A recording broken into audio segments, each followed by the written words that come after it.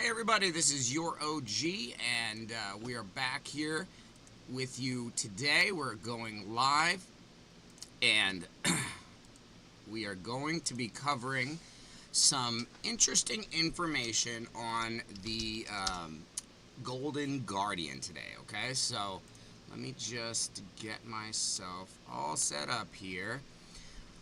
Alright, so you can see we are pretty well out of energy.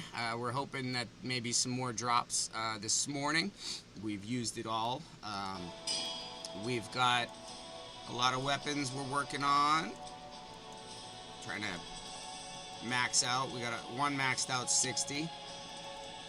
We have a number of imprints we've pulled. We have a full imprint library actually. We have a full imprint library at this point. I think I pulled some imprints after my library was full, and I don't know where they went, so that's something to note. I was extracting from anyone that I had extras of, and I don't see them in my imprint library. Well, no, I guess maybe one or two. I might have lost some of the rares. I don't know. We'll have to see how that works. But then you can see 1, 2, 3, 4, 5, 6, 7, 8, 9, 10, 11, 12. 13, 14, 15, 16, 17, 18, about to be 19 6-star champions on the account. Trying to get to 20. That's one of our goals, but we also want to make sure we have the right champions built out to test everything we want to in the game. Progression-wise, we are... still have not pushed past 142. I absolutely have the team to do it. I've gone in and I'm manualing it slowly, and I'm easily going to win, but it just slows down and stops working and doesn't finish. And so I really just haven't been able to get by it because of that. Now, I understand that my team comp is the perfect one to break the game. Heimdall has Retaliate. Zeus has a joint attack, and he has like a retaliate feature of like how often he gets an extra turn. Aphrodite has a joint attack. She has her divinity broken and literally has her ultimate all the time. And last but not least is either Mordred or I'm trying to like, so basically Zeus or Gilgamesh is going to be my damage dealer. I like Zeus better, but Gilgamesh hits a little harder sometimes, and it's like I just want to get through certain characters in those waves. Like the first wave, you got to take out Smash first before anything else. You can't go for Herc, you can't go for Beowulf, because if you do, Smash will revive them and put the Radiance buff on, and then it gets reflex damage, and you got to start trying to strip them off. You don't want to do that. You want to just kill Smash. Then you're okay. You can take out Beowulf. He hits pretty hard. You can take out Quetzalcoatl after that, and then take out Hercules last. Even though he does build up HP every time he uses his ult, he's not going to be getting pushed to his ult as much with everybody else dying around him. So we know like exactly how to beat it. Second wave is Dracula, 2 Lady Zox. The Lady Zox hit really hard, so you got to take out the 2 Lady Zox first. That's the key. And we've done that, and then you get to the third wave, and I think it's like Pangu, and let me see, I wrote it down. It's Pangu. Where did that third wave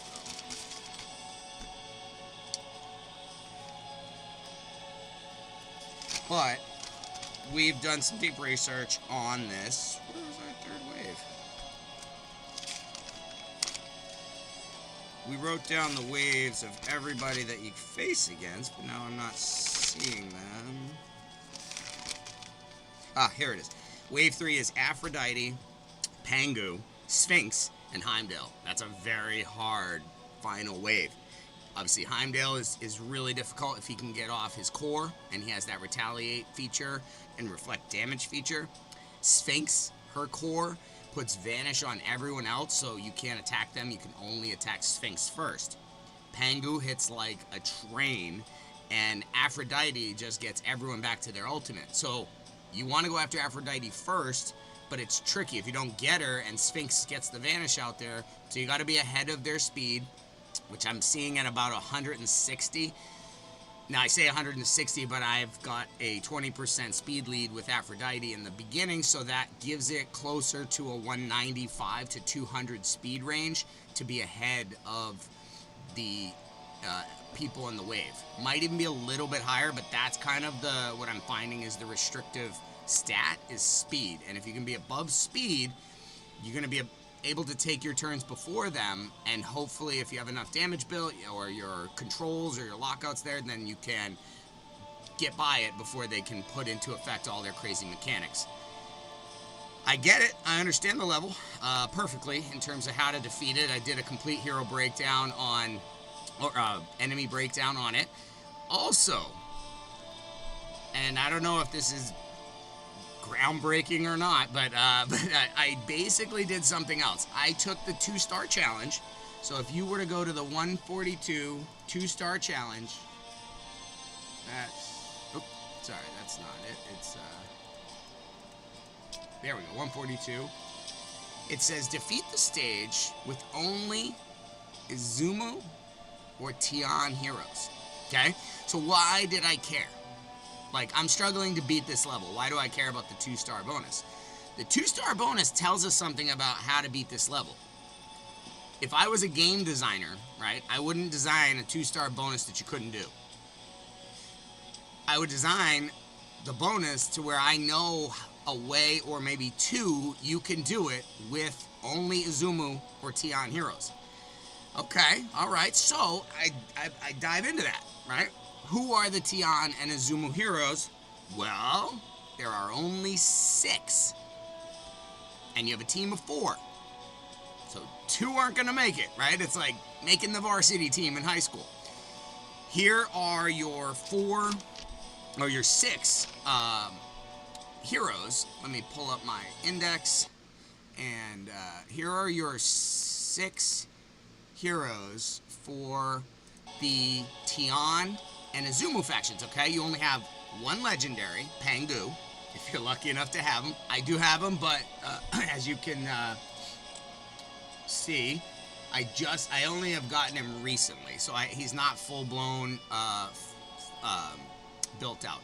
So Shamash is really good, but he's actually not great because of one thing. Is his basic is good. His core actually might work against you. We'll talk about that.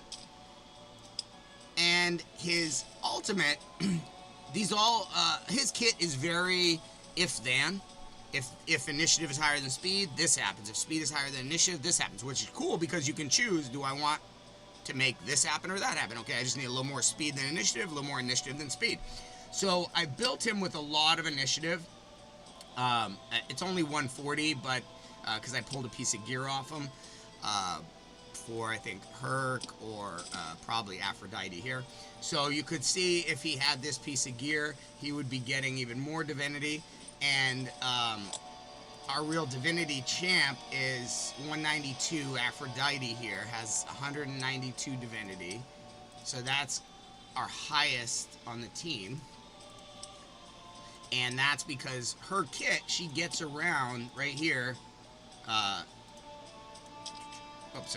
Her ultimate right here puts speed up 2 and initiative up 2. So that's a 40%, or I'm sorry, I think it's a 30% bump in initiative. So you just see like a third of the initiative or divinity meter jump up when she does her ultimate. She literally has her ultimate constantly. So that's great, but we can't use her. She's not a Tian or Izumo hero, okay? So if we had just Pangu, that's your only ultimate, or only legendary, sorry. Your only epic is Musashi, okay? So Musashi has a taunt, so he can put a disable on the enemy, and then when they come back and attack him with their taunt, which is a reduced damage, then he has a 50% chance to counterattack. We've kind of seen that Musashi's counterattack feature is a little broken.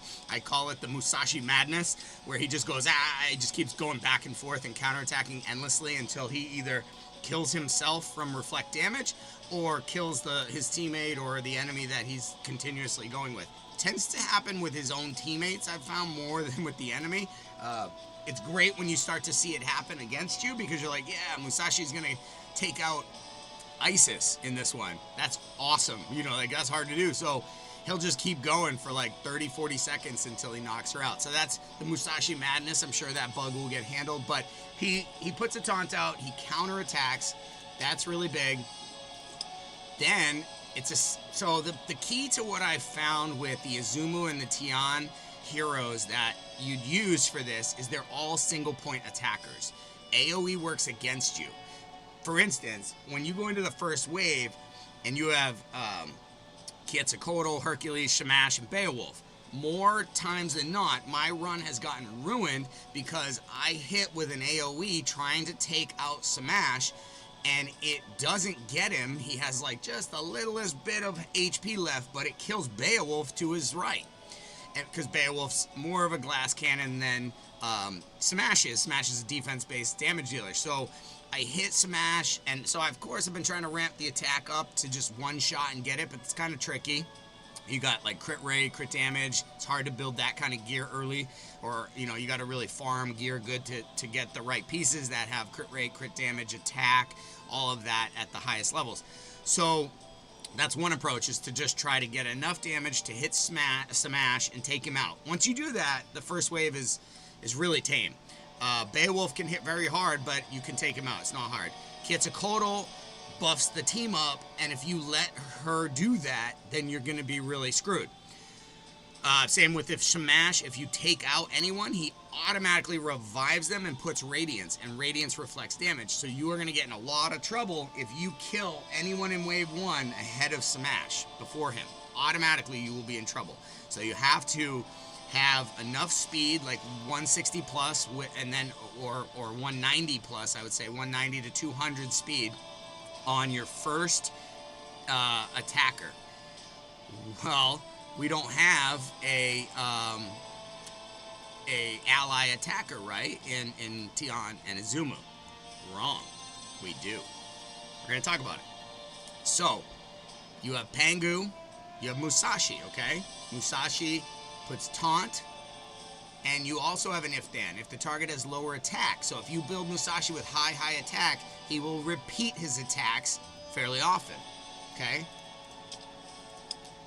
Also, he puts attack up on himself, so he buffs himself, and he has a 50-50 chance, I think it scrolls up to 75% chance to place attack down too, which is a 40% down, 20% up, 60% swing, if he or 80% swing if he gets attack up 2, which I believe is his, it's his third awakening. His first one is a 50% chance counterattack if the enemy has lower attack than he does, which it will most often. Then, if the target has higher attack, he puts up a higher attack, which is a weird one. This, I feel like this should say if the target has higher defense or HP, then he puts up a higher attack. Like, why would you need to have more attack to hit a higher attacker than you? Like, you'd need it for a higher defense or a higher HP. So I think this needs to be massaged a little, but the idea is there. There's if-then statements. Increase attack by 10% when attacking, stacking to 5 times. So he can get up to 50% with that counterattack and just keep going. So that is a great key to how we could beat this level. Musashi, maybe not Pangu. Maybe we leave Pangu out altogether, to be honest with you. But basically what I've decided I'm doing is I'm going to build the Tian Izumu team, the 4-person Tian Izumu team, which means I have to leave out 2 of the 6 I'm mentioning. Pangu is not one of them. Pangu is gonna be my damage dealer. Or Musashi or Shinigami. Okay, these are the 4. So we'll let you think. I think Pangu, I want to use him more for his buffs and debuffs. And then have Shinigami or Musashi built to be the damage dealer, the DPS that takes it out. But here's, so you have Pangu, you have Musashi, you have Guan Yu, who is a starter hero, obviously. I'm leaving Guan Yu out he can work by all intents and purposes. He can absolutely work in this. He's got drain. He's got initiative up. Reduces the cooldown of his core skill. He places drain. If you know, he helps in a lot of ways. He heals. He stays alive. But he just doesn't fit the team we were building. Okay, so we're leaving out Guan Yu. That's one of the 6 that's out. And then it's a matter of Musashi versus Shinigami, who makes it in, and we're going to test both of them. But there are 2 more pieces to this that are less commonly understood. The first is this guy right here, Shishi. The Shishi defender, this is the only defender you have, okay? First off, his initiative, or his lead, you only have 2 leads. Pangu has a 35% HP bonus, which is huge, or you have Shishi with a 15% initiative boost. So that's the 2 ways you can go in terms of who is your lead. But I think that Shishi is going to be very fast. That's what we're going to want to do. We're going to want to set him up to be, like, as you see, 142 speed. He's not fully built out yet because I need 1 more piece of speed. But that's going to get him up. You see, he's going to be a defense and speed hero. I just don't think it would have been this piece here. We'll take it off of Heimdall probably, and that will give us 178 speed. So we're getting very close there. We can still ramp this up to 16, so that will give us 5 more speed. So we'll be at, let's see, I believe 183-ish. So we're in the ballpark there. You still got some stats that could come up with speed. Yeah, you could probably get to like 180. Pretty good with speed. His weapon, a lot of times these weapons have been falling off. You put a weapon on him with an imprint, and then you go back and look at him, and the weapon's falling off. You got to put it back on him again. But Shishi is a key component to this, and I'm going to show you why. So, don't sleep on the Shishi dog. Single point attack, okay? That's key for this fight. You don't want AoEs. It works against you, in a way. Unless you can AoE everyone, and I haven't found a hero that does that, and I have pretty much everyone. 280% times defense and 70% times attack. He's a very rare defender that has both a dual multiplier of defense and attack. Obviously, the primary is defense, so we're building him with a lot of defense. We're also trying to build him with a lot of speed. We want him to be our first or second fastest on the team. He does have a 50, I think it goes up to 75% chance to put attack down. So that can be helpful, but it's not really that important. Then his core is what we're really looking at here. Okay, so he attacks a single enemy, defense attack dual multiplier, and he places defense up on himself for 2 turns, which is nice, just makes him more durable. Defender allies and any Tian allies will join the attack using their basic ability. Pangu will join the attack with Shishi, okay? We don't have any other defenders, so no other defenders will join, but Pangu will join the attack with Shishi, so you do have a joint attack if Shishi is fast enough and puts the core on, and it's a 4-turn cooldown, fully scrolled out here, as you've seen. I maxed out all the scrolls. That is a 4-turn cooldown, so Shishi is going to put his core out first, basically, and that is going to bring in Pangu's big, basic single-point hit on basically Shamash, Aphrodite, whoever that first, and then in fact, Pangu can put an AoE hit on the second wave and try to take out the 2 Lady Zocs, okay? So that's the key piece to it right here. Now, Guardian's Roar, the ultimate for this little buddy, he puts Protect 1 on all allies, right? So that helps. It's like an ally protection for 2 turns. So he's helping everybody else stay alive. He places a shield that's 150% of his defense on all allies. So that's why building his defense is big.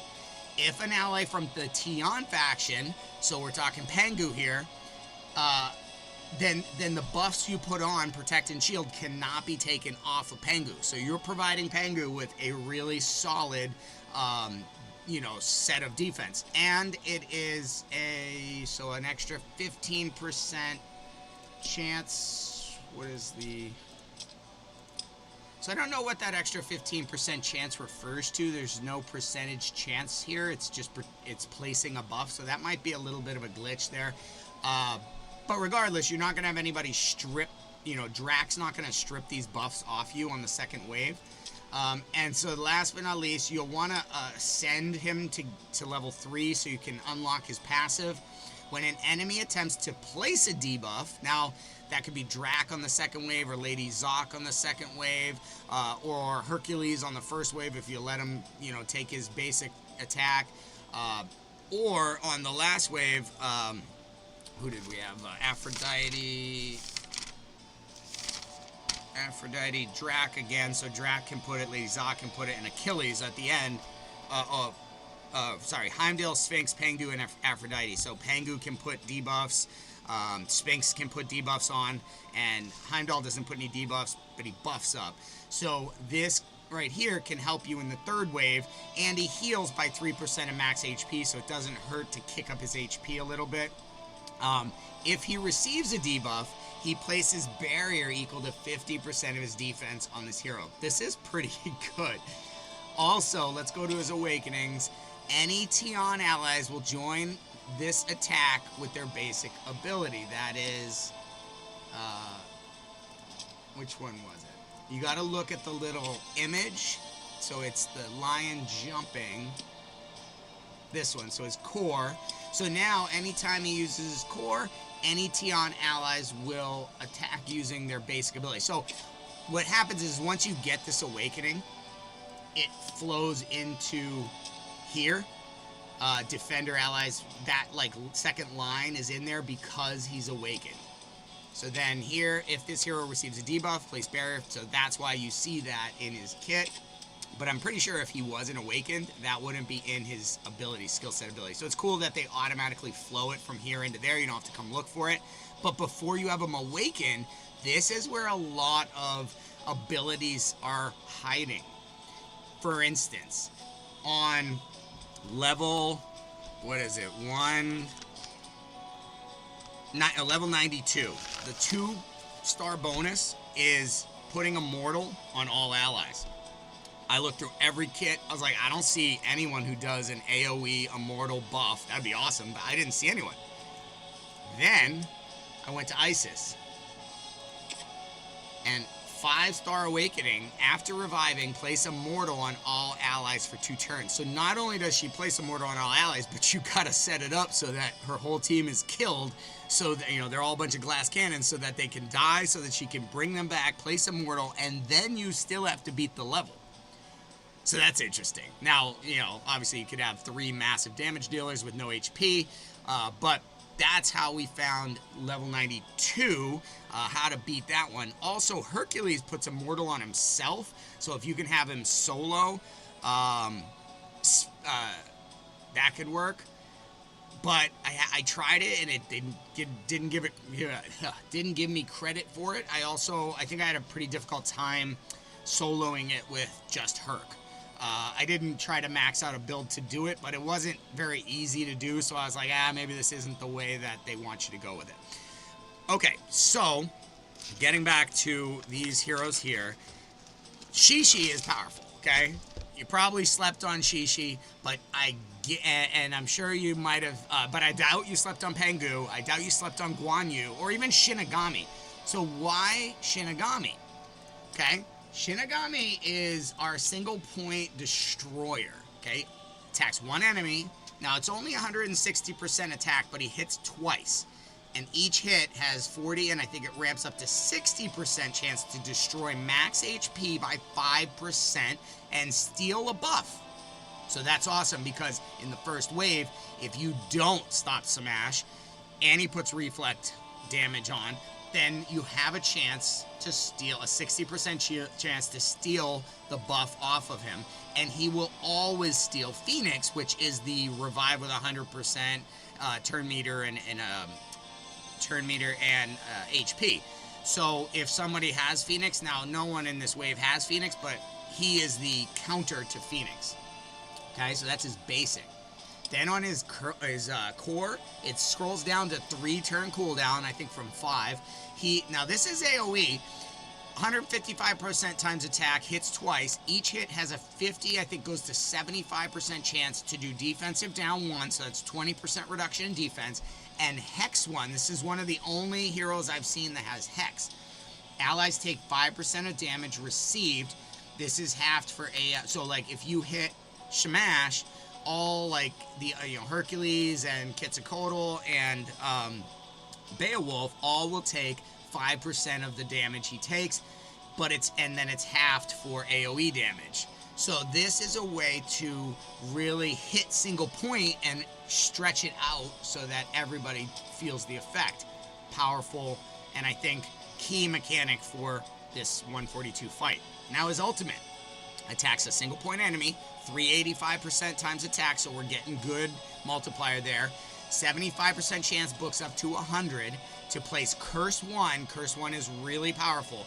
It gives you 25% reduced incoming healing and a 25% chance to block revive. This is super important when you're going against a team that's buffing themselves like crazy with an Isis or even a Shamash.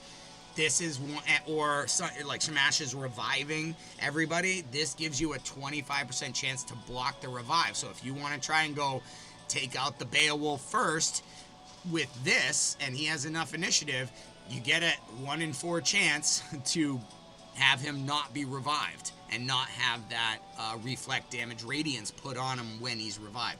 Very interesting there. He also has Drain, and then in his passive, instantly defeats an enemy if they have less than 10% HP.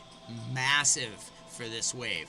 I have lost on 142 because of a sliver of HP on a hero. Just didn't finish them, and if they had, we would have moved on, and everything would have been in the right sequence and timing for us to face the next wave and then face the next wave. And that's how you get through a wave. You got to have that wave focused on, but also be thinking of the next wave and how you're preparing for it at the same time. So this is crazy. He also has a 50% chance to place Banish, which means you can't, if you have that on, you can't be revived. So this is your block revive hero, super powerful. And let's go to his awakenings real quick. So the Hex, that was one awakening it added. The stealing the buff and stealing Phoenix was another one, and then Banish is his level 5. So don't think that that's going to be his kit right out the gate. Gear, I was putting a lot of crit damage. We were trying to build Jaguar and Claw, or crit hit chance and crit damage. I'm trying to really min-max him for crit hit and crit damage. I have a before I jump too far ahead, his passive is a great imprint. I put this on my Sharur. Where's my Sharur? Where is my Sharur? Sharur of Shinigami, okay? Increases damage inflicted when joining attacks by 18%, okay? So I'm going to put this on Shinigami. And it has Shinigami's imprint on it, so I'm not sure if Shinigami's imprint on Shinigami's weapon is going to break anything, but we're going to try and test it. But instantly defeat an enemy, obviously gets a half, so it's only 5%, not 10% HP, but 5% HP left, instantly defeats an enemy, 450 attack, 55% crit damage with this thing fully maxed out. Okay? That is what the weapon I'm going to be putting on either Shinigami or Musashi, or whichever way we decide to go in terms of damage dealing.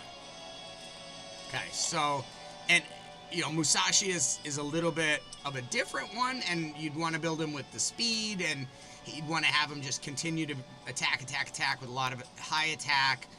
Would be the best way to go. I'm leaning towards Shinigami. I like Musashi, do not get me wrong, But I just really want to try out Shinigami, I think. So that's why I'm probably going to go that route. Here is the real sleeper. Here's the one nobody's talking about, okay? Kunoichi. Kunoichi is way better than you think. I am telling you now. Now, there's some good uncommons, okay? Shublugal is a pretty solid defender.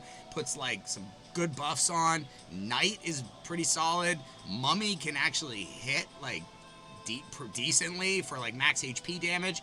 So, other than Shinigami, Mummy is the other option that's a max HP killer. Nubian Warrior, Spartan's pretty solid. Nemean Lion has a block damage for 2 turns. So, don't sleep on the uncommons there. There's some good ones. Why do we care about Kunoichi? The only disruptor in the common and uncommon world right now. Attacks one enemy, single point, right? This is the theme. 350% times attack. This girl can hit. 350% times attack. Where is Shinigami again? Where you at, buddy? Where's yours? 160 times 2, that's 320 total, but she's come to hit. She's on par with Shinigami, right? She's above him. He's 320 in 2 hits. She's 350 in 1 hit with a 30% chance. That books up to 40-50. She has a 50-50 chance to put acid on a target and smack the living stink out of their mouth on her basic. Look at this. I'm getting crazy. I'm getting all worked up. I like this build. If this was you, Chosen, nice. Nice. And maybe it wasn't you, but I'll just give you credit for every build, so. Okay, we're moving on. I got all worked up there. Her core. It does have a 6-turn cooldown, which books down to 4. Oh my god, how is she not? Sorry. Terrible. Maxed out. There we go. She's now down to a 4-turn cooldown, okay? She puts sleep. There's only 2 or 3 heroes in the game that put sleep out. She has a 25% chance, scrolled up to a 35% chance to put sleep. That skips the turn of the enemy, and it increases the damage they take by 30%. Okay? Sleep is don't sleep on sleep. It's a really powerful disable, and this lady brings it to the fight every 4 turns at a 35% chance to land. There are going to be some ways we're going to look to increase your chance to land disables, but we'll talk about that. Finally, the ultimate. Okay, she's got 150 initial divinity and an ultimate cost of 770. She places Vanish on herself for a turn. That's extremely powerful because then she won't be getting targeted, and if she's a little bit glassy, who cares? Because she's not going to get hit unless she's hit by an AoE attack. Herc does have a bit of that in the first wave, but this Vanish will help. She also puts Vulnerable, which is similar to like a Weaken. It causes debuffs to do 10% more damage. Well, we have Pengu has some buffs and debuffs. I don't think they're disabling buffs and debuffs, but this will help her because she puts acid. And so it helps her acid do more damage. And I don't think anyone else is putting any on there but her. But then as you see here, so this is a little broken. We don't see it in here, but I think and it might not be showing up in here either. So there may even be more to her kit than we see. We just don't know, and I've still got to awaken I gotta get one more copy of her. We're going here for gear with obviously trying to put together a tremor set. Increased damage inflicted 15% to enemies under a disable. Well, she puts sleep. So this will give her an extra 15% hit. I don't know that we need to go for the 4-piece here. The 6-piece does increase your chance to place disables by 10%. Okay, so that means that she will go from 35 to 45% chance to place sleep if you put a 6-piece tremor set on her. I don't know if it's worth it, but it will inflict 15% more damage, so that's interesting. I'm also looking for accuracy. We want to put her accuracy up over 100, I would say. And then speed. She needs to be able to be over 190 or so. She's going to be either our first or our second fastest with Shishi. So Kanuchi and Shishi are trying to be out in front to place sleep, to buff and put shields on the team, and then you have Shishi bringing Pengu in to hit, and you have Shinigami or Musashi coming in for the really big hits and the max HP damage, which if you aren't able to wipe them out in one shot, you can continue to wear them down that way. That max HP damage killing will work well against Hercules, who has sort of the opposite effect. Every time he uses his ultimate, he gets 5% HP. He's a brawler, and his damage scales off HP and attack, so basically the longer the fight goes, the stronger he gets. So having destroy max HP against him is kind of the counter. You have Shinigami, you have Mummy, who does that. But there aren't a lot of max HP destroyers. So Shinigami is going to be a really interesting one to test. That's probably why I'm going to build him up. Musashi is interesting with all his counterattacks, but it's kind of broken a little bit too. And so I've got to weigh it against my frustration level of like how much am I willing to like sit with and deal with like a run that takes 40 minutes and doesn't work and I just get to see that it's broken, or do I try to build a team that I think might work? Now, that said, Shinigami has been buggy too. When you do his ultimate, the animation has not been showing up. It's just all of a sudden you'll see the effect on the enemy. You don't know who he's hitting, but you'll see an effect. The HP will go down, but you won't actually see his animation go at all. His basic is now in, that animation is now in. When we first started in the first day, nothing was working, like none of his animations would work. So again, I didn't use him much because he was buggy and I didn't want to sit there and deal with buggy for that long. So I moved to the heroes that were working well. But we're coming back around to Shinigami now, and I think that having Kunoichi, of course you can see I'm still working to build. I've got some Slayer on and some Wolf trying to increase the attack for her. And I put the Kopesh, which ignores resistance. She's got attack. The Kopesh ignores resistance. We will upgrade this weapon, and just to show you, we've got a 4-star level 30 Kopesh. We've got a 1, 2, 3, 4, 5, 6, enough to fully roll this up to level 60, in which case I believe it ignores 15 or 20% of res, so that's going to bring down her accuracy need, okay, and that's what I'm trying to do with that one.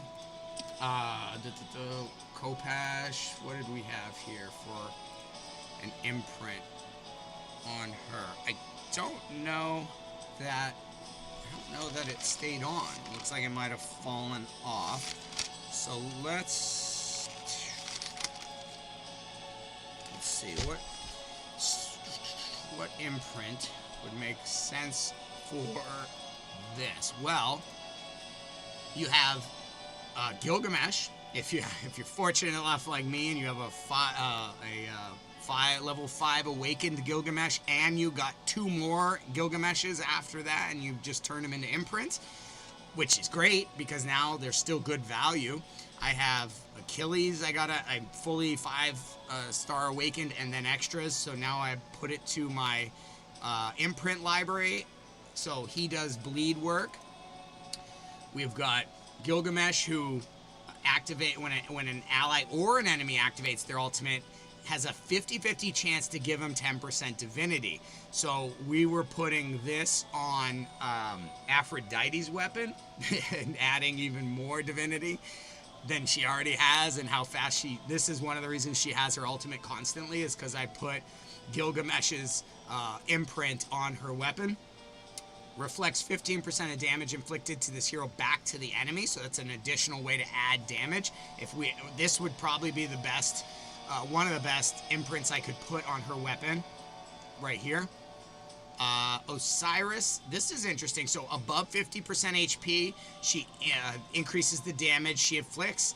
Below 50%, decreases the damage she takes. So that's a good one. She doesn't put despair. This is a good one. Ba'uk has a really good imprint for a lot of different, for the Golden Guardian we're going to talk about, but for a lot of different areas. Gives you a 25% chance or 1 in 4 chance to counterattack whenever a debuff or a disable is put on them. So that is an interesting one, maybe for Musashi. Could really break his counterattacks as well. This Dagonet, another good imprint, has a 15% chance to join an ally in attacking if the target is below 50% HP.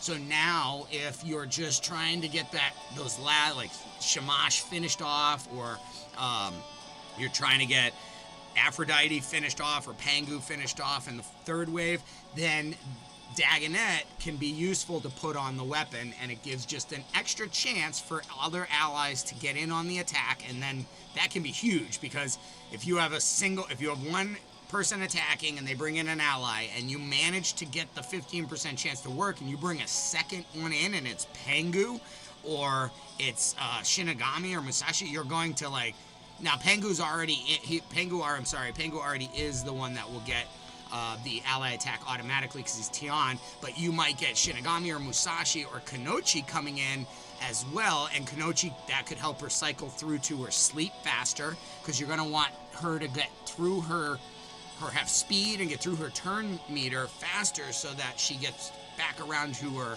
speed. So cooldowns for her would be, cooldown reductions would be valuable on her core, so she can place sleep more often, control the enemy, and do more damage. This is another sneaky imprint that you may not be aware of. Icarus. When you first look at this, you might discard it, okay?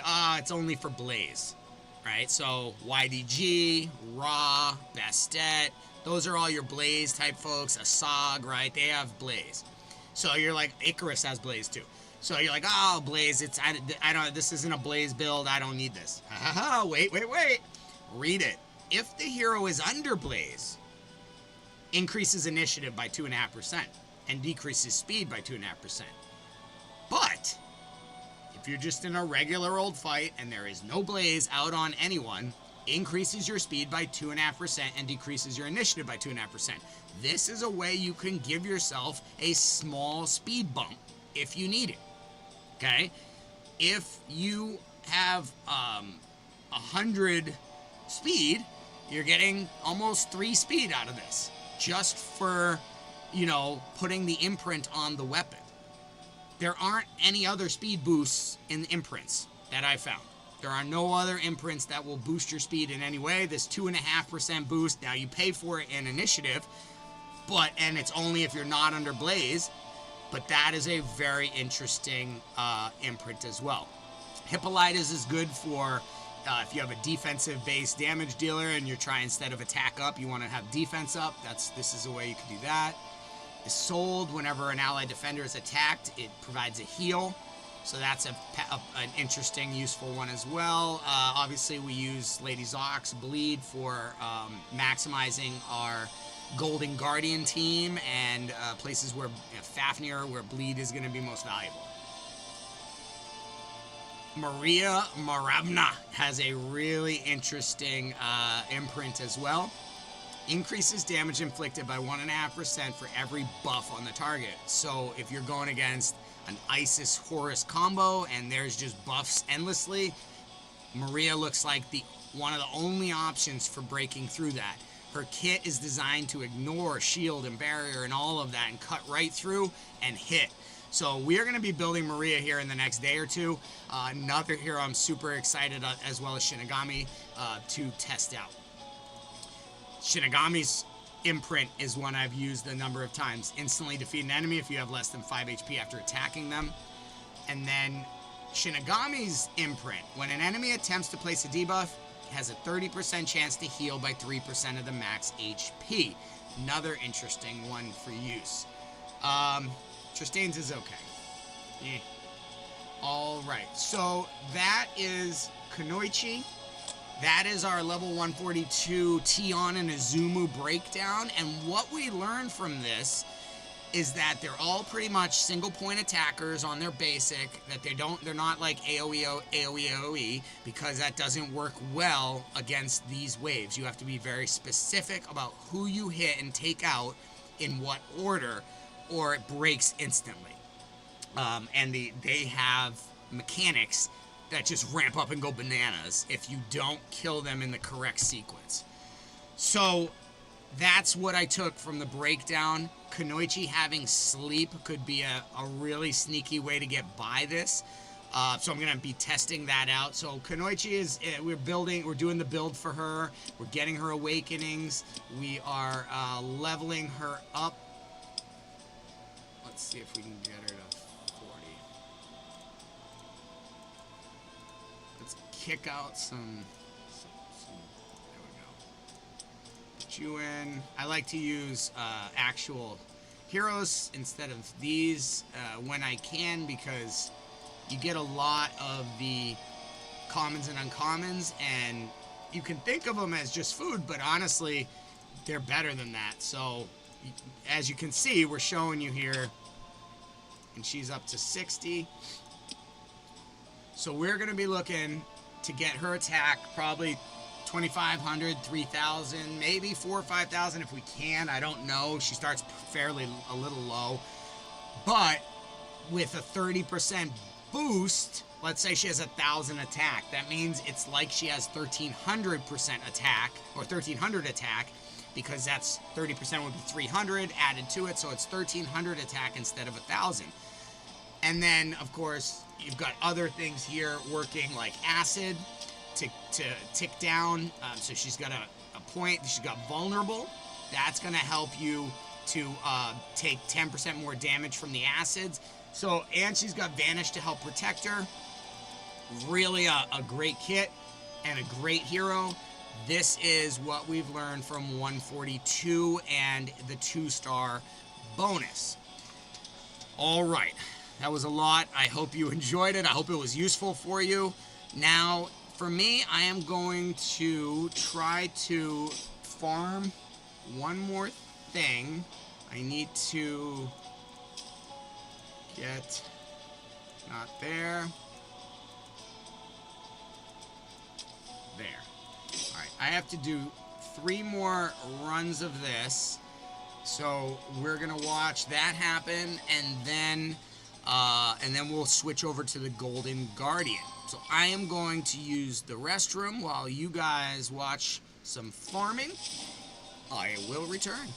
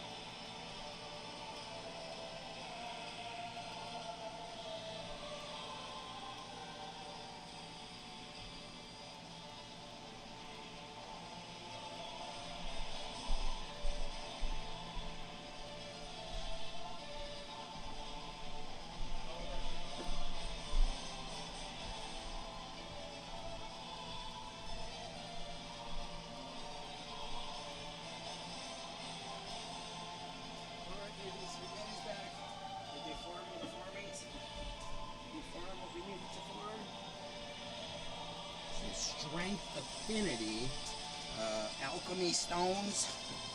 That's what we need. Hold out on us. Those strength, affinity, rare. They're only the rare. That's the hardest thing to get.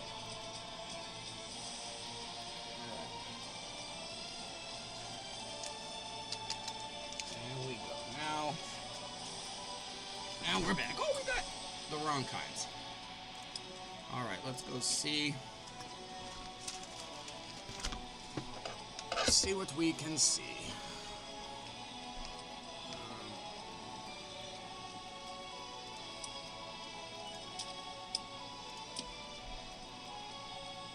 Dang, we still didn't get enough. We need 6 more. All right.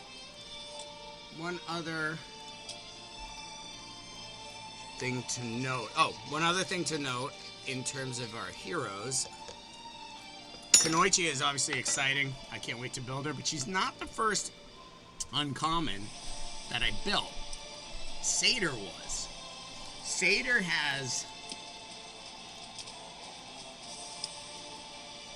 a 140 attack 2 times with a 35, 40, 50, 60% chance to decrease turn meter by 10%. So it's not crazy, but if you can get him running constantly over and over again, he can be really decreasing the turn meter of the enemies on the other team, or at least a specific enemy, so you can throw off their team, their speed. What do you call it? Speed tuning. So you can throw off the speed tuning of a team with him. That can be useful. He also has sleep on his ultimate, not on his core, because he is a common, so he doesn't have a core. Kunoichi is an uncommon, so she has it on her core. So with him, I'm looking to build his divinity, initiative and divinity really high. I didn't keep going with him because I didn't have a clear space to use it, but except for the 2-star levels that needed a common or an uncommon. So now what I'll do is I'll use him and I'll use Kunoichi, and I will, between the 2 of them, have a, let's see, 25, 30, 40. So he has a 50 and she has a 45% chance to place sleep. So between the 2 of them, you can create almost 100% sleep. So that is my pick for the commons, and the uncommon and common you should rank up. If you have to choose, a common or an uncommon, I would say Kunoichi is my #1 uncommon, and Satyr is my #1 common. Now, there's a lot of cases for the other heroes as well, but those are my picks for you. Hoplite, I also like a lot. He puts a bleed on his A1. It's only a 10% chance. Jackal has speed down, 3-hitter.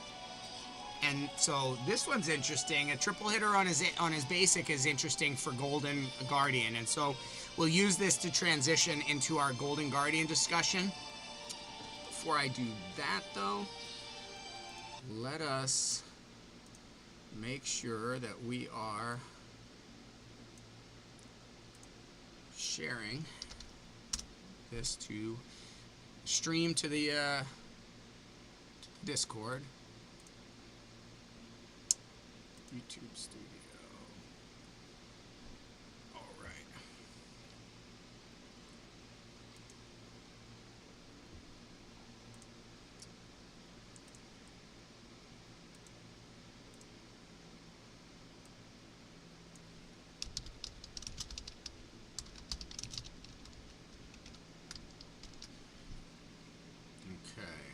We are live streaming.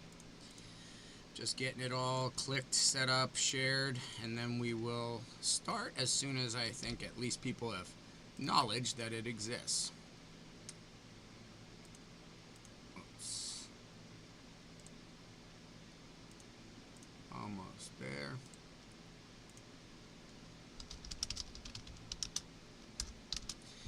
All right, and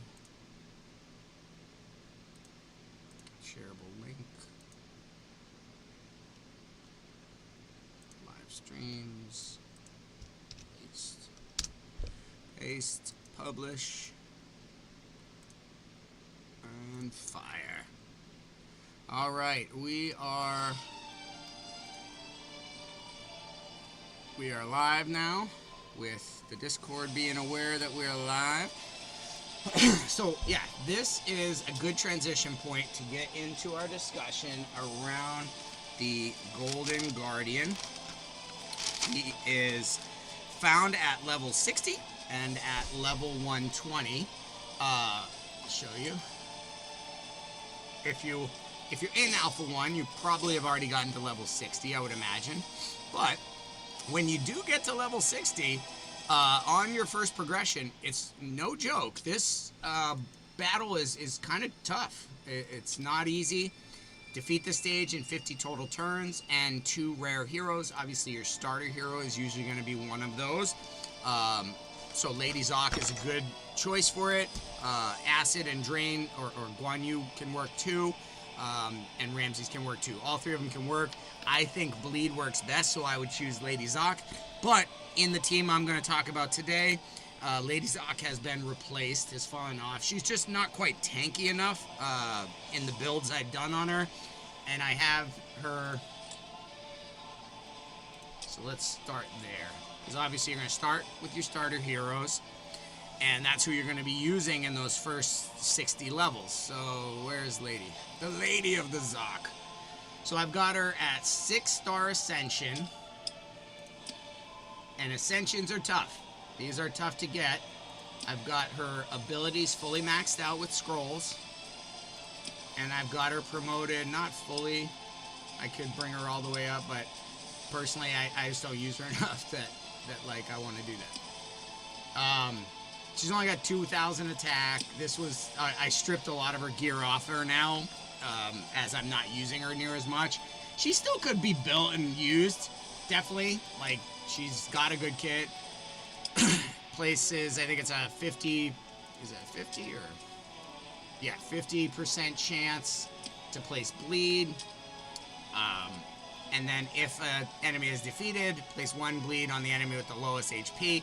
That can be good for waves, not really good for the Golden Guardian. It doesn't make any sense because you only have the Golden Guardian. There's no one else to put it on, so that mechanic works great on waves, but not as ideal on the Golden Guardian fight at 60 and 120. She has an AoE on her core, and it has an 80% chance, which scrolls up to 100, to place 1 stack of Bleed. So she can put 1 stack of Bleed on her basic, 1 stack of Bleed on her core, and that also helps heal her and keep her in the fight. But to be honest with you, it doesn't do enough, in my opinion, to keep her as a viable option later into the fight. Maybe in 60 for sure. Attack all enemies 2 times. This is her ultimate. She puts speed up 2 on herself. Speed up is great. Speed is important for the Golden Guardian fight because you want to take as many turns as you can within the fight to get the Golden Guardian's bounty counter to its highest level. What is the bounty counter, you asked? And we're... Oh, and then remember her passive increases damage. So we use her passive as an imprint to help expand on the individuals in our bleed team, because our Golden Guardian is a bleed team. That's the focus of it. And we will show you a level 60. So random hero is the reward. 1-star spirit, 2-star spirits, 3-star spirits. You can get a legendary, and you do get a Lego at 30 and 60. You can get one here, so you could farm this to get legendaries early on. Might be a really smart point to like stop and just farm the heck out of 60 if you have the team and you can do it. So we're gonna try to give you the best, most obtainable level 60 team, and that's where our secret, hidden, super awesome Golden Guardian killer we're gonna talk about. And it is none other than Volkadlak, the Shadow Shifter. Why is he so good, you say? Ah, glad you asked. His basic attacks one enemy, 230% times attack, not bad multiplier, with a 40% chance, and that is 50% chance, because it's booked out, 50% chance to put 2 stacks of bleed on the target on his basic. And if you didn't think that's good enough because you just saw Lady Zox and they're both rares, his just blows that away in terms of putting numbers of bleed stacks on. He places Vanish on himself for 1 turn whenever attacking an enemy under bleed. Vanish keeps him from being able to be targeted, which helps him stay alive and reduces the amount of HP and defense we need to keep him in the fight. Are you excited yet? That basic is looking good. You can imagine with an Aphrodite or a Zeus or a Smash and a joint attack, he's just going to keep using this, and if he has the accuracy, he's going to keep placing 2 stacks of bleed, and it's a 50-50 chance, but you can improve it to about a 60% chance as well with some other things. Here's the piece I think is most powerful about Volkalak. His core ability. He attacks 1 enemy, but he attacks him twice. Each hit, 180% times attack, and then each hit has a 20% booked up to a 35% chance. And this is on, it goes 5 turn cooldown down to 4. So anyone who would reduce cooldowns would be perfect for him to get this down to 3. He attacks twice. Each hit has a 35% chance to place Lock Core and Lock Ultimate on the target. Why is this important, you say? Well, Lock Core, can't use a core. Lock Ultimate, can't use your ultimate, right? Makes sense. We're going to touch that in 2 seconds. Let's just finish up with his passive. Increased damage inflicted by this hero on enemies under Despair by 10%. Despair? Where did Despair come from? Well, on his ultimate, he has an AoE with a 50, make that 75% chance to put Despair on the target. Okay, what's Despair? It's a disable, cannot receive positive buffs or effects while under this. It's kind of like they're in timeout. Like, no love for you. The duration is reduced every time there's an effect to put a positive buff or something on them. It will skip the person's turn if it's active on them. Okay? So this Despair could cause the Golden Guardian, if it's landed, to not have his turn. Okay? Also, he puts 75% chance to put Vulnerable, which gives him an extra 10% damage on his debuffs, on his bleeds. So this is hugely powerful. And then increases damage by another 10% if he lands the Despair. So we're going to want to make sure he has accuracy. Okay, so he's landing. He's at 93 right now. We haven't completely finished his build. Okay, I have 3 speed and 3 razor, but I'm trying to get to 4 razor, because 2-piece razor gives you 10% damage under the bleed, and then a 4-piece gives you a 25% chance to place an additional stack of bleed when they're attacked, almost like Broomhild's passive with her blaze. I don't think a 6-piece razor set matters as much. The turn meter 5% could be valuable, getting him around to his basic and his core faster. So we could go with a 6-piece razor. I've chosen also to throw a 2-piece falcon because we want more speed. The more speed, the better in this fight, because the faster they get around, the more hits they take, and it's all about how many hits to get the highest bounty counter, and then that determines how much coin you get. So the higher the bounty counter, the more coin you get. The more coin you get per run, the better, more efficient it is. The more coin you have, the more you can level up your gear and have like level 16 gear, you know, and 40%, 45% boosts of your equipment. For instance, here, if you go to there. It's a 55% boost on a level 5 piece of gear. Now this is only blue, so it's rare. This could go up, I think, to 60 or 65 if it was epic or legendary in rarity, but this is still a very good piece of gear.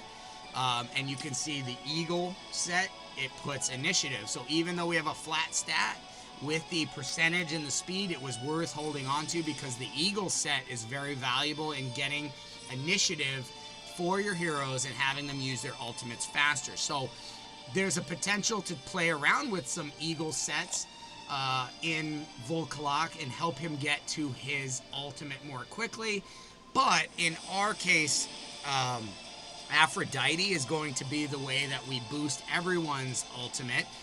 Here's the big piece to note about the Golden Guardian. So let us break him down by going into his fight. And we're going to look... Oh, I'm sorry. I think it's right here. Here. So here is the Golden Guardian's abilities. Okay, so he's a 5-star level for a hero. So that's important as you want to look at how strong should he be. He's not 6-starred. It's level 60. He's the 5-starred version of himself. So his basic, Midas's Touch, it's AoE. It puts attack down 3. So it takes your attack down 60%. Over half of your attack, whew, gone. If you're a Slayer or a Brawler. Places defense down on defenders and invokers. So you got to be very, very aware of what archetypes you're using and what effect he can have on them with his basic. Because, as we'll talk about here, his core and his ultimate could be locked out if Volkalak is doing his job well. Okay? Reduce the turn meter of the enemy with the highest turn meter equal to the current divinity of the Guardian. So what do I read from that?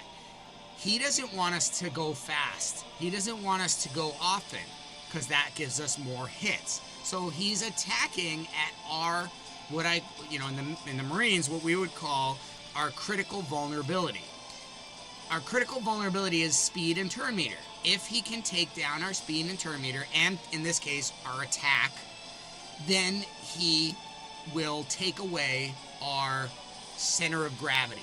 That is the thing that allows us to be successful, that allows us to win the fight. So you can learn a lot by the boss, by what is the boss trying to do to me, will tell you what I should be trying to do to them and why. Okay? So that is a key piece to take away, is he wants to take away your turn meter and your speed. He wants you to not be able to land debuffs, not have any defense so he can knock you down, and not have any attack. There's a lot he puts out here.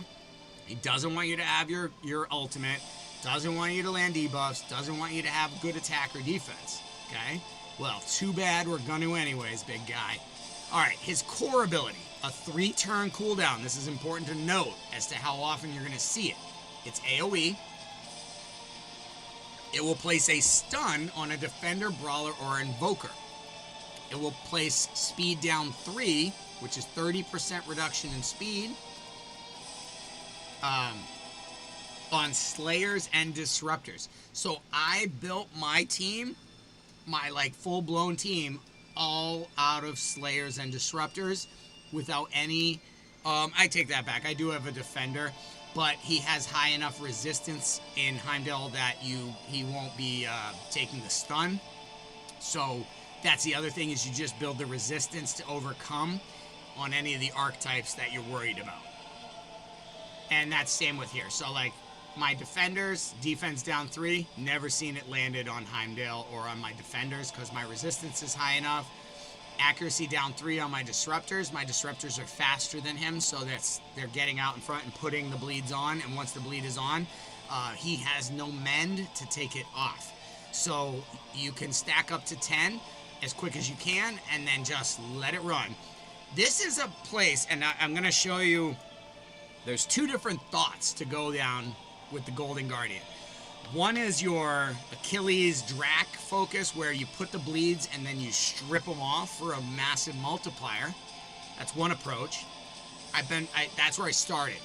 I was fortunate I got Drac like inside a level 100, I think, and so I was like, okay, I saw that Simon had gotten Dracula. He seemed like he was, really good, and his kit seems kind of well fit for the Fafnir fight and the Golden Guardian fight. So I started with Drac and using him, and Aphrodite was my very first Lego. I got her at like level 30. So she and Drac, that was my first introduction. Then I got Achilles. And I honestly, I don't want to say this because I think people will blow me up, but I think Achilles might be better than Drac at this fight. Because Achilles has a triple hitter on, in fact, let's go look. You know what? I'm sorry. I should stay on one thing. I'm all ADD-ing on you here. So let's stay here. So we'll talk about Achilles. We'll talk about him in a second. So for every enemy inflicted with stun, it increases the divinity of the Guardian by 20, okay? Also, if you use your ultimate, it increases his divinity. So if you do certain things, he's going to get his ultimate faster, and you don't want that. Unless you block or lock out his ultimate, and then you don't care. We'll tie all this together. Now, for any enemy inflicted with speed down 3, that's your Slayers and Disruptors, it increases the divinity of the Guardian by only 10, or half. Again, I haven't seen my Disruptors or my Slayers getting the speed down 3 on them. Certainly not at 60. We'll show you when we do a run-through. His accuracy, I think, is just too low. You can, with base resistance plus, just some sub-stats of resistance, you can easily have enough to, I'd say if you get over 90 maybe resistance or 100 resistance, you should be more than fine. And you're not necessarily, you want to pack up a lot of attack on folks, but when you're doing point damage with bleed, attack, it's like bleed's doing 1% of the max HP damage. So your attack is added on, it's nice, it's damage, but it's not the key mechanism for which you're creating damage. So you don't have to build your attack crazy high if you are sustainable, fast, and you have high enough accuracy that you're always landing those debuffs and you're stacking them up to 10 as quickly as possible with a joint ally attack. And then you're just then there's the decision: do you use an Achilles or Drac and strip them off for a multiplier, or do you just leave them on at 10 so that every turn 10% max HP or HP is ticked off? I've done that, and it's all of a sudden the Golden Guardian had 50% health or something, and 30% of his health just disappeared at his turn. Tricky thing is he's not that fast, and he doesn't take a ton of turns. You take a lot of turns, but he doesn't take a ton of turns. So retaliate doesn't work as well at 60 as it does at 120, where he's a bit faster and he hits you, and so hitting back works well. But retaliate is a major mechanic for this. Joint attack is a major mechanic for this. Bleed, acid, and blaze all could be used depending on what you have. Bleed probably being ideal, followed by acid and blade maybe, or blaze and acid being kind of similar. But if you have acid and it or drain and it heals you, that could be great. Key here is number of hits. You want to have the number of hits, and you want to stack your bleeds to 10 as quickly as possible. So that's my record. It will go in. Okay, so let's finish this ultimate here. The Wrath of King Midas, right? So you use your ultimate, he's getting his ultimate faster. You use your you get stunned, or you get debuffs on you, he gets his ultimate faster. Attacks all enemies 3 times. It's pretty good attack. It hits pretty solid. If the Guardian's HP is above 1%, instantly defeats and kills all enemies, ignoring Ward, Immortal, Barrier, Shield, Radiance, and Intercept. So you don't really want him to get this. You kind of want to keep it out of reach. If there's at least one enemy remaining, though, he dies. So, anyone with an unkillable, Sphinx, looking at you. Sphinx is actually one of the most OP heroes in the game. Of 67 heroes, Sphinx is probably one of the most OP you can have for this battle. We'll get into it. Now, there's more here. There's a passive, okay? Each time the Guardian receives damage, gets Divinity, moves towards ultimate faster. Dang, do we not want to damage them? Or, what if we just lock out his ultimate? That would work. Now, at 30% Divinity, his attacks will ignore 30% of your damage, your defense, so he hits harder. At 60% Divinity, he increases the damage inflicted by half. So it's important to be managing his Divinity or having effects that reduce his Divinity. Aphrodite has something like that. And there's others. I'm sure we'll find several ways to reduce his Divinity. But that's kind of like fighting a losing battle. Because every time you attack, every time you use your ultimate, as we see here. Nope, sorry. As we see here. No. No. Damage increases by 5% for each ultimate cast. Okay, so every time he uses his ultimate, I think, or you, I'm not sure. The way I read it and the way I thought it was anytime you use your ultimate, his damage goes up by 5%. So you might want to be careful how much you use your ultimates. If you can do it with just your basics and bleed, right? Seems like the thing. So I read this as, if you go nuts using your ultimates, it's going to work against you. I have been kind of toying and experimenting with that because Aphrodite uses her ultimate constantly and boosts everyone else's ultimate. Zeus's ultimate is his ally attack, and so he needs to get his ultimate to do that. So he's like useless if we're not going to use his. Well, not useless. He's still got a 2-hitter on his basic and his core smacks, but he's less useful if he doesn't have the joint attack.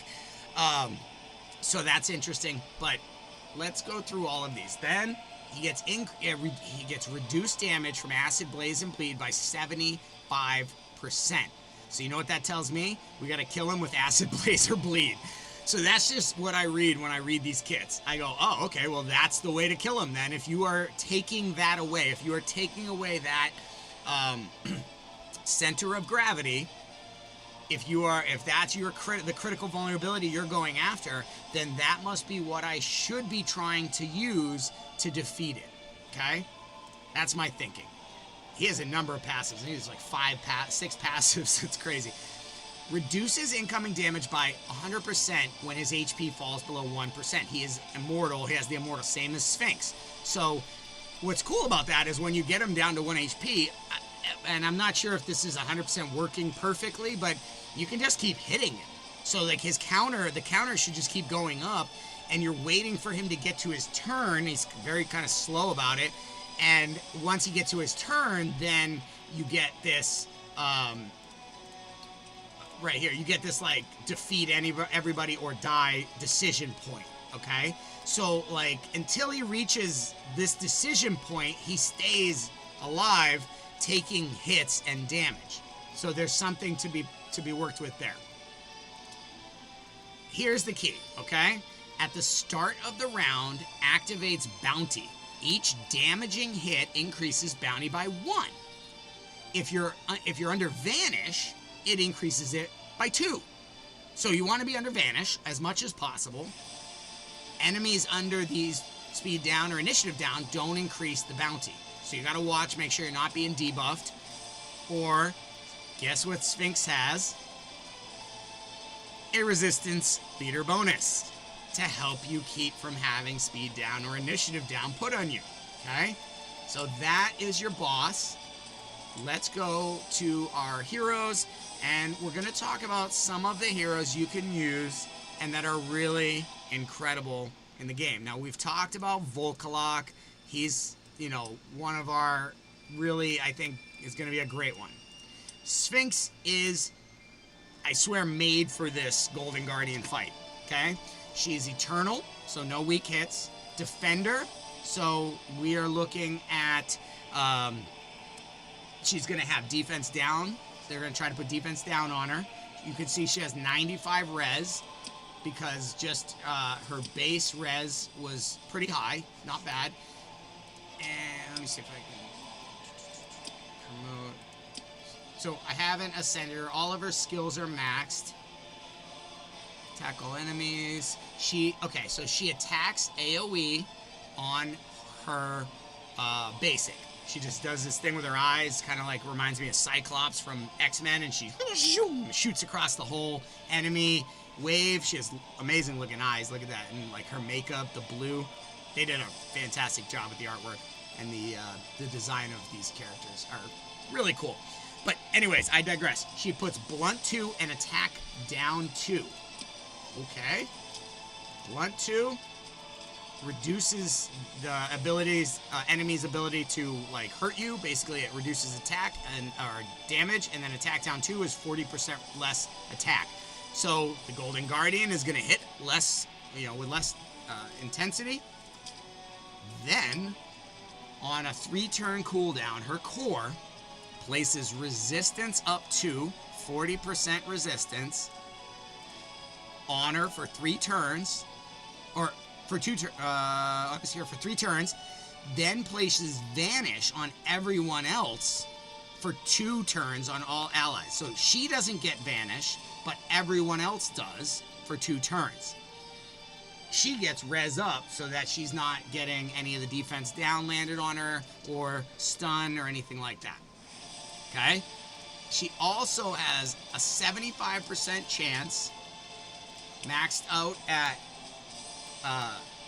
75, 85, 90, and maxed out at 105% chance to put an accuracy down 2 for 2 turns. So she's going to put it on him and then put it on him. You know what I'm saying? That's how much chance she has to put it on. That's probably a little glitch there. We probably should have like 5% healing and then 25% effect chance, and then it goes down to a 3-turn cooldown. Also, she places Immortal on herself,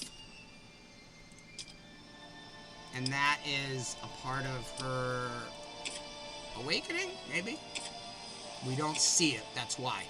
So we can't tell her awakened abilities, but I believe that this ability on her first awakening also puts Immortal on her, and that is just not showing up here.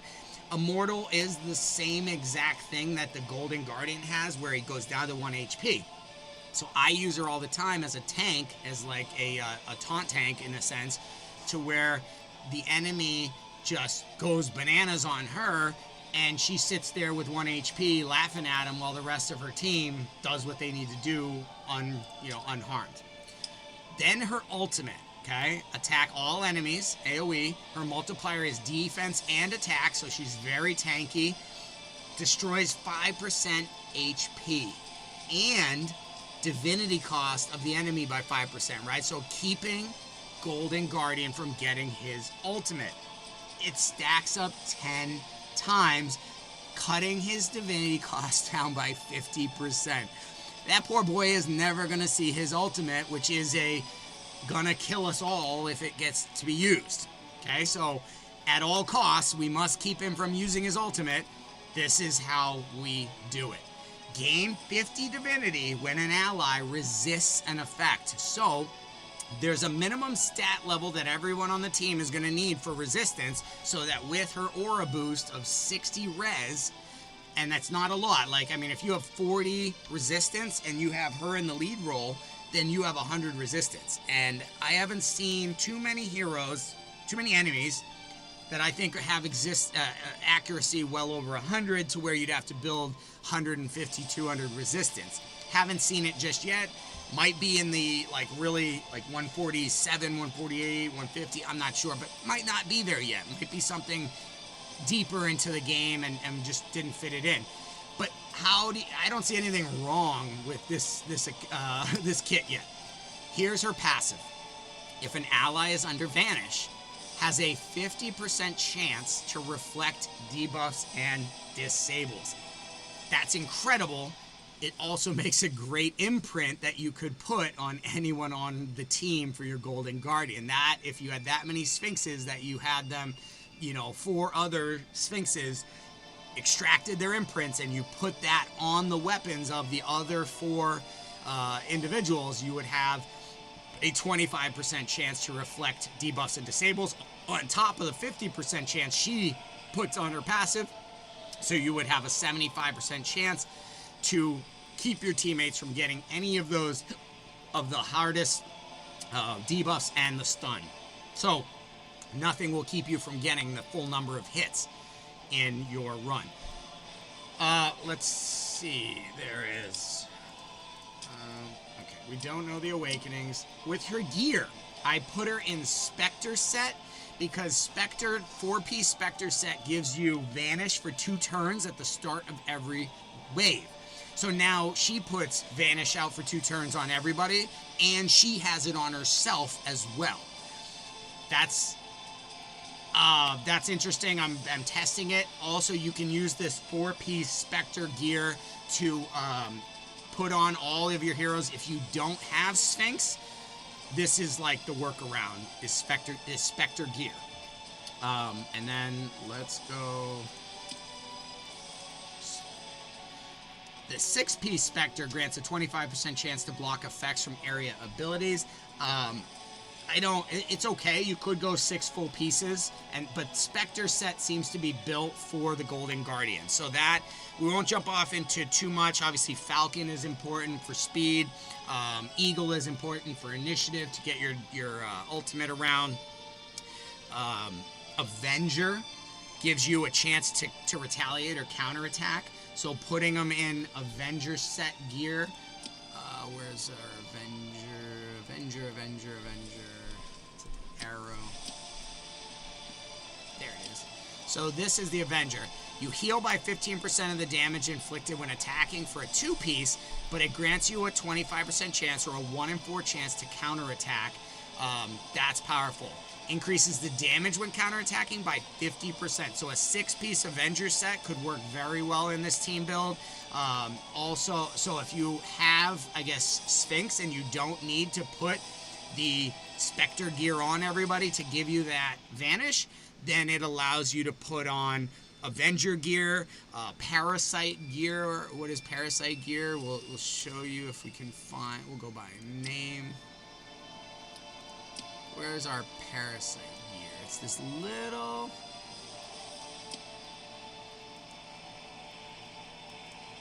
we don't have a lot of we don't have a ton of Parasite gear. It's hard to get. There it is. You farm it from like level 140s, I think, and 111 to 117 and like 141 to 147. So Parasite gear is pretty cool. You 2-piece Parasite, you heal by 5% of the HP whenever you place a debuff. That is nuts with how many bleeds we are putting on the Golden Guardian. A 2-piece Parasite set might be absolutely essential to just keep everybody alive. Now, Sphinx helps a lot with that, but this is a really key piece, is a Parasite set. Okay? That's pretty much it, I think. Eagle, Falcon. Body sets could work. It increases... body set increases damage of basic abilities, so by 15%. So if you have a join attack, then all the allies that join the attack use their basic ability. And if you put them in a 2-piece body set, they're getting an additional 15% just for using every time they use that basic. So a 2-piece body set makes sense. 4-piece heals them 25% of the damage from their basics. This could be another way, in addition to Avenger, that you could keep your team alive while in this fight. But Avenger gives you the counterattack feature, which is really nice for the fight. Body gives you 15% chance to gain an extra turn after your basic ability. 15% is not much, but when that procs and works, in this one, you're going to get those extra hits. So Body is another piece of gear that we think will play a role, but it's a harder one to acquire, so we don't have as much of it. So, Sphinx is our lead, because she has Vanish on all allies for 2 turns. That doubles the bounty counter. She has the resistance aura, which keeps everybody from taking their debuffs and disables from the boss. She helps the boss not hit as hard. She keeps the boss from putting the debuffs and disables because of accuracy and res up. Then she destroys max HP and keeps the divinity cost of him down by as much as 50%. So that is so OP. Sphinx is our first. That is our lead. Okay? So if we were to go in here, 260, and we were to go with Sphinx, and we were to go with Volkalok, and we were to go with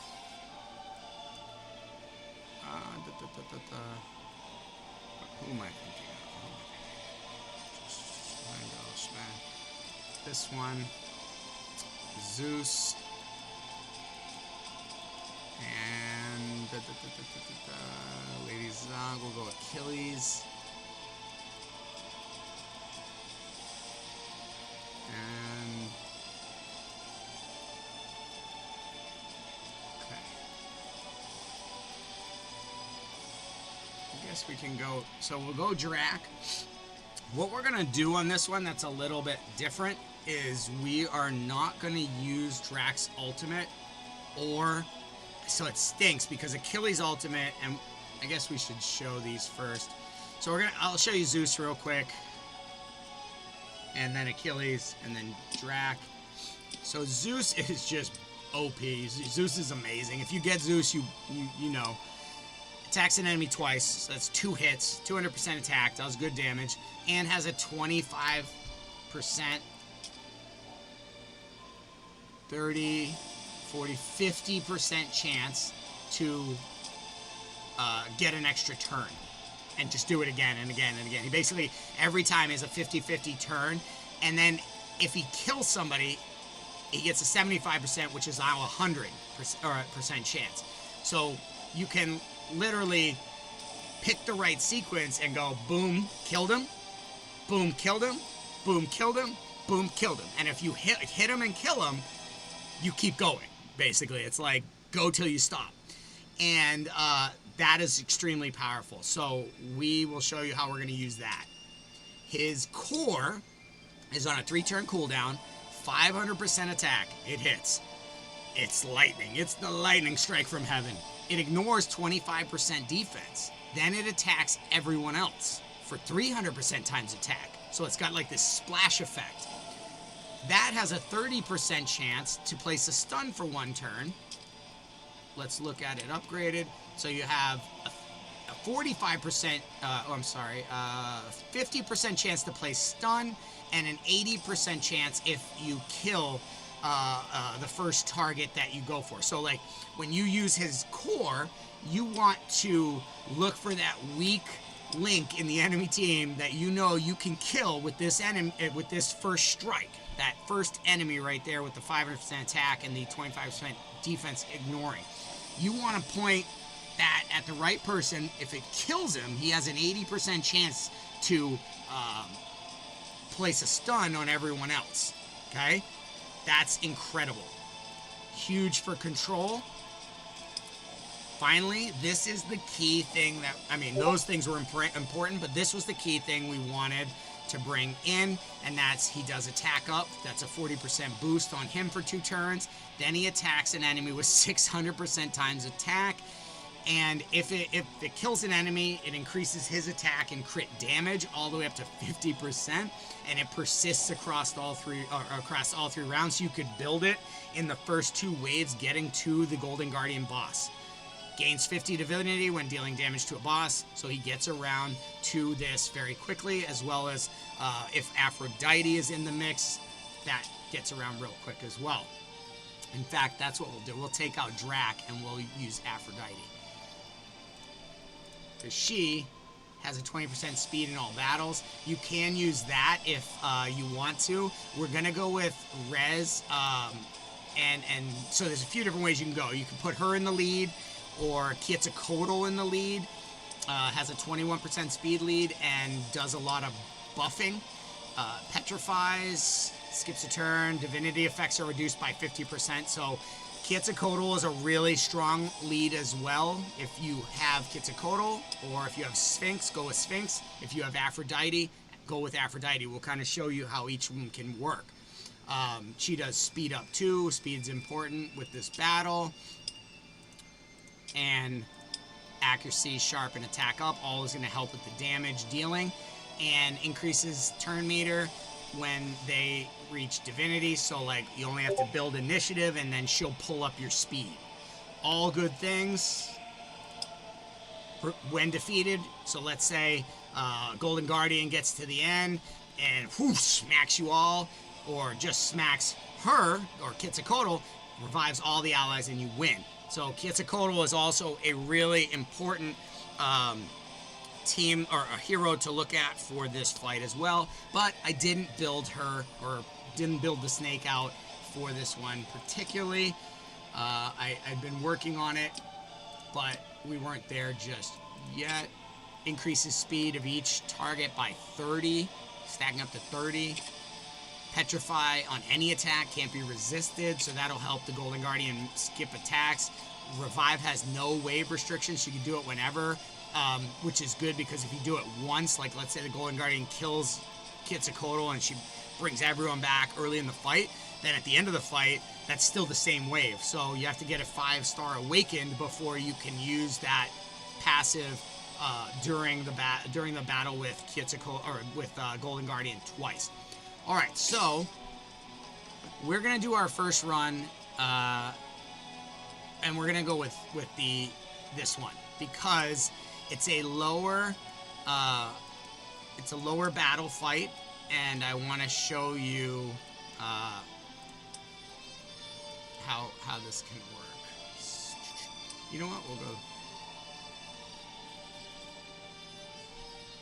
Zeus. We got 2 joint attacks. Sphinx, Achilles. So, the other one we can do is Heimdall has the Retaliate. His core, he puts on a Retaliate on everyone, so then if you get hit by the Golden Guardian, everyone hits him back, so that gives you a bunch of extra. Like I said, he doesn't go very fast and doesn't take a ton of turns, so Retaliate gets more effective in 120, but we're not going to use it so much here in 60. But here we go. Let us, we could do it with the starter hero here, just because you might have both of these. You might not have all 3 of these Legos. I understand that. I would say there are some folks that, so Satyr puts sleep, and sleep gives you an additional 30% damage.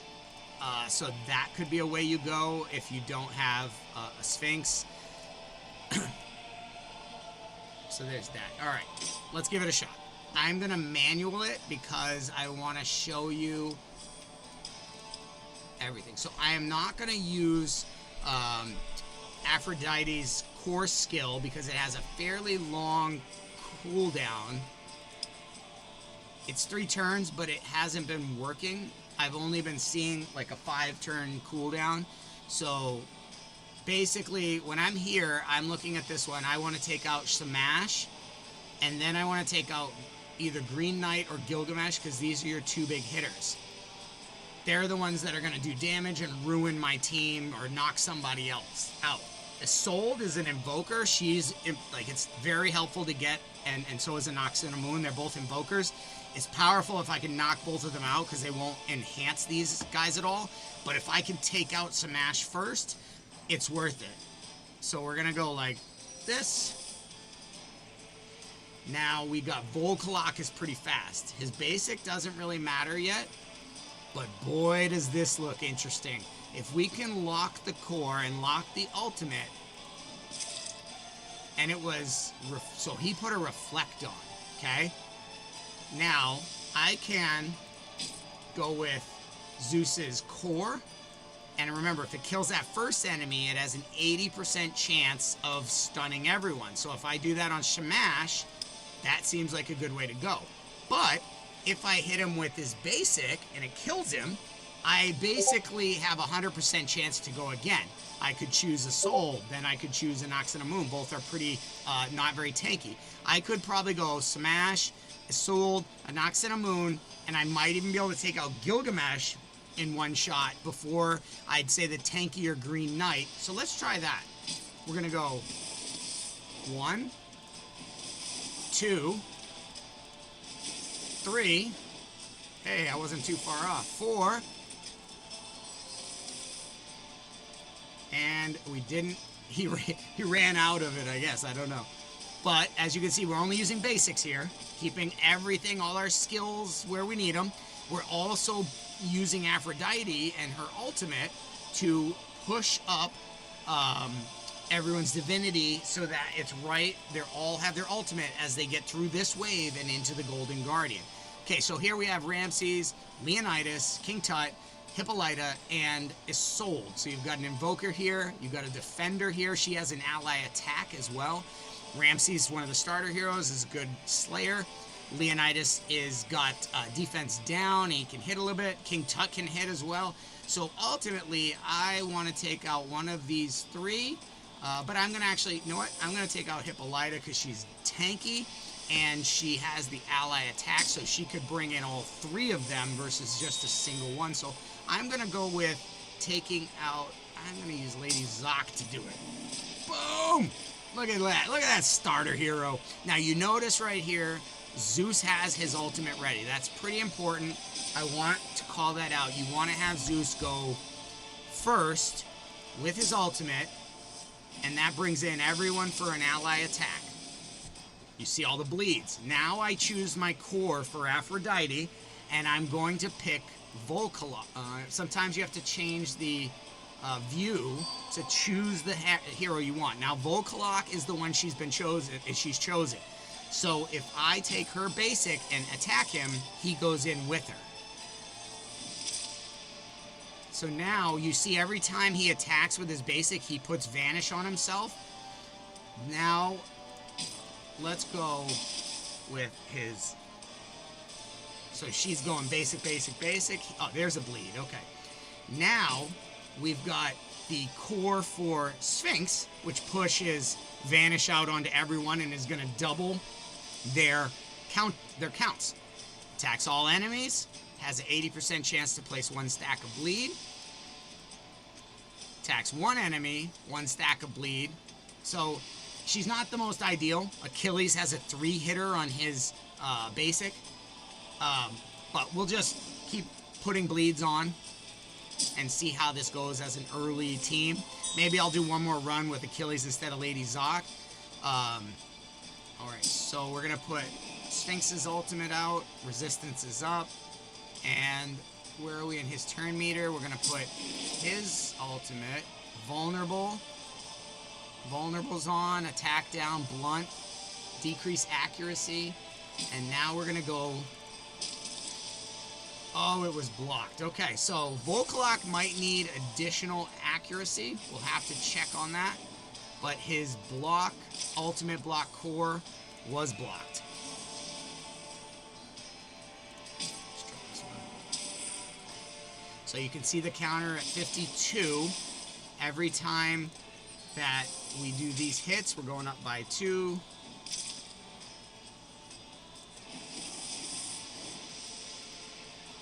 Now, this is key. What you want to do on this one is bring in either it would be Achilles with his 3-hitter. I'm not going to bring in Lady Zoc because she has a 1-hitter with the bleed. I'm going to bring in Zeus. So now, as she does her basic, oh, I thought it would bring in Volcalok too. He fell off on the speed buff. So his speed buff fell off. But sometimes you can get them both on that so that when she does her basic, both of them will come in for the ally attack. And here, Zeus just absolutely blows him up. We're down at 1 HP. And, you know, Golden Guardian isn't going to take a turret halfway through his turn meter. So now, what I'm going to do is just let it run. Because it's manually, I've set up everything I needed to with who I wanted ally attacking. And that killed him. Wow, I went faster than I did. So we didn't get 1,000,000 in the counter because we killed him so fast. So we only got about 100,000. I say killed him so fast, 623, but 35 turns. I just went slow and talked through it. So we're gonna edit the team, and we're gonna put in Achilles this time, and we're gonna try it again. Okay, we'll let you see the difference. Okay, she puts up. Oh, she used it. Okay, well, that's fine. We'll have it again before we get back. Let's go. Big bada boom. So it's good to know with Volkalok we'll have to build his accuracy a little higher. He did not land the lock core lock ultimate ability. Let's do this. Then let's do this. I'm gonna go top because it's easier. Then let's do this. This, all you slayers, got nothing. Zeus is just banana pants. He's got like 4,000 or 5,000 attack on him, of course, but all right, here we go. That was pretty quick. You can see how fast Zeus like clears through those things, and then you want to start off with his joint attack, puts down Vanish on one, and you see now she has a 2-turn cooldown. Let's see if this works. Did not. Okay, so Achilles, every time he puts attack up, sharpen, and then boom, he didn't land his bleed either. Interesting. So we might need to go a little bit higher accuracy on our bleed, folks. And try again, but this will show you. So now I'm going to put it on Achilles. He's got a triple hitter on his basic, and it supposedly puts 3 bleeds. I've only ever seen it put 1, so I think it's broken. His ultimate is a 3-hitter, and it clears all the bleeds off like Drac does. I've toyed with leaving bleeds on at 10 stacks fully or taking them off, stripping them off. I don't know, honestly, which is better, but we'll get you that answer as we go forward. So the bleed there. It'd be great to have a cooldown reduction, because if we could have Aphrodite use her core faster, then she would be able to put Volkalok and Aphrodite on, and Achilles on a joint attack whenever she does her basic. So that would be powerful, because then that's 5 bleeds between the two of them every time she does her basic. I don't, like I said, he puts 1 there. You saw 1 on his basic. So he's supposed to put 3. That might be broken.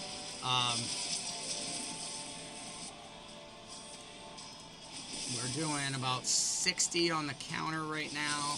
61 before we pretty much killed him. That was a good run, though, I will say.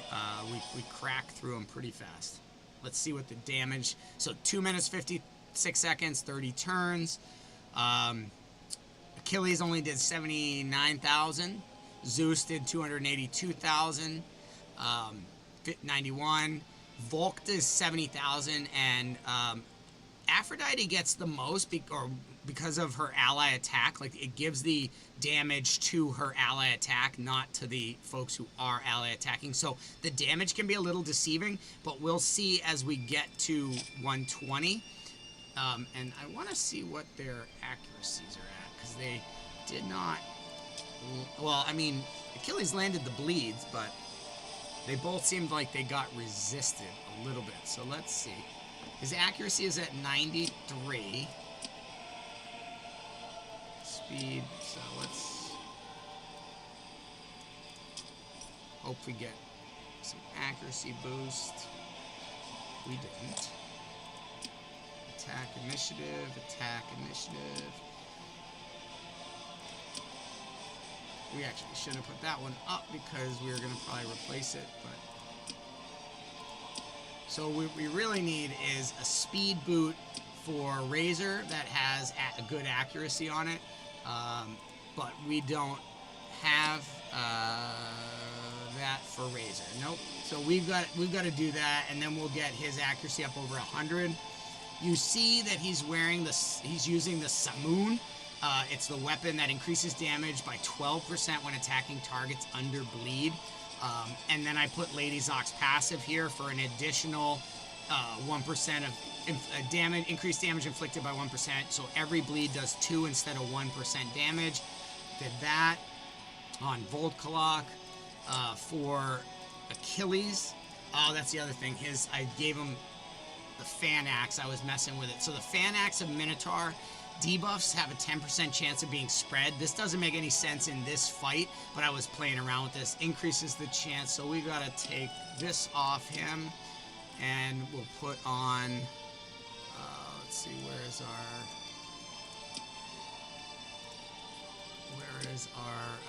So we had this on him before. She has the Harpy of Smash. Where is it? Core ability damage, Guillotine. We can put a Kopesh on them if we need to. If like we to ignore 20% resistance, that can help us if we don't have the accuracy. You can see Achilles has got 114 on his accuracy, but either of them, like if I wanted to put Volkalok in the Kopesh, so you know what, I will take this one off, and then I will put a Kopesh on him.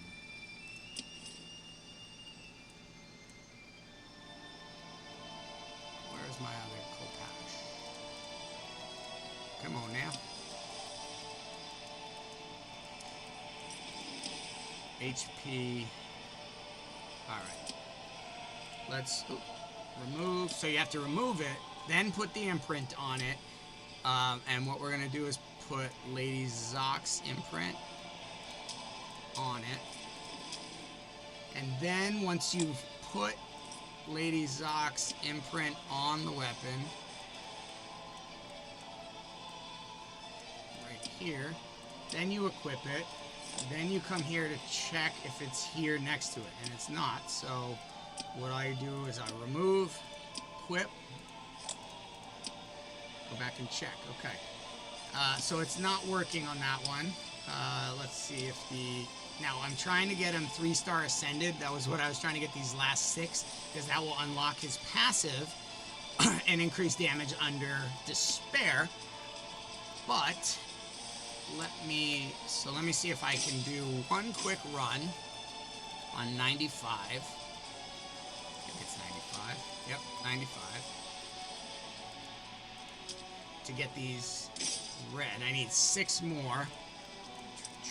We will go Pangu. Pangu for the punch. And there's your team right there. Ready? We're gonna run this one real quick. Auto.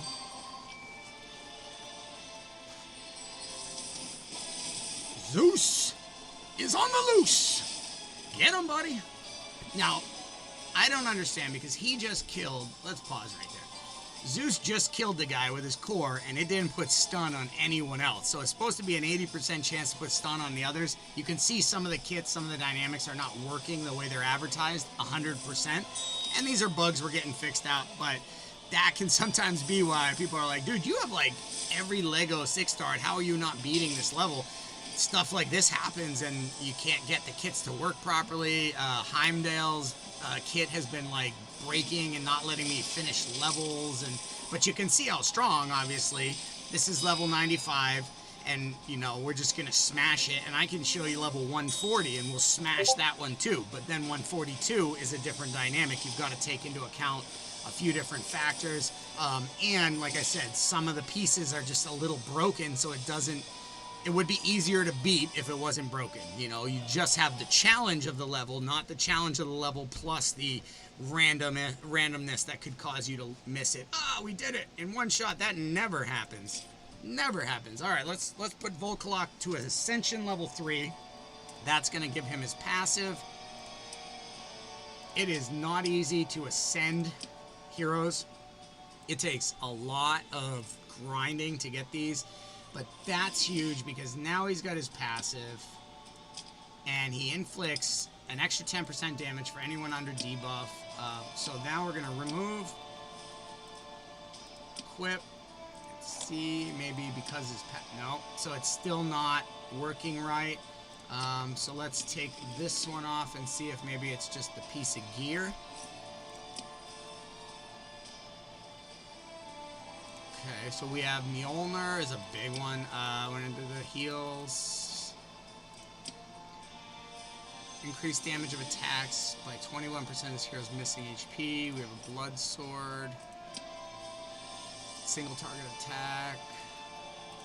Increases all stats. Blaze. Steals divinity. So we can put Kate Sith's imprint on all the weapons here, and then the start of the round they'll get a 1-turn vanish, and then while under vanish they get a 10% attack and accuracy boost. So that can be helpful as well. So we can look to, where's Kopesh?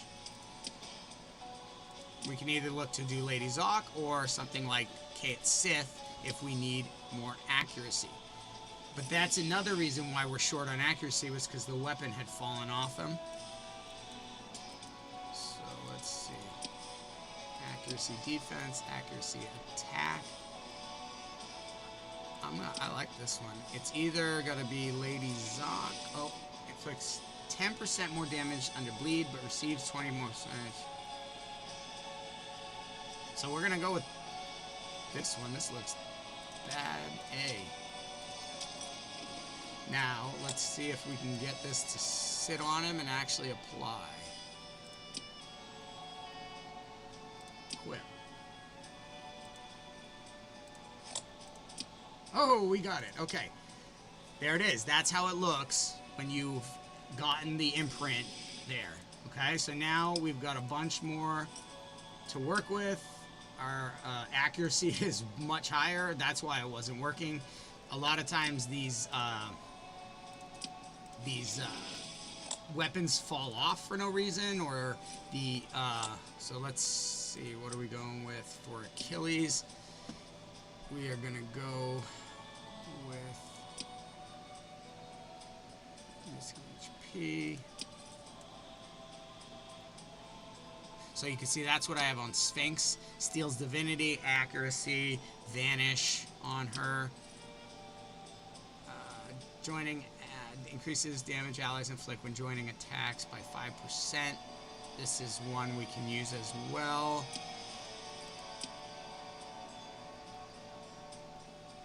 Solar Flare with Gilgamesh is another good one. This is our Blaze.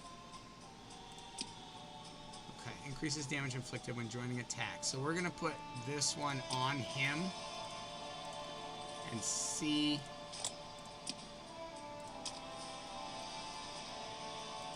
That's not ideal. We would actually, we probably want that on Zeus, and then this would be accuracy attack, vanish.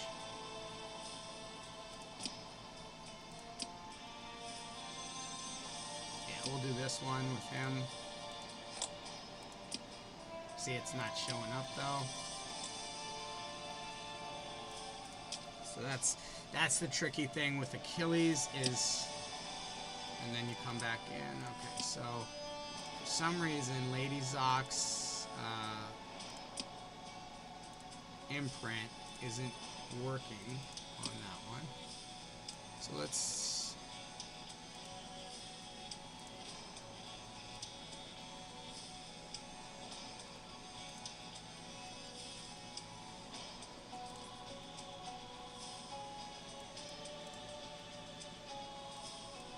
speed, heal.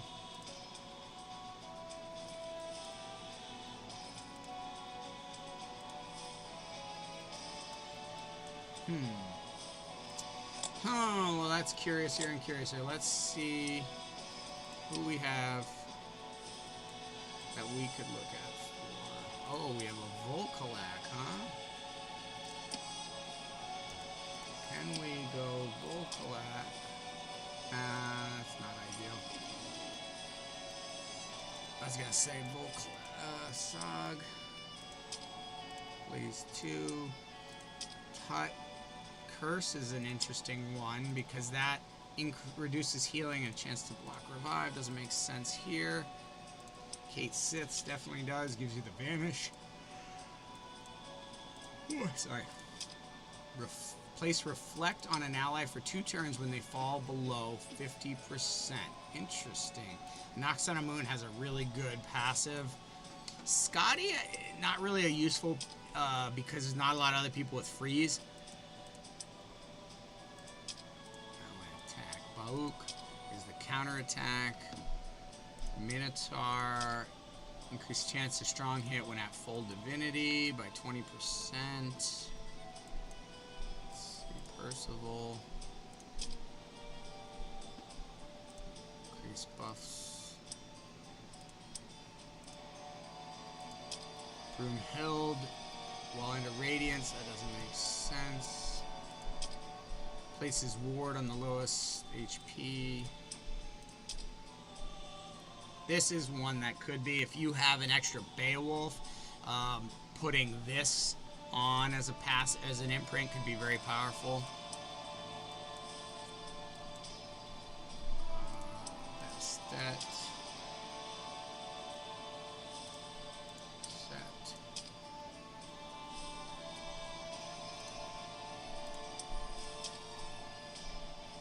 So those two are exactly the same.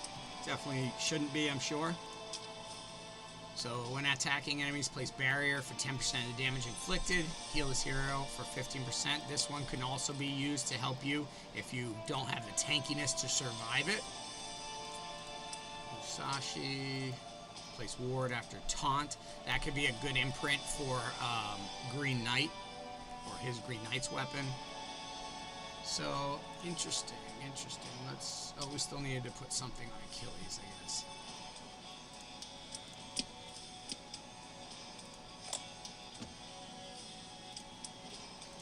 Because here you say, oh no, attack an enemy with 50% chance to place 3 stacks of bleed. With a 75% chance to place 3 stacks of bleed. Now what's tricky is it doesn't show as 3 stacks of bleed. It just also places retaliate, so then he counterattacks, and he does that basic of 3 stacks of bleed. You see here he removes all the stacks on the target, then attacks 3 times. Damage increases by 10% for each stack of bleed removed. Attack increases by 1% up to a maximum of 50%. Okay, so that's what makes him so amazing on this. He inflicts 30% more damage under bleed, but receives 10% more damage as well. Retaliate. And that's the 5-star. Alright, so here, let's put something on him, huh? Let's do this. Vanish. Ah, didn't work.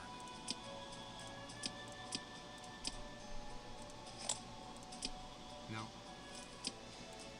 Okay, so remove.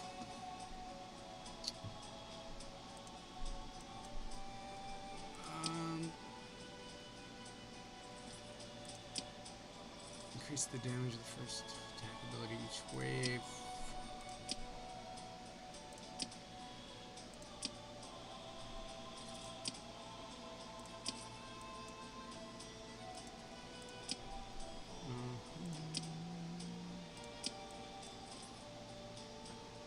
This one's not a bad one either. The Shamshir of Kate Sith. Let's see. Remove, equip. Let's see. No, it's just not working. But we'll go with this. Push up his accuracy more. I don't think he's got a problem. He's got 170 accuracy. Oh man, I didn't even fix up all his gear either. I was trying to max out, get him all the set bonuses and everything. Alright, so Achilles is good. Volk is good. Zeus needs some gear.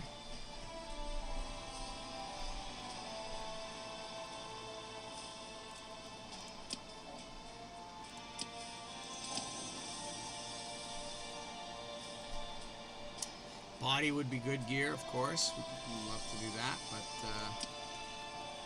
initiative, attack, defense. Put that on for right now.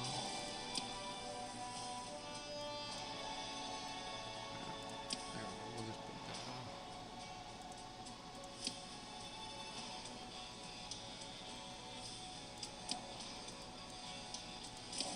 Okay. Yeah, that's fine enough. Resistance. Wait. Initiative. Okay,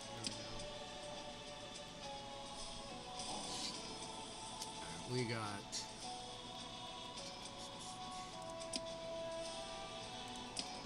speed. Let's see if we have any body piece. No, no body piece.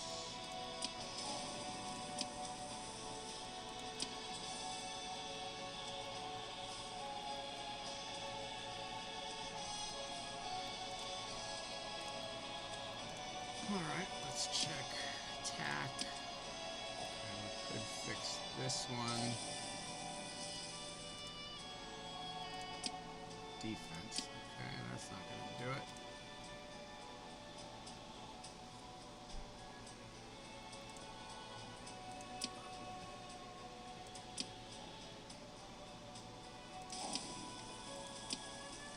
Attack.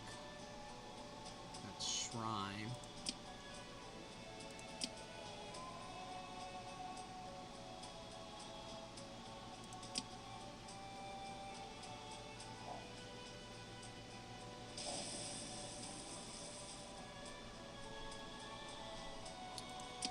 We're gonna go that way. That way, we got 174 speed. And now we just gotta see if there's any that match. Accuracy, initiative, crit rate, crit damage.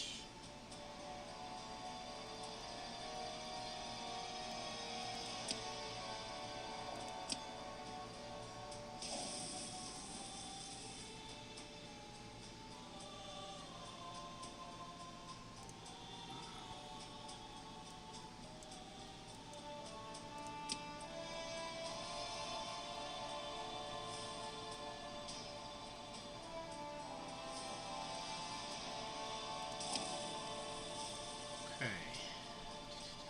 That crit damage. Let's look for dragon, crit damage, attack. That's not bad. Attack.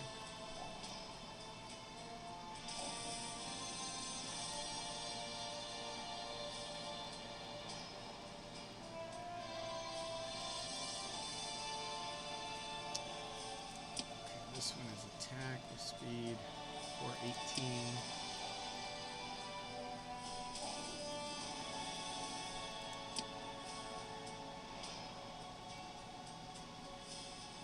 We're going to go with this one and get the res up to 58. And then ideally we would just want a body with attack and not defense. Or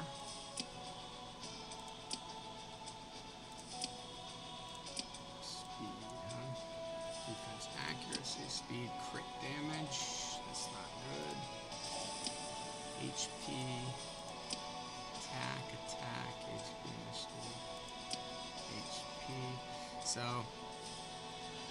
we could definitely get more initiative if we went that way, but I would probably prefer to get the body gear and go that way and do 15% damage on his basic. So we'll have to try to farm a piece of body gear for that. And let's put his weapon. Right. Oh, oops, sorry, rarity.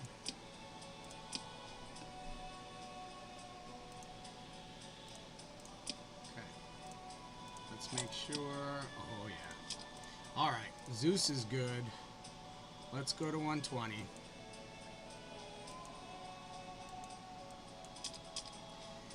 Alright, so you can see all the same, but he's a 6-star now.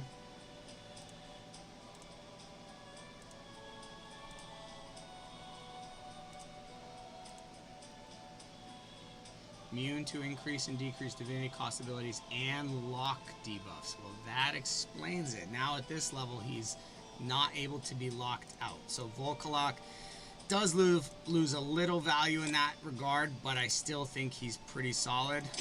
I'm maybe at 60. That works. So let's get Sphinx.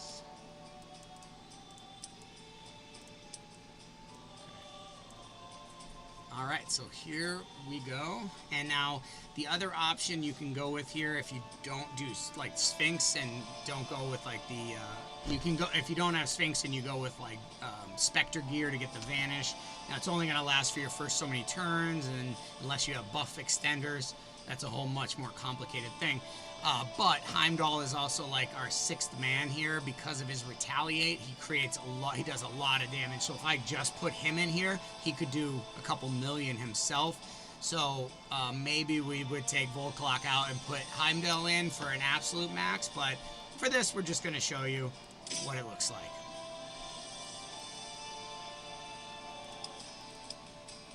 All right. So here, you don't want to use her core ability. And you want to go after Mordred first, because Mordred has got the most potential to do damage. Oh, shoot. So I made a mistake there. If you click on it, it will choose who you kill. I think we're going to still be okay, but yeah, you got to be careful on that. You got to actually click on the enemy when you're manualing it, not click on your, and I'm going at 1 time speed, sorry. Not click on the button here. If you just click on their basic, it will use it on who they feel like they should use it on. You don't want to do that. See, this is what we were trying to stop, was the confuses that Mordred puts out. It's not the end of the world. It's only 1 turn, and we're not going to hurt each other so bad, but so here it's an AoE, so I can just click on it, and you see attack down, blunt on all of them. It already bleeds out. We just hit ourselves. Again, I did it. But he got it again, so boom. Oh, he didn't kill. Didn't kill Mordred. That is where the body gear, I think, will come in handy. It will increase the damage of his basic ability and make sure that we're always clearing through these. You remember in 60, Zeus went nuts and went wild through this, so it's going to take us a little bit longer just because of this, but it's not really a massive, like, problem. Oh my god, never mind. Are you kidding me? Alright, well, I made a mistake. That was all me. I chose the wrong enemy for Zeus to hit, and so that was on me. And it screwed up the run. You can see how easy it is to be thrown off. And it took Volkalok out, and now it's not going to matter. We're not going to do anywhere near what we were going to do before. In fact, I'm quitting it because I don't even care. Let's replay and not be retarded on this one. So I'm still not going to use it because we normally would clear through so fast.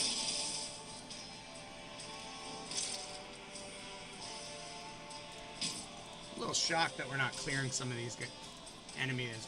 There we go. Thank you. It's just like, why not? Taunts. Nope, doesn't taunt Volkalok. Defense. Let's get our initiative up so that we're ready by the final one to... Yes, I get it.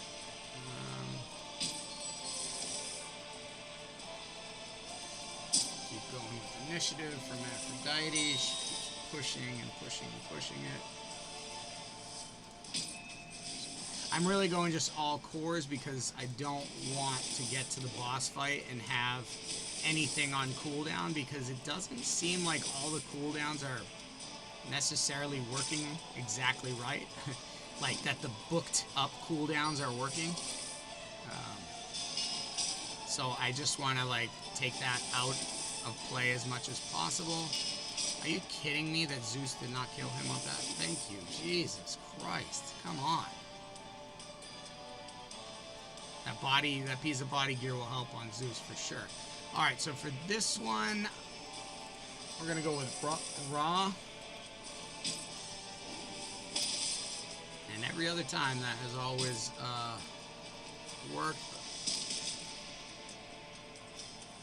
Alright, so then we are going to take Zeus. No, we're not. Oh, I did it, and I didn't mean to. Man, I'm screwing this up. Alright, whatever. I'm just going to let it run. Doesn't matter now. It's all messed up. You get a chance to see either way, but I was trying to do kind of an absolutely perfect run through, and for whatever reason, I'm 6 days into being too tired playing 24/7, and I can't use my brain. Just doesn't work right now. It's like being really dumb. So enjoy this, but I didn't get to do all that I wanted to do with it. Although who knows? Maybe with the amount of time it's taken us to clear this, we're gonna get back to a good position.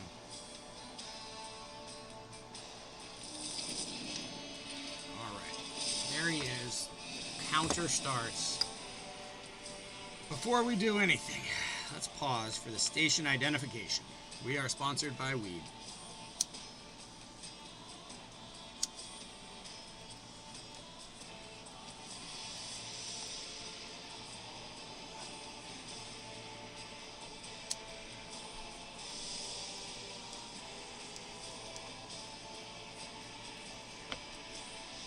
This would have been a good intro to a Blaze team, I guess. A Blunt and Blaze team. I'm going to put that together at some point.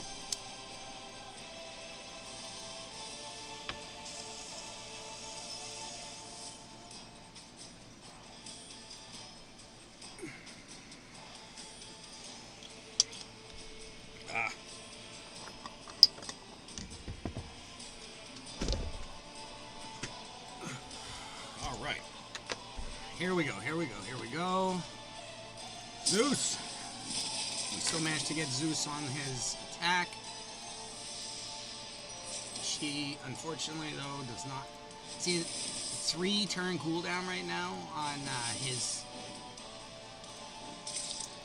It just doesn't seem like they're all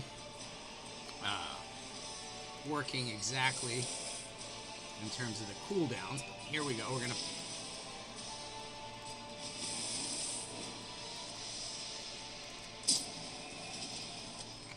that way, go this way, bleed, bleed, bleed, okay. Alright, let's go back for another set of bleeds. See, she still hasn't gotten her core, like, come on, she should have her core at some point here, I didn't use it. So I feel like some of that's not exactly right. The idea is with Dracula or with Achilles, when you use their ultimate and you're stripping and removing the debuffs, you want to do that. Alright, so we're going to go with Achilles. Finally, able to get him into this joint attack mix. If we can get another one, we'll go with Volclock and get them both going.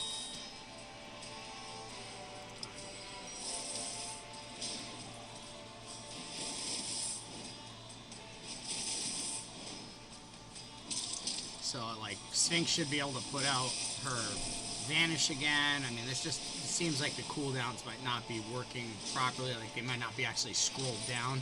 So my cooldown is still like a 5-turn cooldown when it should be a 3-turn cooldown. That's a big difference in your run. But we're working through a lot of these things. You just see the bleeds just coming out of his midsection. And that's where I think he stores the gold there, inside that his stomach with the bars there. So it's just bleeding gold. And, you know, the Mayan faction, the Aztecs, they believed that gold was the sweat of the gods, sweat of the sun god. So here you are. So we've got a 72 bounty, 75. We're going to be over 100 for sure. Puts Retaliate on himself. See, it's really hard. You can't see what Achilles has going on right here.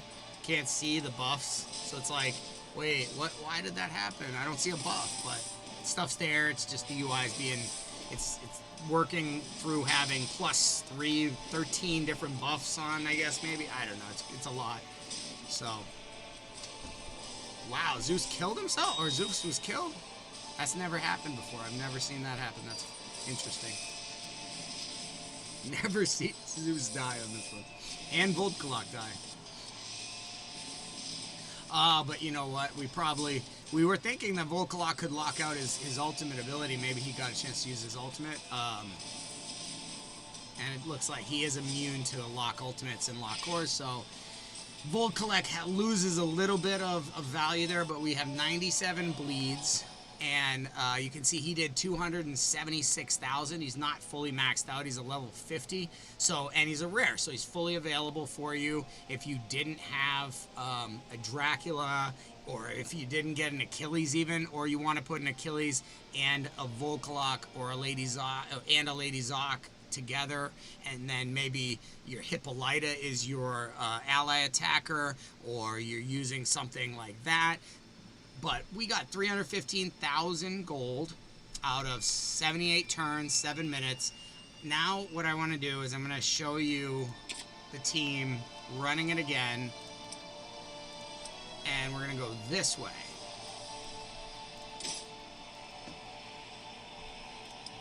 Okay.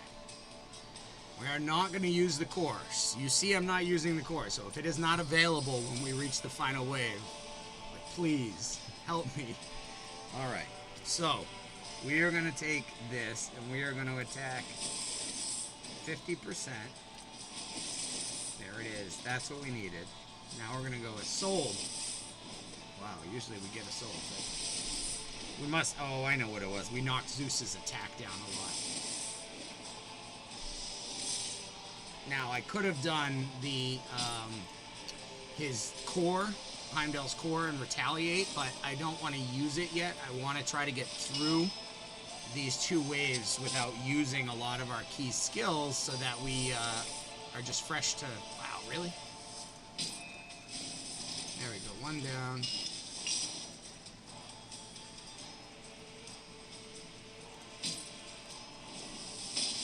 Okay, there we go. Use retaliate. It'd be nice to be gone.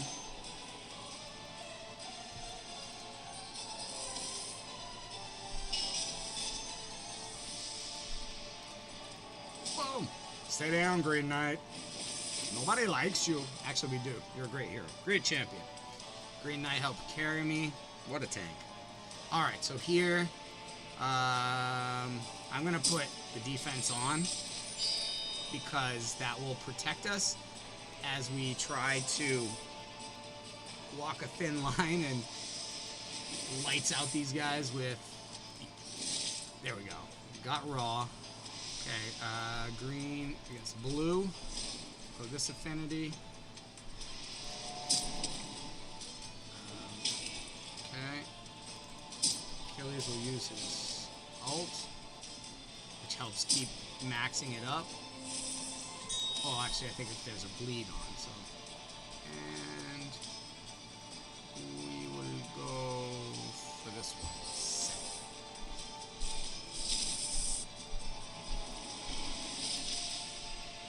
You see why the defense was important.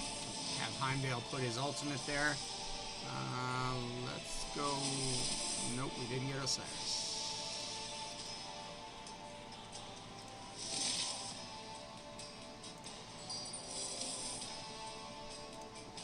There we go. That'll do it. Let's go set. Oh, just missed, but he gave another chance. That's good. We're going to go to Anubis. Chances ran out, but it's fine.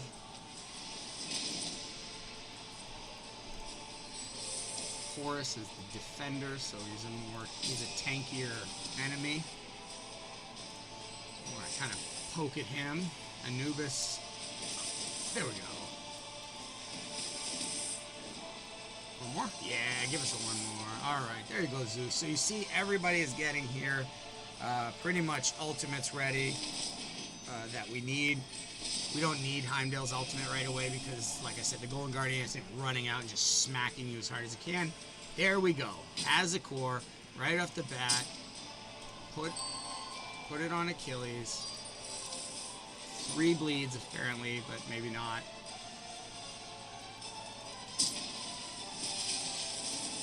There we go.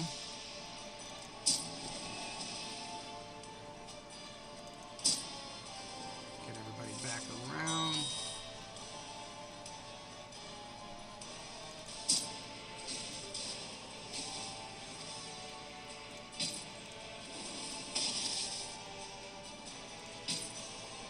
Retaliate on. This is actually going perfect right now.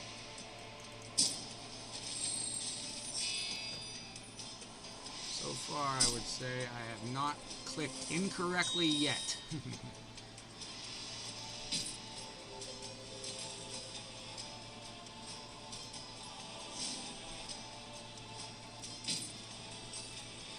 Everybody gets vanish.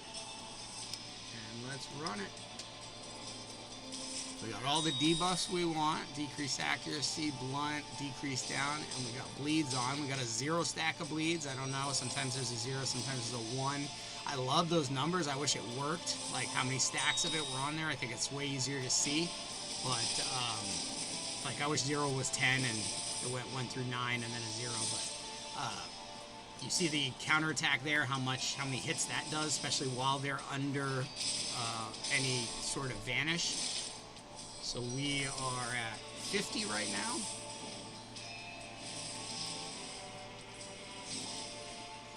And they're going to continue to just keep using all their abilities. And this is, I would say, as maxed out as I can get it right now.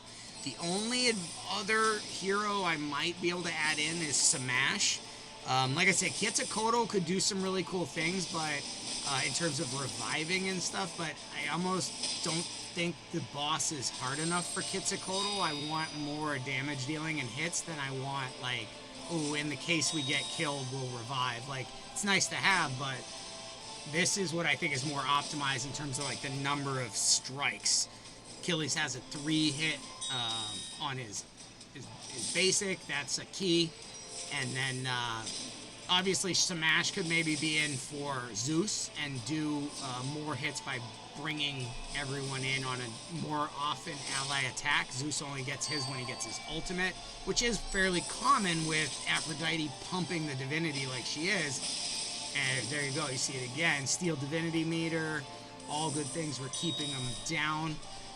The more divinity meter we can steal, the longer we can just sit here and hit them and hit them and hit them and hit them and get as many hits as possible and build up that bounty. So you see, just about to go over 110, a little under half health. So hopefully this will be the one we hit 200. It's been my goal. I hit 199 yesterday. I was like, ah! I'm like, we're going to hit 200. And then like, boom, right at 199. And I was like, this game doesn't like me.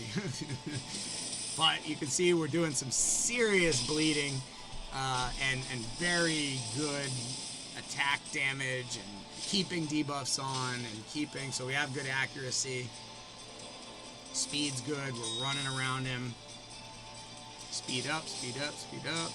And so what I would say is if you didn't have an Aphrodite, then maybe Quetzalcoatl is your replacement there. And if you didn't have a Sphinx, then it's like the Spectre gear on everyone and having to build that out. So you have to get like 4-5 sets of that gear ready, you know, for 4-piece sets at least. So that's 20 pieces of Spectre gear you'd have to go get. So that's a good way. That's a way to do it, for sure. And then you want to have speed and initiative be focuses, and attack and accuracy, so you can actually land the bleeds. But you can see the bleeds are just like, I don't even know how many is that on there. That's more than 10, I think. I don't know. I should try and count them one of these times, or go back and put it on slow-mo and count them. But we are only at 143, and we've got him killed. He's at 1% HP, so now it's just that his turn meter is all the way back over here. Like I said, he doesn't go super fast, and we're possibly outrunning him 2-1 right now. I'm not sure. We might be at like around 200 speed, so maybe he's at around 100. Oh, there we killed him with 147 bounty. So it's kind of a tricky thing to max out your bounty, but I got about 400,000 coin. Zeus did 770, which is low actually for Zeus. He usually does like over 1 million. Achilles did over 1 million. Heimdall did 2.5. I'm telling you, that retaliate is nuts. Aphrodite did almost 1.5. That's her joint attack with Achilles. So Achilles did this on his like core, or on his ultimate alone. This was him just pulling off bleeds on his ultimate. So we're gonna, like I said, I want to really do some good research around like this exact team with Achilles versus Drac. Achilles using his ultimate versus not using his ultimate. Drac using his ultimate versus not using his ultimate. What are the damage outputs? So this is some of the testing that EuroG will be doing in the alpha waves, but also once we get into the global launch. I'm sure the Golden Guardian will be a boss that we will have the ability to go and farm coin at, which makes a lot of sense. And coin is always the most restricted commodity in the game. Everything runs through coin. So having a place where you can spend energy to get your coin up, to be able to take your gear all the way up to 16 and, you know, have enough gear to be able to swap it around. Doesn't cost you money to swap it around, which is one of the huge quality of life upgrades that the folks at Fateless were sure to make sure was in. So we're already seeing how the value of that decision applied across the other areas and how the play is going to work. But you can see this. Hopefully it gives you some understanding of how to take down the Golden Guardian and how to more so take him down for the most coin possible. Some other notable heroes. Quetzalcoatl we mentioned. Green Knight has a retaliate and a taunt feature, so Green Knight is really good. And then the Doru weapon is not bad. Let me show you that as well. For this one, for this fight, the Doru, D-O-R-U. See, his weapon fell off again. So it happens a lot. Let's go to name. Fanax. Doru. The Doru increases the core ability damage by 9%. By 3, that one's 9, probably by up to 12 or 15%. So the Doru weapon is powerful because it's improving a core ability, and like Aphrodite, her core ability is, or well, I guess her basic is the one, so that's like body gear, and then core ability would be I'm trying to think of Heimdall's retaliate. Heimdall's retaliate is his core, so potentially if you put this on him and increase his core damage from the retaliate, that could be really interesting, really powerful. We may have to try that on Heimdall. Now for imprints, here are some good imprints for Golden Guardian in general. Bauk. Show you where enhance. Bauk is right here. 25% chance to counterattack if you receive any debuffs or disables. Clearly, the Golden Guardian is trying to get you under his debuffs and disables, and then you're going to be finished because they're all the highest of those, 60% or 30% reduction. So you're going to get just destroyed if you take any of that.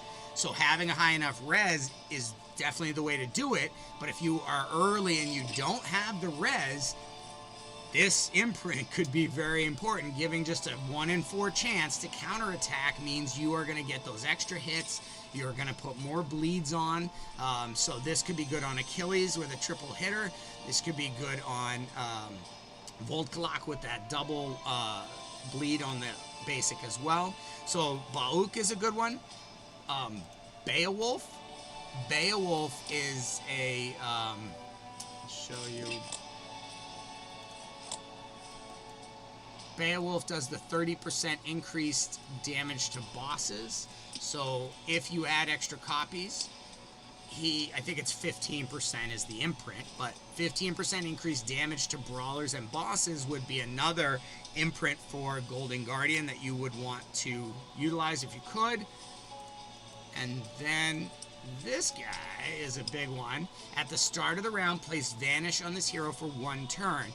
It's not a ton in terms of the Vanish feature. It's like not going to cover you all the way through the fight, but you get increased resistance and accuracy during it. So if it's maybe just during that first wave, if that's what gives you the accuracy you need to get the bleeds on there, literally, if you don't get your bleed on the first time and you get it on the second time, you've missed that turn and a tick down of 10% possible bleeds, right? So 10% damage.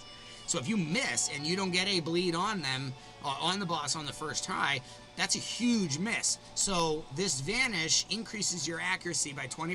If you have 100 accuracy, you now have 120 accuracy.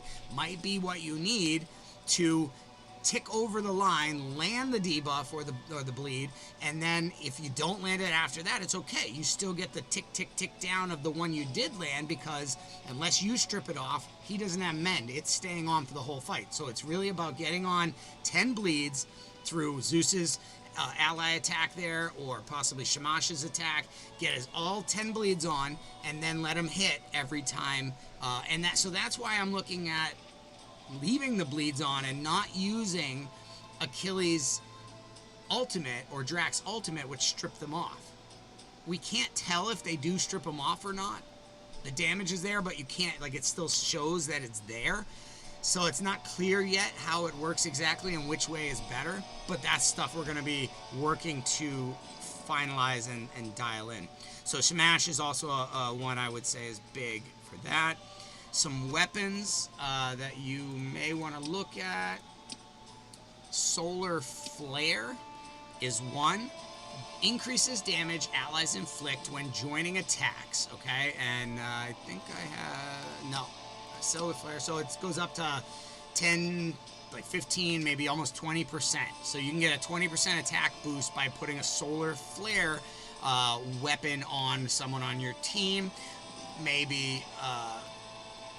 like on Aphrodite or on Sphinx, something like that.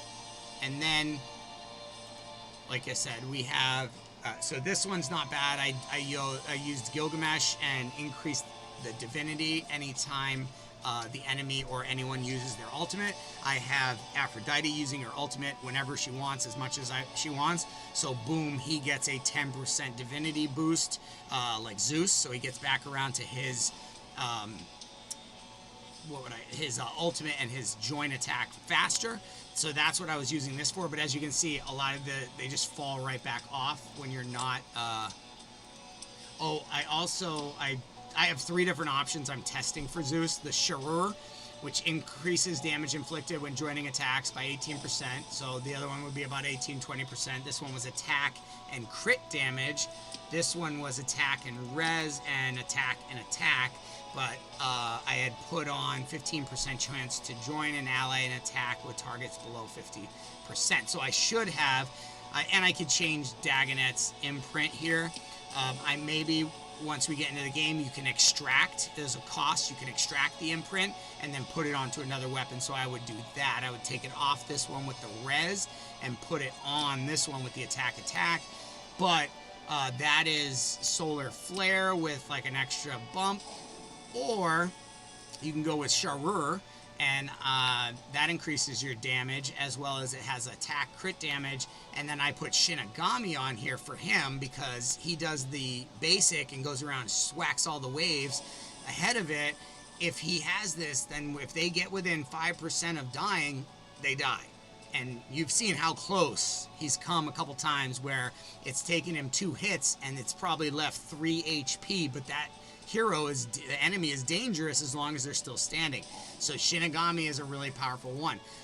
Also, this is a big one. Mjolnir, it increases divinity. So I also had this on Aphrodite so that she was getting like her ultimate. She literally has her ultimate anytime she wants it, all the time.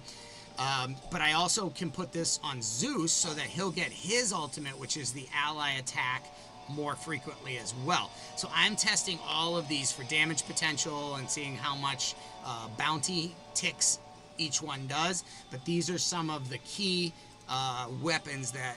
Oh, and also, where is the Thunderbolt? Thunderbolt, right here. So this also is a bad A1 for him. Thunderbolt is, I believe, his weapon. Single target attacks inflict additional 8% enemy max HP damage.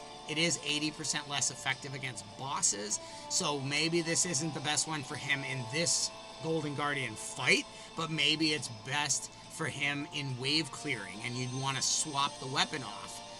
I used Kate Sith, which is really more like a Golden Guardian type imprint, but now that I'm realizing it, I probably should change that and give him something that does a little bit more wave clearing based. Vanish doesn't do anything for him. It does, well, every round he gets a 10% increase of attack and accuracy, so I guess in a way that does help. 10% attack boost every round. Sources of healing from the Grail. I don't understand. It increases damage of attacks by 18% of this hero's missing HP.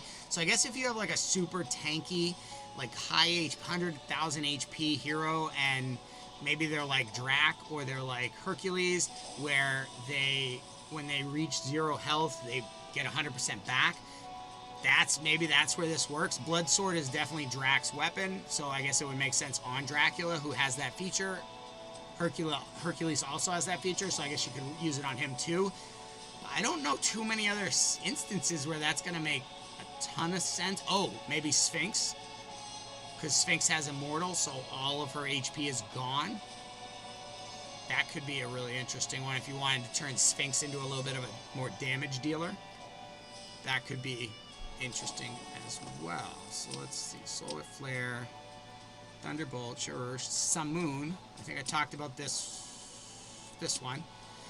This is one I was putting on Achilles, and could put on Volkalok. Increases damage inflicted by 12%, and this is almost up to 60, so that's probably 12 or 15% when attacking under bleed. I would love to have rolled it up with attack, but then I put Lady Zoc, so now you're getting an additional 1% damage, so every bleed is 2% instead of 1, 10 stack is 20 instead of 10. I think, oh no, we had a few. We talked about the Doru, or did we? No. So, this one could be used as well because it gives turn meter, accuracy, and attack. And the Vanish, so the Savnaya with a Kate Sith is one I had that I was testing out to use in here. Heka is another good one. You gain 8% of your HP as attack, so that's one I was testing here, and then I put Achilles Imprint, inflicts 10% more damage to enemies under bleed, but receives 20% more damage from enemies under bleed. So they hit you twice as hard as you hit them, in a sense, or you get 10%, they get 20, but it's assuming that, like in the Golden Guardian, he's not hitting you that much, and when he does, he's got attack down on him, he's got blunt, he's got all the other things that Sphinx has landed on him. So that is the Heka. Let me see, there was a few more. Fanax doesn't make sense for it.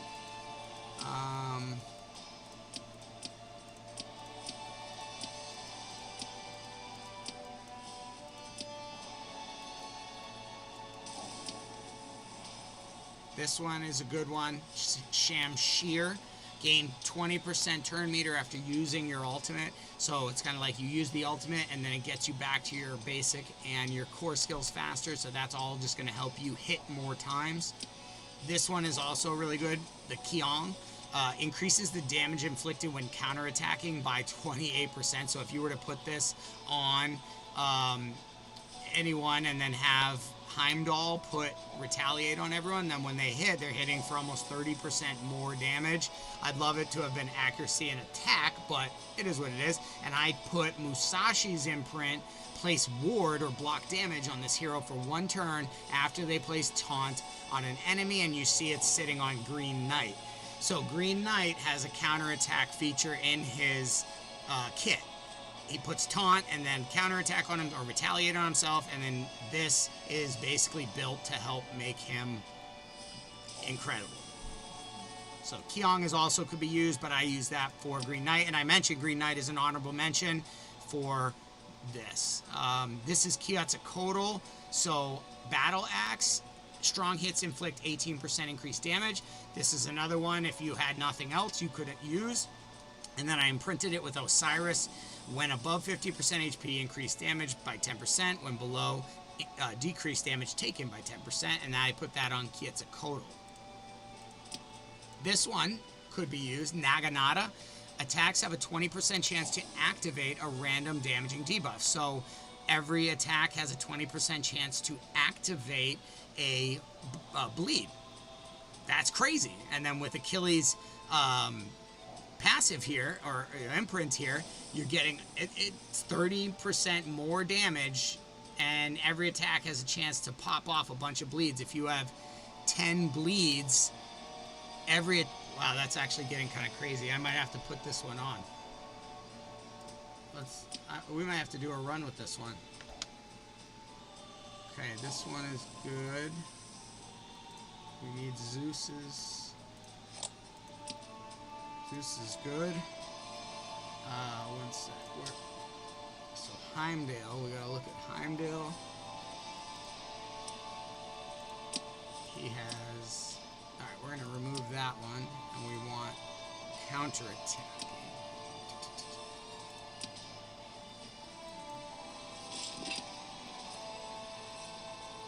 When joining attacks.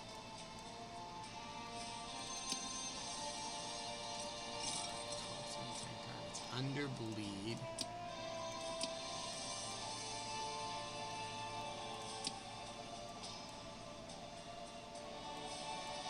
Where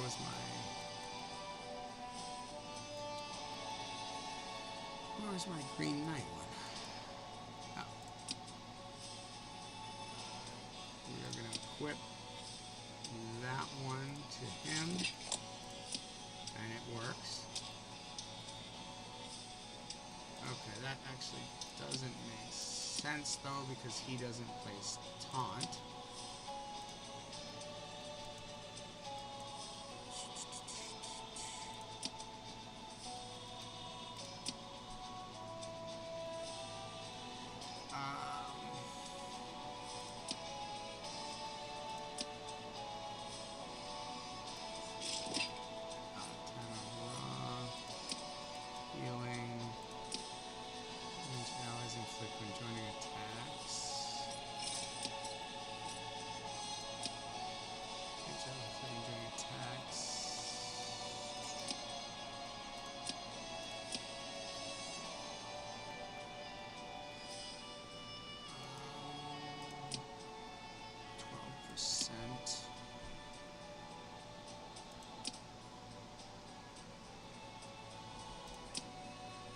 Gain 8% of current HP as attack. We don't necessarily want that on Heimdall.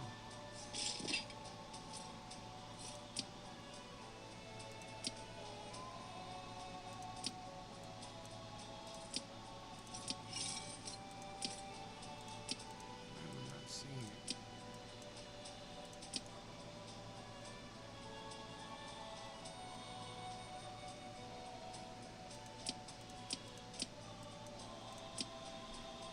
Gain turn meter after using an ultimate.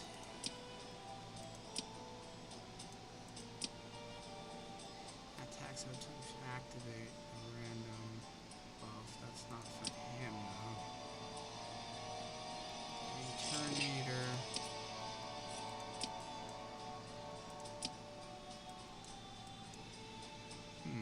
Which was the best?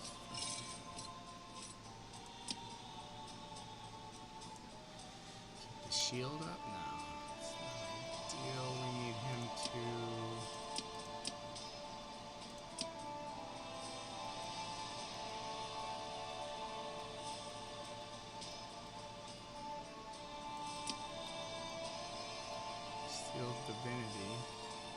that's what we need. Yeah, we're gonna go. Oh well, we have it with. No, we're gonna go this way. Kate Sith. Vanish. What else could we? Oh, actually, we have to remove to do that, I think. So let's see. What other imprints?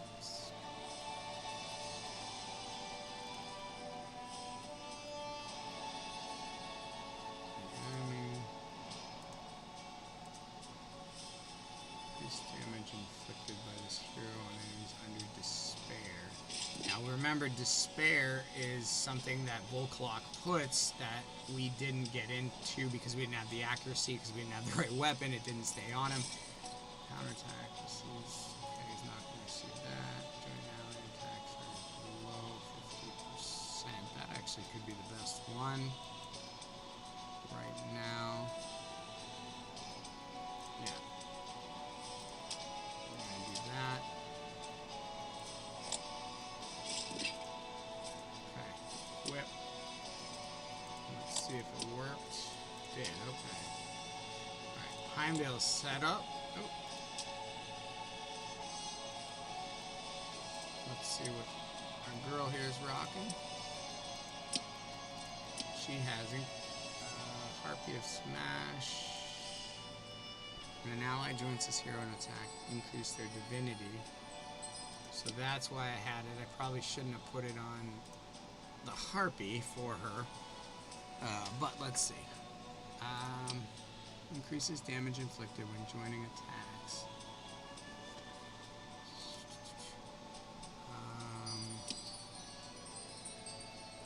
No. Let's go. Increases all stats. No. Steals divinity, that's what we're going to go with. Yeah. Steals divinity. We got it. Okay. She's good. Ugh, I keep doing that. Alright, so we've got 1, 2. Let's get this, our man Herc. Gain 20% turn meter after using an ultimate ability. That's an interesting one, but let's go with.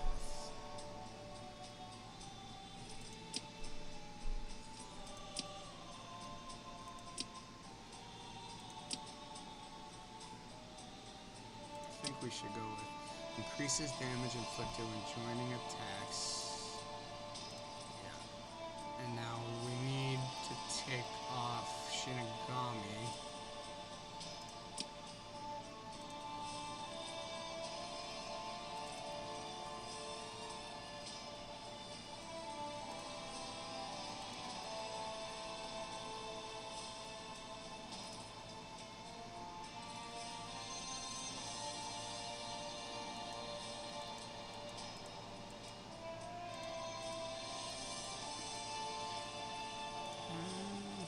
Damage inflicted by the freeze buff.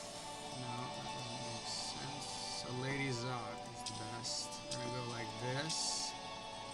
And then we are gonna equip. And see. It's still not working for Achilles. Okay. That stinks. Yeah.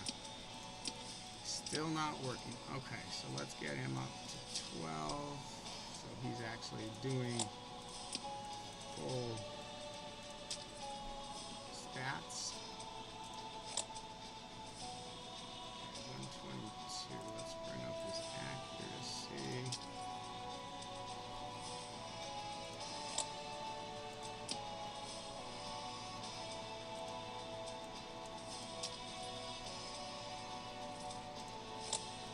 I think 128 should be enough, but you can see he's not absolutely like built out. He's tanky, he's got some attack, initiative, accuracy, defense, built to survive, and place bleeds. His speed isn't super fast. I would probably like to put more speed on him, but remember, he is the one that's being brought into all the attacks, so he doesn't need to be as fast as, you know, some others. So let's see. Attack, HP, speed. Crit, initiative, speed. 14. We'll equip that. He gets a little faster. HP. Do we have wolf gear anywhere else? No. Initiative. So I'm gonna change this out because I don't want him to be running high initiative. I'm gonna try him not getting his ultimate first. So let's see what we would do for damage dealing. Speed.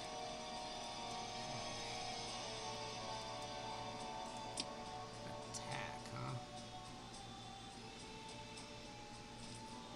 Alright, we're gonna go that route. And then here, do we have any?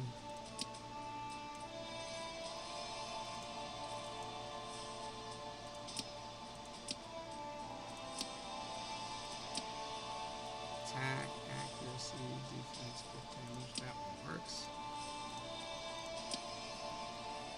Let's see, what do we have? Initiative.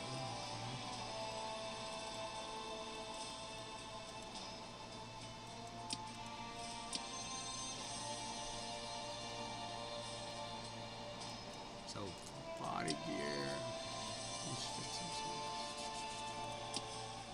Speed attack.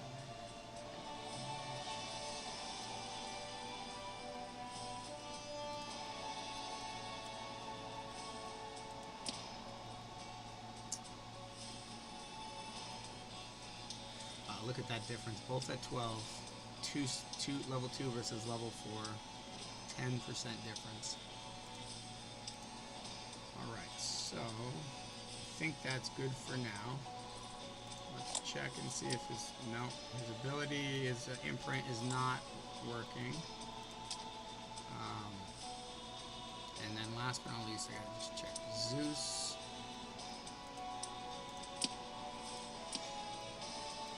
I'm gonna give him Mjolnir, so he gains divinity and goes around through his. Let's see if he gets that. Okay, so here we go. Let's do this. We've got time dog. Oh shoot! Did I check Sphinx? Man, gotta check Sphinx. I don't want it to be a wasted run. I don't have a lot of energy left.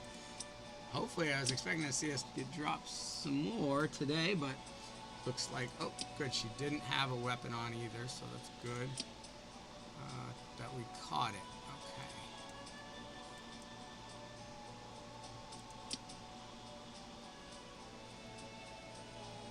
Increase damage of attacks by 18%. This hero's missing HP. I just don't think that Golden Guardian's going to knock her down with Heimdall on the team, so I don't want to go that route.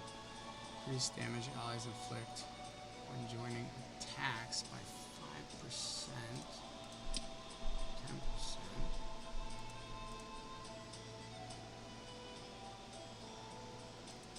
Okay, so that's on Achilles. 10% turn meter when attacked. Vanish. This could be a good one with Subnaya. When an ally joins this hero in attack, increase their divinity.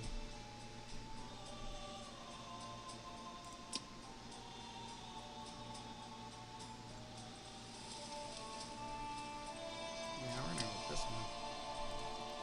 See if she got it. No. Alright, well, we're not getting all of the bleed damage that we could. But we are going to be doing okay. Now, if you have high enough res and you want to put Zeus in the lead, he's got a 30% attack in all battles. That's if you think you're not going to need, So let's try that. Let's go for a full-blown max. And Achilles is 20%, so you'd want to have Zeus. All right.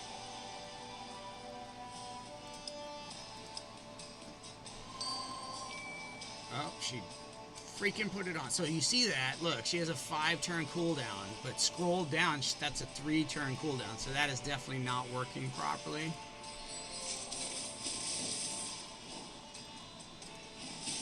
But it does help with getting through these two more quickly. Okay, provoking Heimdall. You're a brave man. Brave man, Green Knight.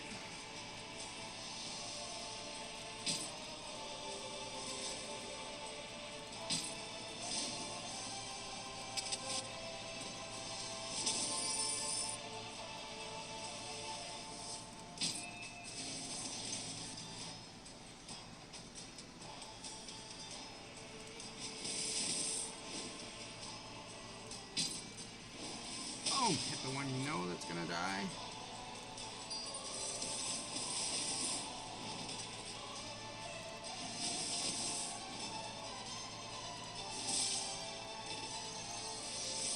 Zeus, do my bidding. Oh, he was done. He didn't have the speed buff anymore. So that was clean. Happy with that. And we do need to put defense up on this just to make sure we're good.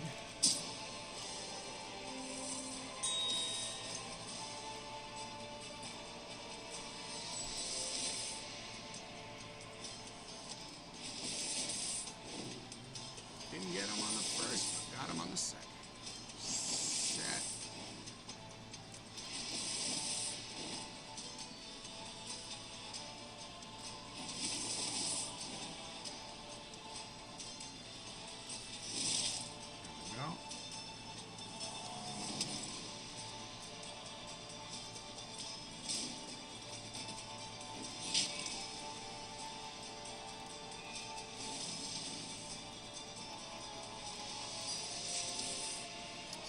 Has it back ready for use, which is good.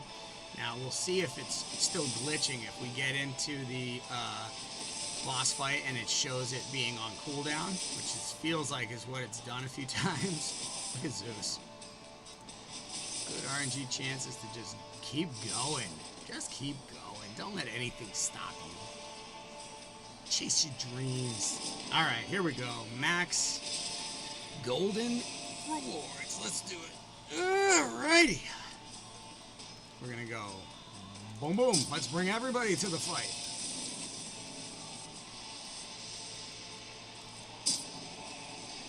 Everyone is kung fu fighting. We're gonna save Achilles' ultimate because he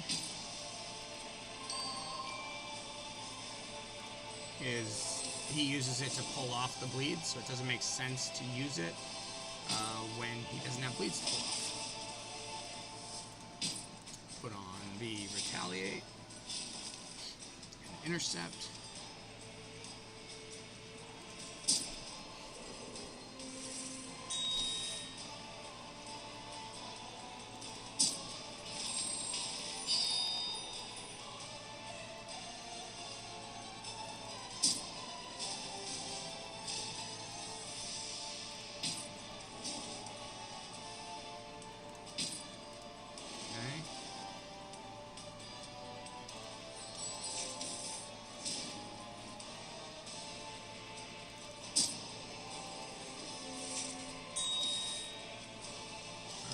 We're ready to go. Let's see it play. I've got a lot of boosters. A lot of things in play here. Let's see if we can capture them all. 30,000 point hits are fine with me.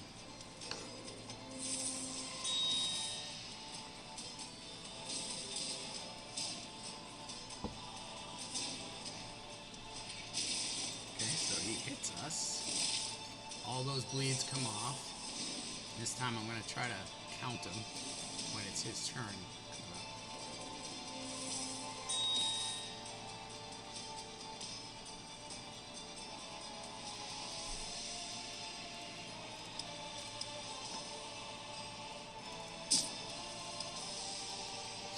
I broke it. Too many buffs.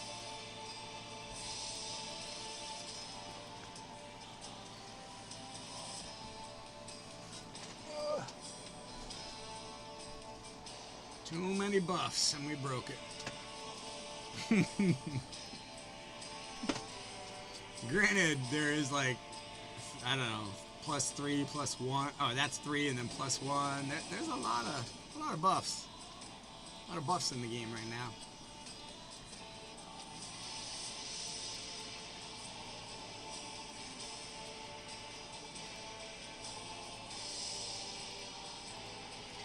So you can see the downside of min-maxing is that you tend to break stuff.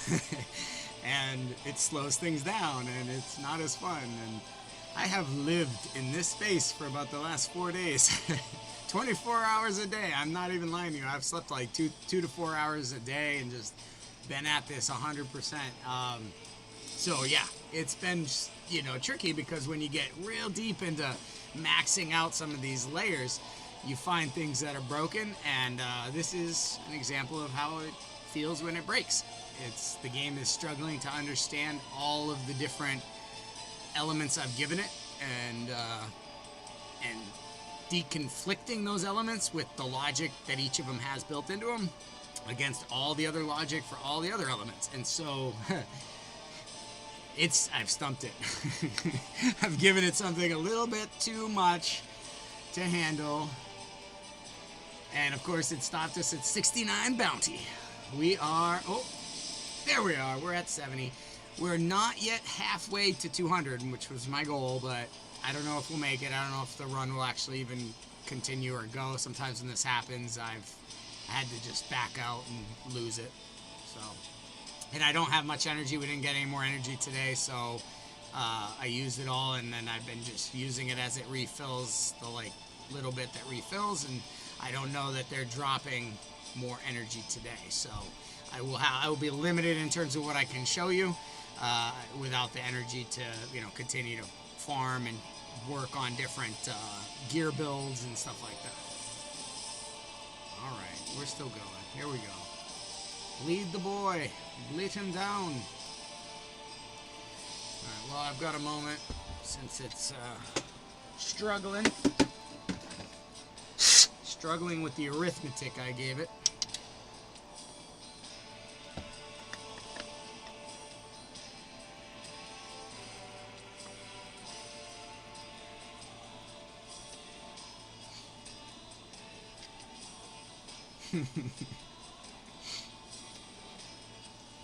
How to break a boss. Starring your OG.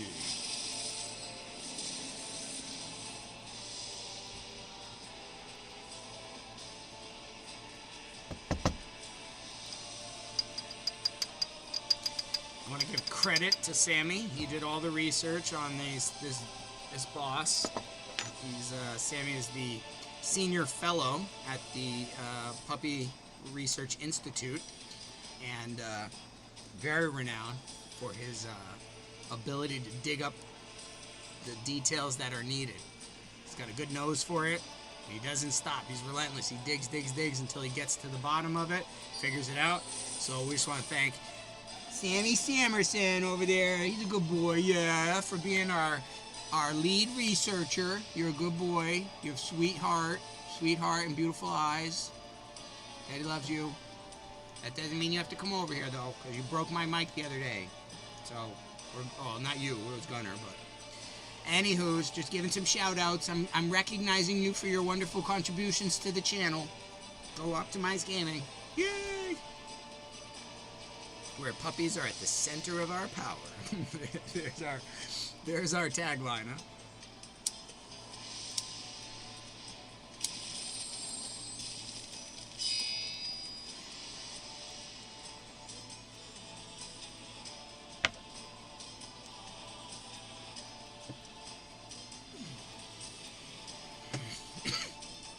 Well, we're still moving. I'm okay with that.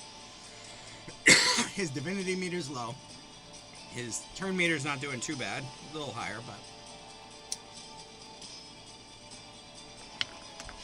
And that could be another area that we focus on, is turn meter reduction and keeping him from getting his turn so that we just get as many hits as possible.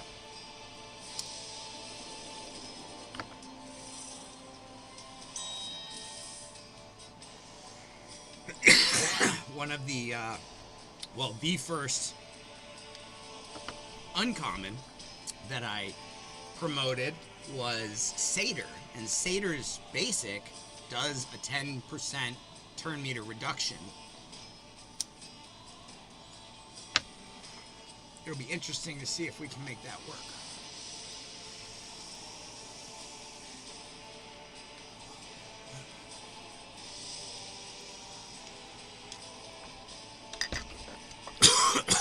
All right. This is still going. It was key for us to learn that dropping it from two times speed to 1 time speed helps a little bit with the lag.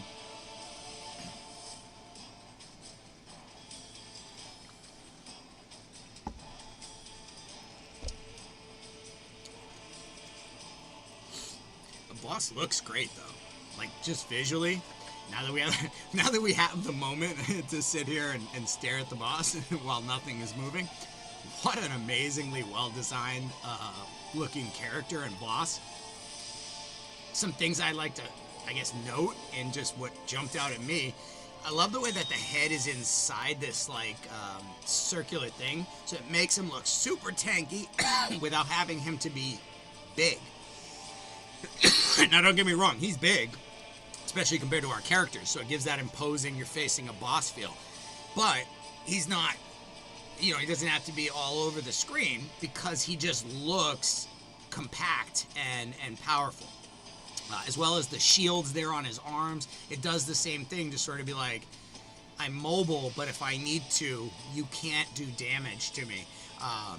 Pretty cool. And I like that he keeps that gold, possibly in his stomach area there, and you have to like get through it and get to it. He's protecting it. And bleed, blaze, acid all seem to work. I like bleed the best, but we haven't done all the analysis in terms of which actually is better based on probabilities of landing 10 bleeds and how long does that take and how long do they stay on for, because it's hard to tell without the counter. You see it here, it said 0, but I have a feeling it's more than 0, or more than, like, I would imagine you put a bleed on and it's 0, then you put the second one on, it goes 1, 2, 3, 4, 5, all the way up to 9. You could do it that way.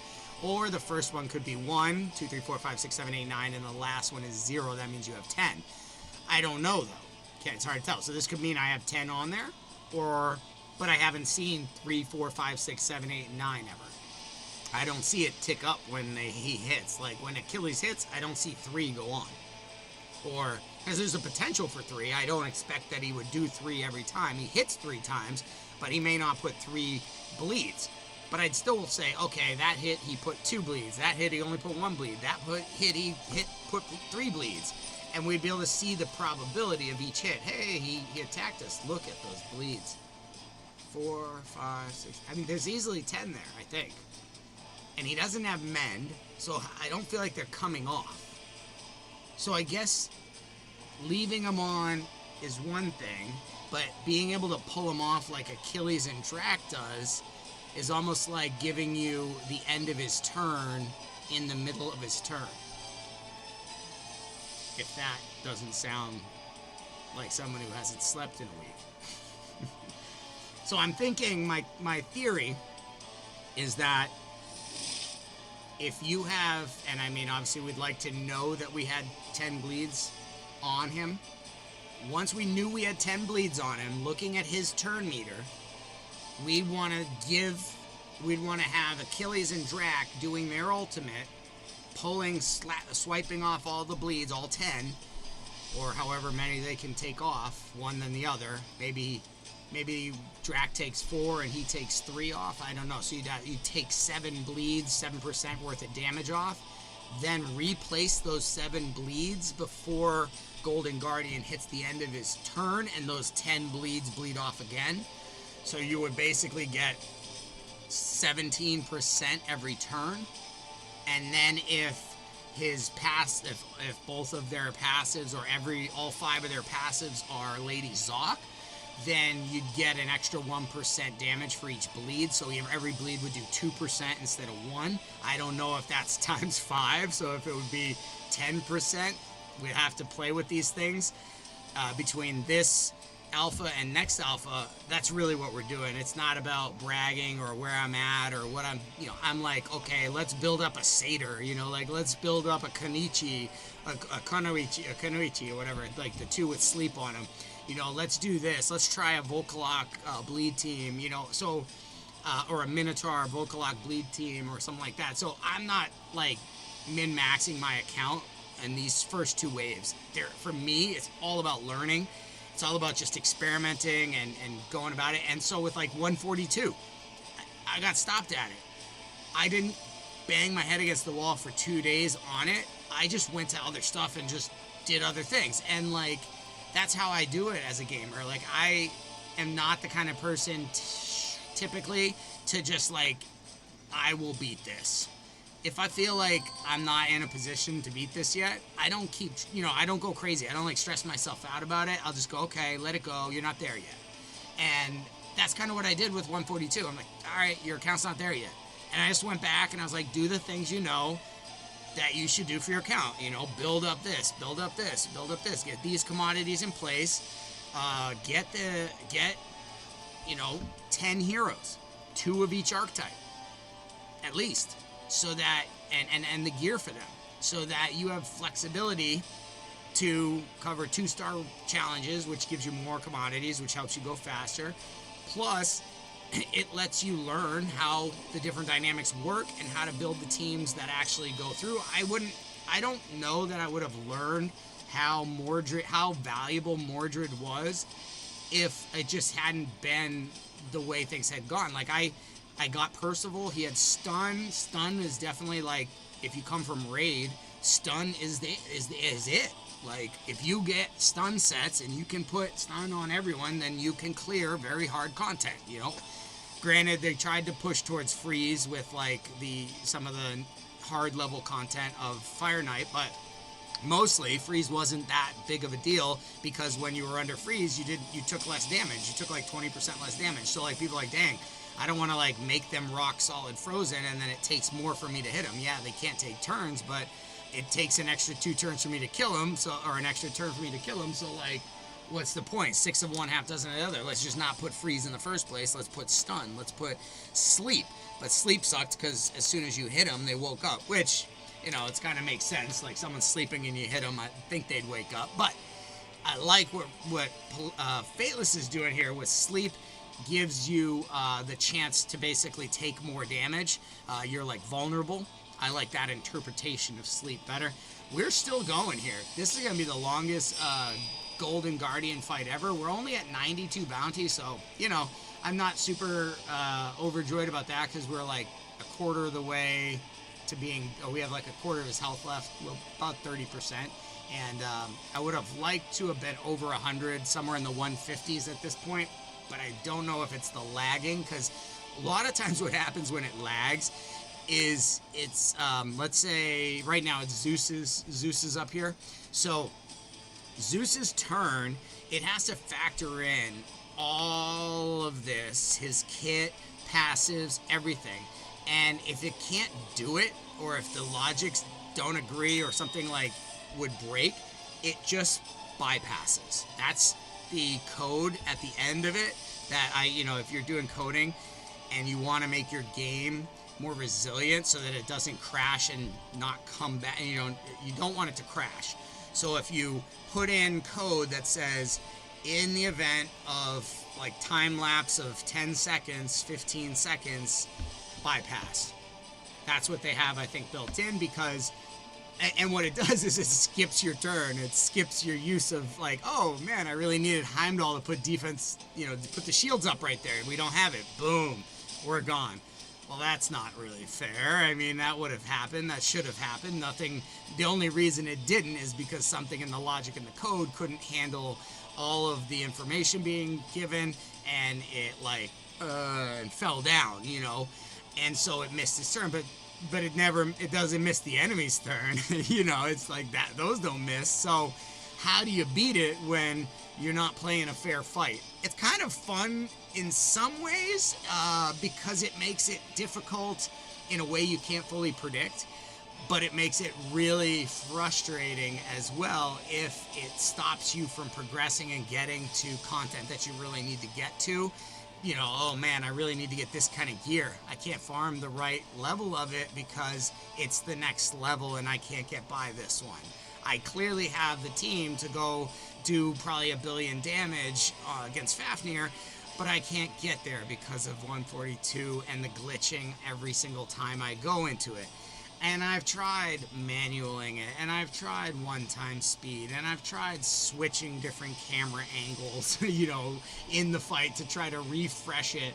I've tried switching camera angles, switching speed, switching manual versus auto, all to try to shake it and see if I can get it to keep going, all the way through just to finish the level and get past it. But I've not been successful yet. I have not been successful.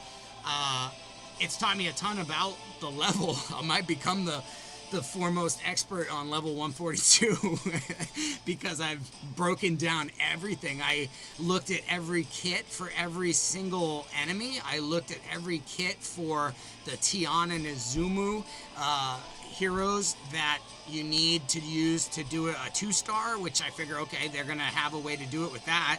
I looked for information there. I mean, I'm not like lazy about this, you know. You gave me a wall. I hit the wall. I'd like to get past the wall now. I think I've earned it. I think I deserve to get past the wall, but I can't, you know. And that's a continually sort of morale killer a little bit, especially as a content creator who wants to make content on the last level, you know, not 5 days after everybody else. But it is what it is. I'm dealing with it, and in Wave 2 I know it'll be cleaner. In Wave 2 I also know that, okay, in Wave 1 I got to level 100 in just over 24 hours. Imagine what I could do in Wave 2 with full knowledge of what gear I need or want, exactly what pieces I'm looking for with what stats. When I get it, I stop farming, you know, be hyper efficient. What should I be farming and trying to build up what has the most impact? Is Ascension worth it? Oh my god, there's so much farming for Ascension, and I don't know, is it worth it? It's kind of the same bonus as getting like your skills upgraded, but to get tomes, oh my word, it's easy, and you get heroes. Go to level 130 and I have almost every legendary in hero, and I have gotten all of the epics.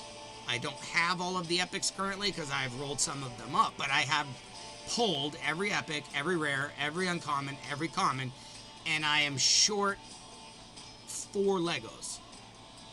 And that's Horus, Odin, Loki, who I've seen as a reward for 150, which I can't get to, and Shamash. That's it. Those are the only 4 heroes not accessible to me. And you know, we're still on this fight. How much of my day do I spend just here waiting like this so I can get credit for this? I don't want to give away the 12 energy. I don't have another 12. There's not more energy being dropped. There should be every day. Honestly, that should be the plan for Alpha 2. I agree it shouldn't be for Alpha 3. If it's a competition alpha, then the energy has to be capped, because that's a part of the competition, is how efficiently you use your energy. But Wave 1 and Wave 2 are, did we find the fun? So it should be about fun and testing it. And how much do you have to test as much as possible? I absolutely believe that you should drop 2 to 3k energy every morning at the same time during the alpha phase 1 and 2. Just 9 a.m. or 8 a.m. or whatever, a set time, just drop 2 to 3k every day, and people will expect. They won't be saving their energy just in case. I would just have communicated it up front. You're going to have more energy than you know what to do with. You can, you know, and having 17,000 energy doesn't do anything to you. After 10 days, it's all going to disappear anyways. So for the folks who, like myself, have told sleep to F off, and I'm not doing that, bro. Like, I could use as much energy as possible, because look at, I have wasted at least, and I'm not trying to be like hyperbolistic. I have probably wasted hundreds of energy on just glitching and bugs and things, levels not finishing, not working. I go and test the levels that have bugged for me every day to see if they're still bugging, to see if I use different characters, different heroes now, does it bug? Is it, so is it because of a certain hero? So that all takes energy, and yes, I have a massive account because of it, but who cares? It doesn't mean anything. Like, I don't walk out my door in the morning to applause. Like, you know what I mean? There's no benefit. But I understand in Wave 3, global launch, yes, having a set amount of energy is important because people are competing, people are spending money to compete, and that creates expectations. And then you can't just give unlimited resources because not everyone has unlimited time to give to the game, and that's where it becomes a feeling of that's not fair. Not everyone has as much time as I do to put at this and to be so focused on it, so they would feel disadvantaged when we both were given as much energy as possible. I get that. We are at 112 bounty. It's a bit of a slow one. I'm sorry, but we're stealing divinity, as you saw there. That's one of the big reasons Aphrodite is a major part of this team. Obviously, Aphrodite is a major part of everyone's team if they have her, because she is, I think, top three Lego. I don't know, maybe top five. She's, so Zeus is definitely in the top, Shamash and her, and they all have the join out, or the allied joint attacks and that. So she pushes divinity so fast for everyone that I would put her ahead of Zeus, even though Zeus's ultimate has that big everybody come on and let's attack, so it really helps you wipe out a very difficult tanky hero or sub-boss or boss even, or not boss, because the bosses aren't really like straight damage, but sub-bosses like a big Hell or Bastet or something like that. Like, he can be really instrumental on focusing your fires, as we used to say in the Marines, and bringing everything to bear on a sharp point. So, but I haven't gotten Shamash, but I've seen him and I know how good he is. I might put Shamash and Aphrodite like tied, because Shamash has the radiance, so he has that reflex damage. He revives, which is massive. There are not a lot of revivers in the game so far. So maybe I'd even give Shamash the edge over Aphrodite, and I haven't even had him, so that's kind of crazy to say. But I think Shamash, I told you he was going to be good way back when. I don't know what I knew about him, but I know, I'll be honest. I know what I knew about him. I knew that Simon loves damage-based defensive-based damage dealers. He said from raids so much how much he likes that type of, because they're tanky. Who doesn't hate building up your DPS, right? Like, getting them to 5,000, 6,000, 7,000, 10,000 attacks. Some of you crazies I've seen some nuts, like, attacks in Raid, too. Some massive nuts attack, crit capped, crit damage, and now we have accuracy to add if we really want to blow it out. And only to have them get in and, like, the enemy gets a chance and they're like, ding, and he's gone. All that attack don't matter. He didn't bring it. I get it. So that's why brawlers are so powerful, right? And honestly, I think that's something Fateless can say, like, they kind of invented. Raid has dual multipliers, but they never called it anything, right? They just said, it was just like, this skill takes from this and this stat. They never went in and said, we have these kind of heroes. They had speed heroes. They had, kind of your arena team. Your arena heroes would be usually speed focused and stuff like that. But Brawler is something I think new.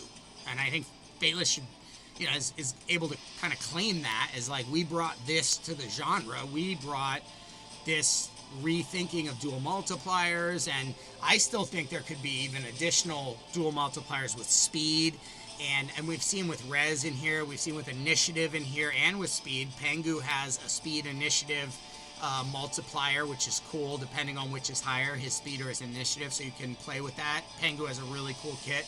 It's very advanced, I would say, like a very advanced kit.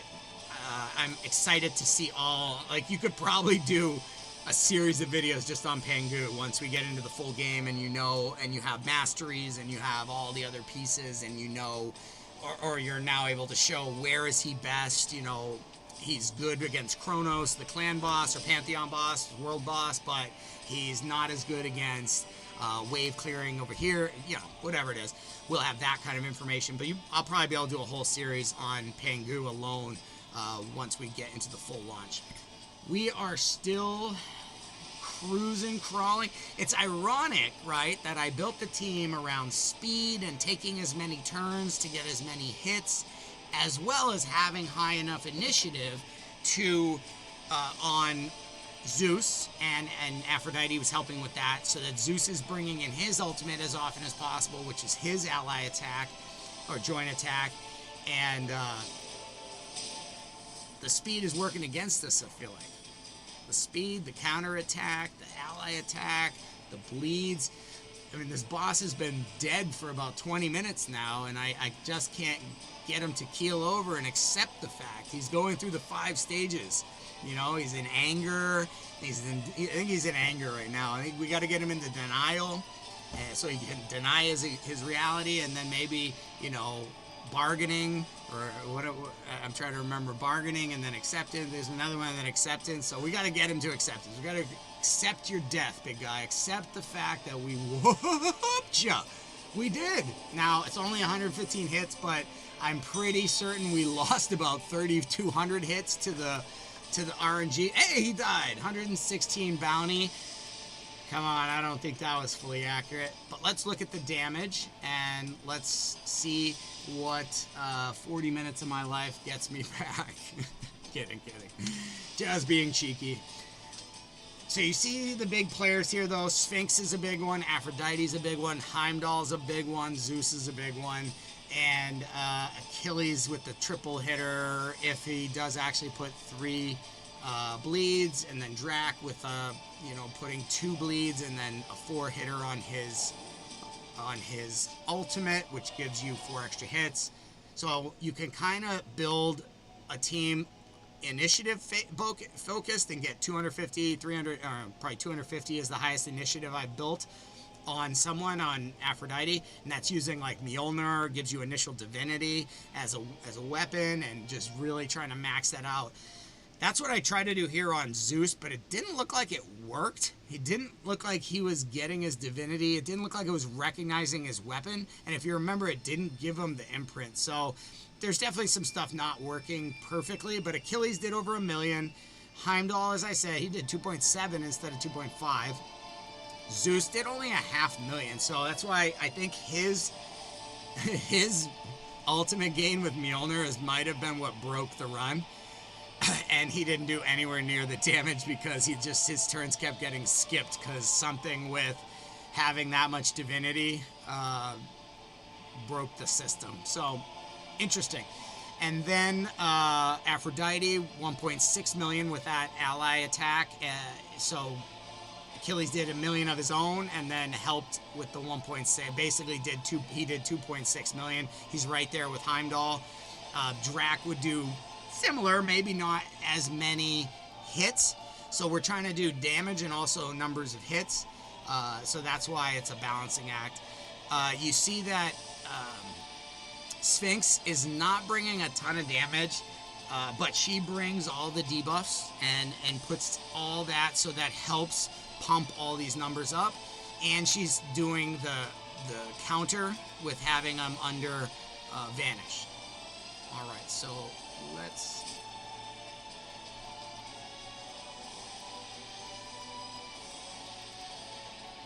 All right, so now let us go to remove this. We are going to try level 142. And I just got to put his weapon on. Which weapon is he using?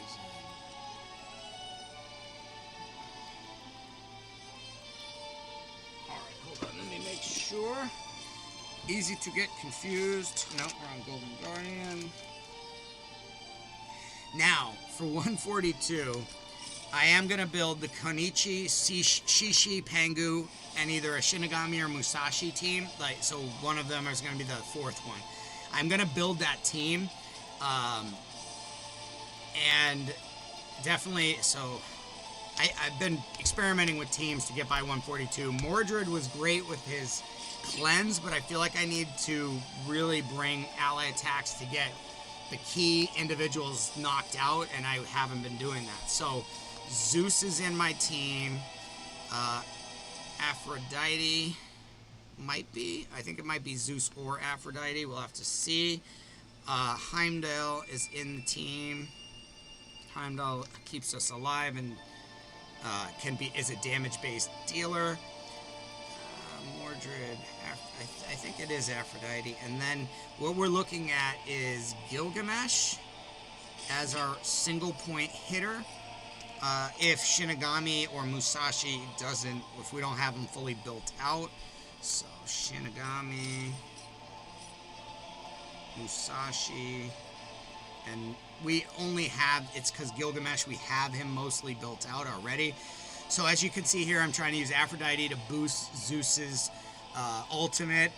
That will allow him to use his joint attack with everybody. Heimdall, the Gilgamesh, whoever our hitter is, Aphrodite, they're all going to come in on one point, one target, letting us take out Shamash, letting us take out... and also Pangu could be another one. Pangu, Gilgamesh, Shinigami, or Musashi. That's our four sort of choices we're working through. Heimdall is our D. The other option there is Isis. Isis has been seen to do real well in this level, but I got Isis just recently, and Heimdall I've had, so he's way more built out. Has, like, as you can see, almost he's the only hero. Can I get him all the way? No. So he is the only hero that almost has all 16 level gear. He's almost got 5,000 defense. He will when he gets his weapon on him. So what is the weapon for him? Sharur? No, Sharur. No, it's not it. We don't want that one. We want... Which one do we want here?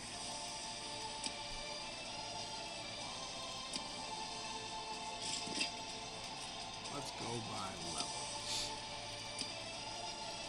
Increases damage inflicted. No. We had this one on him. We've had the Harpy of Smash on him. But I don't think it's the right way to go here. When an ally joins this hero in attack, increases their divinity by 50.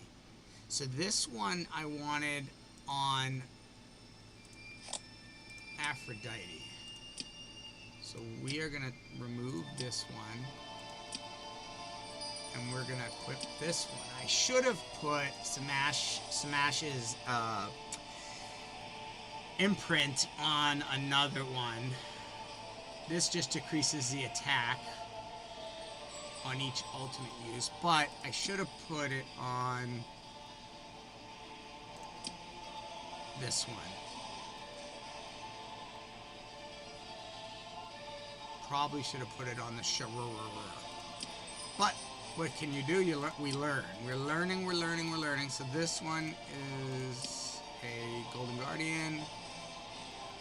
Turn meter after using ultimate is good, but not for defense. So this one, place ward on this hero.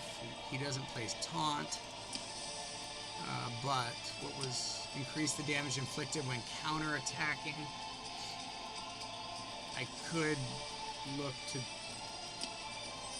I would lose the imprint, but it is what it is. When an ally attacks.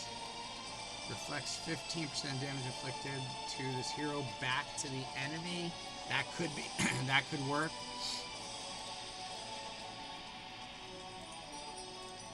That's a 15% chance to join an ally in attacking. So this one would probably be ideal. So I'm we're gonna do that. It's silly, but it makes the most sense for us, right? Oh, that's not the one I wanted. I wanted it on him. Okay, so let's see if... Yep. 15% chance to join the ally in attacking.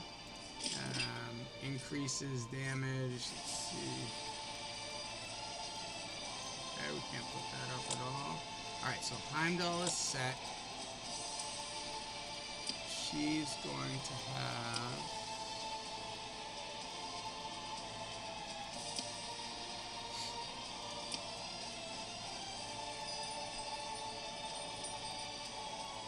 She's going to have Mjolnir. Actually, you know what? No, I'm going to put that on Zeus.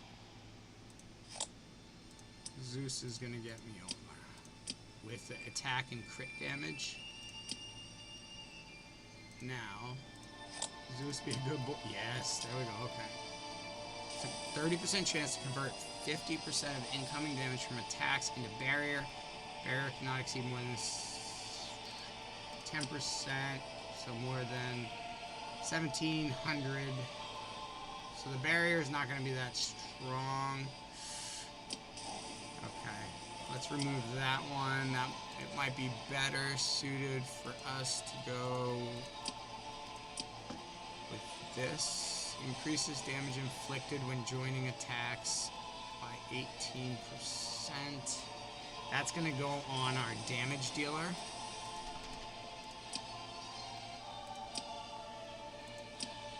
Turn meter when attacked. So we could put this one on him. He doesn't need the accuracy. I'd rather attack and attack. We could put this one on him. But again, attack and attack would be better. Strong hits. Inflict 18% increased damage. Gain 8% of current. No, that one's not it. No.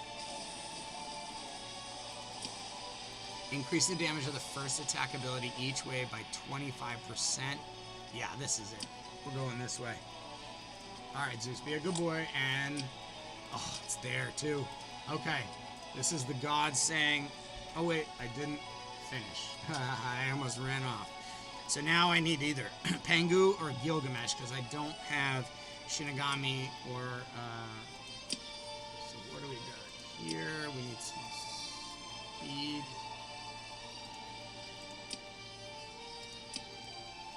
Defense, huh?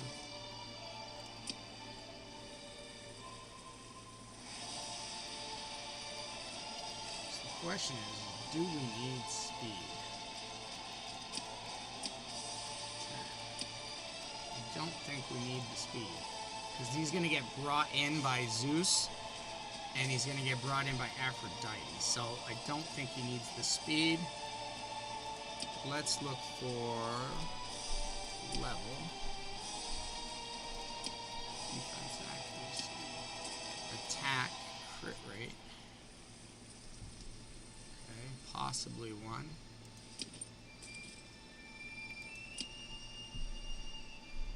Okay, this could give him more initiative. Speed, initiative, but I'd rather him have more attack. HP. HP, defense. Now, let me look at something real quick. His basic goes off HP and attack, but it's... Let's check something real quick. Alright. So, we are going to do a little math for you. We're going to do Pengu.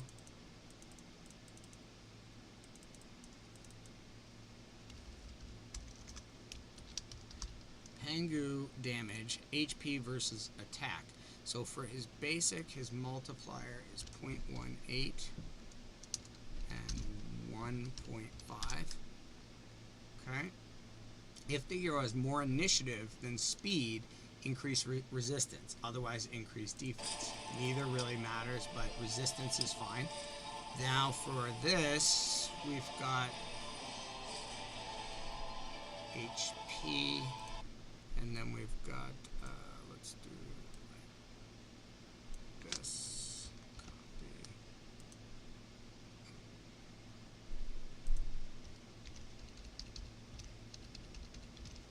Okay. I'm just doing some quick spreadsheet work, and you'll see in a second. So this one is no.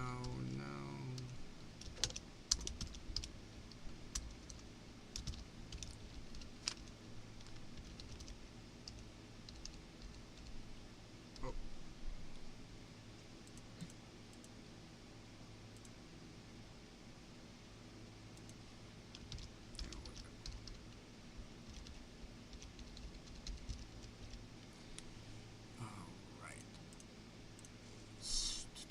So for the second one, he has HP times 0.22, 1.2 attack, and 1 initiative, 12.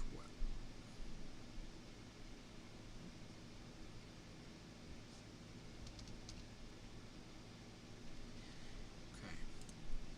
So we want to build high initiative on him. That's the key here. But what you'll see is on his ultimate, it flips. So he has HP of 25, attack of 1.5, and then speed of 12.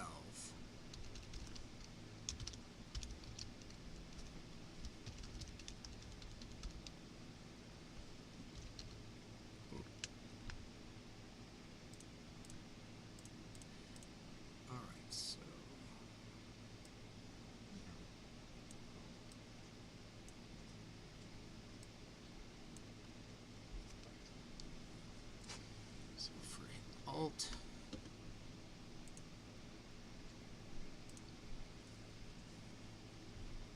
.25 HP, 1.5 attack, 12 speed, 4, 2, 2. So we gotta do this. Paste. Alright, so we do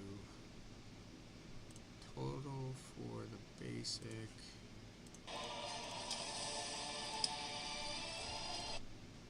It's just those two. Total for the core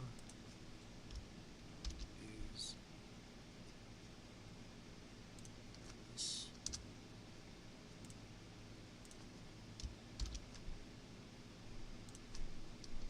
So ultimately, you want to build him with very high speed and very high initiative, because his ult and his core do considerably more damage. I'll show you this real quick. Alrighty.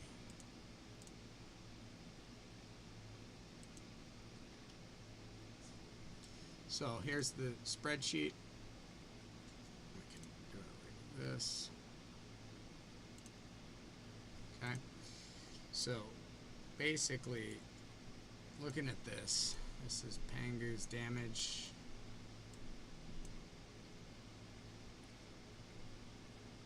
And I can't get it to work the way I want. Alright. So this is actual HP. And then, oh, we just got to check on his stats. So his actual HP right now is 47,997. His attack is 2220. His speed is 119, and his initiative is 139. Okay, so like that. Okay, so you see speed, initiative, attack, HP. These are his actual stats with gear, and he still has 2 more pieces of gear, and some of the gear could be upgraded, and he has the weapon to go on and all that. But if you look, here is the 3 multipliers for his basic, core, ultimate that are pulling from HP. This is the damage potential he does for each of them from his HP multiplier. Then this is the same thing but for attack, basic, core, ultimate. This is how much of his damage comes from attack. And so this is his total basic attack. Now what we can do is we can show you equals this divided by this. Oops, sorry, that's backwards. Equals this divided by this. And then you go, 0, that's no good. Yeah, you got to make percentage. And then 0. 28% of the... We'll do paste. And then, so that's, we can take these, move it all over, cut, paste. So it's just a little in work, but basically here you go equals this amount divided by the basic, and you see that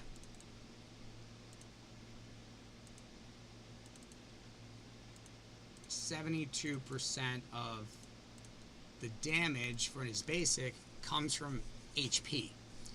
And even though their multipliers are pretty similar, the amount of HP you can get versus the amount of attack you can get, it's about an 80, it's a 70-30 in this case. So you want to be building them with as much HP as possible. If you don't get attack, you don't get attack. It's okay. It's only 28%. Then you need to build speed and initiative, because this right here takes into account, let me see if I can, come on, let me click it. There we go. It takes into account the damage. So his core goes off initiative 1,200 times, or 12 times his initiative. And actually, we'll do it this way.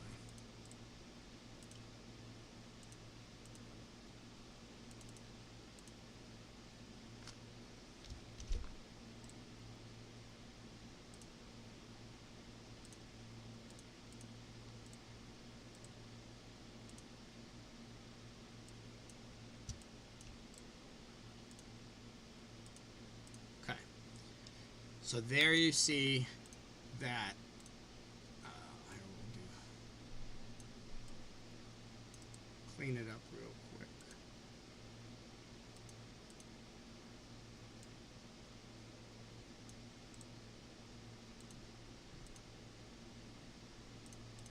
Okay, so now you can see if we were to basically do the same thing for equals this divided by the core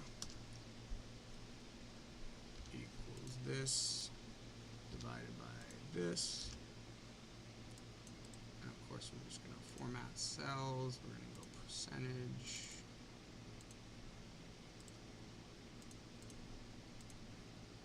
So you see, it runs to about the same each time.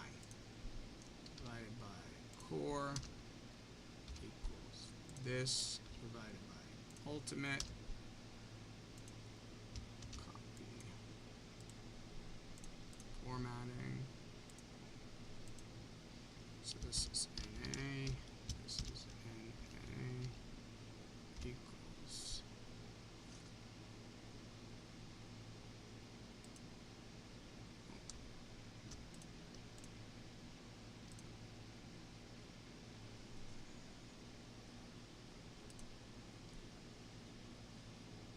Is it me, or does it seem like 1200% of 119 would be more than 1428? Let me do a quick fact check on that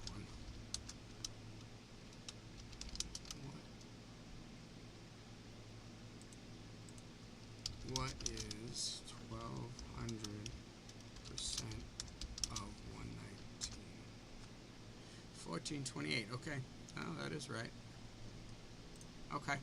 So speed, let's say, so that's how much equals this divided by ultimate. This paste.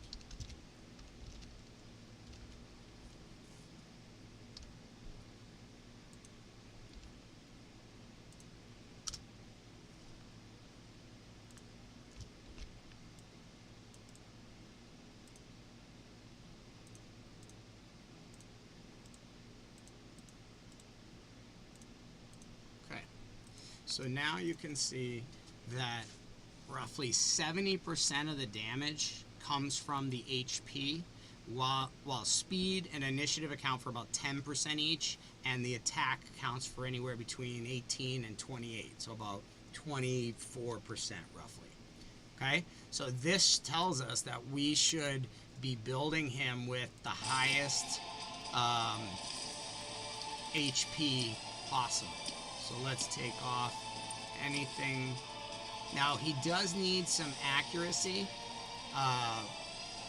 and that has HP on it, so we'll see if there's a better one. But this is honestly a level 5 chest, 44%. This is with defense. It'd be better if it was attack on there, but this is not bad. Let's see if there's anything else. Defense, res, attack, HP, defense, res, defense, attack, HP, defense, HP. Speed, accuracy, attack, so but a rare one. Defense, HP, wolf, attack. That's actually not a bad one. Not a bad one, because that'll give him attack every time, but I don't think that makes sense in a wave fight like 142 just now. So, oh, we have speed and HP, and it's a see, this one's tripping though. I don't know. It's a shrine, so it's healing, but it shows as being falcon or speed gear. HP, res, HP. That's crit rate. We could try to push up crit rate, but those substats are kind of low. And attack, HP, defense. Here's HP and speed. So this could be, I'd say, a contender. Let's see how it goes up. Yeah, it's kind of, I mean, it's okay. It's like okay, I guess. Attack.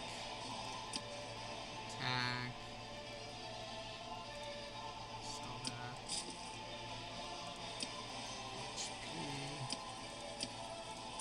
HP. I honestly really wish we could search by like the lead stat even. If we could just search our gear by like attack percentage, HP percentage, man, would that make it easier? I click through these all the time. I know by the time global launch, those features will be in there, but oh man, I would love that.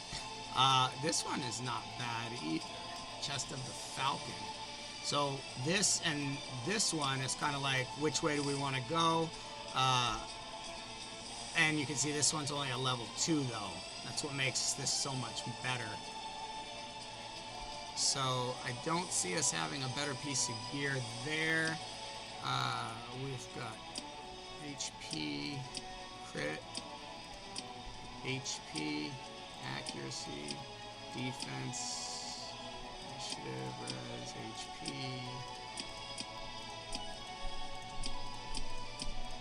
Looking for an HP percentage, but obviously that might work too.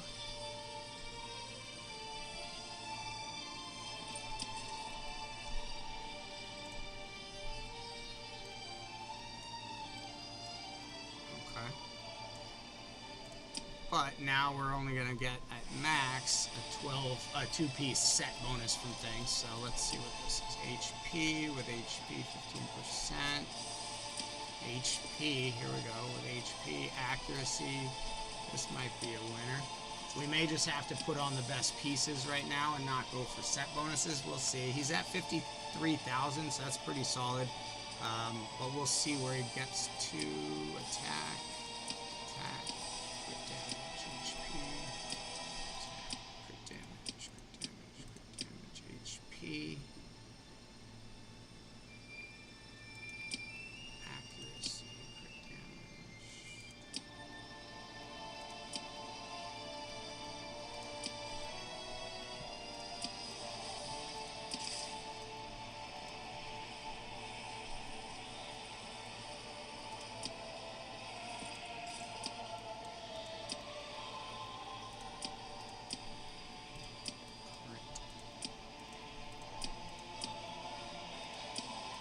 Attack. The brawler is good too. Could give us HP, accuracy, defense. I might put that on for now. Let's go by level. See if there's.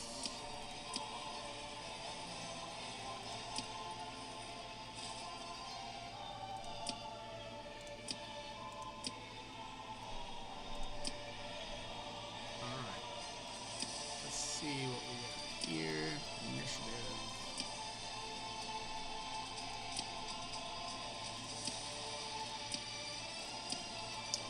Accuracy 10. Let's go by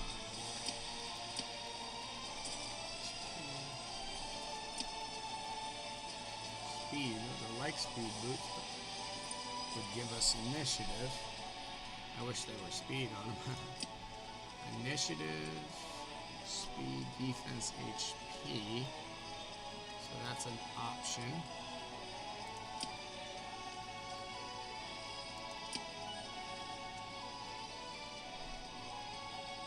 This would increase our ultimate ability damage as well, so we could go this route. See if we find a better. This would be brawler, initiative, attack, defense.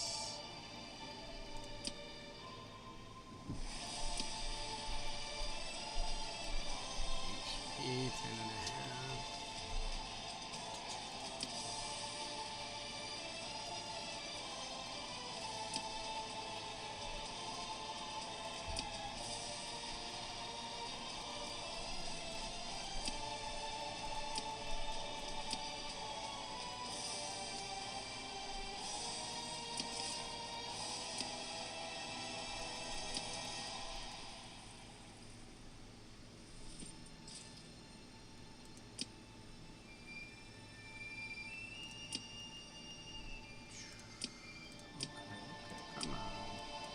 Like I said, just being able to filter by a stat would be phenomenal.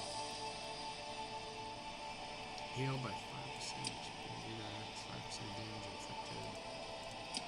Speed, HP, attack, that's the best I've seen right there, and we're gonna get that. Alright, last one. Whew. We could use a brawler. Let's see what's in there. Defense. Speed, okay. Crit damage and attack. Attack and HP.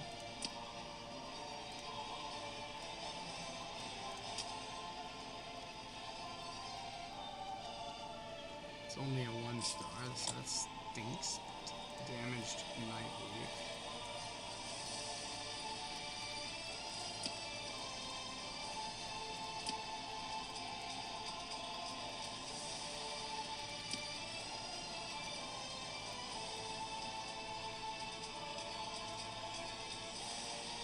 That will go all the way up to 35. Okay. We're gonna do it. And then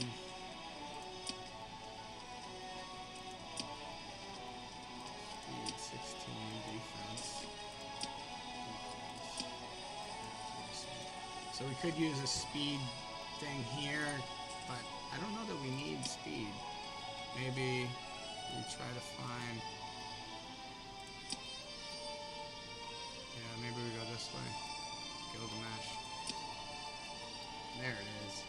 64,000. Let's see what the 64 305. His attack is 2621. His speed is 119. His initiative is 170. Alright, so with that being the case, 75% of his damage is being done by HP. 15 to 25, it's dropped now, is being done by attack. So you see how we're able to shift the numbers and then change these. So he's doing 21,000 damage on his ult, 19,000 on his core, and about 15,500 on his basic. And we haven't factored in his weapon. Well, actually, I take that back. We have resin attack, but we're going to remove this, even though World Splitter is his weapon. And we are removing that. He only lost about 400 attack from that. No speed, no initiative, and no HP.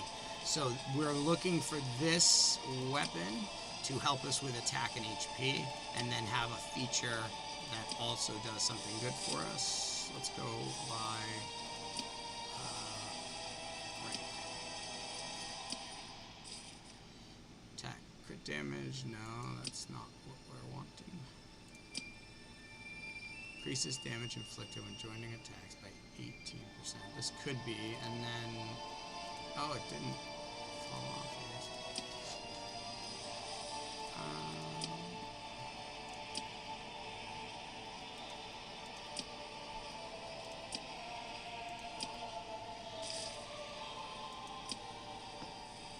Gain 8% of current HP as attack.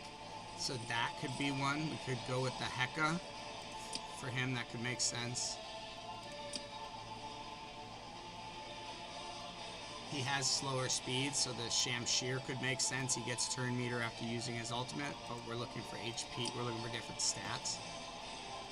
This one increased the first attack ability each way by 25%.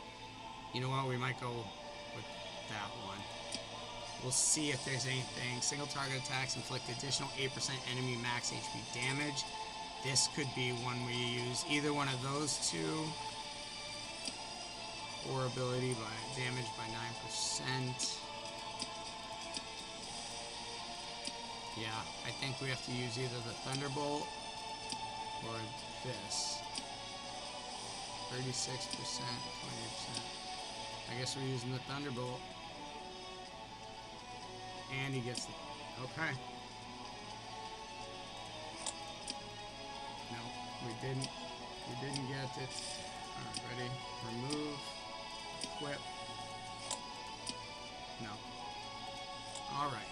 I think we're ready. I think we are ready to take on level 142.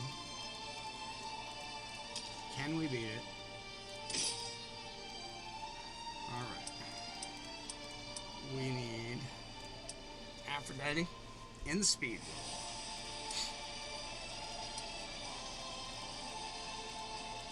Okay. Here we go. First things first, take it off auto. One-time speed. Okay. We are gonna go with Pengu.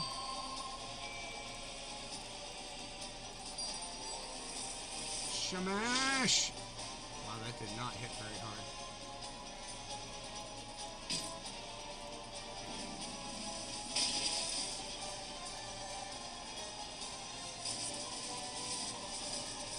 That did not seem like Pengu hit. Hey! Knock it off, you crazies. There we go. That's a damage dealer right there. That's Heimdall.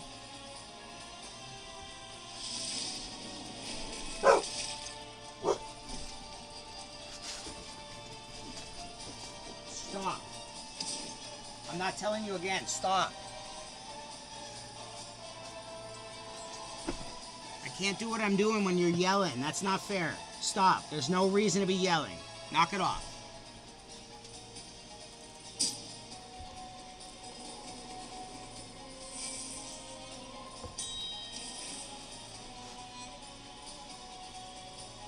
Alright, so now Pangu has the World Splitter. Doesn't hit.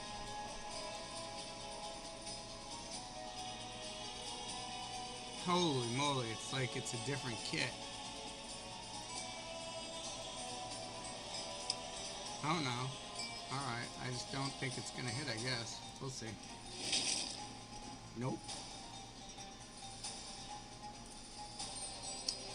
Nope, I probably should have put Gilgamesh. I thought he was gonna hit a bit harder. Pangu is just surprising me how weak his hit is. But I can take Pangu out for Mordred too, and Mordred does a lot. Oh, he locks his ultimate. Nice. Can't use his ultimate.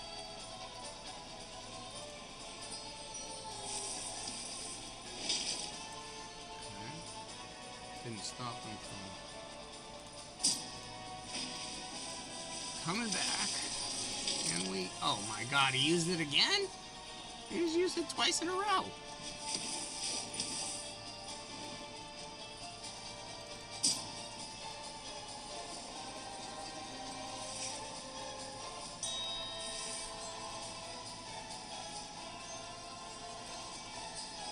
Alright, he's still got speeds. He just keeps gaining back like it's ridiculous.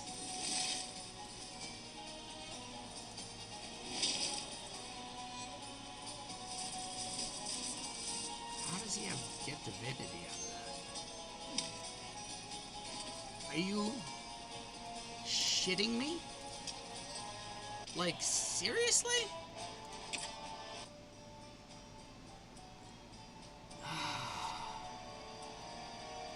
Why did Pangu decide to suck ass? Like, where did that come from?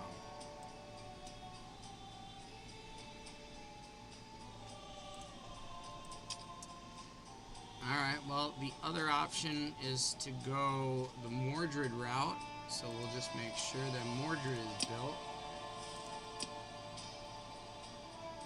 Accuracy.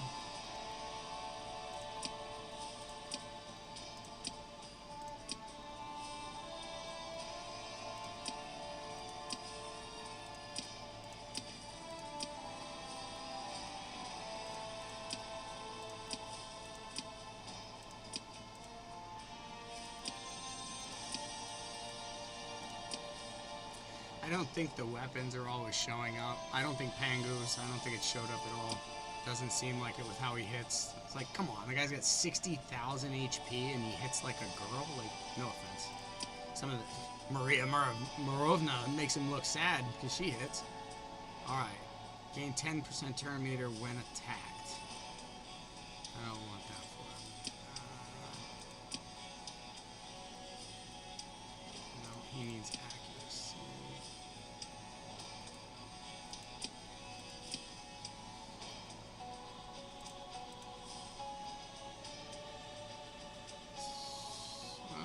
One, Galantine is one. We could use this one.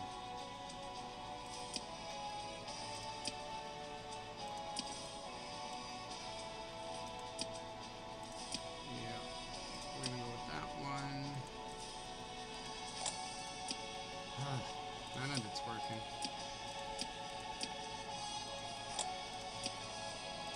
Alright, well then what we're going to do is we're going to close out the game and try to open it back up. So this has been a couple days of trying to beat a level where my gear doesn't seem like it works the way it's supposed to. The kits don't seem like they work the way they're supposed to. Like all of a sudden I have like all of my skills scrolled up. I should have a 3-turn cooldown. I have a 5-turn cooldown. You can see it every single time. So it's just like, wait, what? Like, so stuff's not flowing through perfectly, and because of that, I have just not been able to get by this level. Every single time I've done a run on it, it's just failed. So that's that. You know, like it's failed for a million different reasons now, but sometimes it glitches and freezes. Sometimes the enemy apparently becomes incredible. Like So I understand that Hercules, every time he uses his ultimate, he gets 5% HP. I have him. But never has he just turned around and one turn later just started smoke checking everybody. Like it's something broke in the code and he's gotten a lot of HP and attack or something, like unbelievably high amounts, because that's the only thing that could explain it, and it doesn't make sense with the mechanics he has in his kit. So that's what's frustrating, because you kind of want it to like make sense, so be fair. Let's see where are we? Okay, so he's got, we need his speed. Okay, speed, increase ultimate. We're taking that off. Taking that off. Taking that off.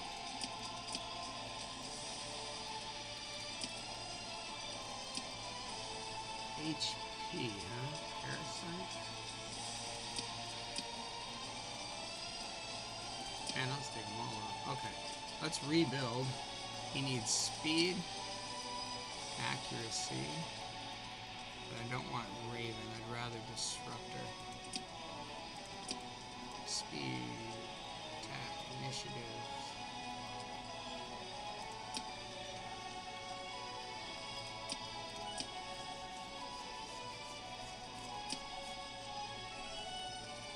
Alright, what do we got here? HP,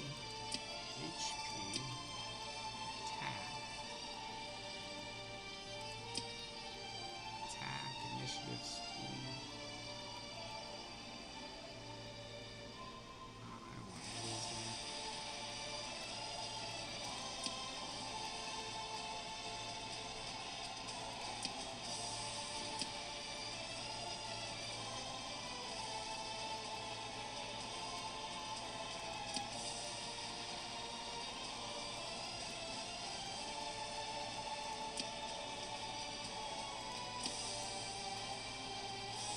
See if we can find enough speed here. Nothing there.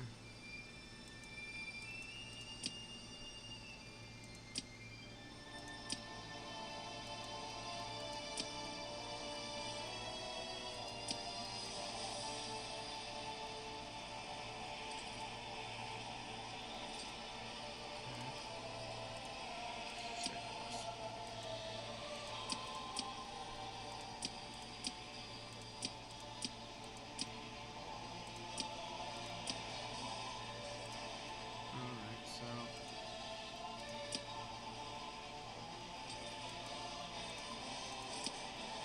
that's probably the one right there. Okay, so now speed's 146. We need a disruptor piece. HP, defense, up there. Initiative, HP, accuracy.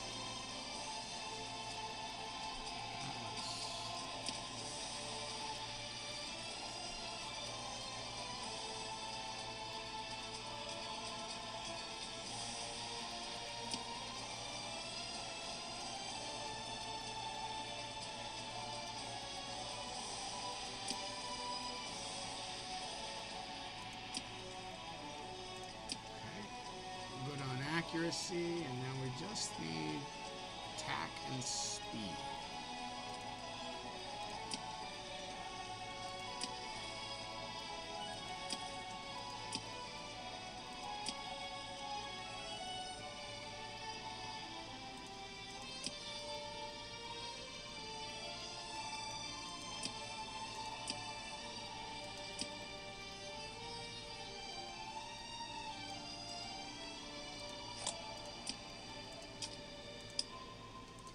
Times attack, that's good. 250 times attack.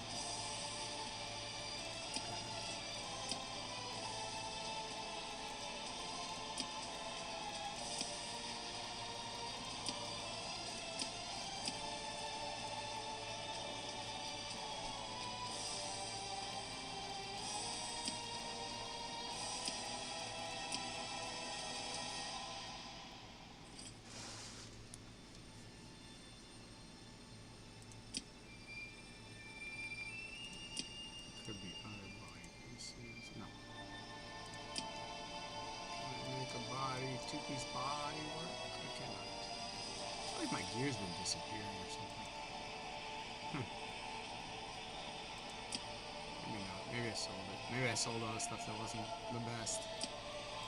Could have. It could have happened. See, like this one. Sell that one. Sell that one. Never gonna use it. Alright, so rank.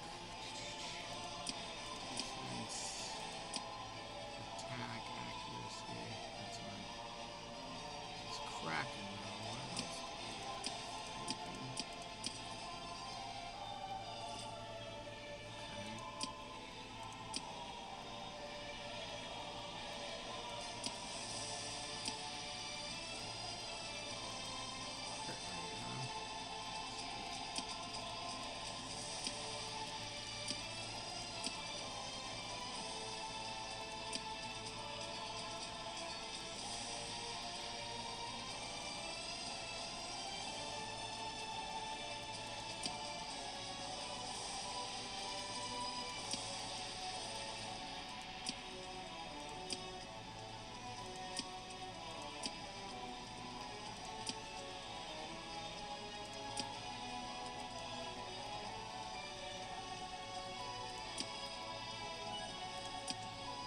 Alright, how did we do? 167 speed, 218 initiative, 3200 attack. We definitely would like a little bit more attack, but beggars that cannot be the choosers.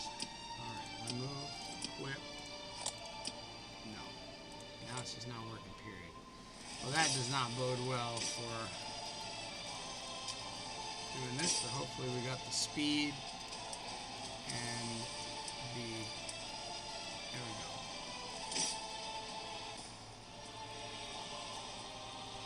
Here we go, big time and always. Alright, who do we want to put? We want to put Zeus, Heimdall. Let's do Heimdall as our defensive damage dealer.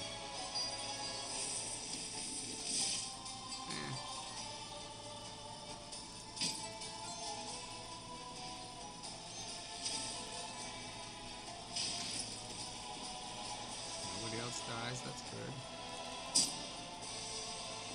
We didn't want them all to die, or anyone to die, because then Shamash will pick them back up and put radiance on them, so we do not want that to happen. And then Mordred says, be confused, be very confused. And then Zeus will start taking out. Huh.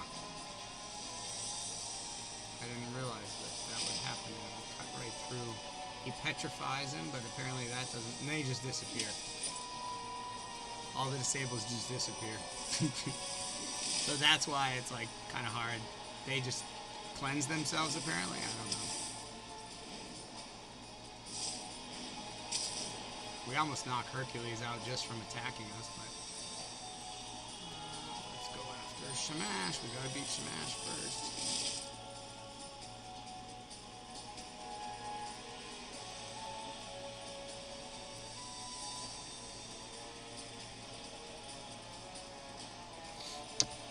Slowing down now.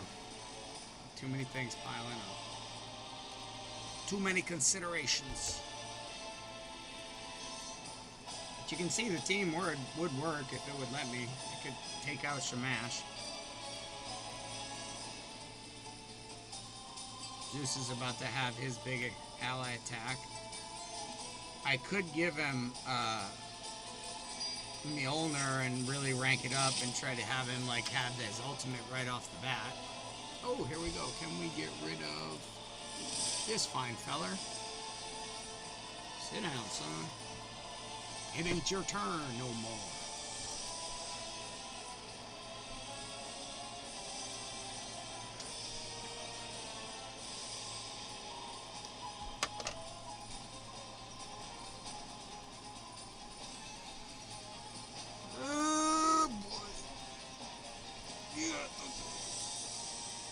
That's a big stretch.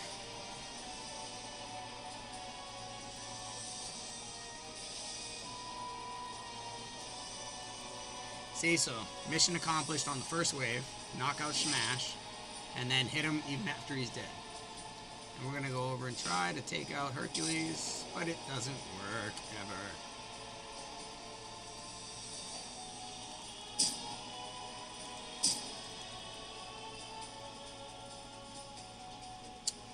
They're not willing to entertain our commands yet.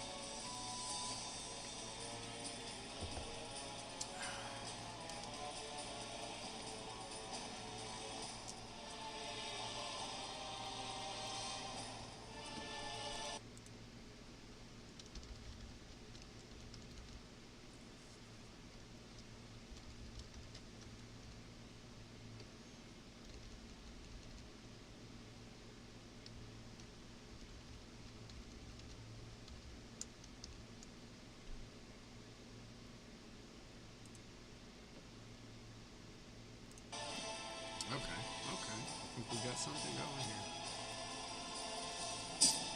We'll use his ultimate. I actually want to see how it hits. Doesn't hit. Radiance. It hit back on him for radiance.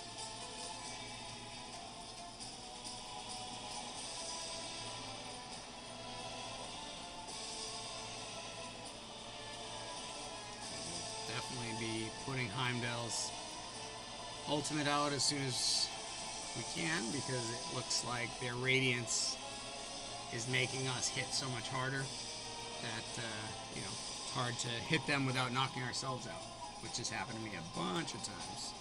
The radiance buff, I feel like, is kind of broken in some ways. Look at that. Look at Hercules. He just, no problem, one-shots us, one-shots us all. He hasn't taken a turn yet. He hasn't used his ultimate, but he must have like 40 million HP and 10 million attack, because he comes out the gate just hitting you as hard as anyone in the game. It doesn't seem like something is working right there. It seems like maybe a multiplier is messing up or something, or this like convergence of factors that are causing multipliers to screw up, but it doesn't seem adequate like to what you've been experiencing in the levels before it. Because look, why in the hell did he get his ultimate? He hasn't done anything. He's just stood there with a big stick and pretended like he was tough. And you'll watch, I knocked the crap out of Hercules. I throw that boy around. But I can't when the game doesn't work. So I'm gonna exit. I can't sit here anymore like that. Yeah, defeat. Yeah, that's what it is. I do feel defeated when I have this account and I can't make it past the level. And I honestly, I don't feel like super great about building out a Musashi or a Shinigami and doing all that work only to like have it still glitch and not work. Like, it's demoralizing. Like, I might just be like, well, F it. Like, I don't care about the rest of the levels. Like, I don't care if I have to deal with this level until it's fixed. I hope it's fixed before Wave 2, or I might just bow out of Wave 2. Not lying. Like, I hate what's going on in this level. It's the worst thing I think you could have going on, and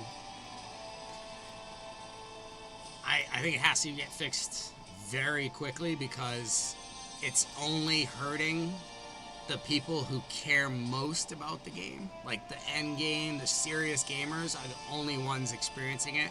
You don't get the lag in the first 100 levels. The first 100 levels was an awesome experience. I enjoyed it. The progression was great.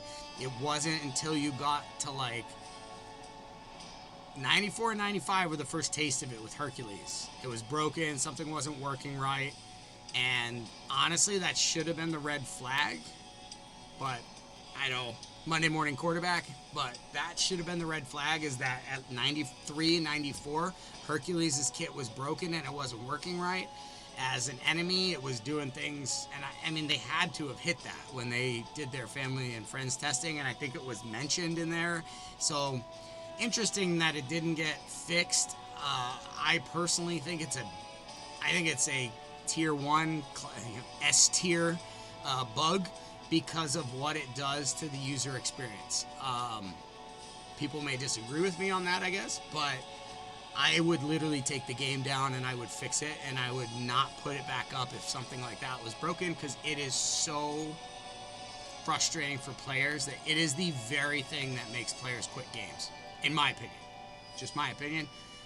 Other people may think, oh no, it's not that big of a deal, like we'll just keep pushing it out. I think it kills your late game players. Are looking for trust right now. They're looking to say, okay, Polarium said all the right things too at the beginning, and we believed them, and we went along, and it wasn't until they changed this, and then they changed that, and then they changed this, and now we're in a whole different place than from where we thought we would be with them. So everybody is looking and watching and seeing.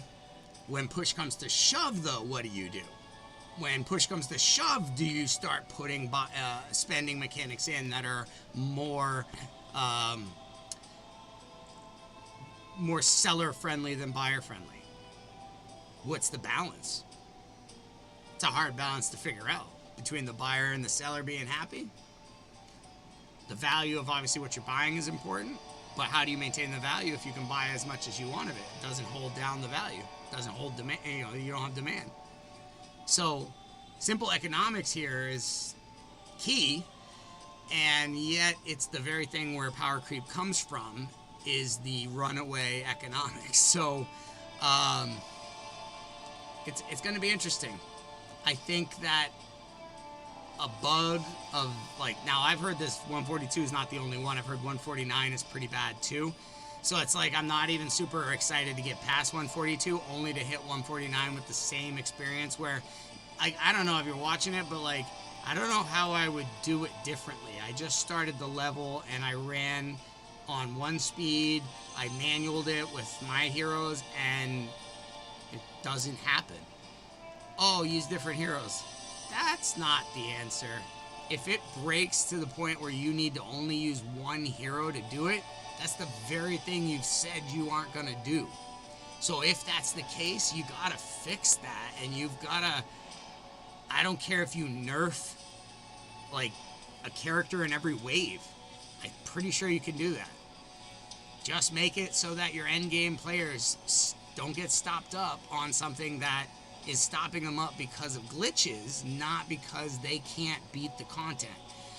Beating the content is about understanding it. If I can tell you what every hero is going to do on every move and how much damage they're doing and what their defense is and their speed and their initiative and accuracy versus res, if I can tell you all of that, I know, I understand the fight. And if I can't beat it and I'm this frustrated about it, it's probably because it doesn't feel like a fair fight. It feels like, this can screw up and change the rules anytime it wants. And yeah, that's funny sometimes because that could make for great experiences, but I can't get one run. I can't get one clean run. Not one clean run through. And I've been at this for like 6 days straight. I would nerf it. I would nerf the level, even if it was just like people skipped it. It's not worth leaving it the way it is. I'm probably not going to be listened to. But that's my very opinionated opinion, because this is, in my opinion, is the most serious kind of bug you can have. Most serious bug. When people are all trying to do something and some people just can't, for the simple fact that it isn't working. Like, I understand that it's Heimdall's kit and the retaliation feature. I understand it's so it's the pieces of their kit, okay? So if that's the case, you could potentially write a very small code delivery that just creates a magic smooth over. When this happens, and it's obviously not within the thresholds of what we normally see, ignore. Skip turn like it does for me. Right? Could you not code that in and just let us get by something that's not working so that we get to experience more of the game, test more of the game? Like, the idea is not to stop the player base. It is to challenge them, I get it, but I'm not being challenged here. I'm being like, I broke it down. I've got every hero almost in the game. I've got them all built up. I've got lots of HP. I'm breaking down how much attack they're doing, and it doesn't matter. That's a game killer. It's a morale killer. That's what we used to call in the Marine Corps. It's a morale killer. It's a swift kick in the nuts. And if you're going to stand there and tell me, take a swift kick in the nuts, I'm going to say, I don't got to play your game. I don't. So I would be real careful about how many swift kicks in the nuts you're okay with leaving in. There's only one right now. Only one.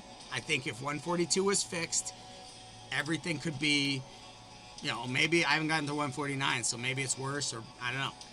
But I don't think it's the difficulty in the dynamics. I understand the dynamics and what you're going for, but it missed, and we're paying for it.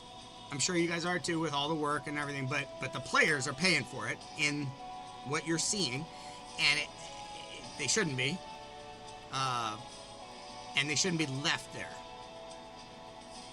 It should be a priority to get them out of that environment, out of that experience. Okay. Let's go out of the game and come back in. It is 6:40 at night, so I don't think we're getting any more energy, so I'm not going to be able to do much this evening. I mean, other than do a couple runs every, when it fills back up a little bit, but and we can see, what is the fill rate, how long does it take to fill energy back up.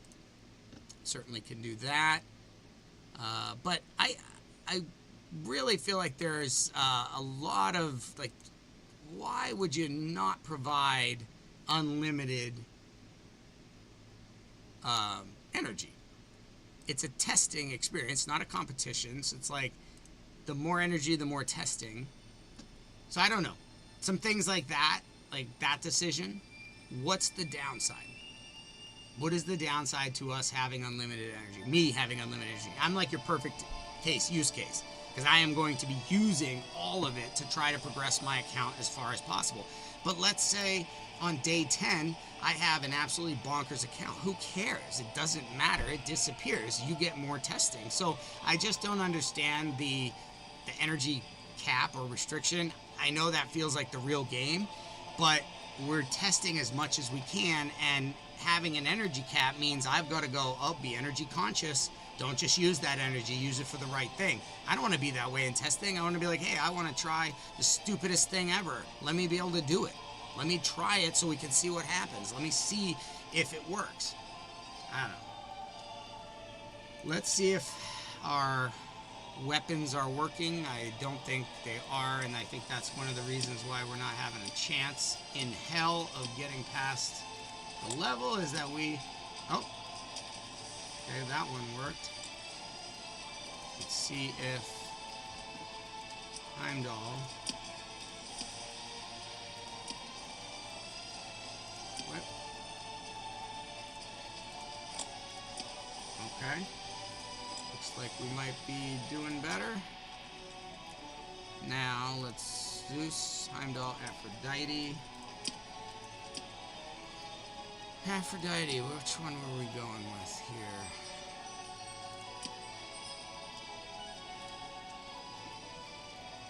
I think it was this one. Maybe we'll go, well, we'll save that one.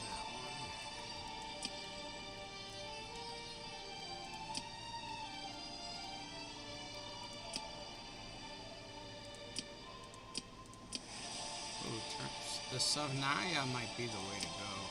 Turn meter. When attacked. I'm gonna do that one. She's gonna get around faster. Let's see if... Nope. Didn't work. She has Kate Sith. Nope. Not working. Let's see if a different one will. When an enemy attempts to place a debuff on an ally, no. We want.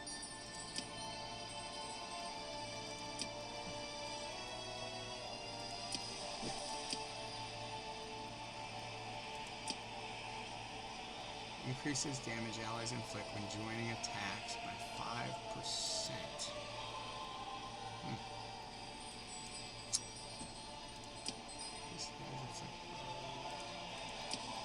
I guess we'll go with this, but it's not really the one she needs. Galantine. Damage received from attacks. Fanax. He has this for accuracy and attack, so I don't want to take that off.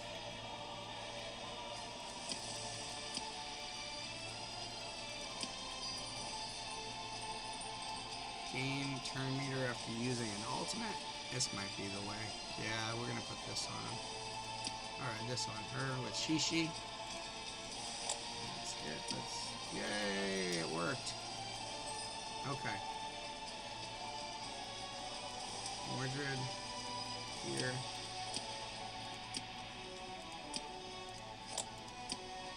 Okay.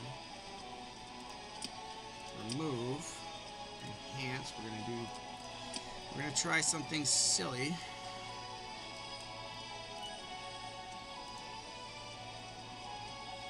Counterattack.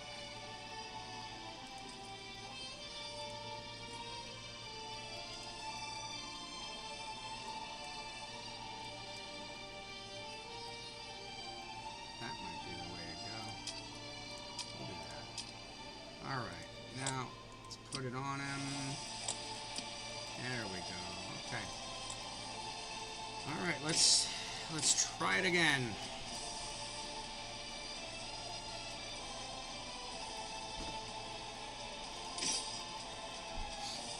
Speed. D. Alright. Let's do it! Let's do it, kids!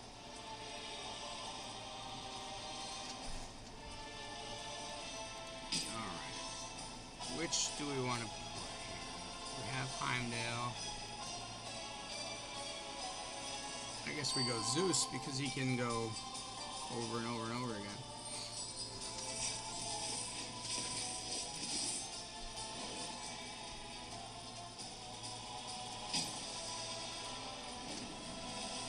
Does he have enough to get Shamash? No, didn't.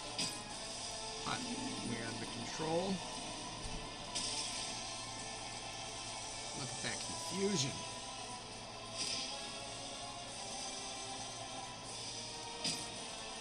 Take him out. Take him out, big man. Defensive damage dealing. It's the way of life.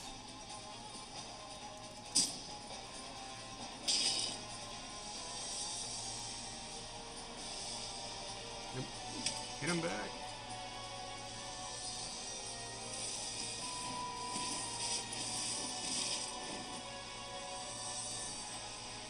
Pro turn meter is a good thing. That's a good piece. Oh yeah, knock him out. Come on.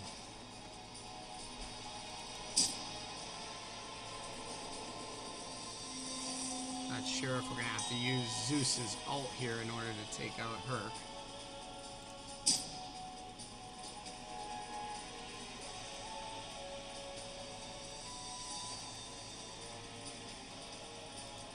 But we are frozen, and I don't even have anything.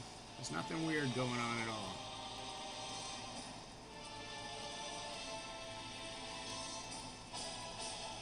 Oh,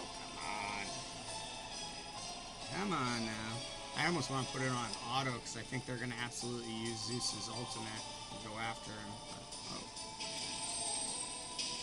Okay, you take the defense just so Herc can't do no sneaky peeky hitting of us. He's known for that. You give him 13 seconds. That's why there's a lag. It's building up his HP right now. It's time-based, not turn-based. That's what it is. Discovered the bug. Oh, we're never gonna get to go. I can't get a clean run, you know.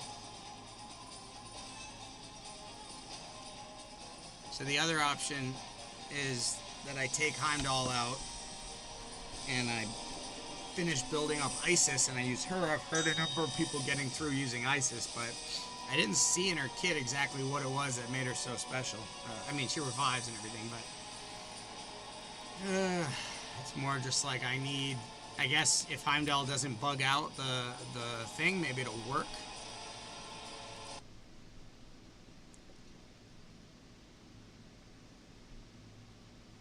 Oh, wow. Alpha 1 will now end on Friday instead of running through the weekend.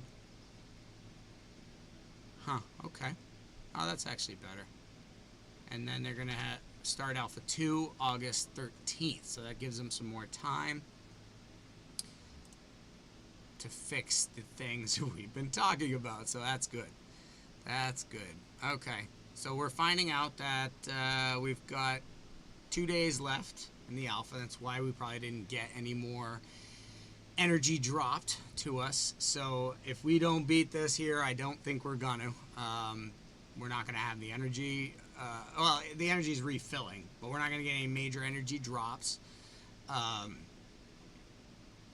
So we'll see. We'll see if I can beat it with the team I have. There's not gonna be a ton of energy to go farm gear or stuff like that. Here we go. Here we go. That just didn't hit at all. Like they were like, oh, nice breeze, nice breeze. We all have 1% HP, but don't worry about it. We're good. We have our full divinity, so you can't hurt us. Oh boy. I feel like I have a team that can auto this that I should be farming this level for gear, which I should. This is the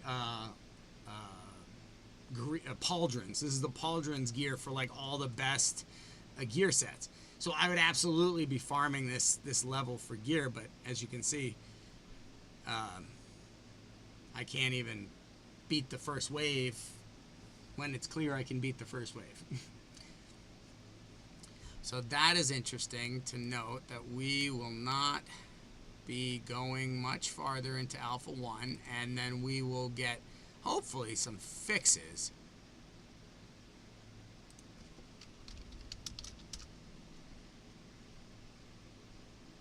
Oh, somebody's trying to message me.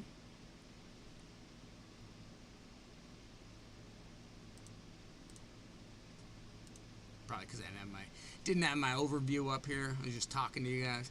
I didn't want you to see the frustration on my face. Sometimes this is just really frustrating to me because I work very hard to figure it out and break it down for you guys and for me.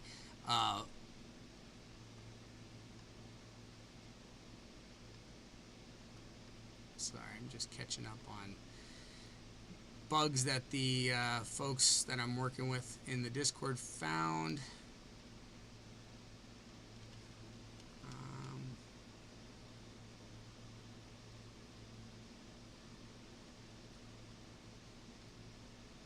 Good deal. A lot of good work on an optimizer. Dan Man's putting together a combat calculator. All kinds of good stuff. AdHocs is doing some great things with dashboards and creating good dashboards for you to use. So, and I'm working on some of the formatting for how that can help you keep track of all the resources that you have, all the heroes you have, and just keep it all on one page so you can say, oh, okay, I need, a razor gauntlets, a piece of razor gear gauntlets with crit rate and crit damage as a substat and accuracy. And I'd like it to be level 3, 4, or 5, and the rarity doesn't matter, but it's obviously would be better if it was epic or legendary, but a rare is fine too. Typically really can't do much with the uncommon and commons. They just don't roll up to be high enough numbers to make it worth the coin. You'd be better just selling it and going back and farming if you have the energy, going back and farming for more and getting a few good pieces of gear and rolling them all the way up than trying to have a million kind of pieces of gear that you might use. So for this one, obviously it's alpha testing, so I am being oh my god, did we just get through this? So I am being very aggressive with my gear selling. I'm selling. Well, and I didn't know that I could sell gear until like level 111 because I didn't click on and I didn't see the little icon to do it. But once I did, man, I've been selling a lot of gear because it's like 2 days left. You know, if you don't have the gear you need, you're only looking for one piece here or one piece there. At this point, might as well sell the rest you're not using and just, you know. And now that I saw this email, I'm going to go even more. Like, whatever is not possibly going to be used is getting sold right now because I'll use the coin to upgrade the gear that will be used and hopefully help me get past this level. Okay, so we want to do Heimdall.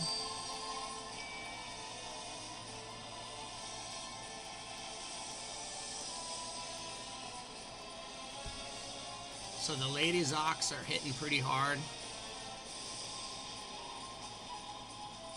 But here you see there's a shield on everyone. That doesn't always happen. Sometimes I come into the second wave and that shield's not there, and that makes a very big difference. I'll tell you that much. I almost want to keep letting it auto because it seems like that, for some reason, is working. Like, my manualing is not a good thing. I don't know. I'm willing to try anything at this point.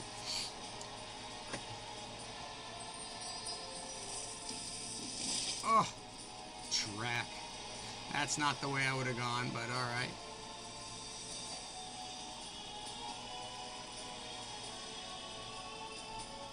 That's interesting, too, that they mentioned they're going to take down the Alpha 1 a little early. And we were just talking about how this needs to be fixed, so maybe that's their response in saying we hear it. So, cool. I like that. I mean, taking their game back from players that are really excited about it has got to be a hard decision for them, so I think this is their responsible move to say, we really got to fix these pieces or it doesn't really make sense to keep people trying to do it. That's just going to make them angrier and angrier and angrier. And if they haven't gotten to 142, then either they don't have the time, they're not playing it enough, or they don't have the understanding of the game, and that's okay. They're not going to get there yet. But, you know, for the players who are at that level of understanding, it's infuriating to get to a wall that doesn't let you buy for no other reason than the fact that it doesn't let you buy. You know, so I think that they recognize that as gamers, and that's cool. It's a good sign to see that they said, all right, we're going to do the thing we never want to do, which is take it back from you, you know, and we're going to go fix these things, and then we'll be back in August, middle of August, for another 10-day push.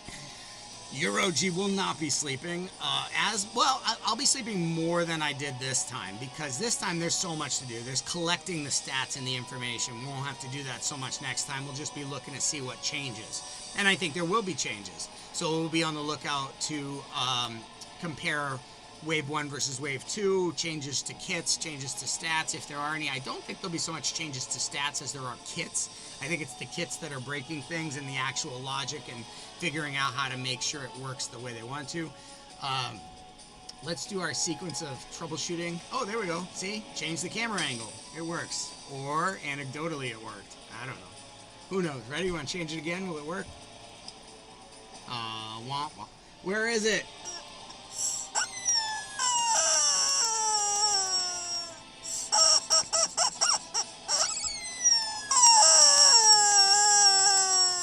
That is a sick-sounding, complaining chicken.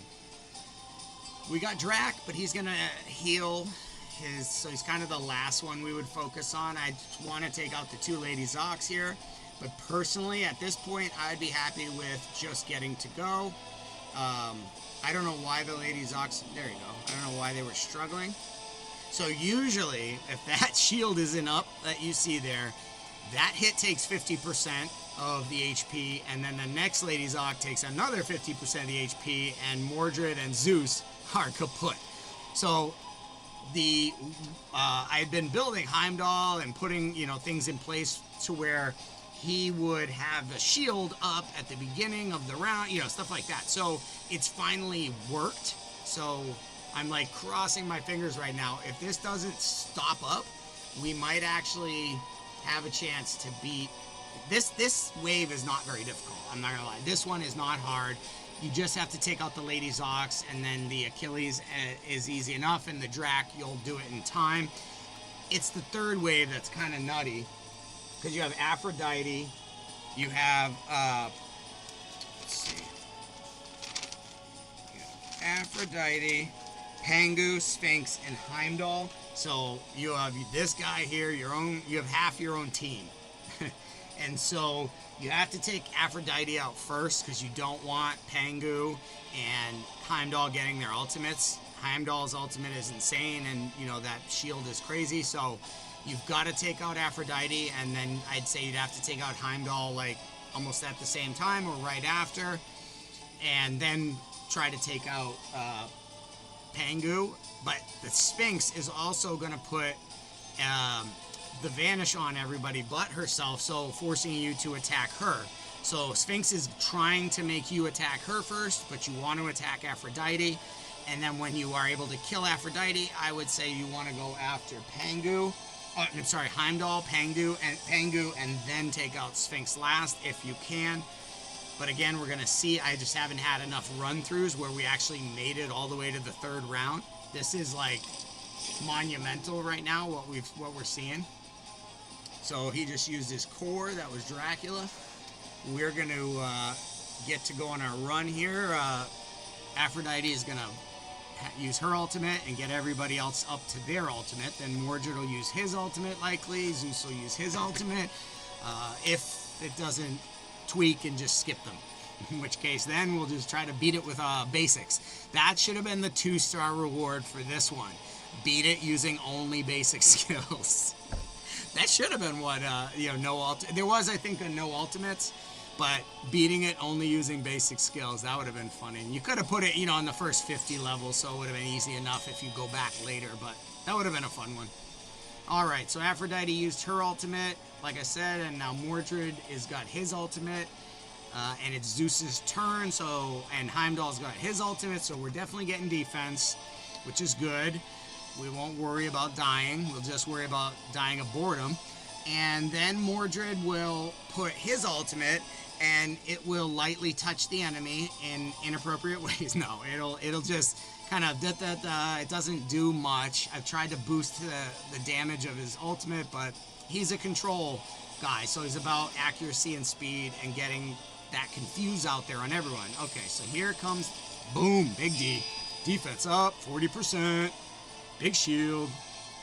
So it didn't either land. Oh, no, there it is. It's down here. Ally protection and shield. So we're safe, at least. That's good.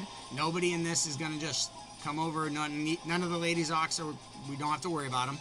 So ultimately, if you can keep from using Heimdall's ultimate or you get it fast enough, he should use his ultimate at the beginning of this round. Now, if you get him to a 5-star awakening, which I'm at 4, so I need one more imprint or one more copy of Heimdall, and he will be at 5. Then he puts it at the beginning of every round.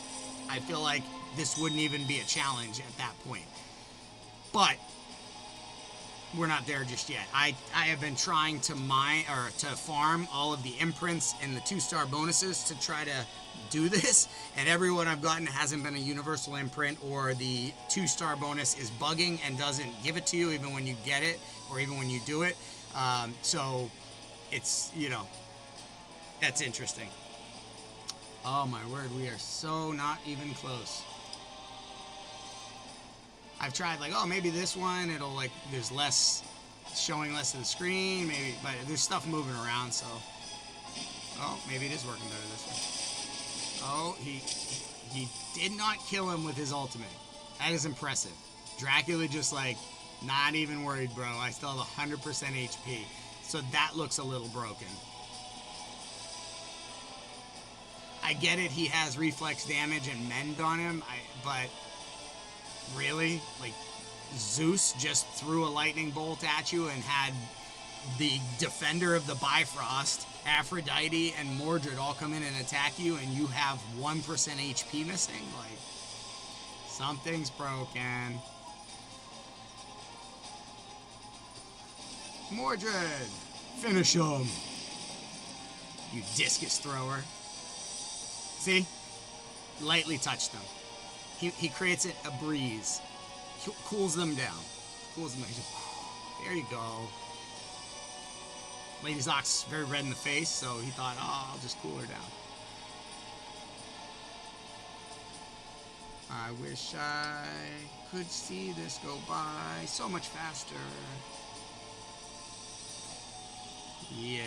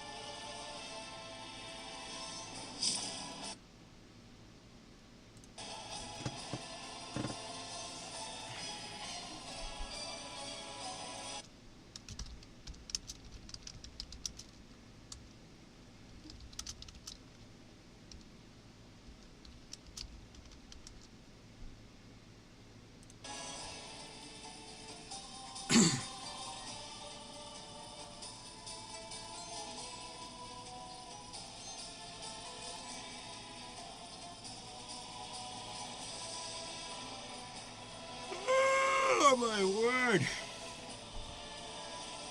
Oh, there we go. Trying to take out his knee? That was a little Tanya Harding right there. Nancy Kerrigan. You see that? Right in the knee. Why knee? You know? That's a 90s reference.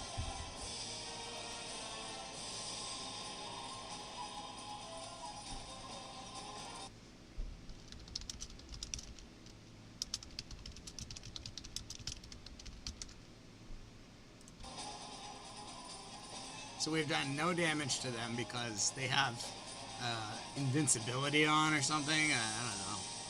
That reflect, this one reflect damage buff that will never ever come off, and the mend and the shield. It's so incredibly powerful that we have done next to no damage to them.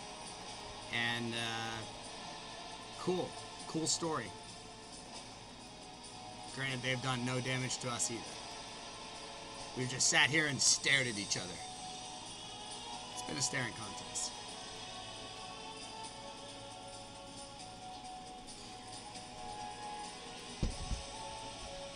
It is kind of ironic that I didn't do like a Blaze team. Kind of ironic.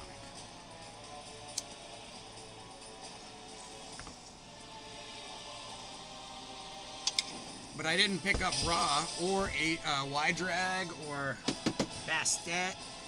I got a Sog early on, but I didn't see a clear need for Blaze either. I mean, I had Bleed on Lady Zox, so it's like, what do I need burn for Blaze, you know?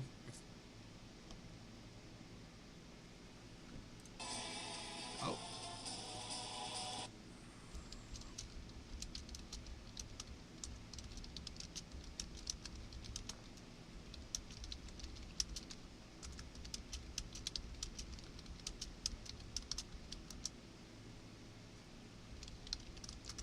So somebody was just letting me know that the game music is a little loud and that it kind of can drown me out and people can't hear me on the stream. So thank you for letting me know that, because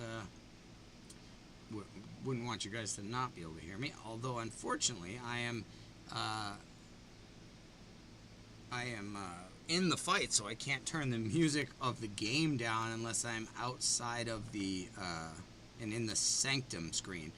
So I can't do that from here. So the only thing I can do is click off the game screen, and then the sound will, as you see, go away, and you can hear me without it. Dracula, if you can hear me, please just fall down and let me win. Please be a buddy. I just need to get by this, man. I just don't. I want to see all the content, and I don't want to I don't want to have to get there by cheating or something. I just want to be able to beat it fair and square, you know?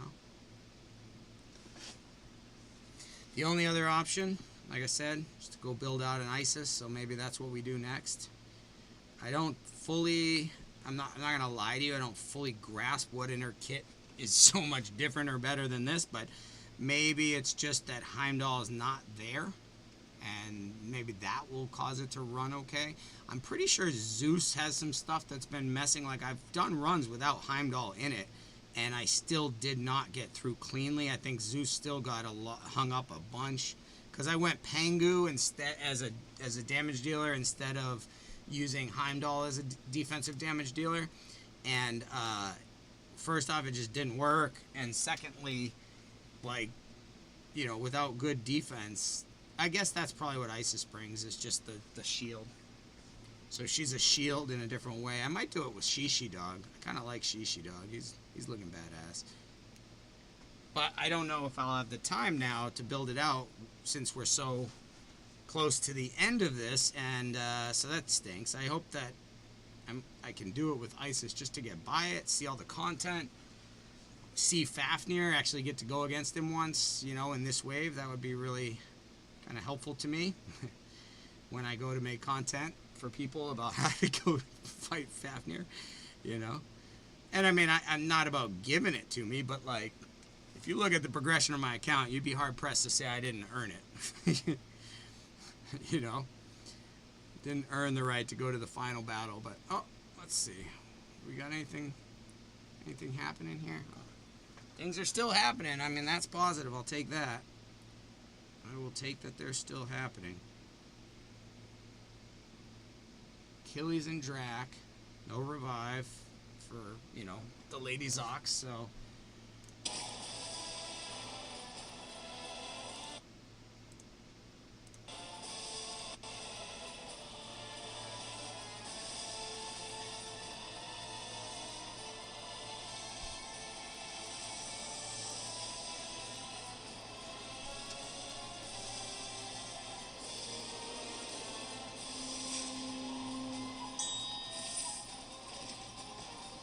Yay, we're one away from the last round. We might actually do it. This will eclipse beating Sonic 1 if I do it. It's going on the wall of fame behind me. Right by the monkey head. Do you see the monkey head? Oh, it's my OG thing is in front of it. Hold on. There's the monkey head. It's a coconut made into a monkey.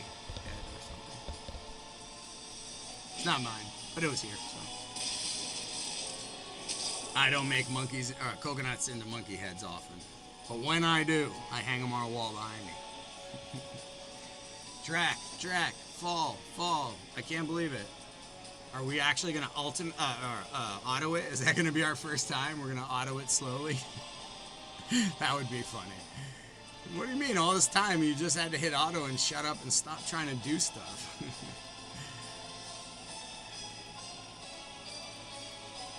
I would win the inactivity award. I learned how to stop having to be active. Track. Oh, Mordred! Finish him! Show me you have some hit. Literally his HP did not go down at all, Mordred. Like, not at all. Did you eat your Wheaties this morning, bro?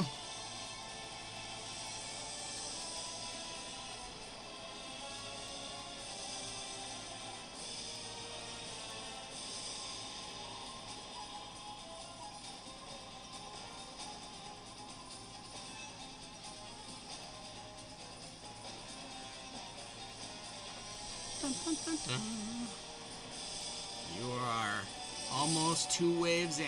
Oh, still doesn't have enough. Drac apparently has more defense than anyone on Earth. His Heimdall is hitting with 5,000 D behind him almost, or more. No, I think he has over 5,000 defense. That's the equivalent of having like 5,000 attack on your damage dealer. That would be they'd be smacking. They'd be smacking. And at this early stage, like, we don't have relics, we don't have glyphs to upgrade the gear stats. We don't have any of that yet. So imagine that could come in and stats could continue to grow.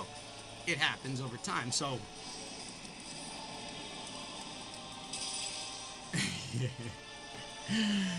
Confuse on himself will do nothing. He will still attack because there's no team member for him to attack. So Confuse is useless on a solo, just so you know. So if you're going against a level or a place where the Confuse keeps stopping you up or destroying you, if you can build a solo build, Confuse will not impact them at all. They will just fight right through it. Now, I think they can still only use their basic, but Confuse is pretty much only on for one turn, so you use your basic and then you're back. And that other hero does not have, it has a 4 or 5 turn cooldown before they have it again. So Confuse is not terrible if you can build like a Gilgamesh, someone like that. A Pangu probably could do it. Ra, maybe. Look at this, folks. We have made it to the last level. I don't even know what to say. I don't know what to do. We are here, the last level. So we want to take out Aphrodite. I don't know what we're going to get the chance to do, but that's what we want to do.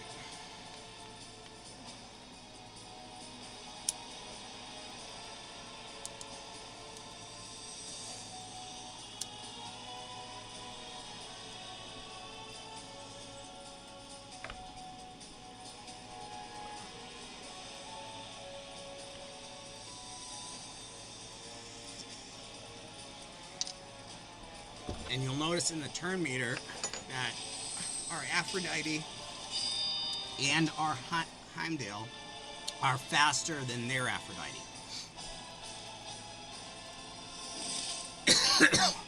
See, now, they already have the same shield that we do from Heimdall, which, they shouldn't.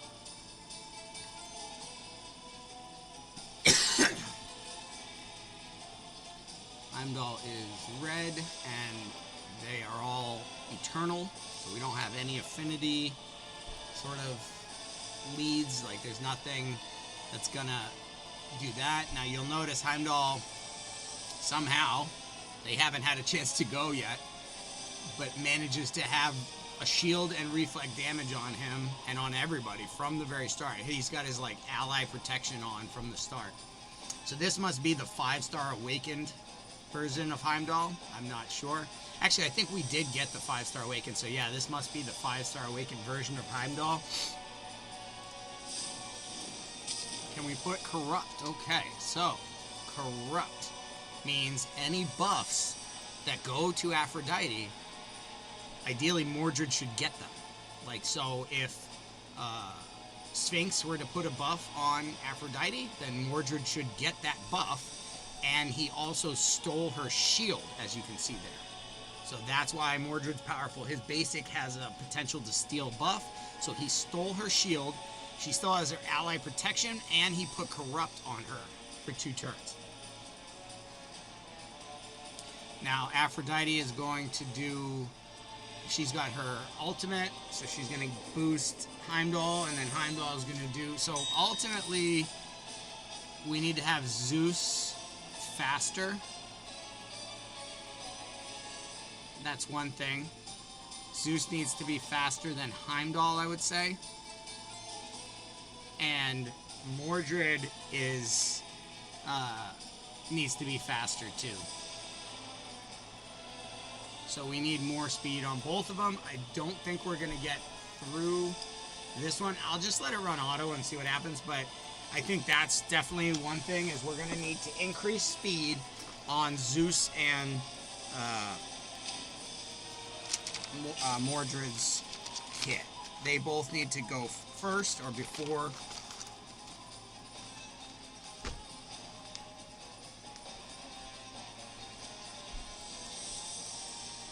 So, let's do...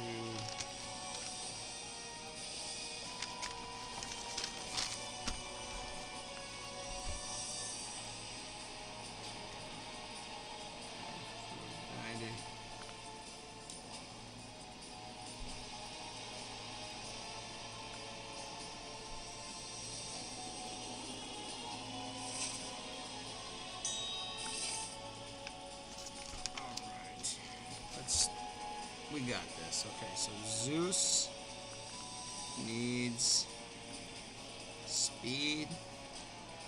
Mordred needs speed. Heimdall is good. So he's our threshold. And Aphrodite, we know she's good because she's a speed maniac. She's like pretty fast. So if this doesn't work, and it might not because they didn't get out in front of this wave, I think we really just need to be in front of this wave speed-wise so that Zeus can use his ultimate and take out Aphrodite and then go right after Heimdall. Also, we need to be able to put Confuse so they don't buff up. So Mordred has to be fast enough and have his core ready for that second wave or third wave.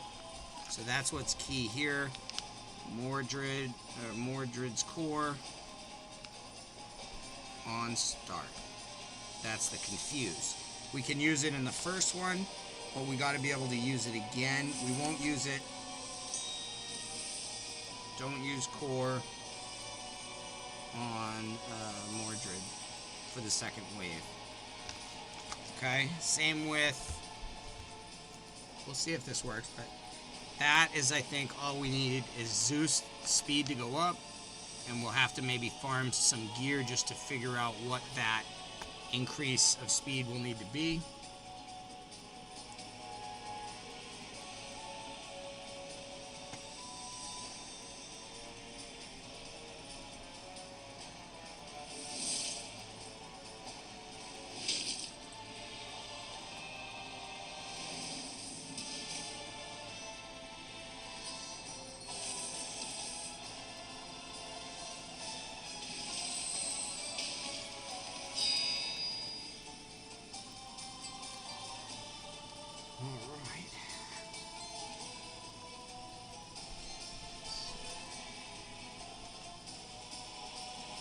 It's hard to just quit out of here though and go work on building speed for these two, even though I really feel like if I get there's two speeds just up above Heimdall's, or just above Heimdall's, then I think we should be able to do it.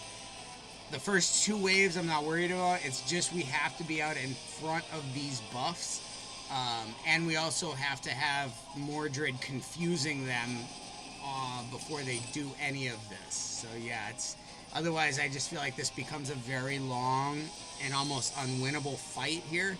Zeus is almost dead. Aphrodite's almost dead. In fact, let's call it.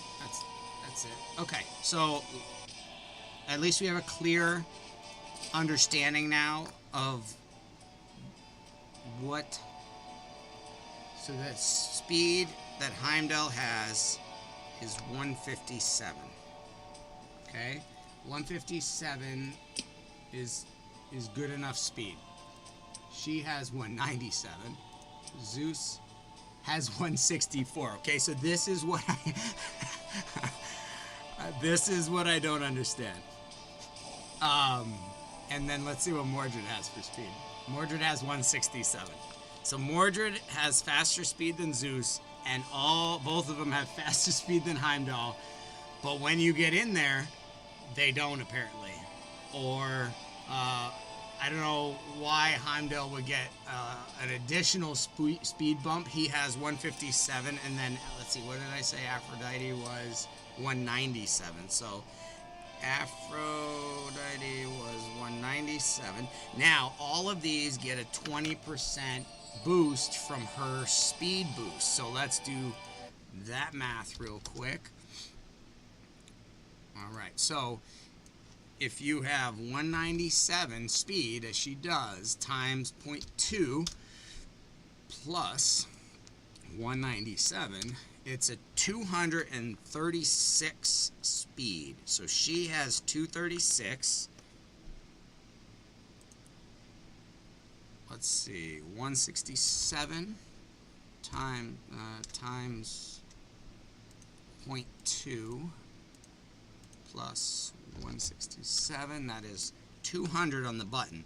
So if you get 167 speed and you have Aphrodite or Quetzalcoatl as your speed lead, then your 167 speed equals 200 speed because you're getting 20% or 21% bump.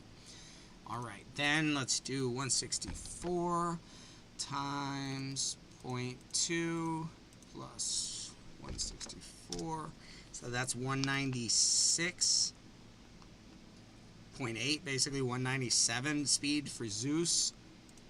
And then Heimdall's 157 times 0.2 plus 157, that's 188. So ironically, Heimdall has the slowest speed, but that's not how it's showing up in the level.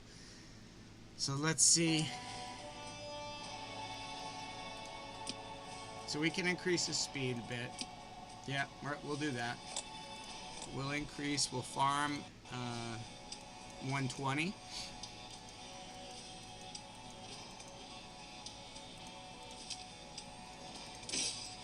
Since we're all Golden Guardian focused today, let's Sphinx. Okay. I'm just gonna auto them. Oh, yeah, because I've got to take the pups out. So I'm gonna auto them, and 2 times. Oh, I can't. It's only gonna be 1 time, so I'm sorry about that. I'm gonna do that and take these pups outside because they've been such good, diligent puppies. So I will be right back.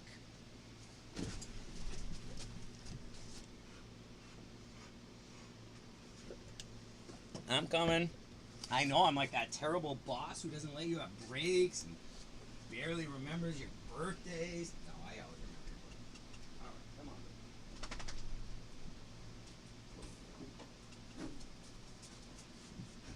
In the yard, okay? Don't go running out.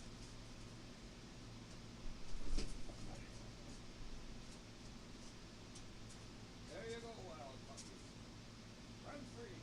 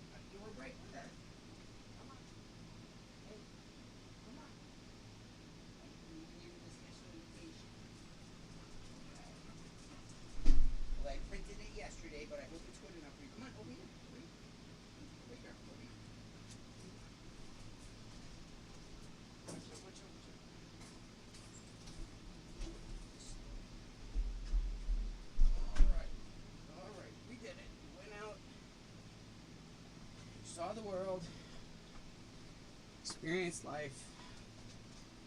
Now, how much coin did we get?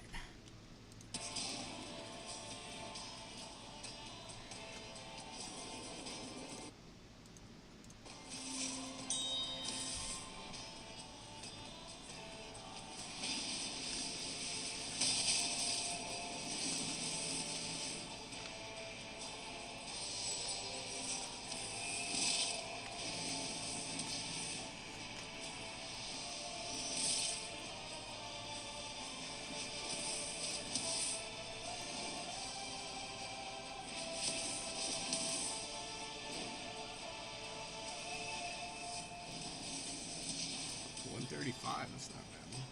We're getting up there on this one. 141, 2. One time when I least expect it, that'll be when we'll get 201 or something.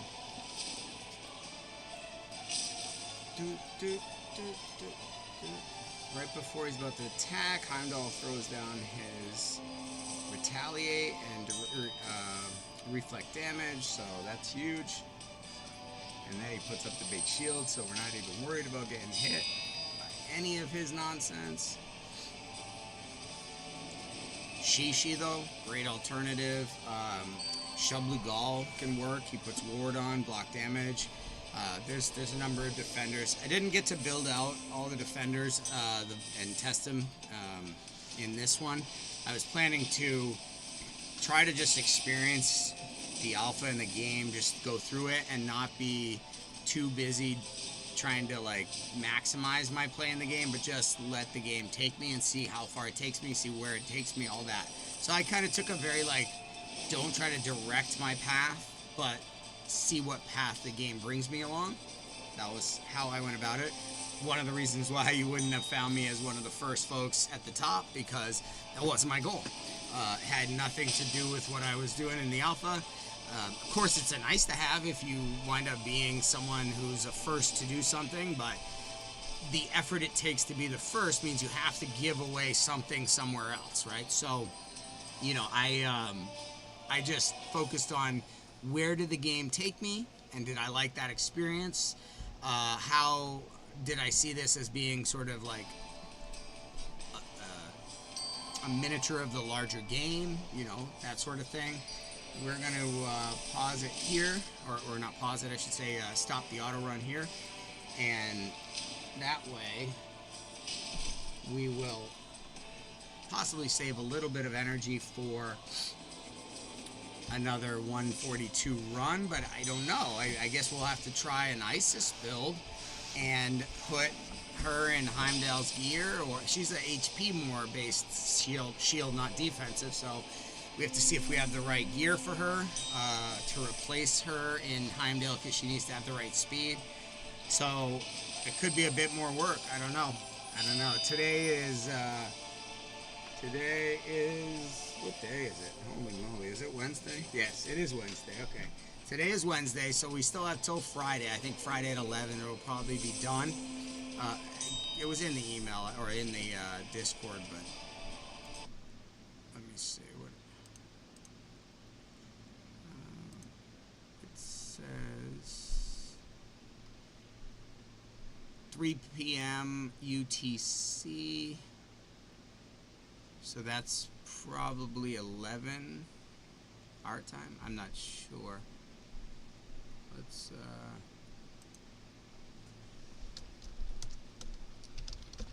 UTC to Google.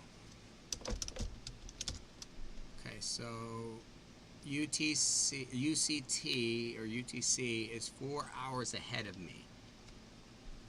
So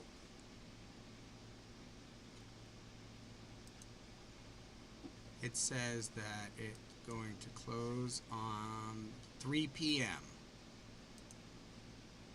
Okay, so 3 p.m. UTC is 11 a.m. Wednesday. Yep, so that makes sense. That's when it kicked off. So we have like a day and a half left in here. and I don't know if we'll get the time to do all that we had hoped to do, so we may just spend much of the next day and a half instead of, I'll try and keep building for 142, but I'll probably spend more of my time making sure that my collection of data is complete, that I have every kit and every stat, and I know where there's possible discrepancies and where we're looking for updates. So that's probably going to be a majority of my focus. I won't stream that, so I apologize. You don't really need to watch me update spreadsheets. I think that would be kind of boring. And it's hard for me to work and talk to you at the same time, keep you engaged. So it just winds up being me working and you watching, and I don't think that's probably worth live streaming. So that's possibly what we're going to do once we run out of energy here this evening, because it is 7:40. It's just before 8 o'clock our time here in Eastern time, so we could easily keep playing for another 3-4 hours, but I don't think we're going to have the energy. I think and the downside about not having or going on to energy as it refills is that it means you just keep having to come back to the game at regular intervals. So for sleep, that doesn't really do very well for you, because every hour to 2 hours you got to be back at it. So that's why I haven't really been sleeping a ton, and then I'll grab usually an hour or 2 or 3 maybe or 4 if I can set it up to run auto and actually trust that it's going to run auto. That wasn't really always the case. So let's see how this one goes. So it was requiring me to be up, and I have been up a lot in the last 6 days. Probably slept under 10 hours. Under 10 hours since alpha started. Now I don't plan to do that for the next wave or as much, because I think the game is going to be where I can, okay, let me play during my daytime or whatever, and then when it's time to go to bed, let me set it up to farm. And I know where and what I want to farm. I know I can farm for 3 hours, 4 hours at this space and get all the resources I need in that regard that I'm going to need. Then boom, I don't have to farm that anymore. I know that. So what I want to do, or what you want to do, I'd say, is you want to get all of your books, like your tomes and scrolls, as out of the way. That's kind of easy enough to do. And you want to get as much of your ascension stones, ascensioning out of the way for your most used. And what I use for ascension, like, this is a weird thing, but if I ascend something to level 1, it means like I'm marking it as that's something I'm keeping. If I have the resources, it's like, if maybe I have the resources to ascend it to 3, but I'll only ascend it to 1 just to be like, don't forget, that one's being kept. Like, I've decided that's being kept. Future me might disagree and argue, and you need to slap that little bastard in the face and tell him what's up. Yeah, I'm talking about me-on-me violence. All right, let's 65. I think we can go 2x speed now. Da-na-da-na. It's going to look like Mario Brothers when they get a star. Like, da-da-da-da-da-da. Yeah, and just go. How many hits? There's still some dynamics and things we can test with this in terms of like how many different hits. I'm going to be doing a ton of research between now and then August 13th. We've got like now 2 weeks until Alpha 2 starts, and there's going to be so much in there, getting ready, teaching people how it works. It's going to be fun because so many of us, we just started out completely blind, went into it on this one, had no idea how to beat the Golden Guardian. What was that, or Fafnir? We knew that was coming, but we didn't know what exactly was going to do it, or how the sub bosses were going to work, or who they were going to be, or whatever. So we didn't know about the Horus and Isis combo. We didn't know about the Smash and Herc combo. That one sucks. Or the Drac and Smash, the Drac and I forget who it was I saw with Drac, and they were tricky to beat. But there was some great, well thought out pairings that were very synergistic and difficult to beat. You had to really understand the mechanics in order to understand what might be the counter to them. You also really have to understand all the buffs, debuffs, disables, and mechanics that are in the kits. There's a lot there. Fateless, I think this is gonna be one of their big differentiators, is their kits are pretty well built. Granted, that being said, obviously this alpha wave the bugs, I feel, were mostly because of the logic of the coded kit. So that probably was both, it was the double-edged sword. It was both their biggest, in my opinion, biggest differentiator, as well as, the ultimate system, and their quality of life systems are going to be better, but they're not right now. Like, I have to manually upgrade gear and do all the same things that I would complain about in Raid. I know that it's only for alphas, so I'm not complaining, but they've talked about all those quality of life upgrades that make things easier, and we will, I'm sure, see that as we get into the early release program coming up towards October, November timeframe, December timeframe, somewhere in there, and that will be a much more like, what is the game, the whole game, because you got to figure, like, we're getting bits and pieces from everywhere pulled out of it into this alpha experience. Golden Guardian is probably a boss that you have to go farm for coin, or something else. That wouldn't make sense. And it's all right. What do we got? 133. 133. That's not bad. I'm averaging over 100 with this team. There's definitely some things we could probably improve on it. Oh yay! We love you for an imprint. Okay. 63, that's not too bad. Let's see how we're doing on... I would love on that screen, I didn't show you, I'd love on that screen to see how much coin you have. You can see how much elixir and how much energy, but you can't see how much coin. And I'd love to know, like, okay, am I at 450,000 coin that I'm trying to get to, or not, without having to exit that screen, because I could just roll another one if I need... Oh, nope, 2 more runs. So anyways, just would love to see the coin amount on that screen added to the elixir and the energy. All right. So we have 843,000. Okay, so Heimdall, you're out, buddy. Let's see, Mordred. Speed, no. Attack, speed. We gotta put you up 4.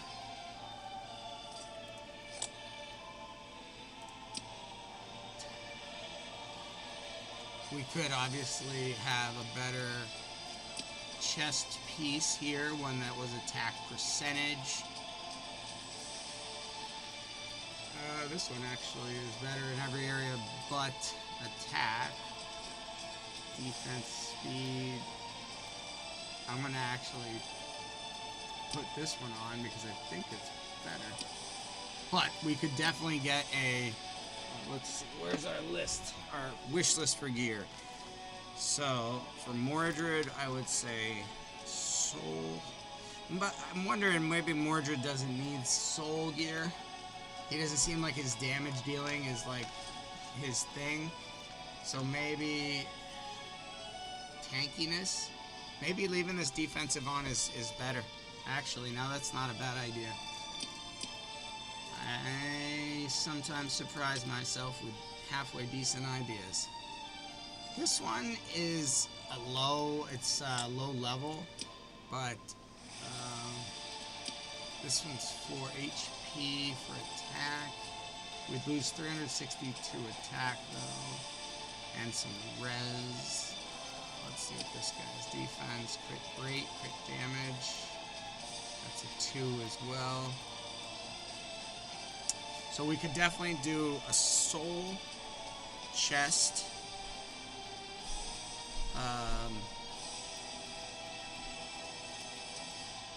And a soul chest and a soul pauldron.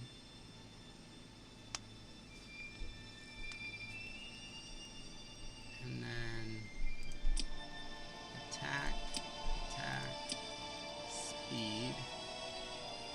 I wonder if we put speed, HP. Let's see how this one rolls up. And I got the speed roll. Not bad.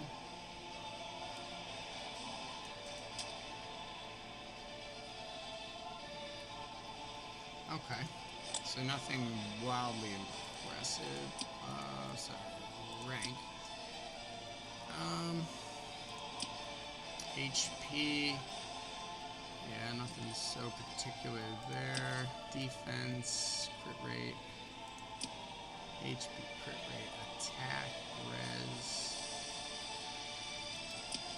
crit damage. I'm trying to think, like, we could get more accuracy, but I don't know that it does much for him. We could get more speed, but I don't know that it does much for him. So I guess maybe just adding a lot of resistance. That might be the best way to go. Crit damage, HP, and attack. And then this one is attack, speed, and defense. But that would take it off of Zeus. Maybe we can go...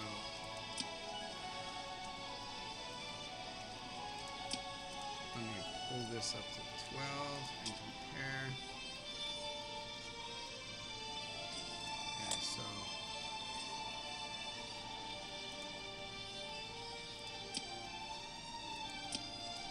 this one will give him a 38% crit damage, he'll lose res, he'll lose accuracy, and he'll lose attack.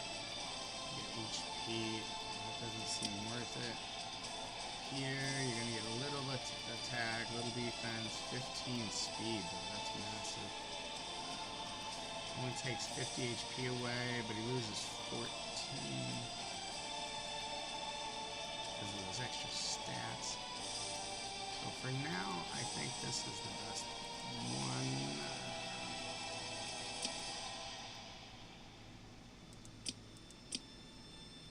Yeah, so we need pauldrons in general.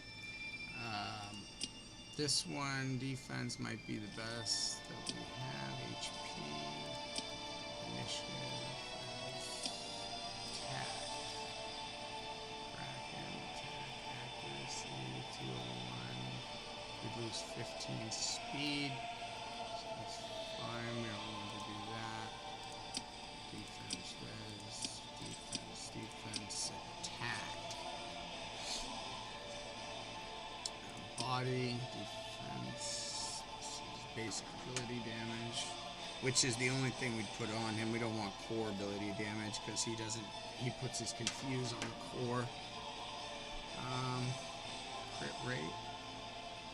Good crit amount. Ooh, attack on that, huh? Accuracy is good, but I wish it was an accuracy 4 roll, not a defense. Alright. HP. That's D.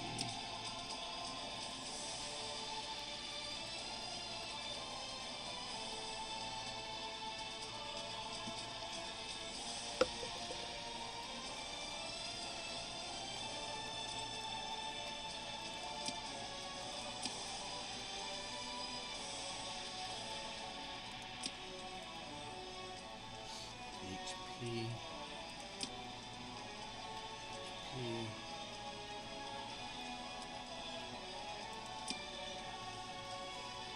Chest of the Murderer. Okay, so we're gonna start.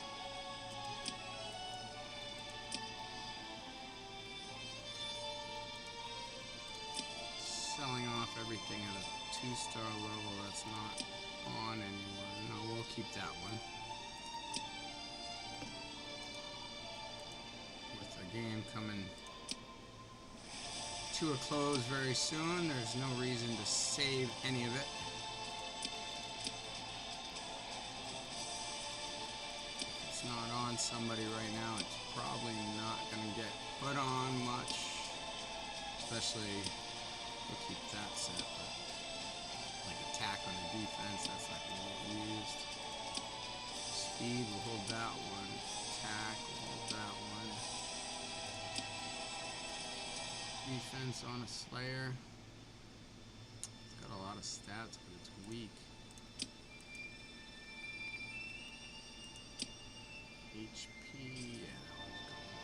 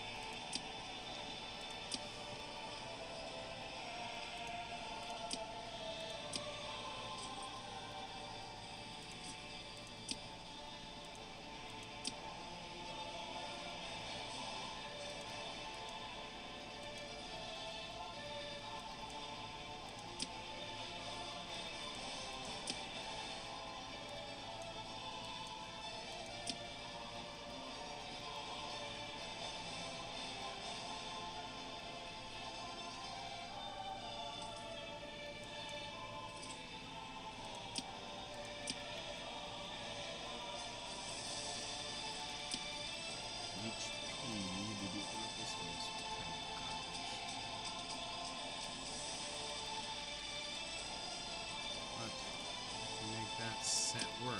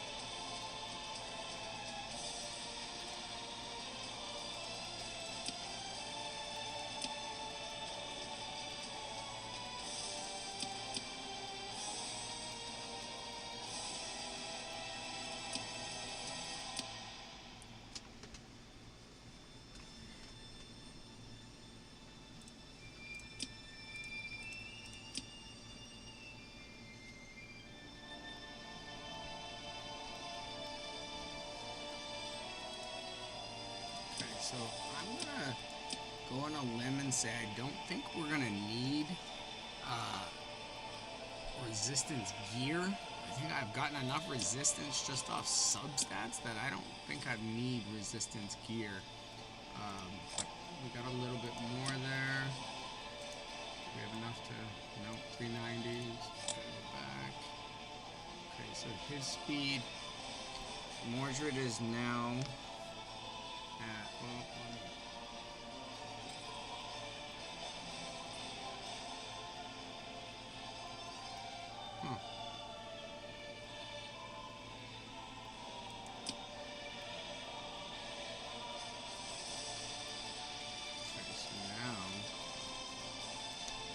interesting. Mordred's speed is 188.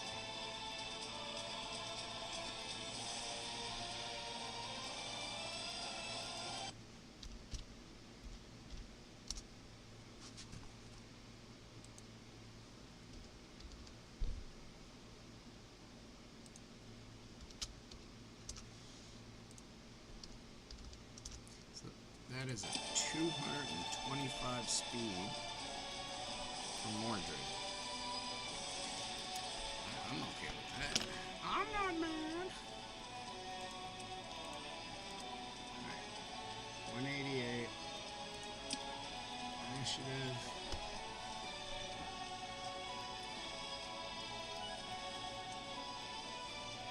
Actually,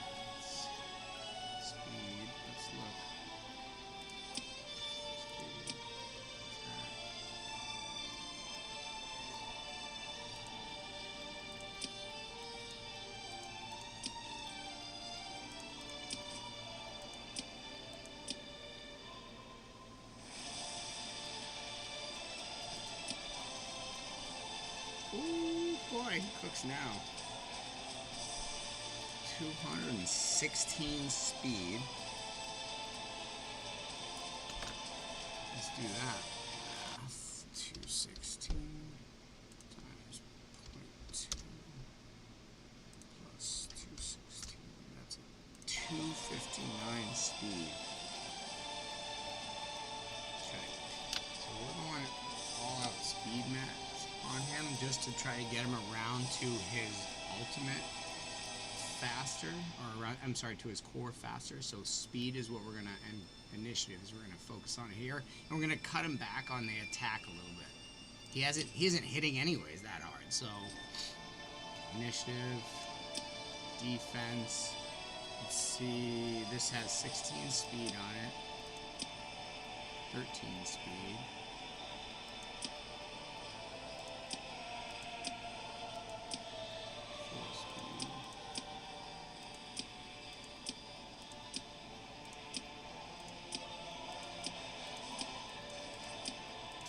It's fair to say that's probably going to be the most speed. We're going to see on that one.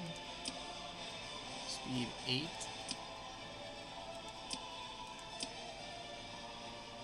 Initiative.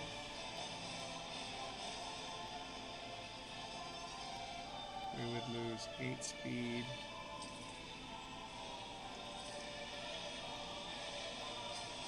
What do we get? Helmet of the Soul.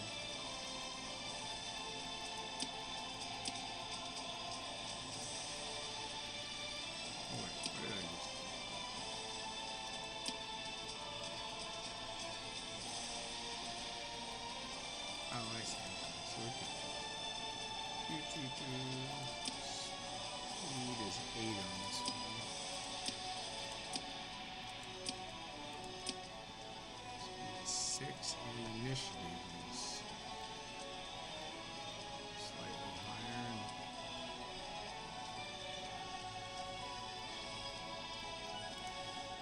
Let's push this one up. Definitely worth doing.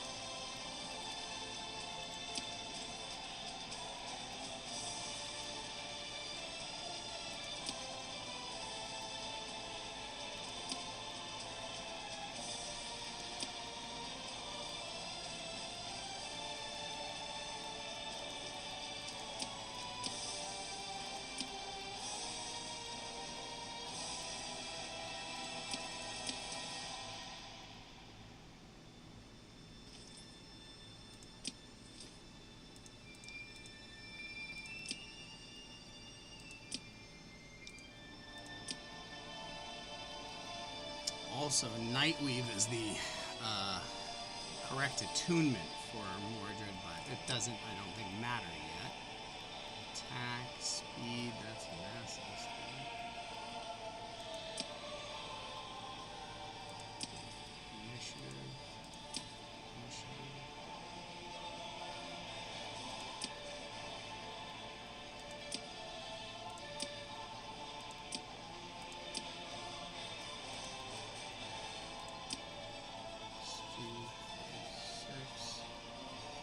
So I think we've got the highest speed on there. We can just bring it up to 36. And then this one,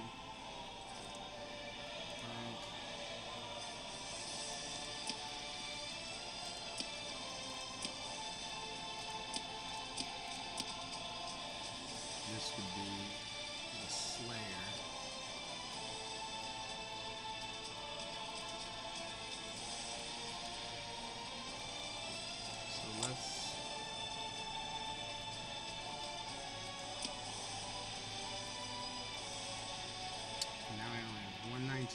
Accuracy, so we have to see if that is enough, but I think it might be for him to still place everything. Let's see how much energy we got. 73. Right, let's get some let's let this run. So if Mordred is not fast enough now, I don't know what to do.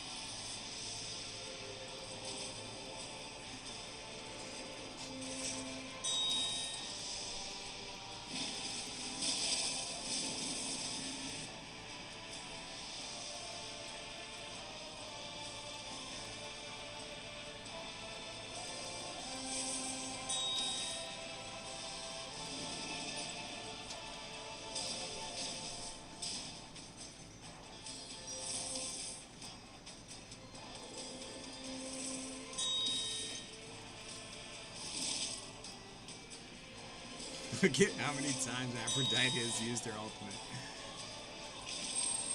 She's used her ultimate more times than the other team's taken breaths. It's crazy. Hey, guess what? She used it again.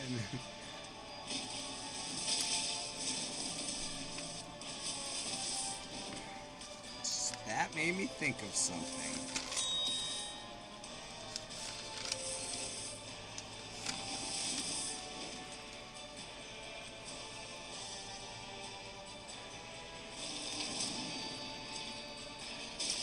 We already did the using 10 ultimates. Okay, never mind. Aphrodite and Heimdall did that. That's right. I was gonna say, wasn't there a 2-star that did that?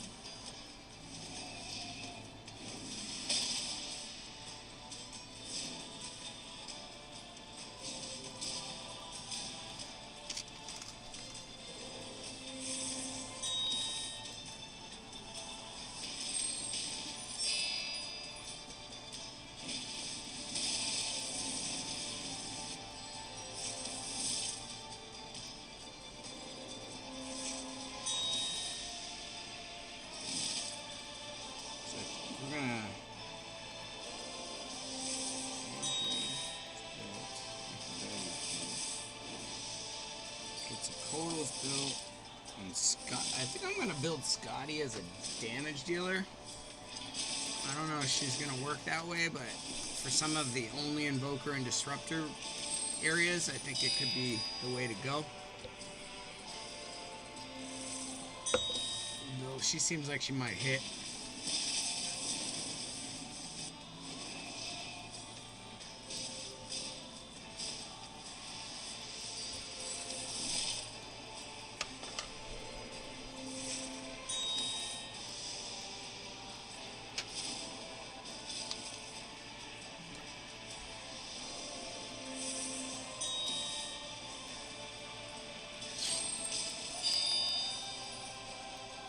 Well, at 12 a pop, I think we had like 5 turns we could get in here, so I am gonna let this run for a bit, and I'll go grab a quick bite to eat, and I will be right back, and we'll see how much coin I have after, 3, 4, 5 runs of this. We'll see how much I can get. Man, they're lining it up right now. 90, yeah. I'll have to go back and watch these videos in order to see some of the stuff I missed that happened while I was farming. Or while I went off while I was farming, yeah. This one's looking pretty solid, I don't know. To be at 100 before he even hits halfway. I might actually stay and watch this one. This might be the 200, I don't know. 101. People are under...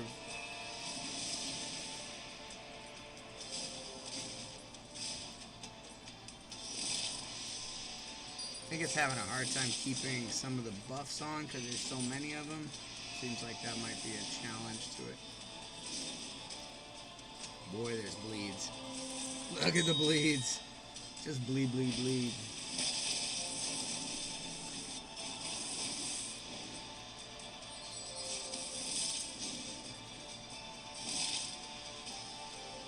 I think those yellow symbols are crit symbols. Like you critted. Hard to tell.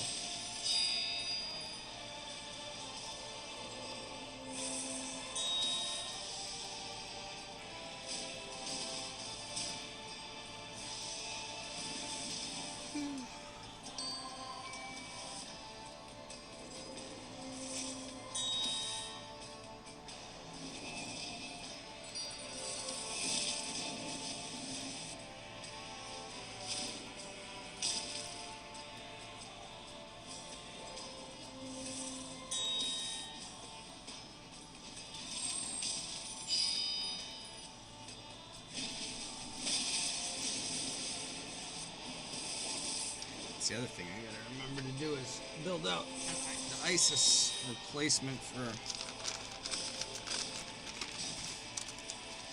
Heimdall.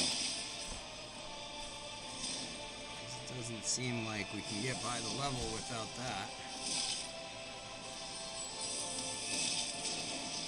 So we have to build her super high HP, I believe.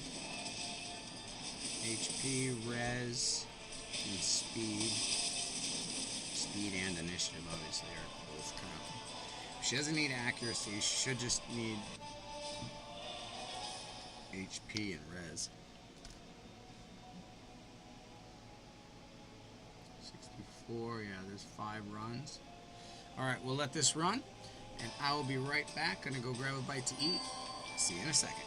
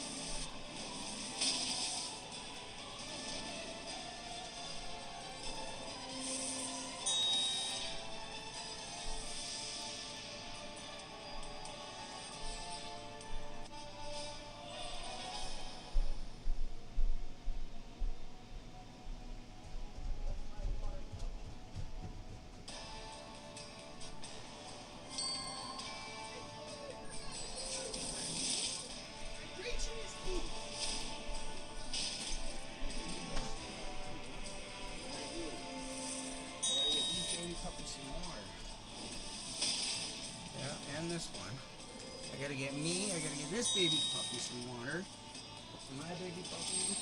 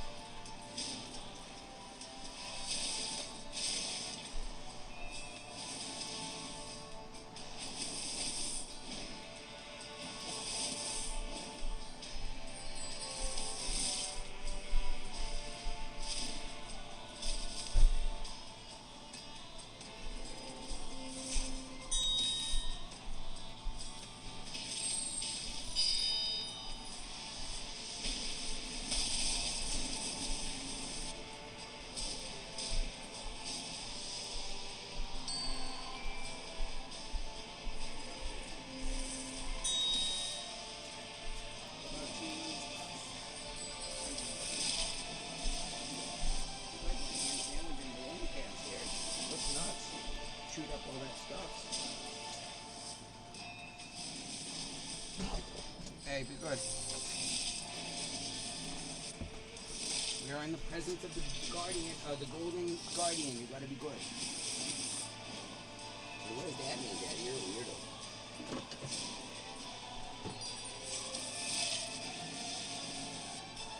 It started to rain outside just now.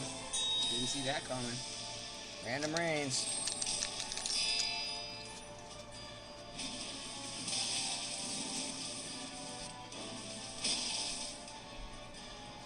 Looks like we might sleep tonight because we're gonna run out of energy. We're not gonna be able to keep farming. Pharmacopedia. So we're being forced to stop. They're like, no, you're too crazy, man. Like, go sleep. I'll sleep when I'm dead. It's like the background on my phone says, it's just a black screen, white lettering. It says death. Wait, let me see. I don't want to incorrectly. Death twitches my ear. Live, he says. I am coming. I remind myself daily. He follows me. And I must work. Work to stay ahead of him. Or her. I don't know. Depends on which underworld deity you like best. Hell was not my favorite in this testing experience. Which is sad, because I really wanted to like Hell, and I love the Asgard faction. She was not so good. Her kit didn't work the way I was supposed to, and boy, that made a difference. She was a true Benedict Arnold, if you know that reference. She would work against your team and for the others. The those others, you know? So I'm going to put the calculator away because, you know, here I am thinking, we're going to calculate this speed, and we're going to make sure they're above Heimdall and Aphrodite's speed. And then you look, and Heimdall has the slowest speed out of all four of them. And you go, okay, I don't think I understand how to make this work.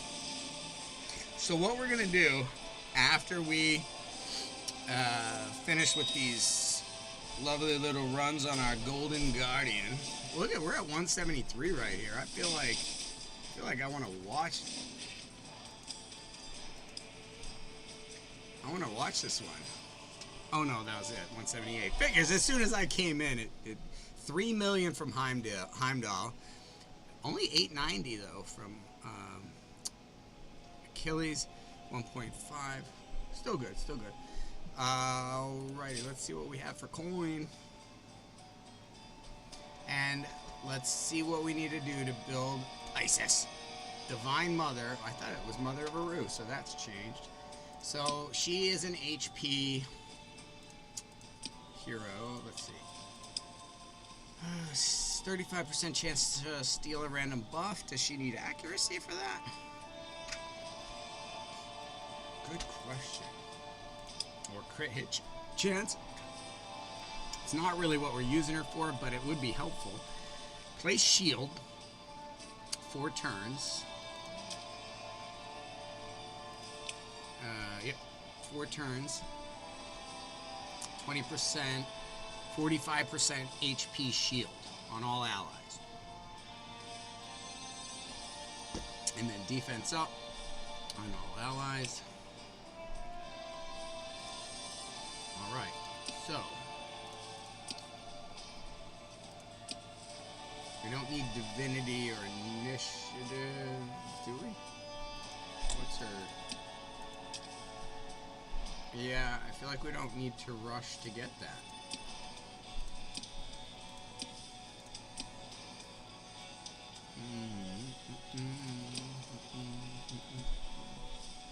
Let's go by rank. HP, that's the one right there for me. Crit damage, huh? Do we have a better brawler than that one? Attack, defense, initiative, accuracy.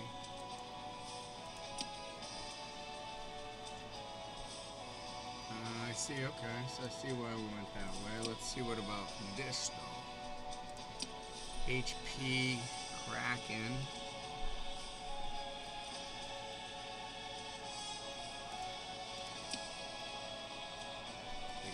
HP. Yeah, we're gonna put that on.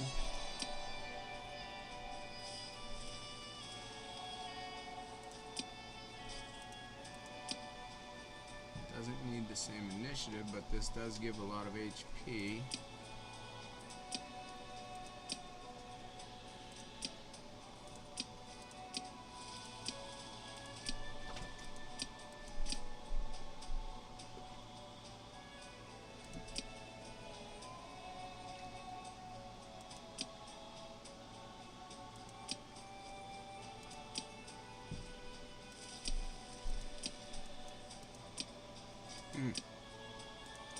I don't think I've seen an HP percentage.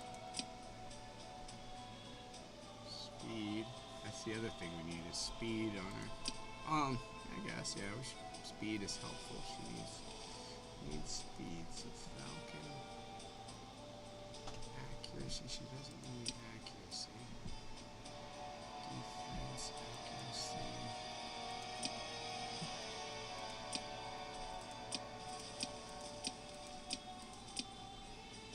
So that might be a need there for Isis is a helmet with HP percentage. Brawler would be ideal.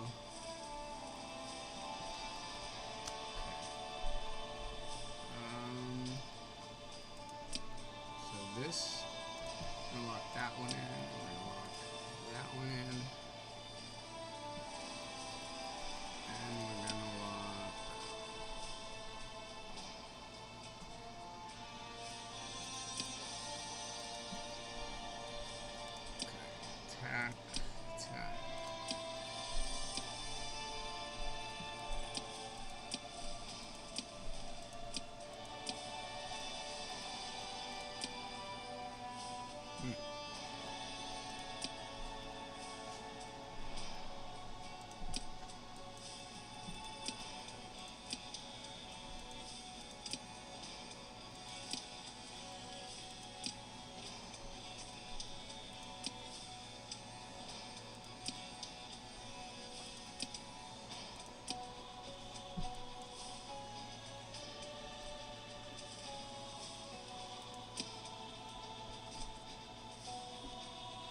Just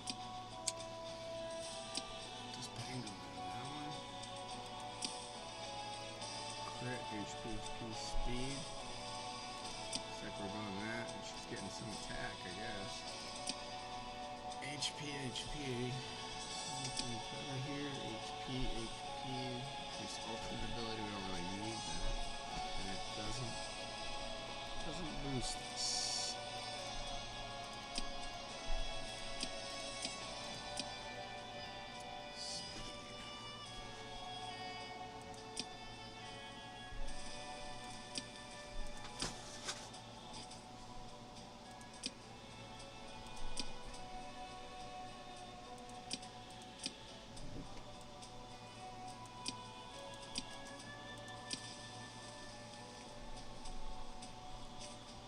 That's crazy. A 3 doesn't even match up to a 4. That's not, well, it has this on it too, but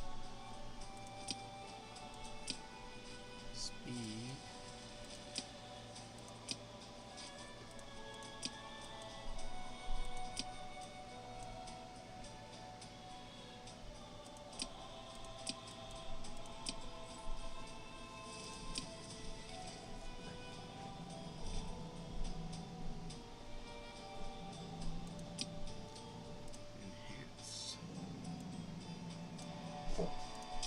Hey, we good.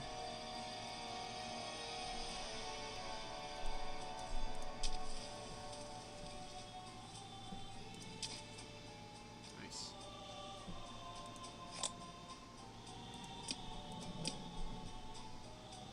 Speed is 140.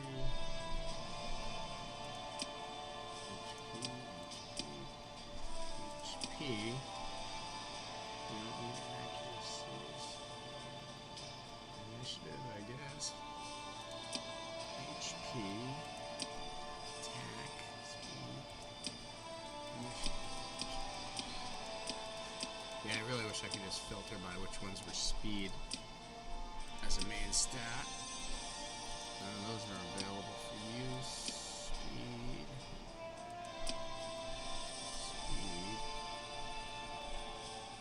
Boom. I don't think there's anyone.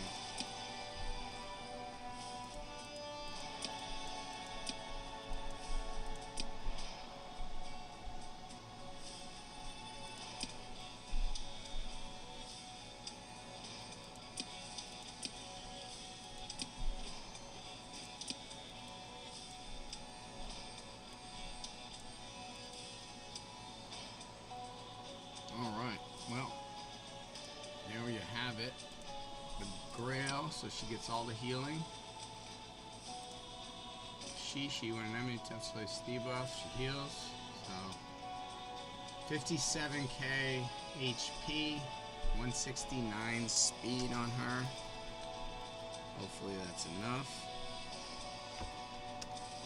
Let us give it a shot, huh? What do you think? Do we have it? Will it be this time? Heimdall, you're out. Isis is in.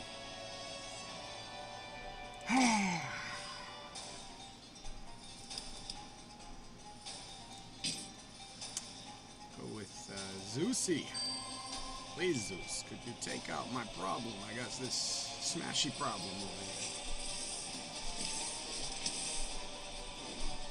You didn't take it out. I need you to hit it harder. Okay, she's second in speed. That's good. Defense up in a shield. So that's... doesn't seem accurate, but oh well. Better than being like the other one. So it's like no matter how much speed Mordred or... oh, why is Sphinx in there? Oh, that's odd. Well, who knows? Maybe it'll work. It was supposed to be Mordred for the debuff, or the disabling. Yeah, I don't think Sphinx is gonna work because she doesn't hit hard enough. Well, let's see what happens. Okay, Isis is surviving that. No, Isis is dead, but then she's not. Oh no, she's dead. Okay, so let's fail again. We failed again! Alright, why is Sphinx in there? I don't know. Mordred. Let's see if we can do it. I wonder if it's like this.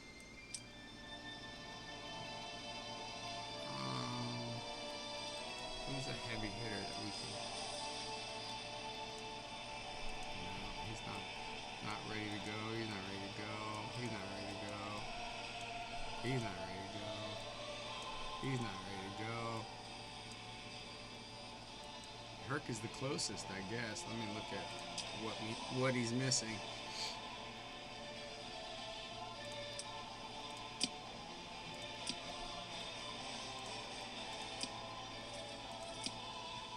Defense, HP 20%, that's pretty good. He gets 4,800 HP. Okay. HP, speed, defense, 2,300 HP. Defense.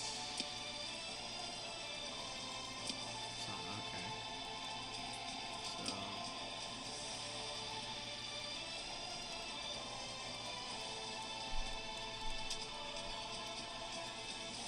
Get more speed, yes.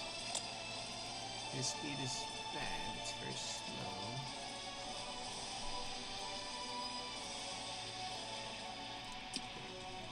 Okay. Because attack all enemies for a chance. Attack an enemy by stun. If this hero is under immortal, increase the damage inflicted by 5%. Place stun for 2 turns instead. Oh, that's max stacks.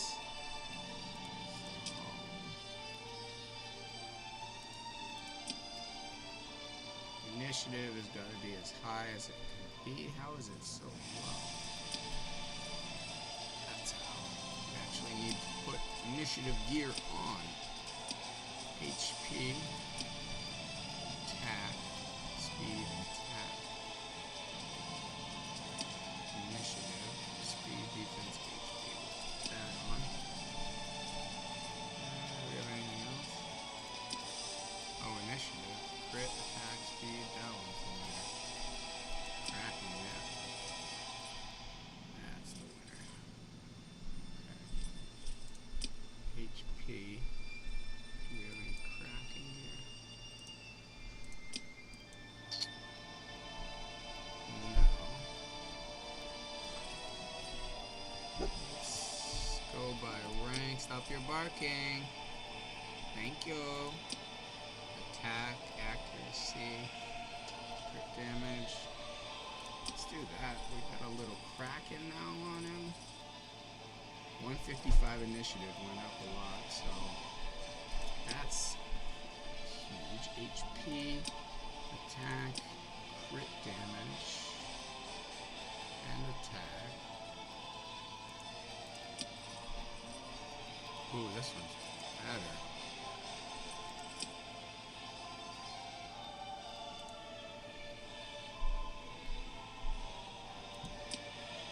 Defense, okay. Anubis has HP, what is it?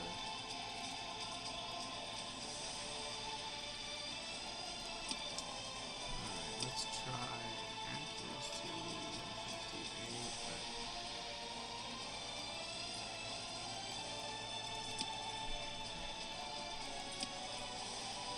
initiative, that's actually what we should probably. Alright, I think that's the build we are going with. Let's see if this makes the most sense. HP. Speed, we lose 8 speed. Crit rate. Initiative goes up 10. Attack, HP. Speed drops 8.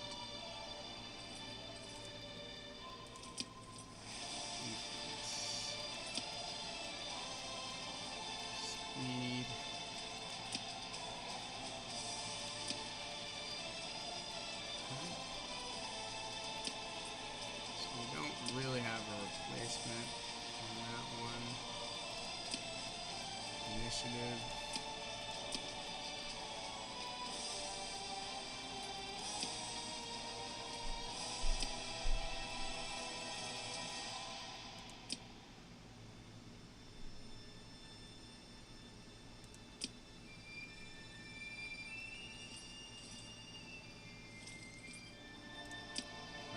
this would be the one I want Kraken here for. Okay, so Herc, name Kraken, legs with HP percentage or initiative. We are going to go to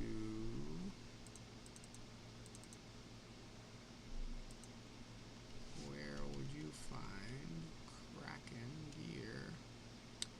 121 to 127. Kraken legs. 126. Legs of the Kraken. Let us farm this thing like there's no tomorrow. Plus, we'll give a chance to see how he hits. Let's do this. And we'll give Isis a chance to keep building up her level. We'll go at 1 time speed so we don't get hung up, hopefully. Oh my word, I forgot my food. Shoot. I'm gonna pause it. I'll be right back. I forgot my food upstairs. So silly, it's probably getting cold. Watch out. I got into the game, you know?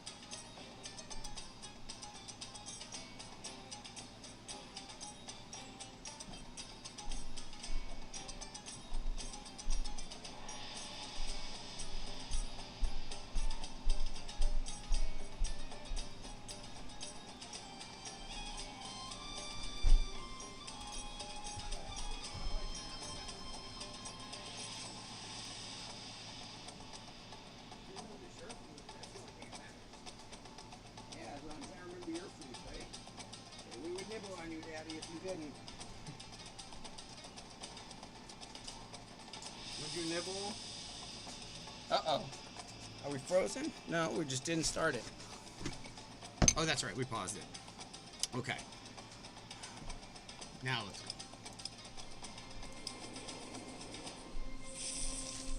Got some breads.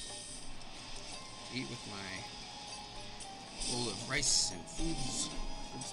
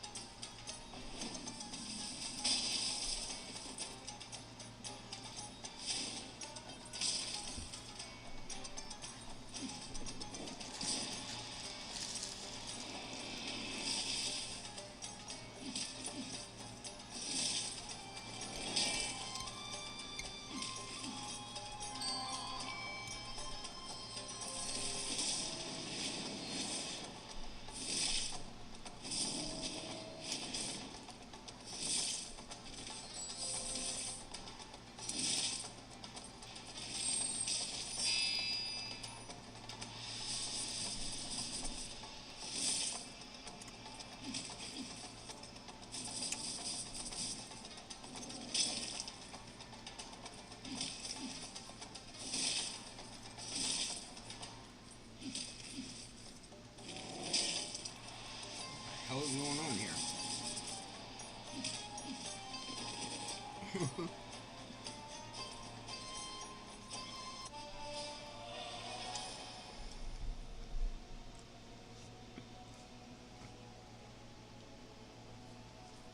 Cracking.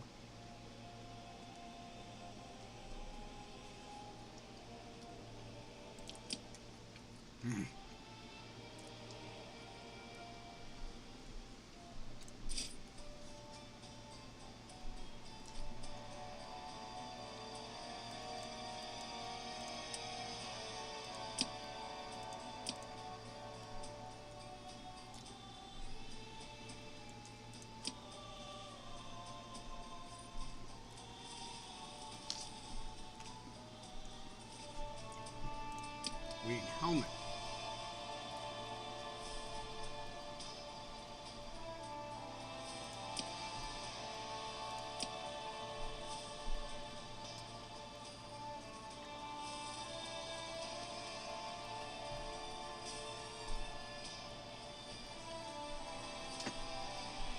Thing. Why does it feel like it resets or something?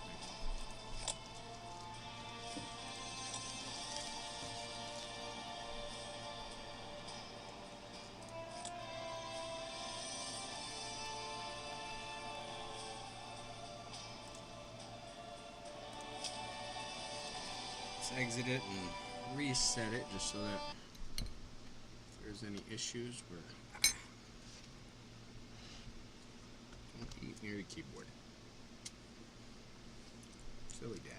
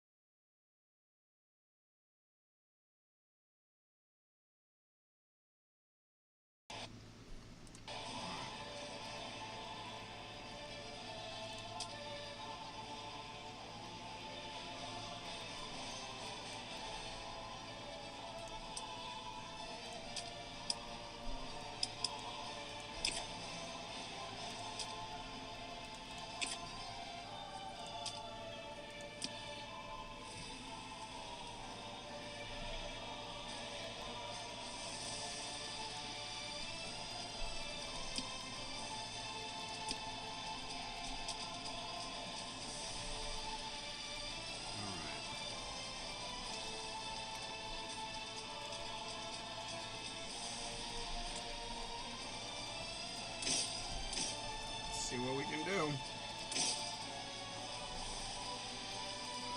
Isis. Mordred. This guy. No Heimdall. We're not going Heimdall.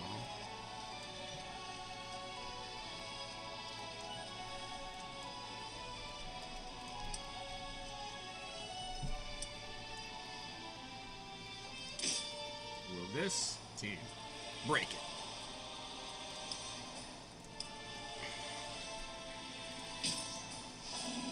Well, it looks like Mordred's speed is right now. Maybe the stats have updated. Alright, let's... Oh, that was not who I wanted. I can't do it in that mode. Alright, well, at least we'll put Corrupt on him. Oh, it does.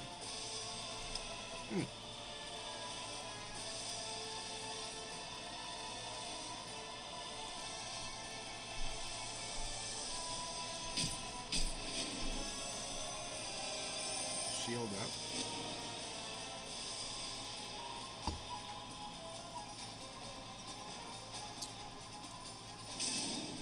Let's see if we can steal the buff.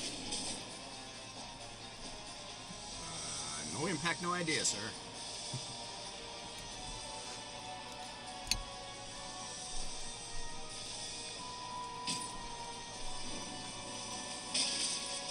Ooh!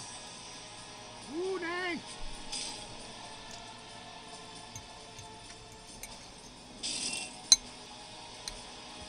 Good old-fashioned butt kicking.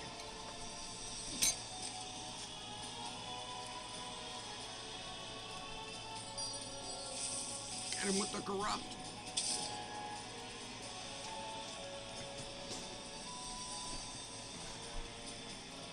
Get him with the Corrupt. You got him with the Corrupt.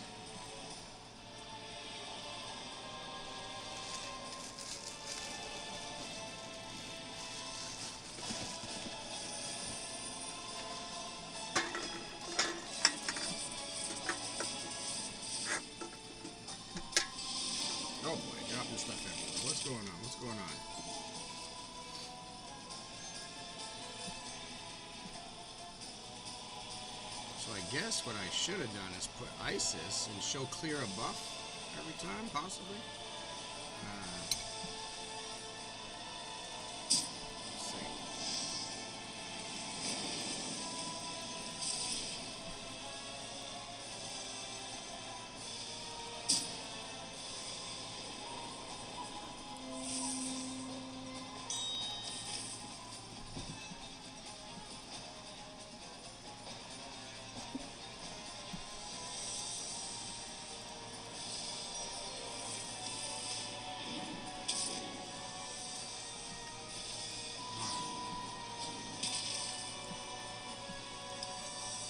Can't pick Mordred. Huh.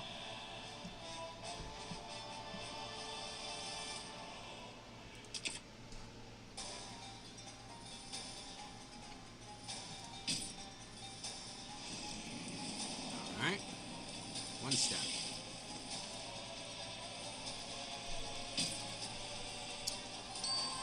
We'll try this guy. Does he have what it takes?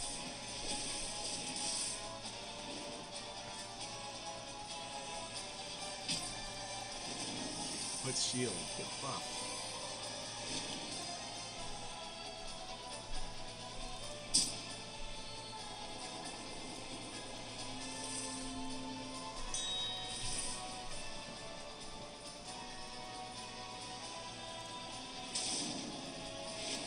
Try to take that buff off. Yeah, we got it. Got that buff off.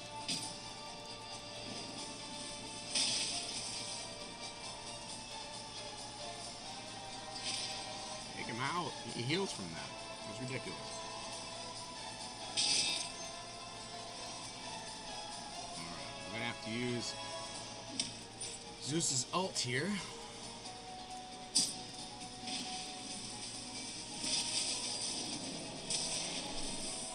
And that takes out Smash. Let's see if we can take out There we go. Now there's no more threat from those little friends of ours.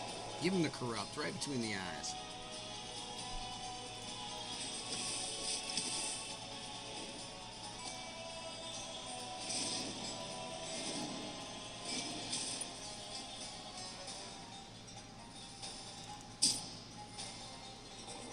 So far we're looking good. Maybe we might make it through this with it, as long as we're not glitching.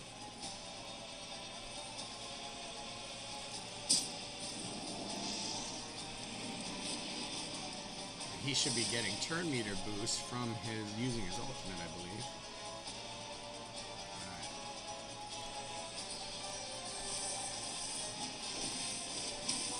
Oof. Pretty good hitter. Pretty good hitter there. Oh, come on. Take out Quetzalcoatl.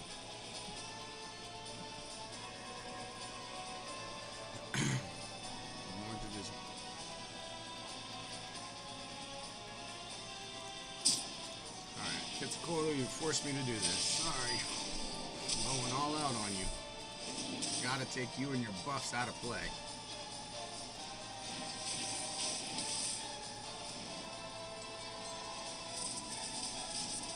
He's corrupted. But it doesn't seem to stop him at all. Isis laughs at you. Oh, you stunned me? You stunned me? You don't know what you're doing.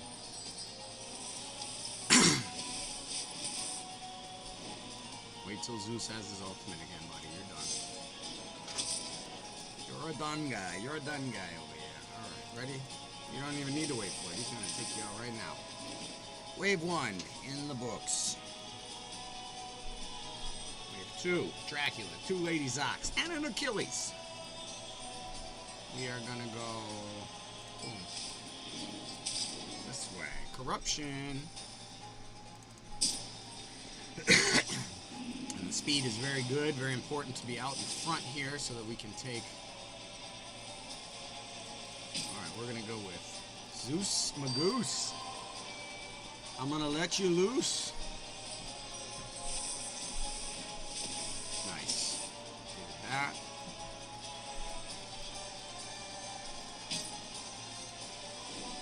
Can we get enough splash damage? Oh, at least we took out Lady Zoc. That's the good thing.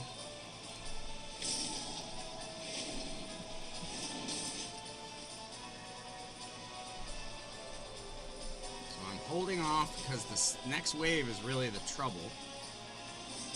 I want Zeus's ult right off the bat.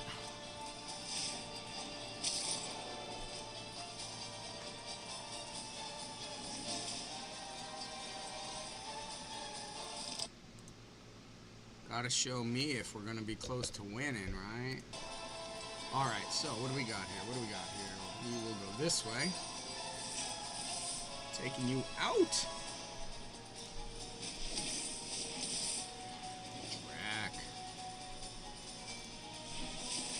Sit down, Drac. Take the mend off, take off the... Oh, he healed all the way. Okay. Let's go this way again.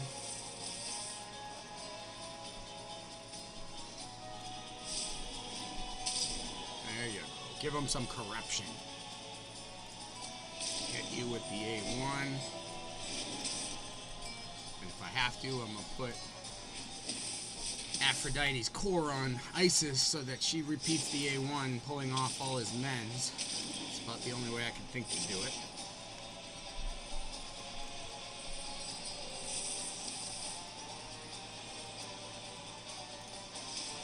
I think the corrupt... Oh, there we go. I think that pulls one off too. But we just got to take it slow here and make sure that we don't use a skill that we're going to need right off the bat to beat this third wave. Can we get a corruption in the face? Second wave in the book. It's slow, but it's looking good. It's looking good, folks. I even have my dinner over here. I'm putting it on hold. Putting it on hold while I... Alright, put all the confuses in the world down on my friends. Right over here. Then we're going to need to... What in the hell are you talking about? He's 5-star awakened. That's right. He automatically puts it. Okay. Okay. You want to be that way? We're going for Aphrodite with all that we got. Do we got anything? We don't got nothing. But she took away the buff. So that's the thing we need. Is we need this with her. And we need to go right after this one.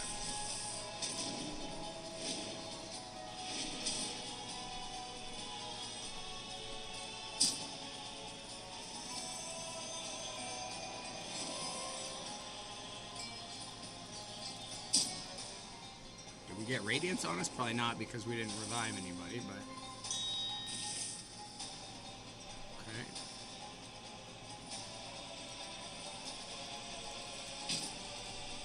Up. There we go. Let's go for another buff steal. Nope. Okay, we're gonna try to take out Aphrodite. Oi, oi, oi. Mamma mia. Close, but no cigar. If we can get her out, I mean, we have to get Heimdall too, but we could be en route. I don't want to jinx it. We've lost with like one person left on this last round. Sphinx wound up like just absolutely going bananas and killing all of us. It was ridiculous. So I am not counting anything until it hatches. But with this, I think we're doing okay. She's not pulling the buffs off the way I hope.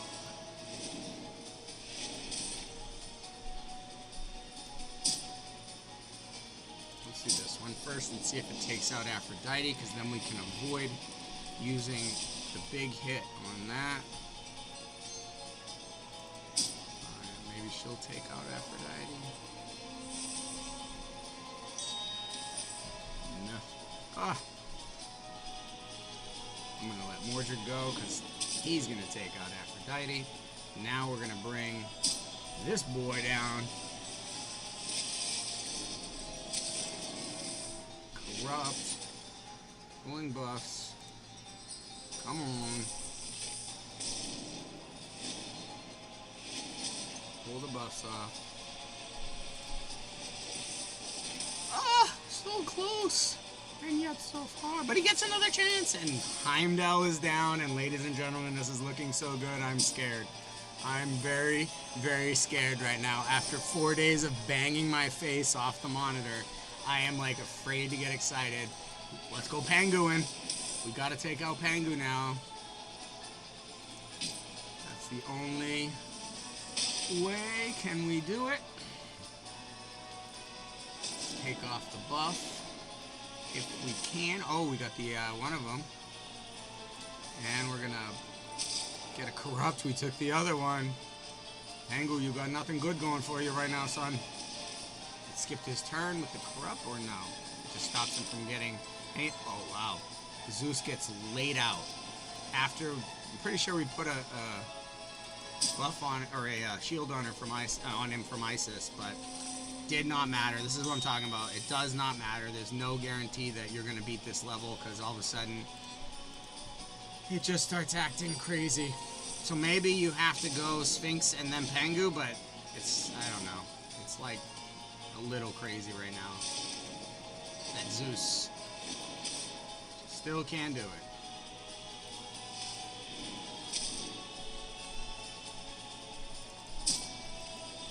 Maybe we'll manage to win. Let's go. Let's go this way and just see if it'll finish it.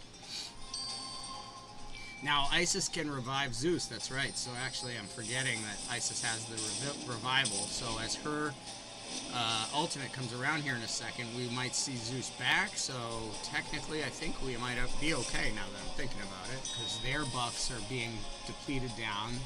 And yep, here comes Zeus back. Yes, okay. Alright, we might actually still do it. But boy, without Isis, I don't know how you do it. I mean, this is a lot to handle. Aphrodite, then Heimdall, then Pangu, and Pangu hits like a truck. Alright, here we go. The speed for Mordred was good. He got back around. He was confused twice just in this wave alone, and he's massive for his basic move that strips a buff and puts Corrupt. Very important, along with Isis. Zeus is important because he hits a bunch of extra time, but Musashi could do something similar. I can see that. And we definitely are going to try to maybe test Shinigami and see if he has something that can help cover this as well. But we are down just to Pangu, folks. I am afraid to get excited right now. I am afraid. But I want to. But until I see the victory... There it is. Did we do it? Did we just do it? Please finish and give it to us. Oh my god.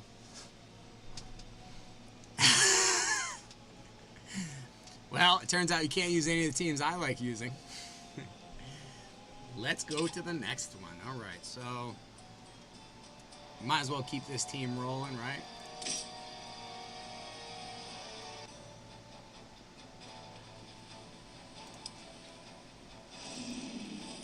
Whew. Alright, puts the control. Go 2-time on this. Zeus! I'm gonna go for you. Who do we want to take out?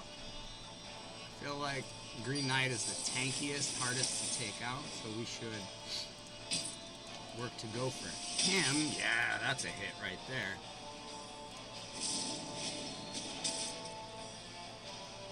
Don't need to use our shield yet until we know we do, and these guys are all busy hitting each other, so...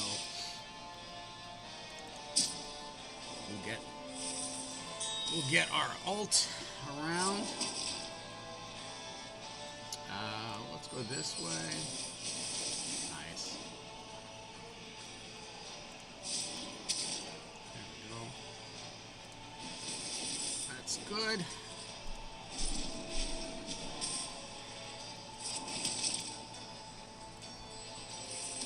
Let Zeus take that out. One wave down. Here we got a raw. Oh, we are going Isis hunting right off the bat. I ain't playing with you, girl.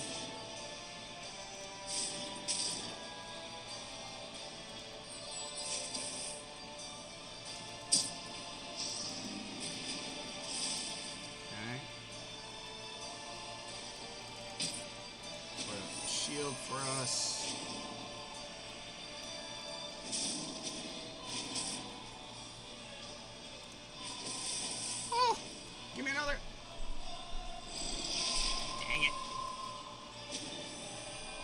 Dang it. Well, we can strip, so...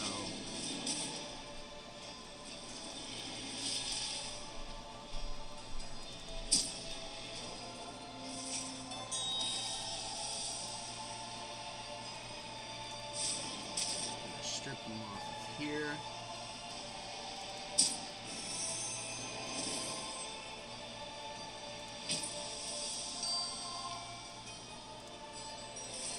And start the stripping.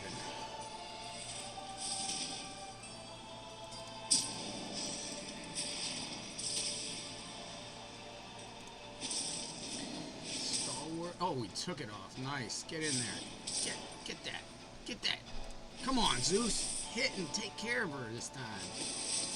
Oh my goodness. Zeus, you're just making me sad to know you.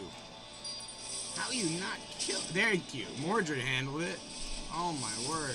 Is this guy gonna wipe us out? No. Didn't wipe us out. Okay. Whew, close though.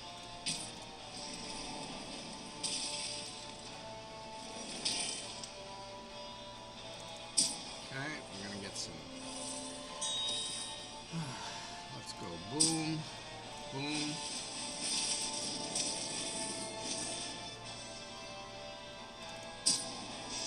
You're Ra. Thank you, Ra, for all your service, but I need to let you go. There we go.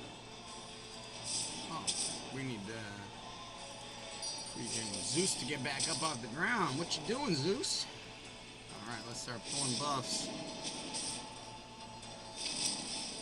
Well, I'm not worried yet. What the hell? Well, I guess she'll bring them both back then.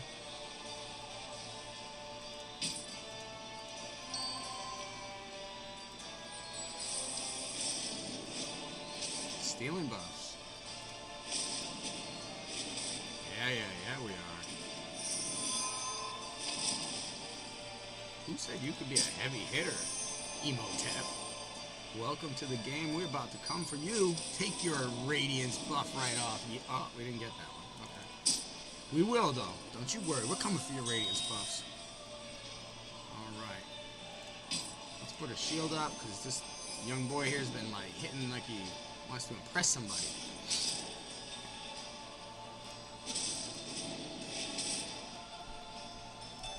Can we get a Zeus finish? No, we can't.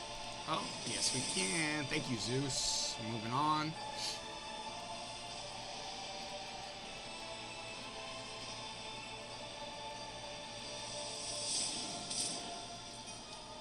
We get corruption on her. So definitely her doesn't... we'll go perk. Definitely doesn't seem like... Aphrodite is getting her cooldown reductions from her skill upgrades. So that's interesting. Okay, it's okay. We're gonna bring him back as soon as we get our ult up here. This might take out Aphrodite. Very close. If not, this one will. Oh, thank goodness my... Oh, she died. Okay, what in the hell?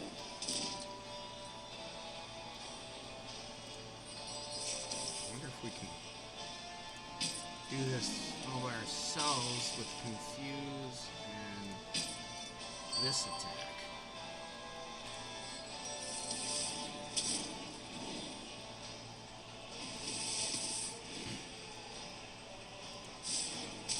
There you go. Perk's got no one to hit but you, Zeus. Oh, wow. Can Mordred solo this? No, he cannot. Alright. Let's try that again. Maybe we can work Heimdall in here and not break it. Let me see.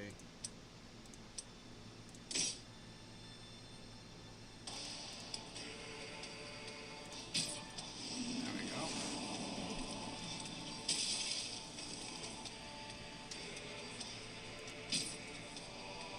Zeus, let's take out this guy.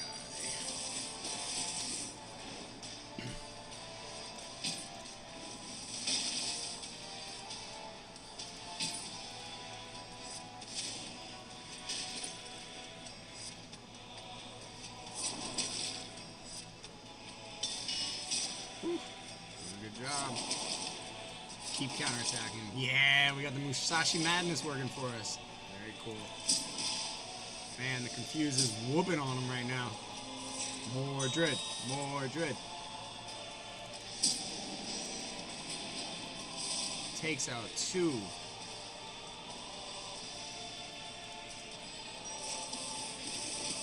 Boom. That's an A1 that'll rock your world. Alright, so let's go this way. Ooh, let's go this way. How do we not kill her?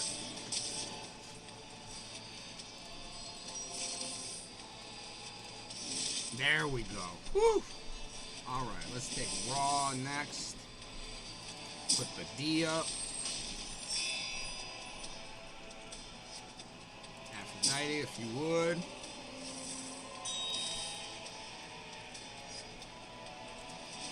Raw, no worries. We don't need you. Woo. Keep getting that chance. Keep getting that chance, baby. Emotep.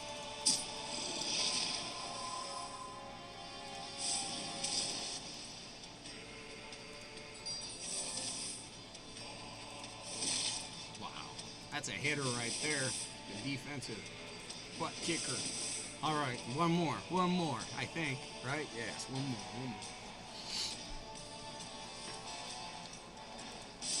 Aphrodite.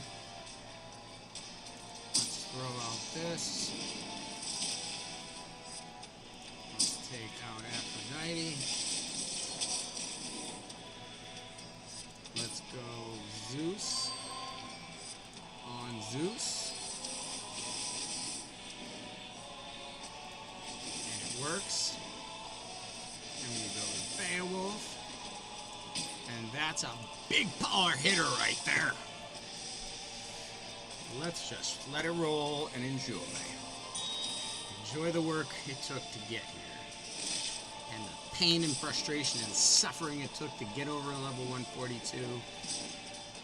Took like one of the last 4 or 5 heroes we didn't have with Isis and that buff strip. Now, it also shows us that Mordred's buff strip is pretty powerful. We just probably weren't using it as well as we could have been. But here we go, another level in the books. Another level in the books. Alright. Next.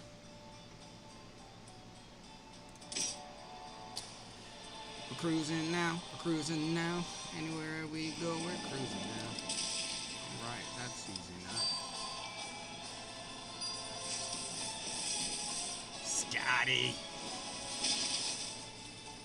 Can't wait to build out Scotty as a damage-dealing disruptor with the freezes. She needs accuracy, but accuracy helps you with your damage and attack and stuff, so... I should say with strong hits. Boom! Probably should have saved that, but it was fun to watch. Will it cost us? Who's in the next wave? We don't know. Musashi. This is not bad. It's not a bad wave. Bastet. Fauk, Hound of Duat. Hound of Duat is a really good kit. And Musashi, of course. A good little counterattacker.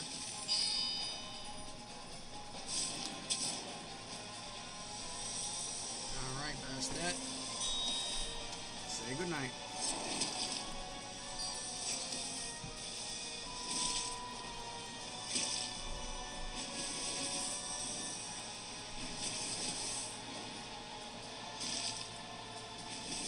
Well, it looks like maybe tonight will be our first Fafnir run if we can actually get all the way to 151.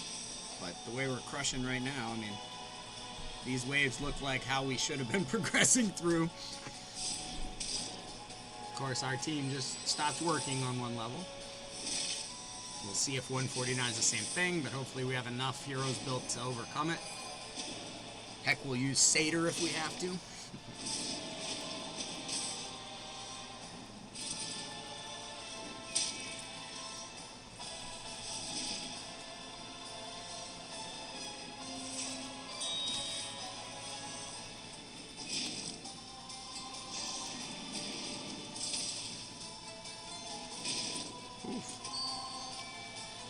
This might be an ISIS run, or we might be able to get out.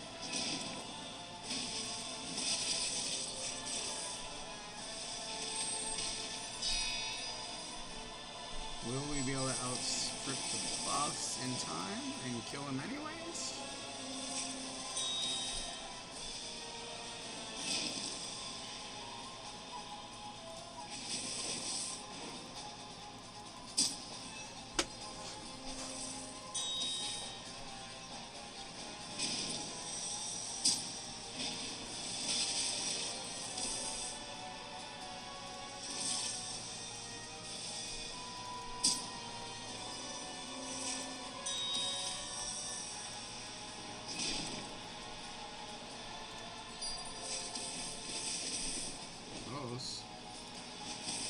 Boy, we're close to killing ISIS.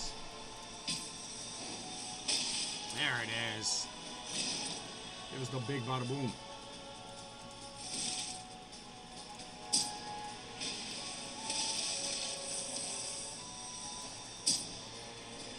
Alright, we lost Mordred, but we managed. And we lost Aphrodite.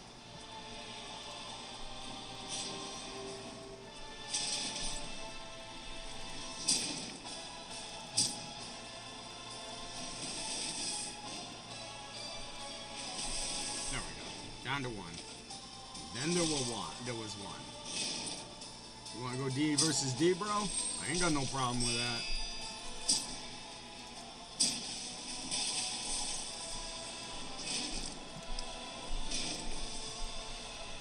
Taunting us, huh? That ain't right. That ain't smart. Horus, you aren't this good, buddy. Wait for those buffs to be gone. You're good, but you aren't this good. Not Zeus and Heimdall good. These two are gonna spank you. And they are. Well, you do you. Put your little shield up. Watch us crack it with a big old sword. Wow, Zeus is dead. Are you effing kidding me right now? Horus has just become unbeatable. Thankfully, so is Heimdall. Look at this. Tell me that's realistic. Freaking Horus is going off his chain. He never does that. Heimdall says, screw you. Screw you, you hippie. Get out of my way. Alright, a soul. No way! I've been looking for her. Alright, 145. We'll keep the sanity. I probably shouldn't, so I shouldn't. We'll let them hit each other. Good. Zeusy.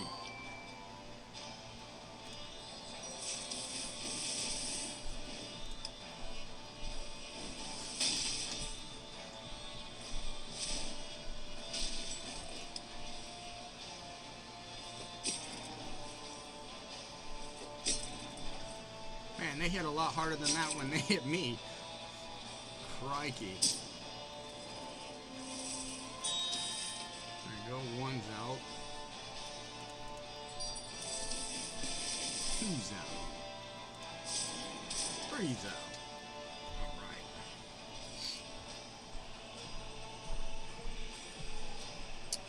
Aphrodite, we're coming for you. And 2 Percivals, huh? So you got a bunch of stuns.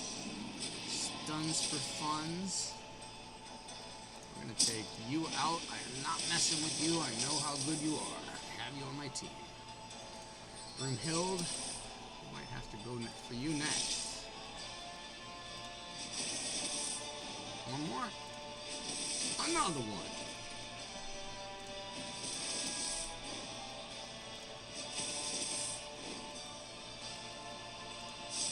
Boom. Caraccio. Alright, can Percival hit hard enough to knock us all out? No.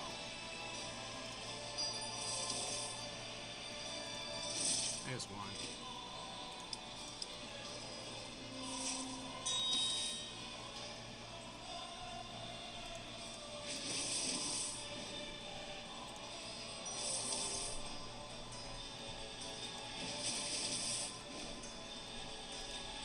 Give us a chance to get all our skills off cooldown. That's not too bad. Okay.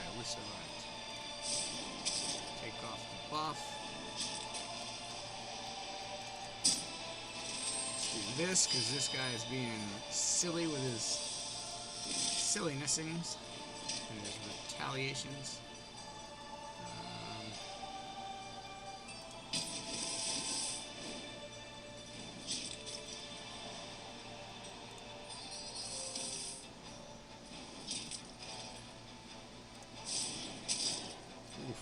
Still didn't get him, huh? There we go, finally. Percivals are dangerous in that one, I can tell, I understand. Alright, we've got some confusion for you all. We are going to do this first. A little bit of something for you. Raw's dangerous. Yeah, we're taking raw first.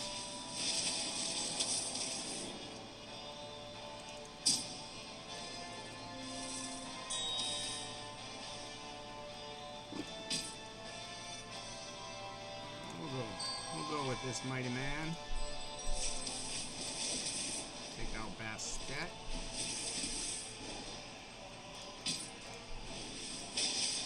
Boom. Don't play games. We're gonna hit you with everything right now. Woof. Hit her back. Oh, come on. How come you don't hit him back?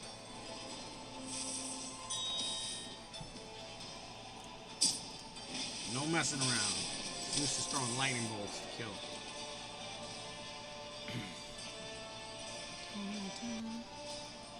Alright, alright, alright. 5-star chickens. 5-star chickens. We're pushing, we're pushing. 146. Let me see what the... Yeah.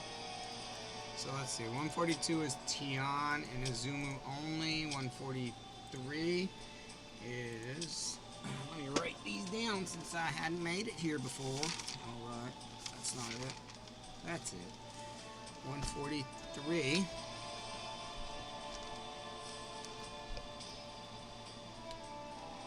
Only 2 Chaos Heroes. Okay. 144. Only Eternal Affinity.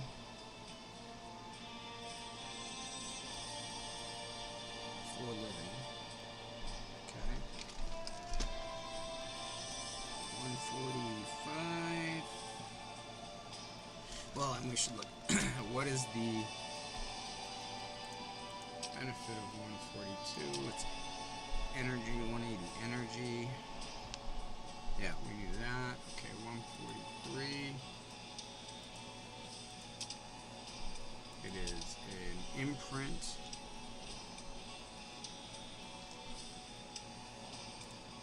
$144. Random hero.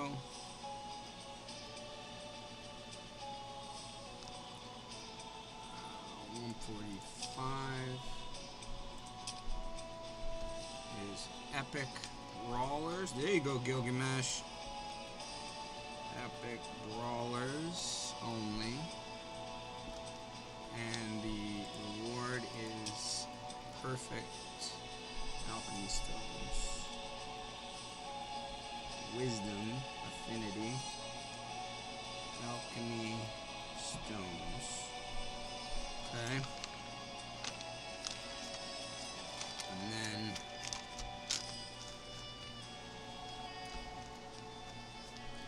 we've got 146.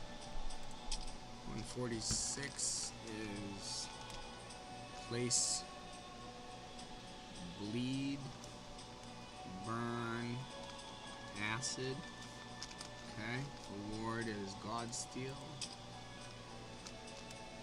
Legendary Avalon Godsteel for weapons from that one. 46. Okay, that's alright. So let's go into 46. 146.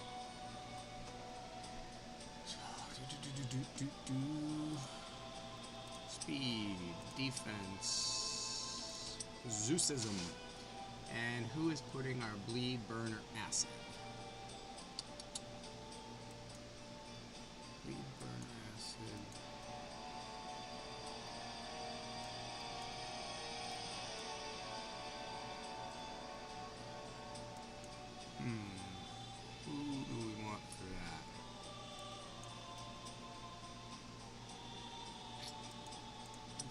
Herc.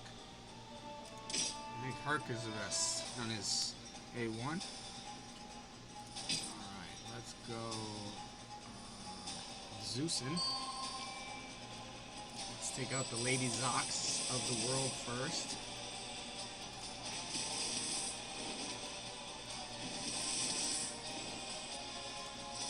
Nice. Hey, little guy, that was a cute hit. Everyone's coming after my man Heimdall, huh?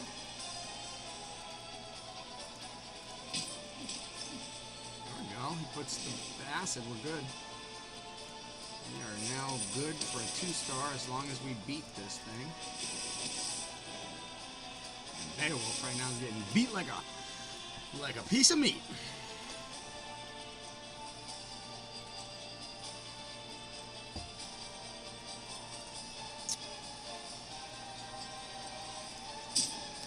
Taking any chances here. We're gonna wipe out, put the D up, wipe out them. Definitely gotta get our Herculercious upgrading of our ultimate. Alright, there we go. Let's do this. Let's get to 150, huh? Oh, we don't need that. We don't need that. I'm going all in. Oh, so close.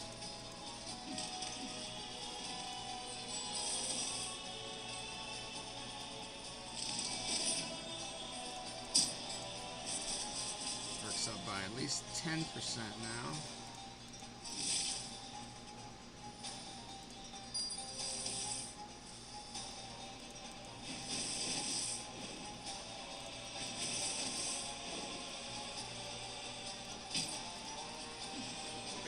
Smash. Oh, Dracula falls, and we are moving on. Ladies and gentlemen, we are moving on. Alright, who do we want to put this on? I feel like Zeus has been the loose. Nah, how did they get that out in front of me?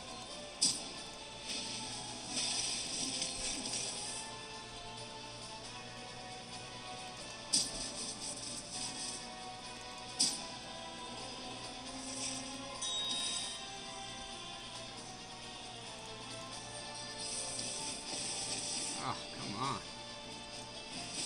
There you go. Do your job, you know? Do your job. Oh, so close. Let's put this out there for protection.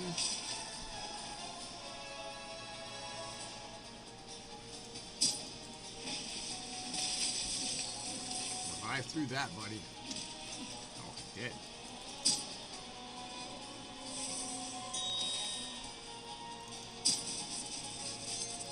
Let's watch the finish, because it's gonna be that easy. It's just gonna be that easy. Drac, you got no chance.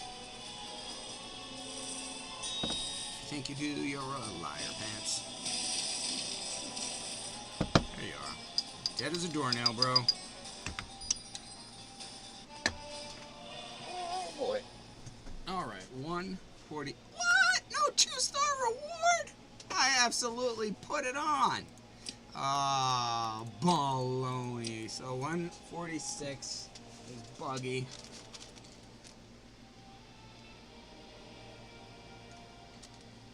Yeah, didn't work. Didn't work there. Somehow the acid I put did not count. 147. 2 Eternal Slayers. See, yeah, that's 1. Who's my other Eternal Slayer?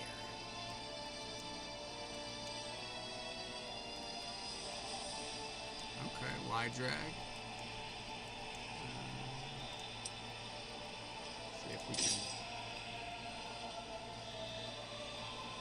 See if we can beat it with Y drag. I don't know that he's even got gear on right now.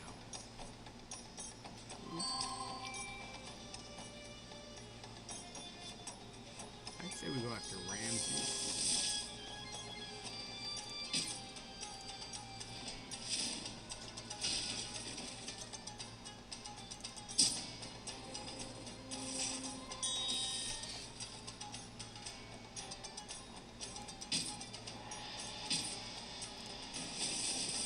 One done. Woo! Give me another shot. Yeah. There we go, coach. Put me in. Nice job, Zeus. One down. 2 to go. 1 down, 2 to go. Here we go. Here we go. Here we go now. Raw, Mordred. Let's put up our defense. Mordred, you're going out. Sorry, bro.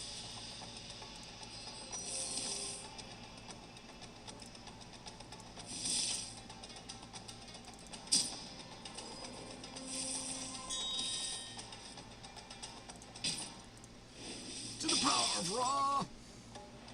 2 down. Thank you, iDrag, for your contribution. Done it. We got a Green Knight and a Percival to be careful of.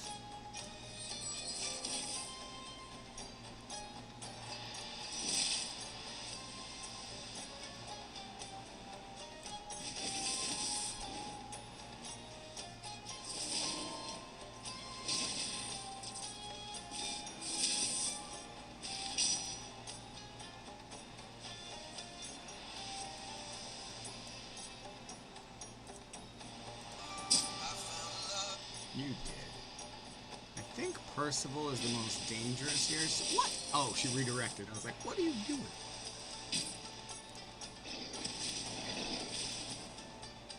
Blazing. We are blazing. Oh, we are a blazing team. You want to retaliate against me, huh? I don't know that that's the smartest thing for you.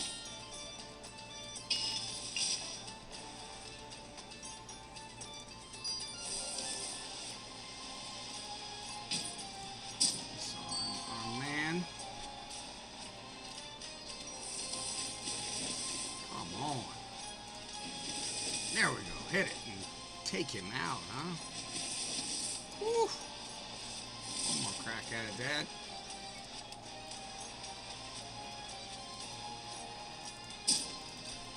Oh. We'll let it finish this way because it's kind of being a little wonky, but I think we got it.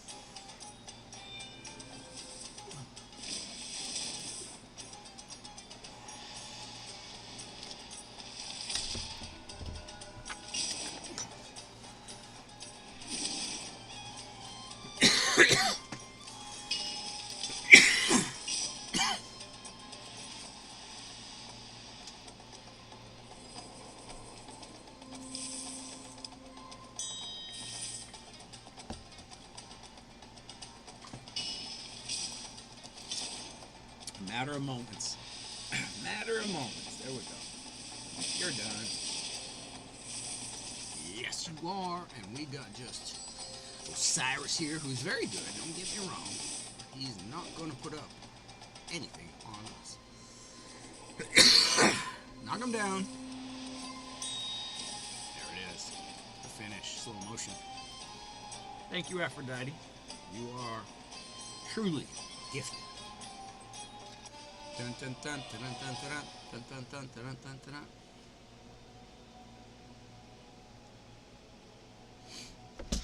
All right, Minotaur. We've been waiting to get you. What do we got? Terrible, terrible. Oh, we got some imprints. Oh, I got the 2-star on 147 too. So what is the 2-star on 147?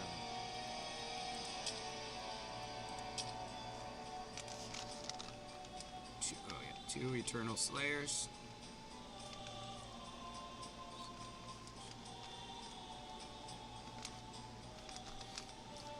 And it was imprint. It's 2. Alright, so 148.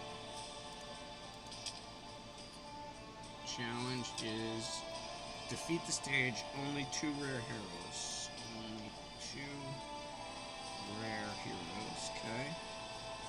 And it is an imprint reward.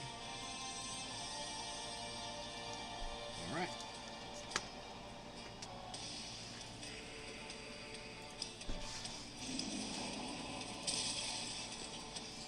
You put the confuse in the coconut, you mix them both together. Alright, let's go for the Isis. He is just being terrible. That Isis is not going to be... There we go. We're going to take you. This. I should have done Zeus's ult first, but... Yeah, I should have done Zeus's ult first and took her out before she buffed up, but... Ooh, look at this. We got a Musashi Madness, but with Horus. Oh, tell me these two are just going to kill each other. That would be wonderful. Mia Sog and Isis can just laugh it off. We could have a good old time while the 2 Horus boys are busy banging their heads against each other like they're some kind of sillies. Oh my word.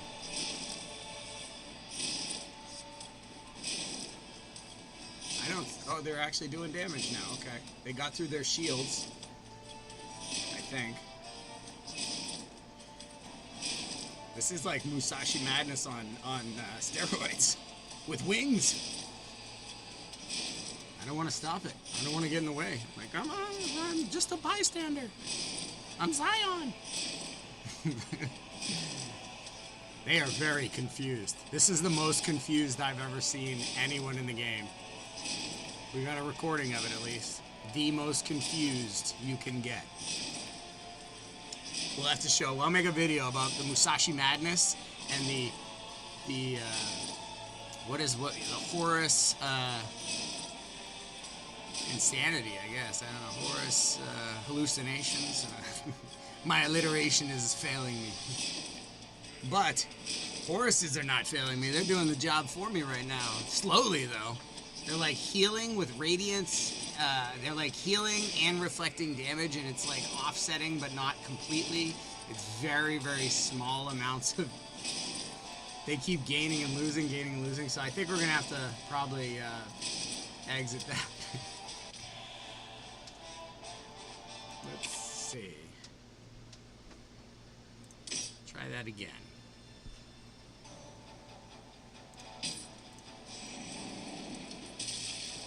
Putting confused. We are going to go... So we need a blue hitter, but I guess this is going to be my man.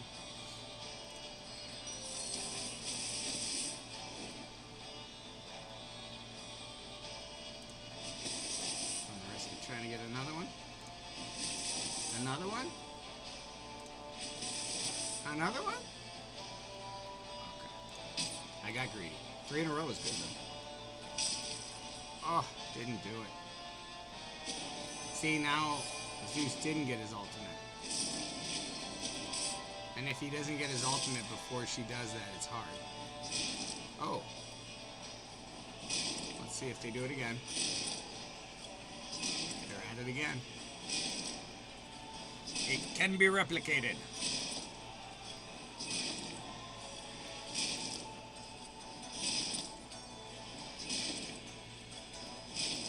Call him Horus the Hothead. He got angry, he can't let it go. That other Horus in the mirror, it keeps talking smack back to him every time he talks smack to it, you know? You gotta get even with that thing. Oh, now at least we got some damage over here. One is gonna kill the other. That's nice. That is what I'm talking about. Uneven amounts of buffing or radiance or something is working to give one on the left damage every time, and the other one is like healing enough to offset the damage.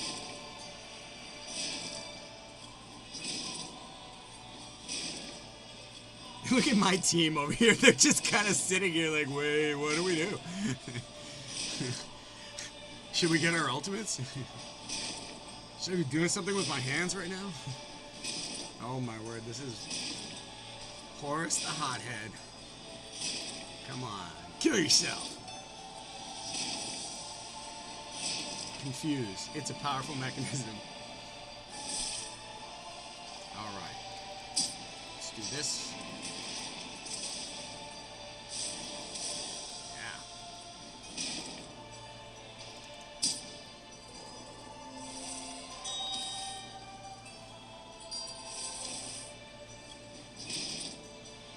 Okay, so Heimdall.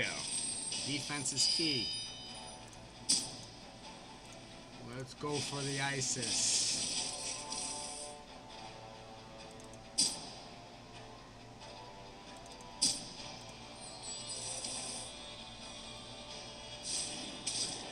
Okay.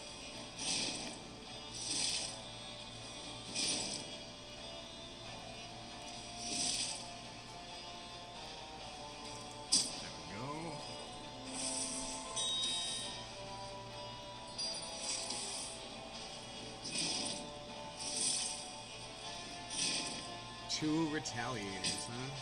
Let's go this guy. Nice. Can I get one more? Oh, no. Retaliate him for retaliating you.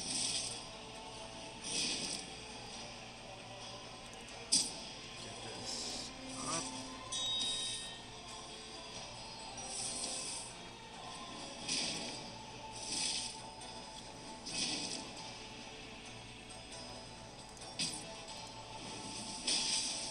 Oh, come on. That is a load of crap.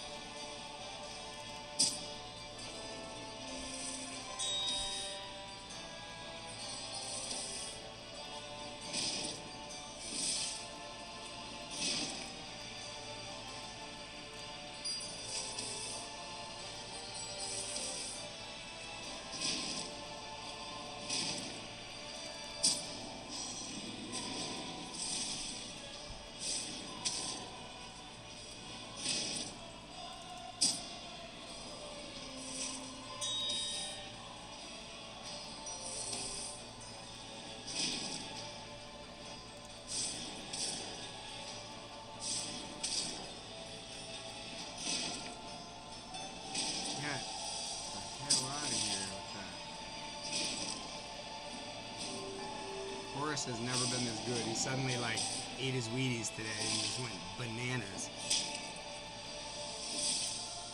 That's what I mean by like at no other level in the game do you see Horus act this way. So I get adding something, but it's got to be the appropriate step up, or else, my God, he seems like he's gone nuts. Like his counterattack can't be 100%. That's too much. Can't even function. Never mind get a team going. I mean, I'm gonna beat it because I've got like a way overpowered account and team, but still, that's a crazy progression upgrade. Let's put this on. Let's put this on. Oh yeah, let's do this first. There we go. And then let's put this on him. And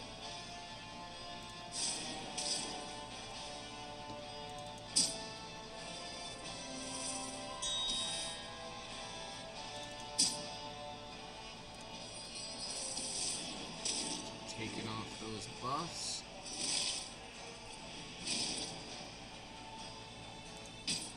Let's do this first. Defense first. Get your 6, then you go for the offense. Confused. I think that you're confused. Alright, let's bring the house down on them. Like Samson would say. Come on, we're pulling men's off. Why are we not pulling men's off? Are they putting men's on themselves when they hit each other? Is that really what's happening? So confuse is not the way to go?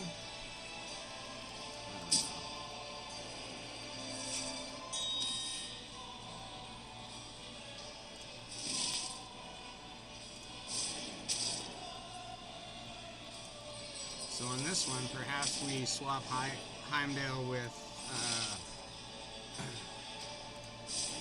Isis, and we work to just have a buff pulling party off of it, but we'll see if we can beat it. Of course, want to beat it.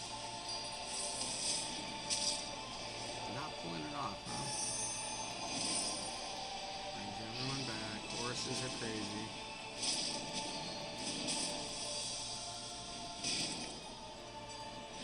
It's gonna be a long fight.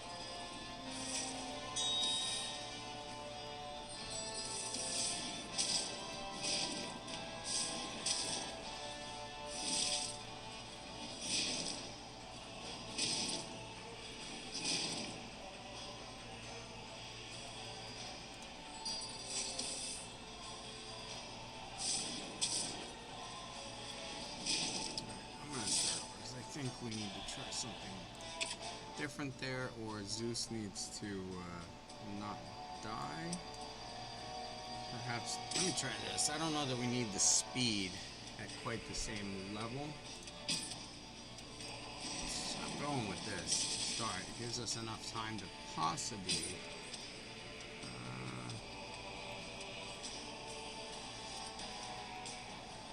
go with him.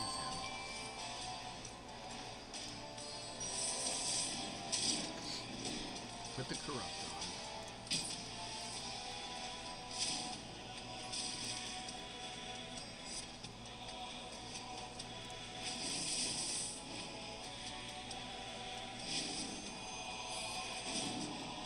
Reflect. So before we hit her with much damage, we need to be taking it off of her, or taking the buffs off of her first. So that's what Mordred's going to be doing. And you know, honestly, if we have to pull Heimdall out and do it with Isis, then that's the way we'll probably have to go about it. But we're going to kill the one on the left again. That's interesting. That's always the one on the left that seems to lose his shield first. They have the same amount of buffs. No. The one on the left has a 4 shield versus a 3, so it actually would... And 3 men versus 2, so you would think the one on the left would be stronger, but it does not appear to be. So we'll let the one on the left be killed. Now we got to take out Isis, or else she's going to bring him back as soon as she gets her ultimate, and she's 3/4 of the way there. So our next thing will be to hopefully have Zeus get his ultimate, and we'll throw that towards Isis and have it take her out. That would be the way we would beat this wave. I think we can take care of Horus fairly easily with him in Assad, but we need to get rid of Isis. So once Horus takes care of himself here, and not in a dirty way, that's gonna be right. Now, oh wow, he's healing. So there we go. Yeah, one more, just cause. All right. So we are going to plus up. This is the most important thing.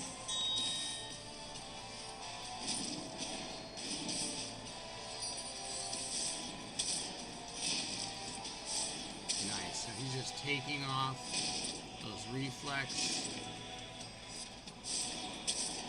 Now we need... Oh, you mother. Oh my god. Oh, that's annoying. Alright, I'm going to do it in a different way. I'm going to take out Heimdall, and I'm going to go with Isis, and then we'll do it that way. That way I'm sure that I can make it, because all they have to do is survive. It's just going to be a slow run.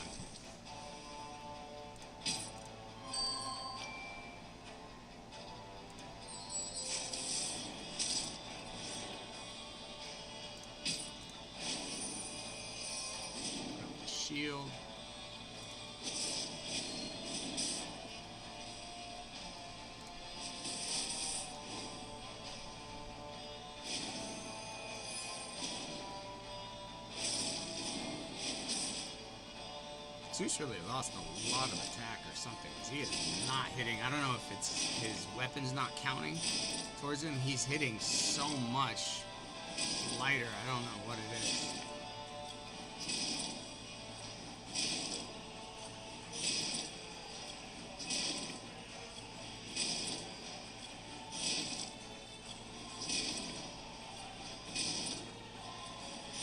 I don't know. This one doesn't look good.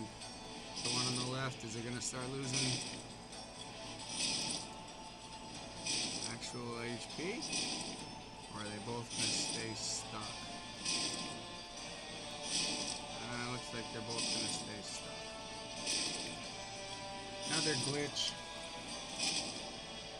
So it almost feels like Mordred is the one that breaks this level. So let's take out Mordred and just go this route and maybe see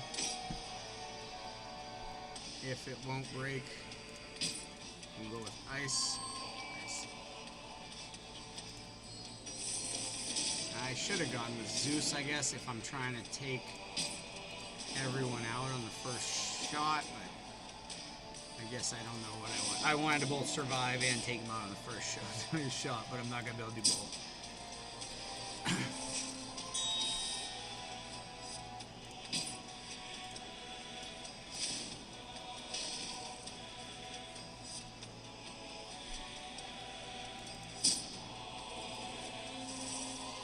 For some reason, Zeus is like really low on initial divinity too. It's like, Christ, I thought I put Mjolnir on him so that he'd have like a ton of divinity, but I don't think it's counting or something.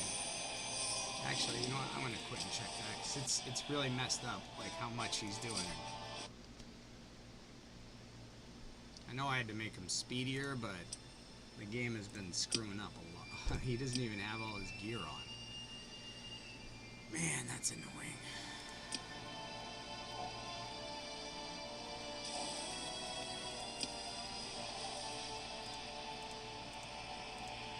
I don't even know what it was. It was something on him, but it didn't stay on him. Crit damage. This one. Yeah. Now, I was hoping to get attack body.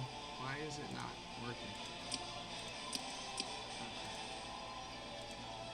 And attack. A body one with attack. I'll have to try to farm for that. But speed, attack, speed, attack. It's like 4,300 attack. His crit rate is low. Let me see. Attack.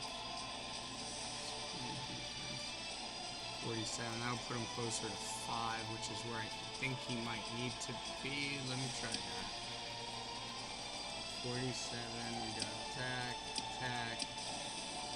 initiative. See, that's why, like, he has initiative too, but he just doesn't seem to be getting to it. Doesn't seem to be getting to his ult that fast. Not like initiative,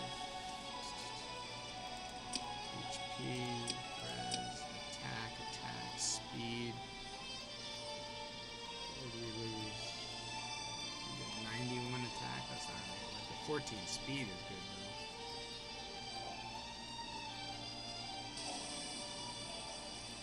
Wow, that's actually pretty good. Alright, so we got that.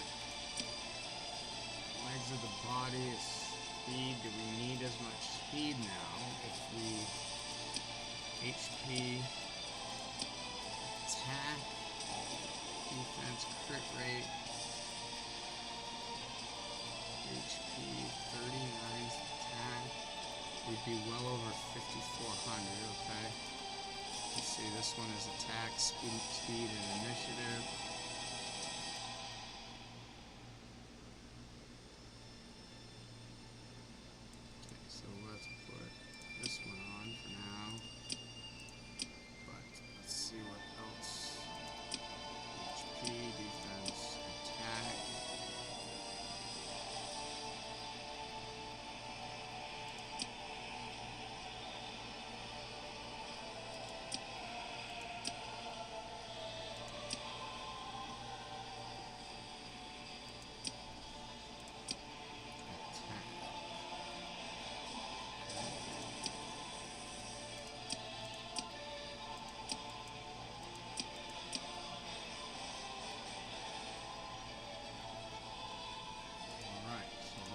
be the best we can do.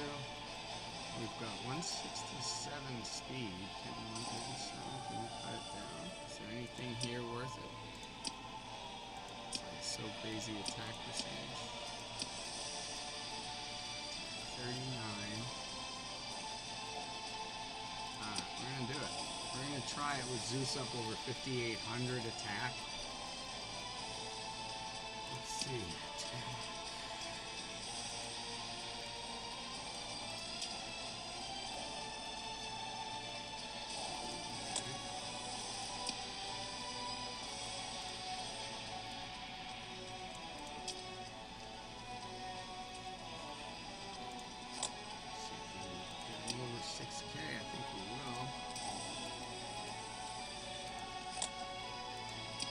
Increase the damage of the first attack on the attack. How much does this take off? 736. Okay.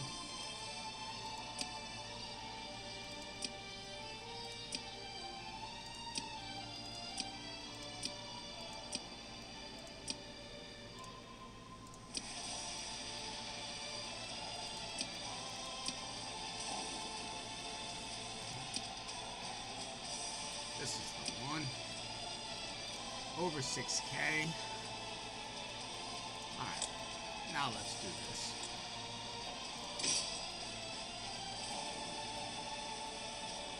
Isis, I don't, oh wait, yeah, we need you because of Mordred. Alright, we're gonna take Susie. We're gonna go tap on their Isis. Oh, taking half of her health now. Okay. Let's do this number.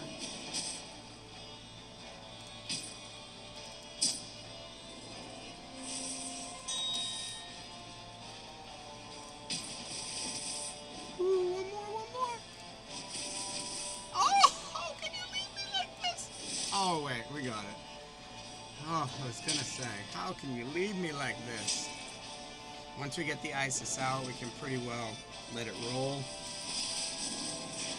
Wow, Horus survived that, huh? Aren't you just a big tough guy? And you were tough enough to retaliate after, huh? Well, there's some big shield. You go hit that all day long. Nice. There's a Horus down. 6,000k attack for Zeus. That is where it's at. Look at that ultimate. He brought in the whole team. Now Horus managed to hold on to a sliver of his dignity and then go attack us all. We don't care. You're going down. Yep, told you. I predict the future. Oh my Lanta! That was a big hit. Alright, so hold on. We got Ra and we've got. Let's go this way.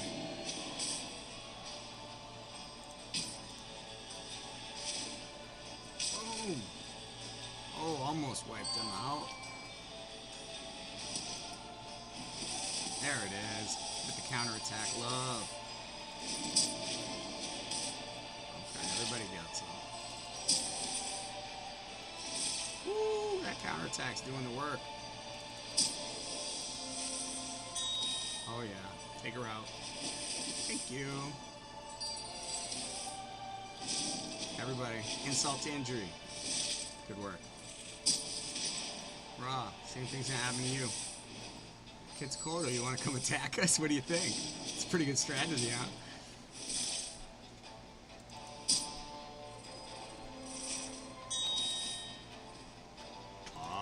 Zeus. Yeah. Third wave. Ooh, a Shamash. First we're gonna put this up. You can't touch me.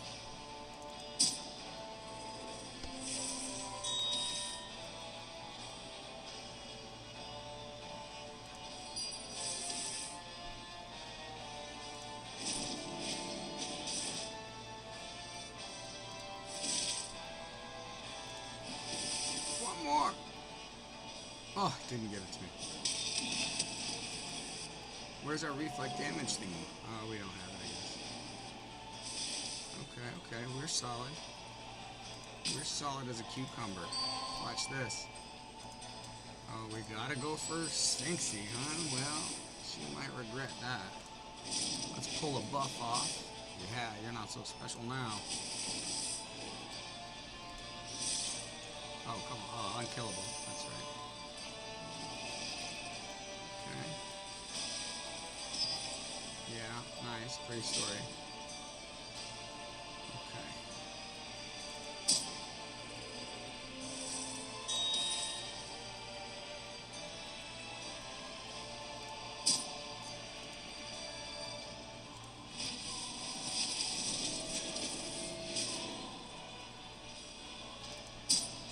So we need that lock unkillable, I guess, but or breakthrough unkillable.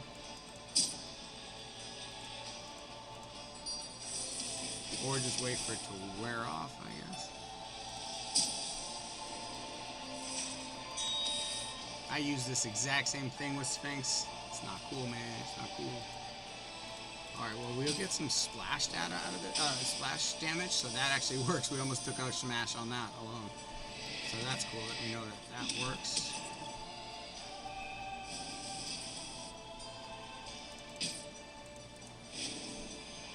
I give you shield. Take off that buff.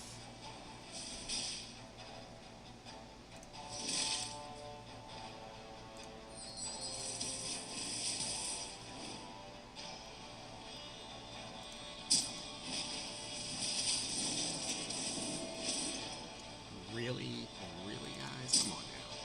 That didn't take out the guild?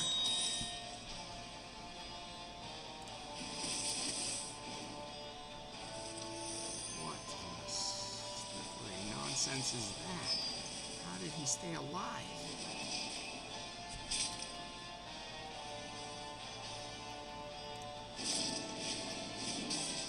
There we go. Take that radiance off. Need this for sure, big time, always, sometimes on Sunday. This will help us bring back around to go this way. Nice. One down. Oh, he brings him right back. That's right, forgot about Smash. I gotta hit Smash first. Dang. Can I get a revive there, Isis? Would you mind? Alright, let's go this one. And Smash. Gotta keep remembering. Pull the stuff off. Smash. Boom, get us a revival.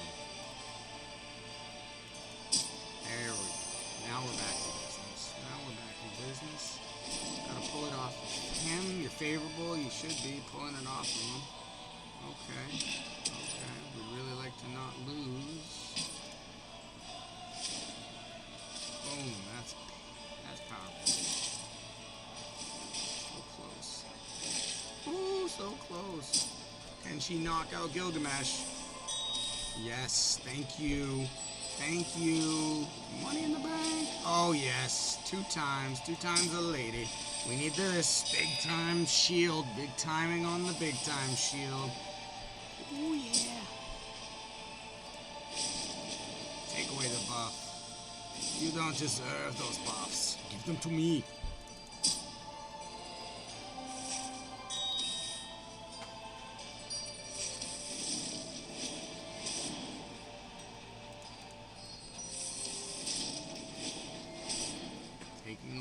Taking all those buffs off you. There we go.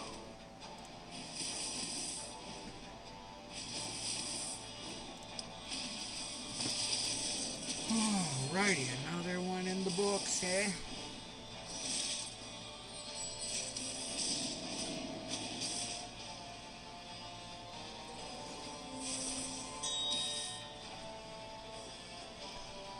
Looks like it's 10:15 on the East Coast.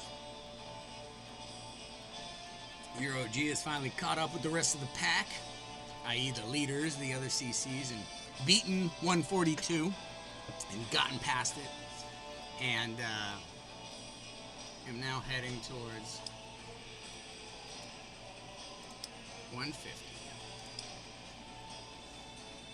Come on now, don't break on the last person. That ain't cool.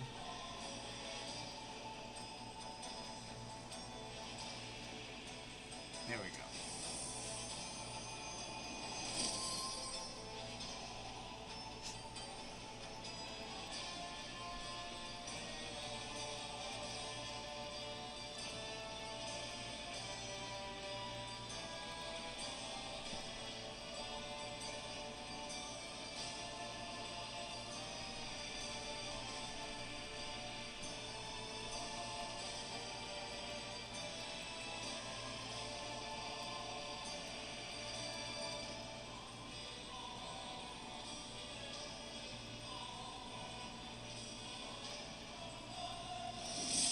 There it is.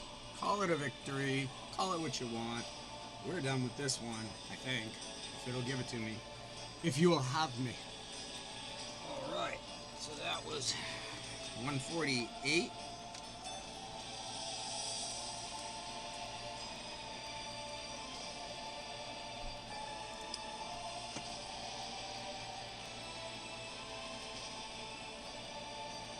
So I got 149 and 150 left.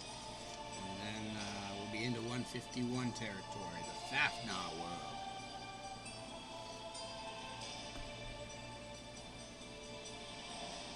There it is. That looks like they're counting it. Yeah, Zeus has spoken.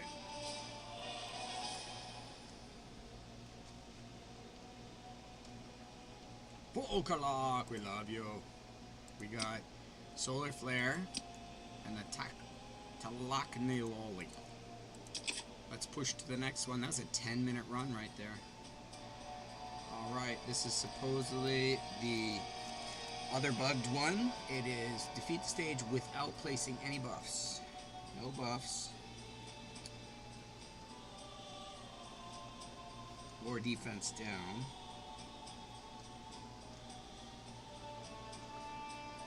Okay, no buffs or defense down. Let me see what is the reward for said challenge. 20 tomes. Okay.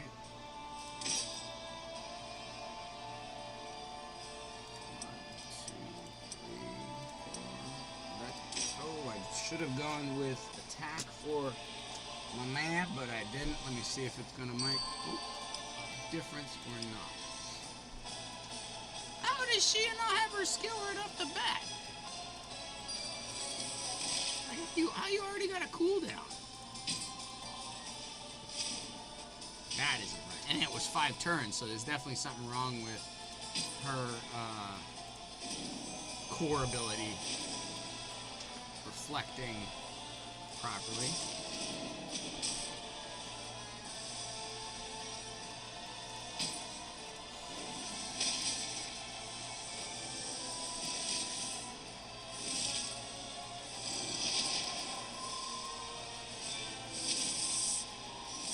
Nice. Cyrus, you're no match for the Heimdall. As good.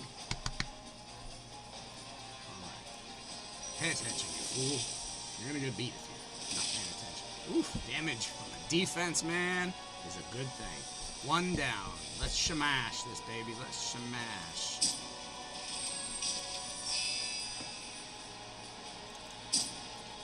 Ooh, it's going well. Okay, Zeus should get his. We're gonna take Zeus and shamash. There it is. That's the way. I like it. No? We want to go Osiris.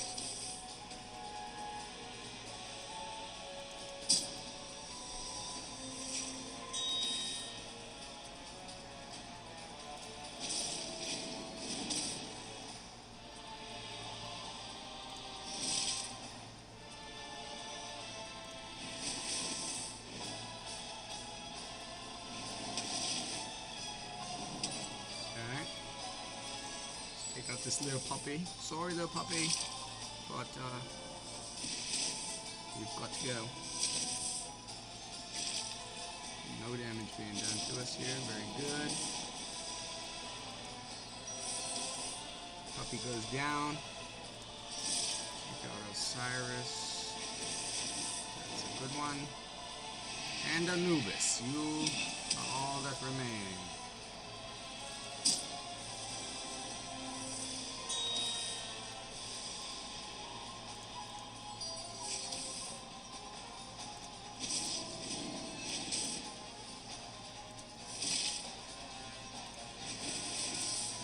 One more? Forget about it. Okay. Just letting everybody be prepped up for the next.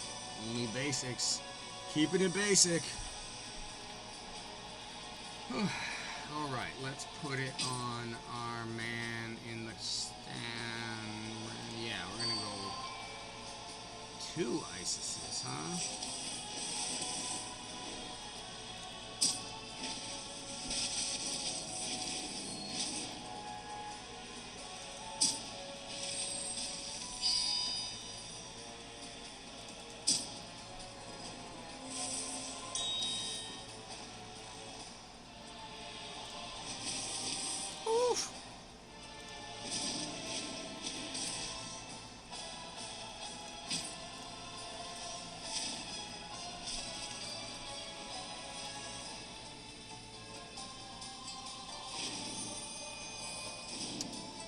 Like we needed to get that Isis to fall, and she just held on by the very, very skin of her teeth. So I don't know if she has Immortal on, and she's down like 1 HP, and that's why we can't kill her. It's possibly that might be the glitch here, is that you have to strip off her unkillable. Let's see, we'll try to go this way. This way.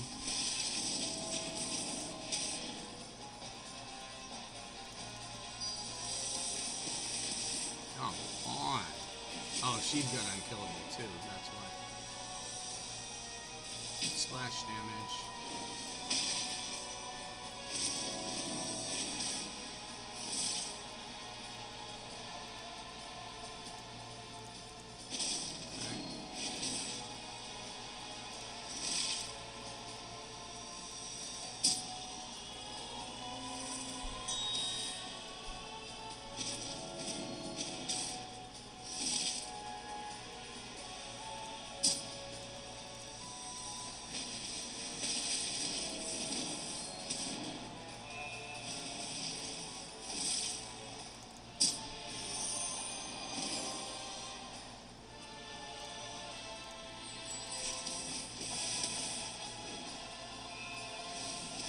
See her Aphrodite. Oh, she took her out. Holy sweet mother of... Could we get another hit, please? Oh. Yes. Oh, Isis is down.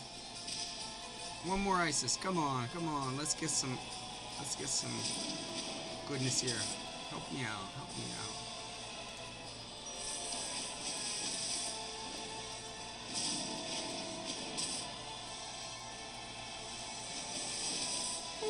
One more.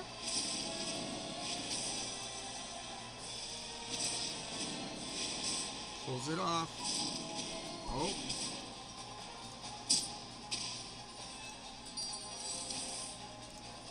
Come on, I didn't. Oh, that's not what I hit. That is a load of crap, and that's not what I hit, and that is bull. Oh boy, I love when that happens. I mean, we're gonna win this thing as long as she doesn't bring everyone back, which she has her ultimate. So I don't know why she isn't exactly, but let me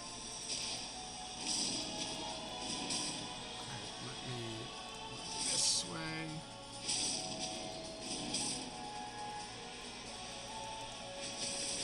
Come on, give me an extra hit. Thank you. And we're done. Oof. Dang. Wasn't sure why Isis didn't bring back the rest of them when she had her ultimate available, but I'm not going to ask questions. That was tough to kill 2 Isises.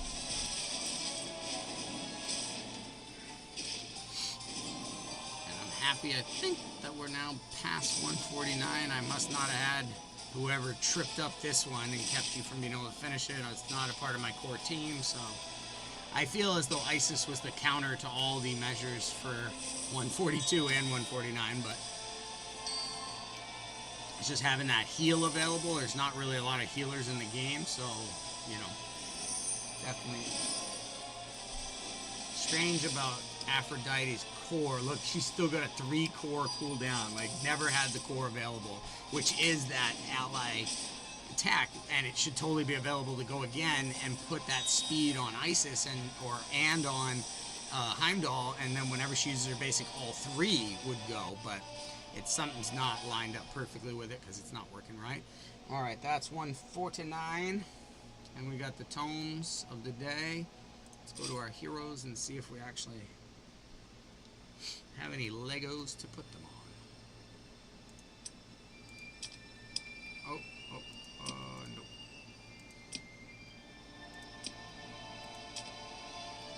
Next.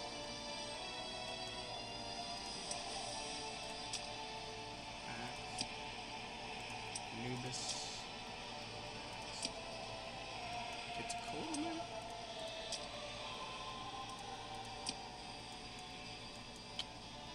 Alright, well, I guess I'm just waiting on the next Legos because I've got more.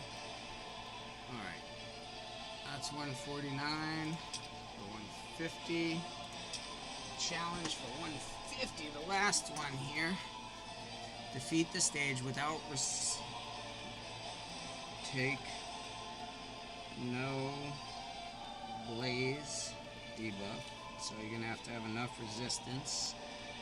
5 living allies. And then the reward, this is the Fafnir, of course, and the reward is Universal Imprint. Cool. Alright, so a Fafnir fight, huh? Let's look at this one. Burn to the core, attacks all enemies 2 times. Each hit activates Blaze 3 on enemies. So you really just want to have a high resistance team. Attack all enemies, place Blaze 3 on all enemies for 5 turns. Flames, attacks all enemies, continuously activates flame. Okay, Frailty of Fire, gains divinity when placing Blaze, so we gotta keep him from placing Blaze. When he receives a disable, he removes the disable and decreases his divinity. So disables help keep him from getting his ultimate. So freeze is the best. Scotty! If Fafnir receives a Blaze, increases divinity by 100, so you don't want to put Blaze on him. Enraged, has 100% chance to place Blaze for 1 turn on enemies when attacking. This chance is reduced by 25% for each unique hero archetype, so you can't have 2 defenders or whatever, or it makes it where he puts Blaze on you. Okay, so we have to have each separate archetype.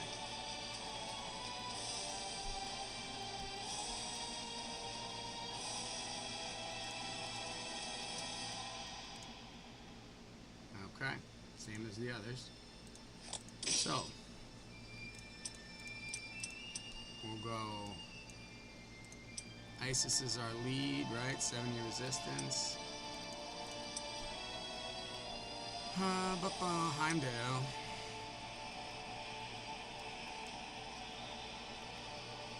Aphrodite. Zeus. And our big bleeder is going to be, we could use Drac, but I'm going to go this way. I am going to go this way, and let's see what we can do.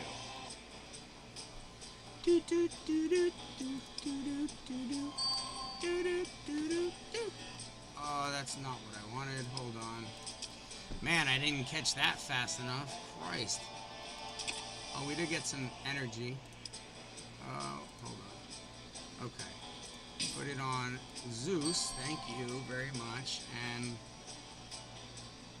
let's take out the Isis versus the Loki. I think the Loki is less dangerous.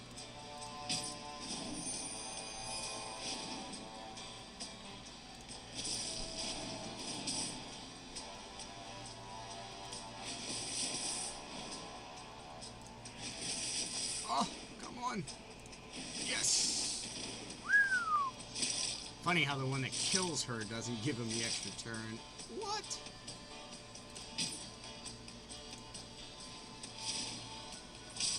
There we go. There we go. Now we got it. Solid as a rock. Can we get a little hitbacks? Take out Loki for that.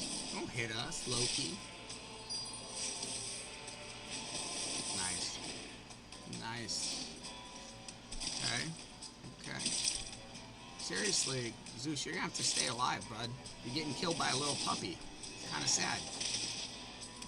Isis will take care of you, but seriously, like, you gotta be a professional, bro.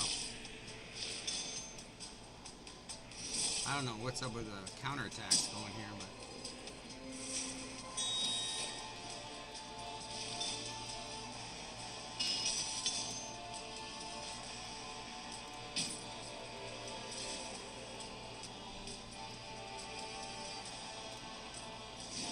Whew. Doesn't quite get it.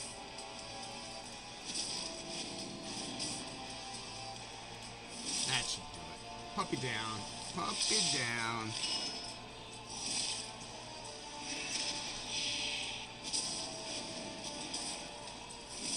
There we go.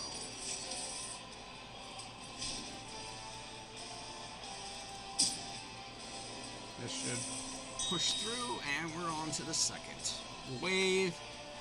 One more, and we will be at Fafnir. Alright, so let us revive this lucky child right here. Okay, whatever, dude. We can do that too. Yeah, we can think about that, huh?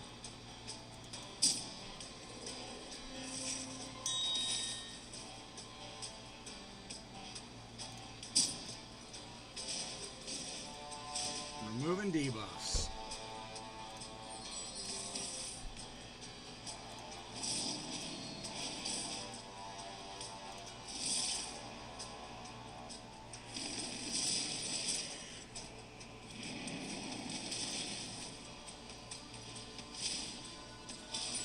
This is why the resistance is so high and is so important, because it'll keep us from being taunted by Loki. He's a danger here with how tanky it is between Heimdall and Hippolyta.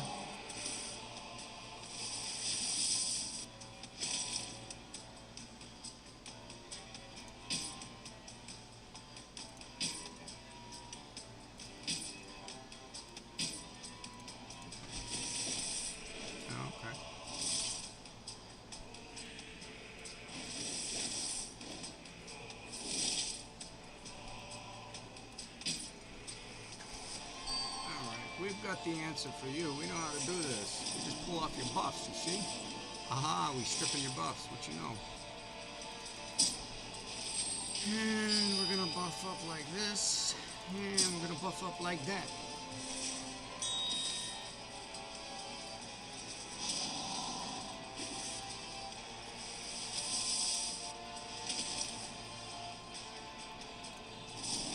In retrospect, it might be better to have just brought in Mordred and for wave control to get here.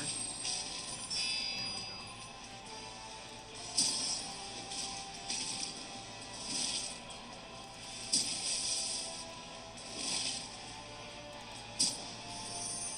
Bring Zeus Man back.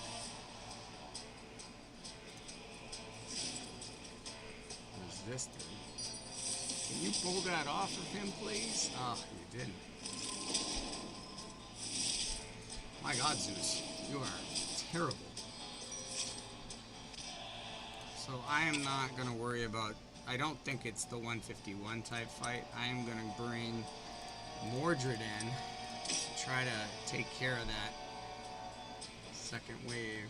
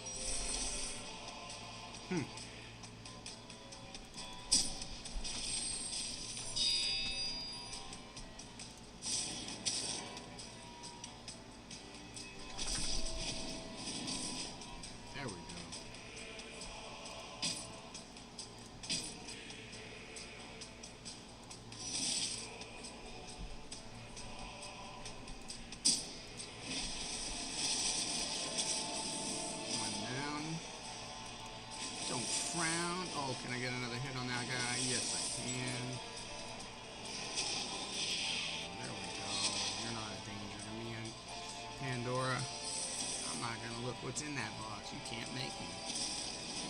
Cycle around our skills and be ready to pump it up.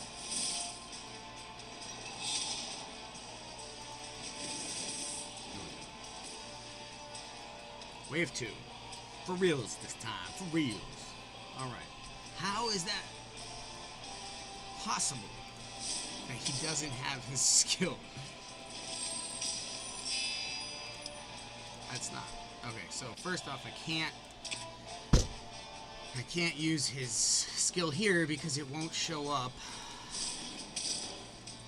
when I need it next. So I've got to try to get through this without using Confuse because it won't actually give him his proper cooldown. None of the cooldowns are working right now here. It's weird. Let me just at least kill her in 2 hits. Oh, come on. I'm going to just try it again. That, I gotta get it to fall that way. Like, it sucks. There's no other way. I have to, because it's broken right now. And the cooldowns are not working properly, so I have to get enough done. And come on, she's gotta stop healing so damn much. No, get the hell out of here! Are you kidding me? How the hell did she hold on? You got Heimdall with 5,000 defense. You got freaking Zeus with 6,000 attack. That's a load of shit that she's fucking walking through that. Oh my god, that is poor.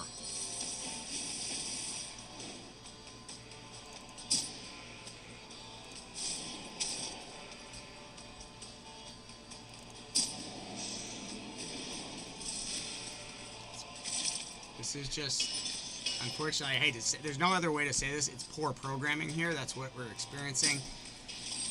Because it's not, I mean, it's hard to know every interaction that code's going to have with other code and blah, blah, blah, but this needed to be better tested. These levels, I get why they're pulling it down early. This needed to be fixed. Man, really annoying. And look, she will not die. Just doesn't die, right? Just never dies. Like, what is that? Does she have an unkillable? Can we know? Is there any... Jesus. That's like an insane amount of killing I have to do, or an insane amount of luck I have to do to get by this. Like, when did Hound of Duat become the greatest hero in the game? This guy's running around just owning the battle here like he's been doing this. He's good, but he's not that good. Come on. Who approved this? Alright, I'm gonna go for Loki because...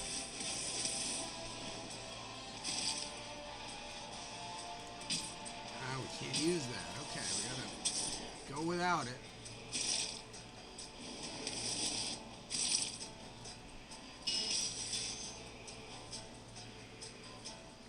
Let's strip the buff off this stupid... It's not gonna, of course not.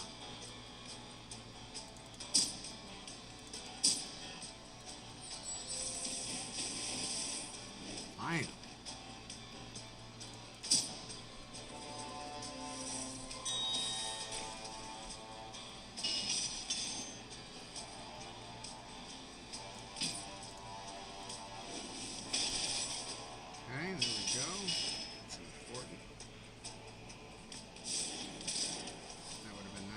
Taking that off.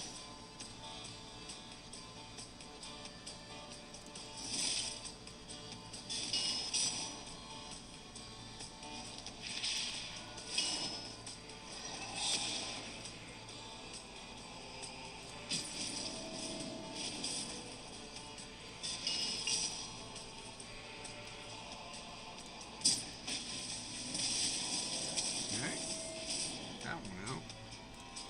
See, now our thing's cooled down, I guess. 42 turns later. Alright.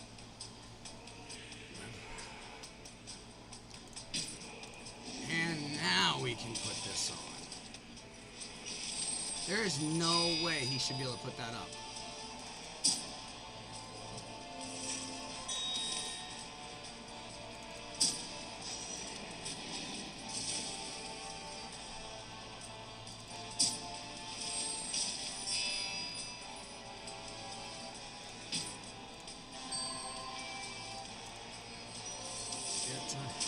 to empty in Heimdall all those buffs. Oh, nice.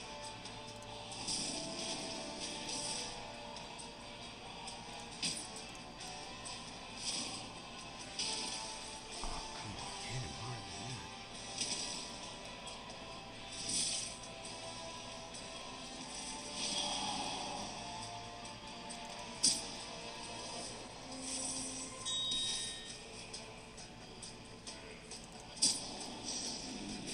Mordred!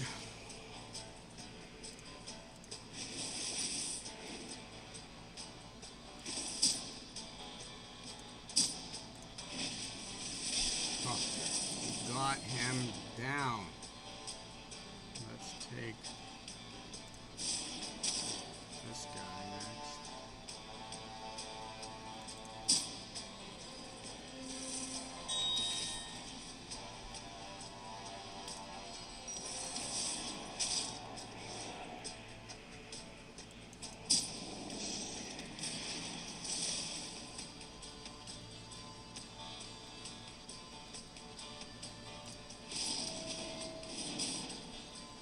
Pulling it off.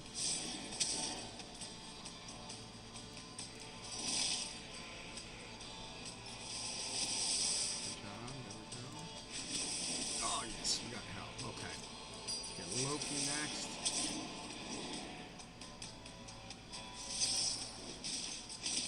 Don't mind you hitting him. He's a tank. And he hits back, so.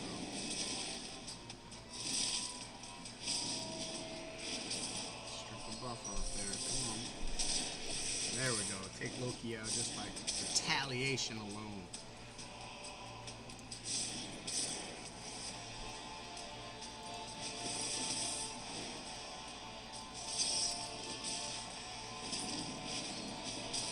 This is wave 2. We're about to be all done with wave 2, and then we will get to Fafnir.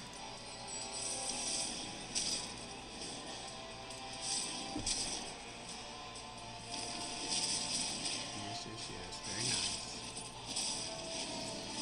All right, whew, here we go. We are now at the dragon at 150, the last boss. We faced him at 90 and at 30, so we know about him. Hi, little buddy. You're looking hot and bothered. Why don't we put a confuse on you? That doesn't work.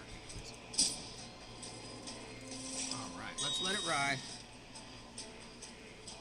I would have liked to have had Achilles it to just bleed him out, but it was a matter of getting there. And we'll figure it out after we've beaten it. We'll break it down and make sure we know, but I just gotta beat it, get past 150, and then that will be good, and then we'll go from there and work to optimize it.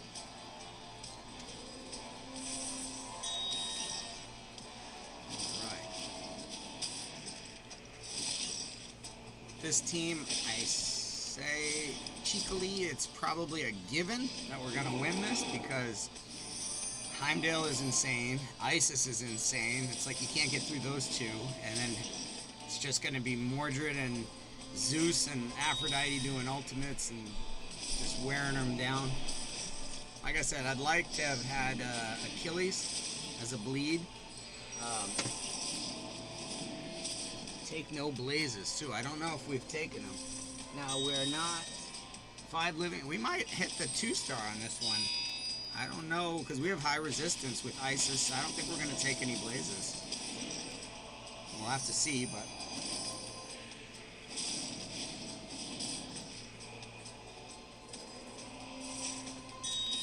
We don't look to be having any trouble. That's why 142 was so frustrating. Because it was like, I know if I got by this, nothing is standing in my way. And look, poof, I just went right by it. And once I got by it, I poof, went right up to it. I knew it. And that's what was so frustrating about it, was that I wasn't allowed to be where I knew I had work to get to. So, of course, that's understandable. I'm not overly frustrated. I'm not acting on my frustration. I expressed it, felt it, let it go. And now I'm, looking at what is better, like or if it is better. If it's not better, I'm not going to say it is, but it's looking better. Everything's working a little better. Things are happening. I'm getting ahead. I managed to find a way to do it, so all good. In the hood, in the collective hood. All right, look at this. We're putting the hurting on him. It definitely seems like a matter of time. I've got my snippet over here. It's kind of like my little celebration when I snip the finished screen of beating it. That's how a lot of people have been sharing it in the Discord, is just sharing the finished screen of them beating 150. So I've been looking forward to getting that same snip myself. Ooh, it's a little warm. There we go. That's what I needed, the fan right on me. I was sweating like a stuck pig.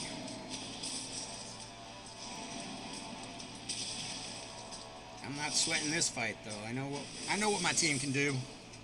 I know what my boys and girls can do. They're hard workers. And this Fafnir buddy, he talks all kinds of hot air. He ain't nothing. He ain't nothing. He's a good looking dragon though. Good looking dragon. I like those big giant like steel like bracelets here. I thought that looked pretty cool. Just a neat touch. You know, it's how they interpret it. I just thought that was cool. It was almost like those were the ones he was chained with at some point, but he broke free. So that's like that. I like that. I like that. We are cursing this buddy, and we are slowly but surely working him down. And it doesn't look like we're going to die anytime soon. So I think your OG's about to join the 150 club. There's only about 100 or so folks that have made it. We'll have to take a look at the Hell Hades website and see where everyone is on that. But let's see. hellhades.com.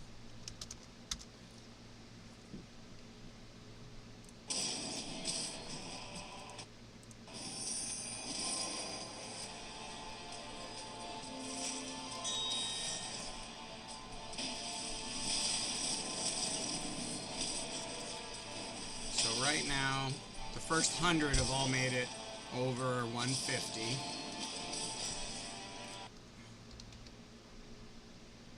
Your OG is number 130 at level 149. So I think I'll be tied for probably like everyone inside of 100. Where does everyone is tied at 150? So I'll be tied with the first. And then we'll look at the challenge levels. OPT, I have 164 stars. That puts me at 96th place. Not bad. And then final boss damage, I haven't done that one yet. Ooh, Charlemagne! Look at that boy, 8.5 billion. Charlemagne's part of the group that we were working together, sharing information during this alpha. So good old Charlemagne, I'm gonna join you, big guy. And then Jake Smash is right below him. Jake, great guy, Air Force, airman, I guess you'd call him. So I talk with him. Great guy. He's still actively in the Air Force. So it's, but he's a great content creator. He was handling some other games, but now he's coming over to Godforge and looking like he's Jake smashing it over here. So good to see Jake Smash tied for, or no, I'm sorry, in number 3 for the final boss damage. Charlemagne in number 2. Two of our buddies. Number 9 is at 8. 9 is a moderator for the Fateless Discord. Good guy. Pretty sure. I think he's a guy. I don't want to say that. I talk with that person and they're great. So happy to see them there.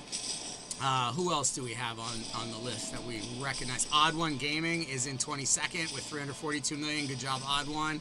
He's always setting new world records in Raid. So love Odd One there and happy to see him. There's a Chozun. I don't know if that's Chosen, but it's a Chozun. He's in 26th place, so that's kind of funny. Papa Tez was working with the folks in our group as well. He put up almost 120 mil. And then let's see, JKG is in there. He's part of our group, 44th place. He has 52 million. Ragewood's at 35 million. And who else do we see that we know? Mad Capper's in there, 18 mil.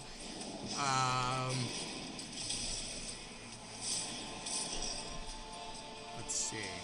That's about everyone for the top 100, but we are about to reached the end here. We just let it do its thing because we had it.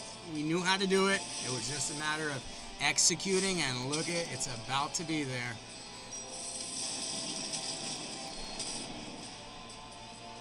Put him down. Oh yeah. Fafnir, we're gonna kill you with Zeus's ult. What a way to go. What a way to go. Don't you know?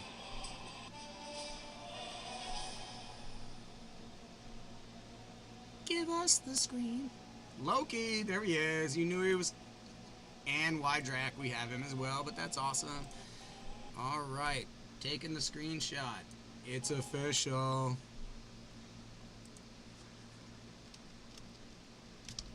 Level 150 complete.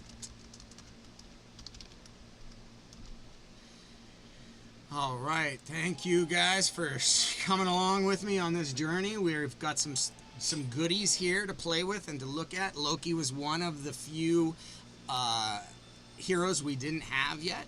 As far as the legendaries, we have everything else, but we were looking for Horus, Loki, Odin, and Shamash, and Hel, because we had her and we rolled her up. So 5 legendaries were all I had left to have all the legendaries in this one wave, and all the epics, and all the raids, and rares, and all the uncommons and commons. I did some work. So let's go to Ydrak. We'll put him up. Where you at, Ydrak? Awakening. Okay, Ydrak's up. Confirm it. Okay. Now, Heimdall, do we have a universal? Okay. No, we still didn't get a universal. Crikey! Did we get a Virage? No, we did not. We did not get a Virage. Did we get... No, we did not get an Olympus. That's Olympus. A Rue? Wait, I thought we got an Aru. In fact, I saw it. Well, we must have lost it. It must have fallen off. That stinks. Yeah, it doesn't look like any of the imprints made it over. Or they're only in the imprint library. Oh, and we got the 2 stars there. So 150, we're good with the 2 stars. So that's cool. And now, let's give it a crack, huh? Let's go for 151. Since we're here. 151 is the challenge. Clear the stage. Okay. Alright. So, I think with this one, we only really have to go... like, where is he? There we go. There's no energy, it just lets you go, basically. Alright, let's see what we put up here. I'm going to let it run auto because I just want to see what it brings, what it puts out. Raw without any manual, any manipulation.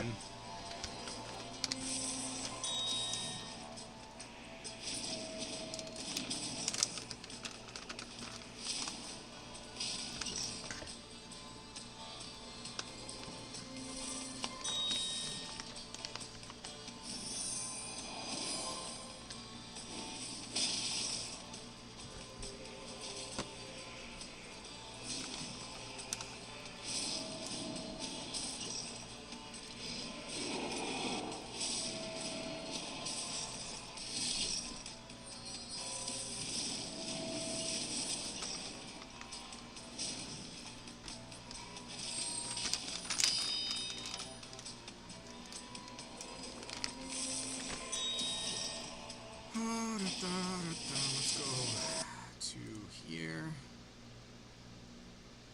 Discord.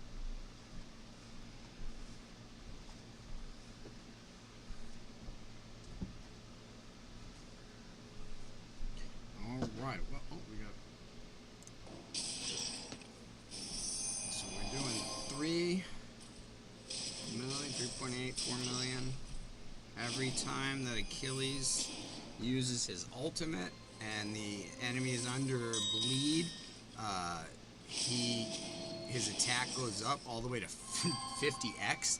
So that looks bananas, and I think that is a way that we could see some really huge numbers in the millions to billions even if we let it run long enough.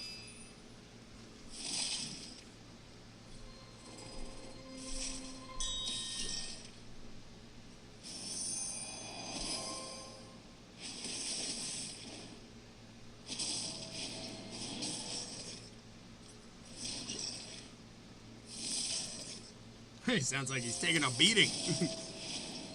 You didn't know the pain you could feel until I got here. I might be a little late, but I show up. I show up right.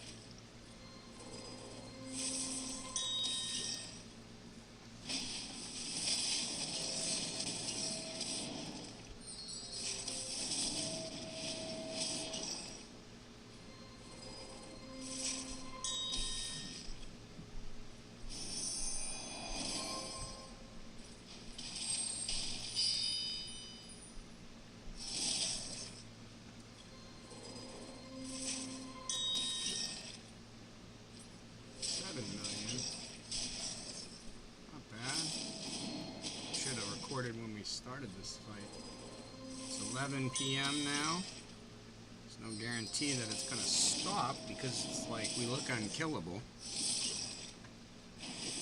We might just run it all night.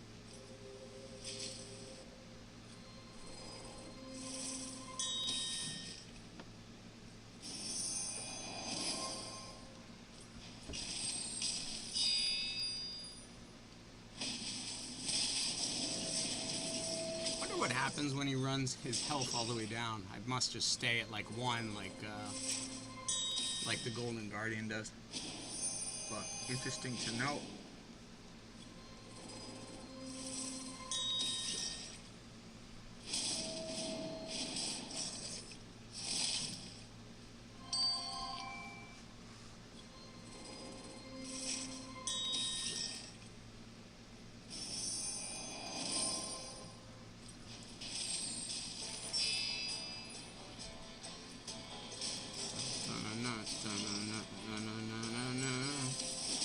We're Fafneering right now. We are Fafneering.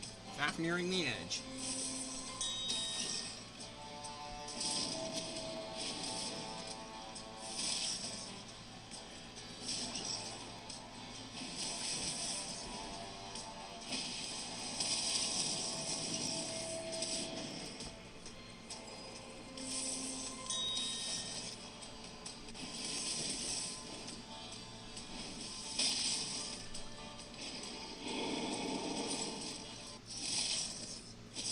Sit down, he says. I haven't fully grasped the sit down versus the stand up, the enraged versus the unenraged. Ooh! Isis went down to 1? Or did she die and it froze?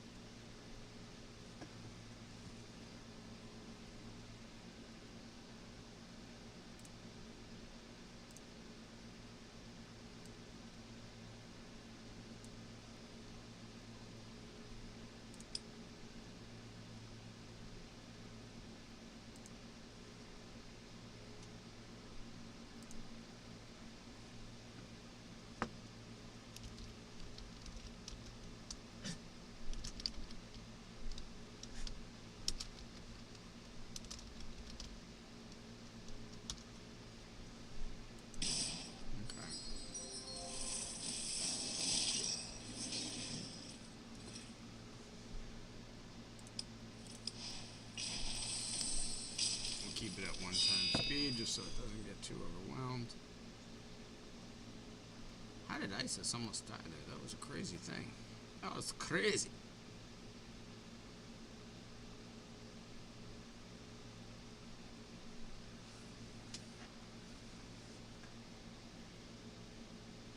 Man, I break everything I try to play. I think my team broke it.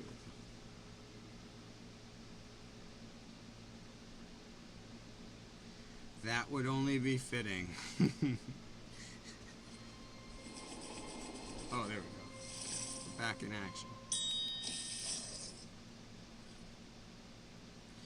You know, they say that when they need something absolutely positively destroyed overnight, they call them Marines, because Marines could break a bowling ball. They're that good.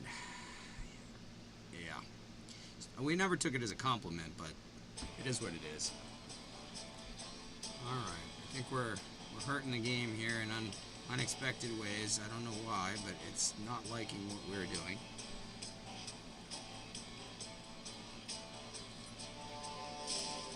But we're still going, so that's the positive. As long as it keeps moving forward, even if we lose a little bit, we'll get over. What are we looking for? What was our main goal?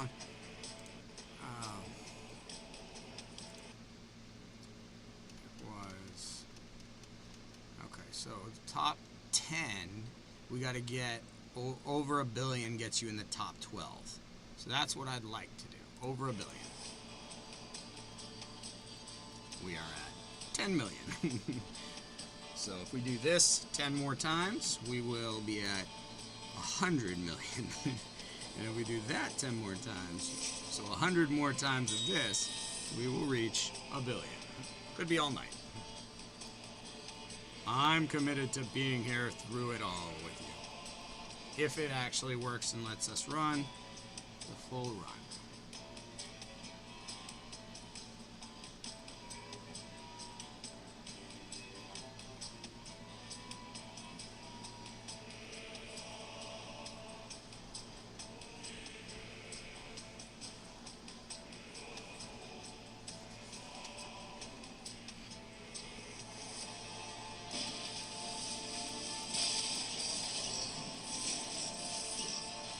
There we go.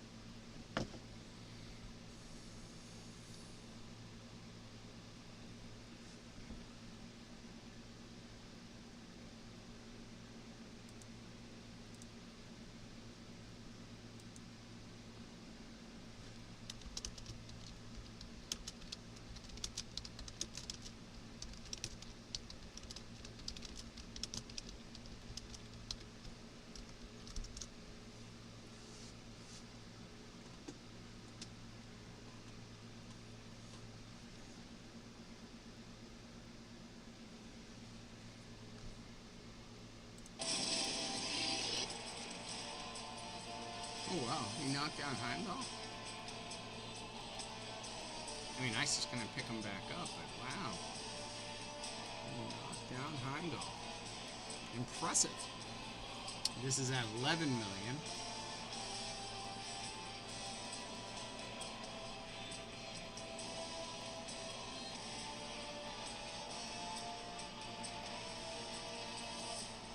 Oh, and now that I think of it, I didn't even max everything out for this. It's all still set up for the 142 fight. All their weapons and everything. It's not set up for this kind of fight to do the bleeds and as many hits as you can. Alright, well, I'm okay with 11 million then on our first crack. And I mean, it's not like we're done. Heimdall's coming back, right? As soon as Isis gets her Or ultimate there.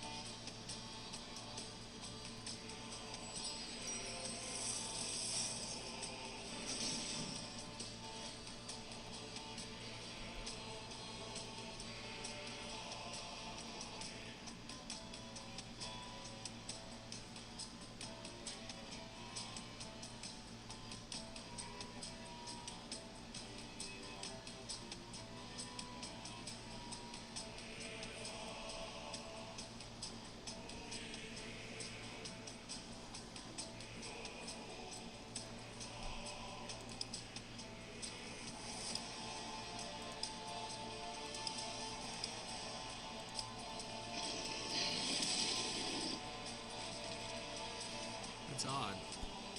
We're not like, or it's getting turns constantly. I don't know. We'll have to figure out what's going on there. It is a little buggy though. You may have to run a couple runs to get past something and still survive and get massive. You know, it's like there's key thresholds, and if you just survive them, you'll survive for a very long time. But if you don't make them, obviously, your team falls apart right there. So. We know this. 12 million on the first crack's not terrible.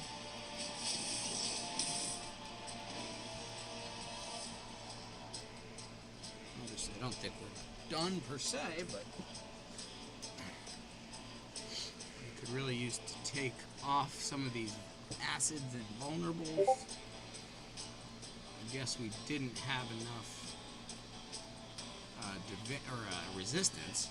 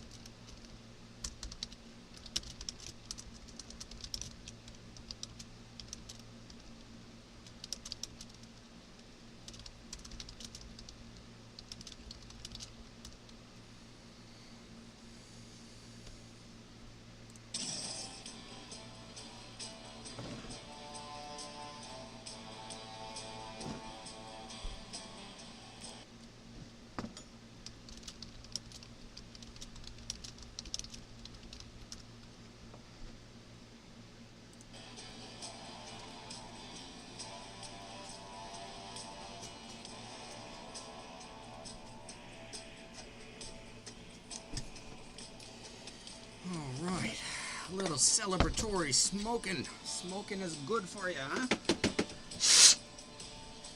Feeling good. Got that done. Whew. Now we're on to this Fafnir fight, which isn't going any easier or faster, but at least, you know, we don't look like we're embarrassed, you know? We're like, hey, you're still way down there? What's going on, you know? Now, to anybody else, it's, you know, well, I'm a content creator, right? Like, I can't be the guy who's not getting it done, so... That's all. It's more joking than anything, and I want to be able to provide you content on everything, but I'm like, hey, 143, can't tell you much about that one, you know, so I just wanted to do it for you and make sure I was past all those points and gathering all this data. We're putting some great stuff together. You're going to want to look for things coming out before the next alpha wave to help you manage and drive your account like a pro, like one of the top gamers, you can absolutely beat a level 100 in the first 24 hours. Like, that's not crazy. It's doable. And I'm not even meaning like just be at your computer constantly or phone constantly. Like, you can set it. We'll talk about, okay, this is how much of this resource you will need total for your teams. Have 2 of each archetype. Have 2 brawlers, 2 disruptors, 2 invokers, 2 defenders. Have that as your 10. That is your varsity, or your 5 is your varsity team that you're playing with. And you usually only have 4, so you kind of have like a 6th man, if you will, like in basketball.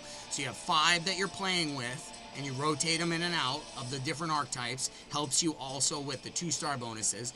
And then you have 5 as the JV. They're your backups. You're building them where you can, and you're getting ready for things that, you know, on this first wave, we didn't know what to expect. So I guess he just beat me. I don't know why, but it was really... Let's go look at... Hey, we put in a decent first attempt. We were, where was it? Oh, it doesn't have ours in there yet. Yeah, doesn't have ours in there yet. Okay. So let's see the gearing for this guy. And okay, we need some of those. Tian, big time, so we can get this guy all the way up. Oh, we got a new weapon. Level.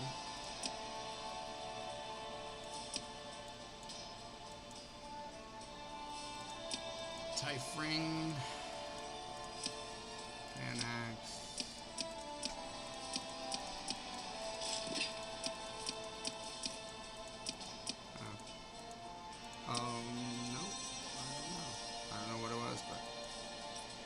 And like, if you look at this, we'll do a lot better of not upgrading this, that, and the other thing when we know, oh, I only need to work with this. Okay, so he's giving, increases damage inflicted when counterattacking.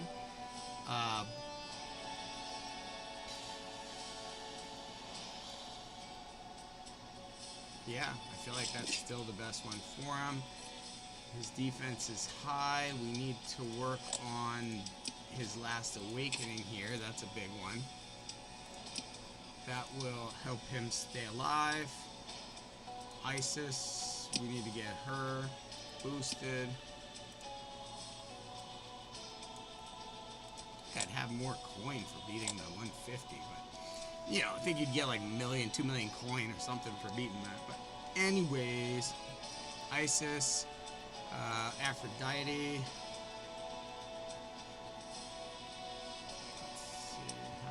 This guy.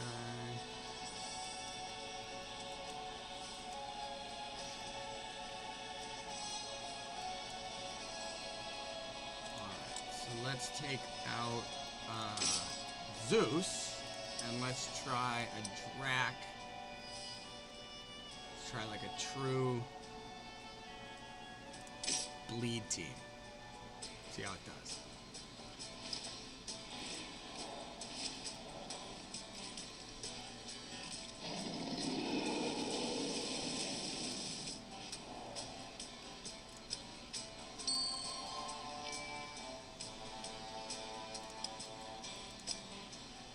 Who does she choose? No, don't choose Isis. What the? Stupid. That's the worst AI ever. I get it why, like, you do it if you need to strip buffs, but... Come on, I gotta be ready here to click on... Oh, there we go, okay. We are going with Achilles first. Then we'll go with... There we go. I think this is the easiest one to see for this one.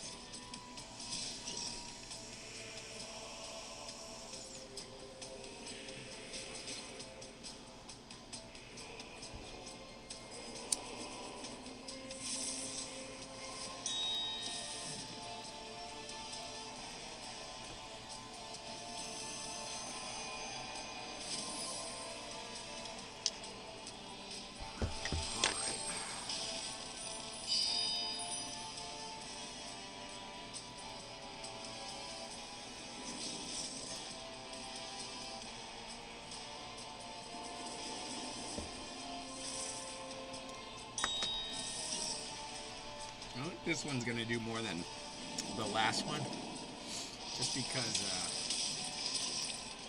the extra bleeds getting pulled off too. But I have a feeling that we're gonna do more than 20 million on this one. But who knows? I could be wrong.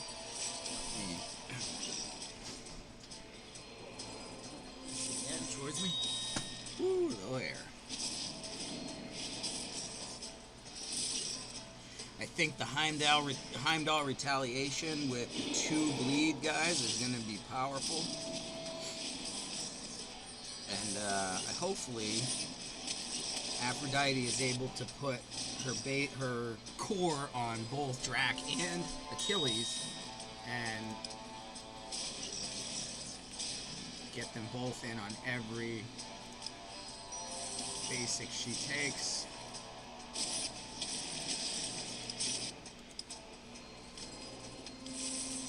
We'll have to wait till the next turn, which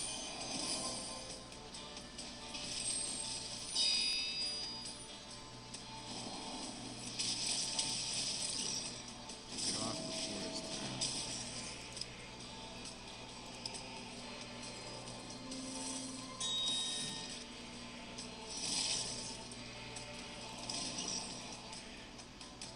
Okay, one more.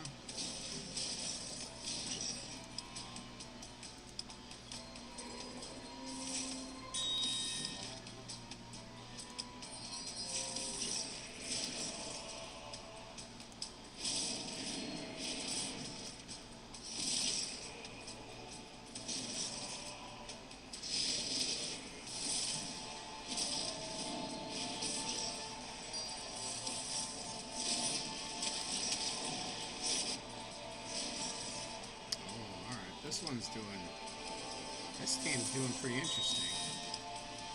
Because Drac puts the mend on.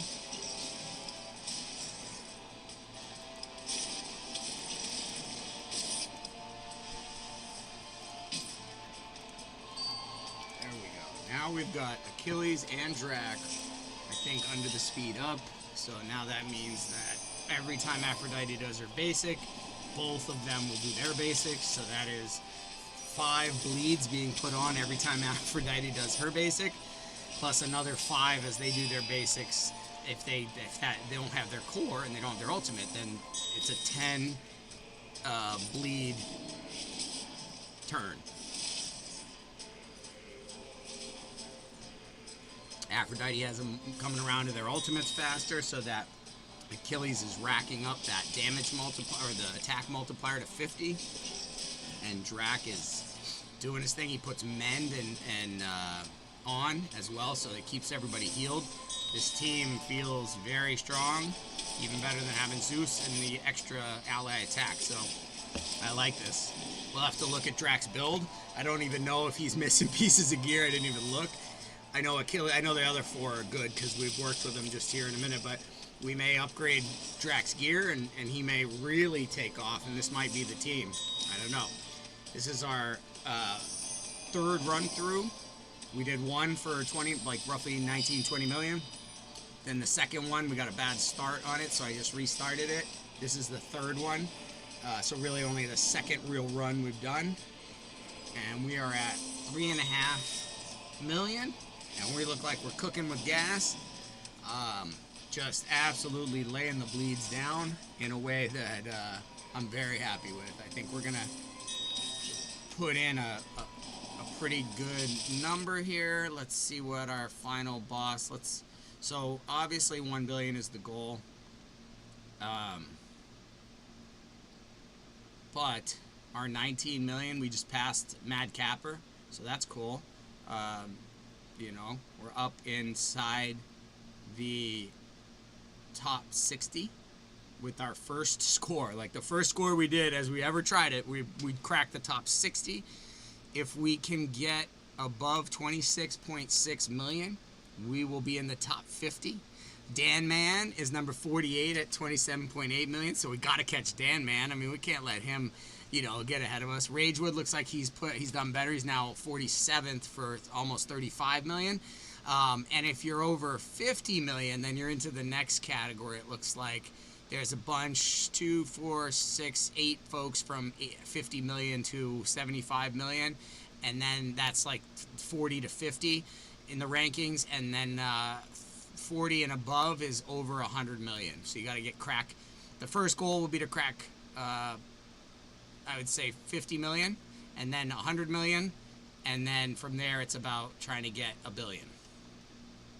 If it's something I have time to do, because we only have a few days left.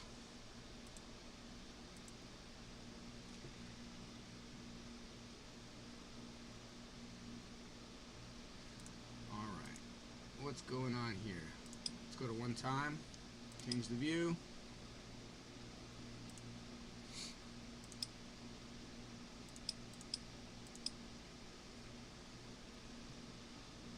Jack's got his ult.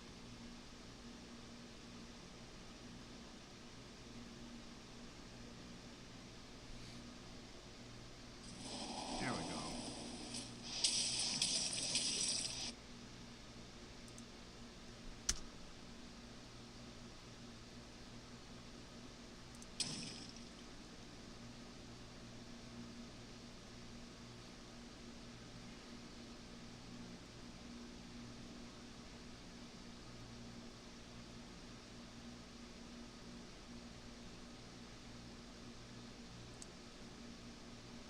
Your OG is now in 72nd place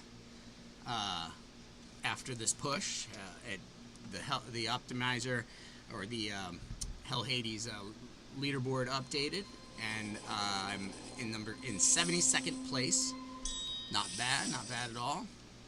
Not bad. Top 100 out of 5,000 here, and that's on stage level 150, and I think it's like times the 2-star multipliers.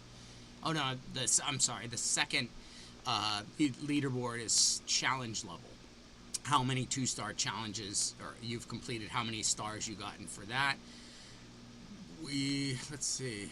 Chosen is in there, 181. So that looks like the right Chosen, the one we actually know. 9 is in there, 186. So those obviously folks close to the game. I would hope they'd know. Charlemagne's at 19. He's doing well. Ragewood's at 29. He's doing well. He was the first one, I think, to do 150. Papatez is at 44. He's doing well. Let's see. Where are we? I think. Are we in any? Optimized Gaming, number 90. We're at 165. So if we, but it's so funny. If we were to get a few more, we are at 90. 165 at 90, but there's a lot of people all the way from 82 to 94 are at 165, and then 166 goes from 81 all the way to 73. 167 goes all the way up to 66. So if you get to 170, I mean, you're all of a sudden, if you're over 200, there's only 2 people over 200. That's impressive. That's very impressive. And then last one, final boss damage, which my boss here is not liking this team. Not liking this team.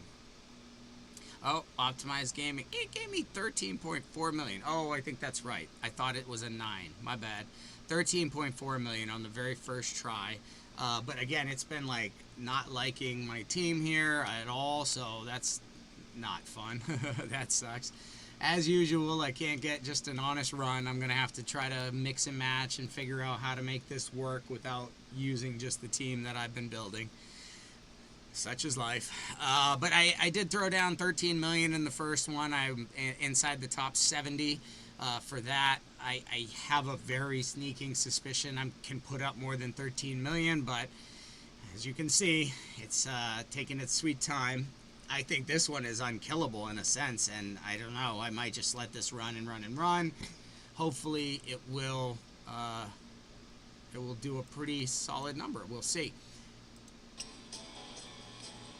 I'm trying to, I almost wonder if I'm gonna have to stop the stream just to give it the most bandwidth possible. I don't know, like maybe streaming has caused it to be more laggy for me than it would be. I don't know. I'm not. I take that back because I've farmed some levels while not streaming, and I still face the same thing. So I think this is just, it's a lot for it to process, and they haven't optimized that yet and in the code. So it has to go through a lot of code and a lot of if-thens before before it knows how to move forward, and that is what creates the lag, in my opinion. Is like overly complex logics. They'll work that out, I'm sure. I don't know if they'll immediately solve it, but maybe they'll figure out a temporary workaround, like some sort of a band-aid for now, because they have until the end of the year to fix it for the global launch, so that's not an issue, and it may not even be an issue for the global launch. It only might be an issue for the alpha because of how they pulled things together.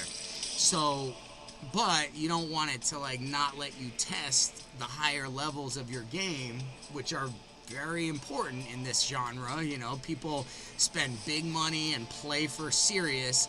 They want to know that there's depth and there's place for them to play there too. If there isn't, they don't want to start out and spend the money. So it's tricky. You can't just kind of go, oh well, we didn't get to the end game, you know, well, you know, we did a little bit of it. I think the end game is a big part of it, and I think Fateless knows this. I don't think they're unaware, but I think that's a big piece of selling it and of really having the hype equal the expectation, or equal the experience, I should say, of what we get. Man, I wish I knew. I have like, he has 20, Achilles has 20 initiative ups on him, 20 speed ups on him. So this is the thing, is if we could actually keep going, I could then put Heimdall on the speed up, would be next when Aphrodite's basic or core comes around again, and then every time she does her basic, it brings in all three of them. So, you know, and then I can look at, do I need Isis, or could I trade out Isis for someone else as long as Heimdall's doing the job of keeping us protected? I like having Isis there. I feel like she's a security blanket, but obviously if we're going to optimize this and go for an all-out score, once we put in a really good, you know, solid one-time score, it's like, you know, I feel like the X Games, right? You do your first run to put in that nice solid 90 or 88 or, you know, something there that you're just like, okay, worst case, I'm not going to go home feeling like, oh my God, why did I even show up there? I didn't deserve to. You know, like, you want to put in that solid run, then the next run you take your big risks, you go for the high crazy trick, because you're like, if I fail, I'll know I went down swinging and I had a solid base before I did that. So wow, we're at 8.2. It really jumped up with those bleeds. Looks like about 2 million a turn. Granted, his turns are taking 20 minutes right now, but oh well, we're gonna let this run through the night and see what we can get. It's 11:30 at night right now, and we've got literally 24 hours left in this first wave. So we are trying to put in a number that gets us in the top 50, maybe in the top 25 would be great. But yeah, hopefully this is the run, right? So we just take the pressure off ourselves and know we've done it. But we'll see. We'll see what happens. I've done a lot of work because I didn't get here right away like everybody else did. So I just started building and building and building and building my heroes, my gear, because I was like, all right, well, if I can't get through it, then iterate and improve. Go back and build. Go back and build. Go back and build. What is missing, right? Like, do you have all your awakenings? Do you have all your ascensions? Do you have all your skills booked out? Do you have your gear at 16? And do you have the right weapons fully? You know, so I just started looking at how to max every area that I could handle, that I could do. And that works. And then when you get back here, even though, yeah, you're not the first person to the dance, you know the dance real well. You're very experienced.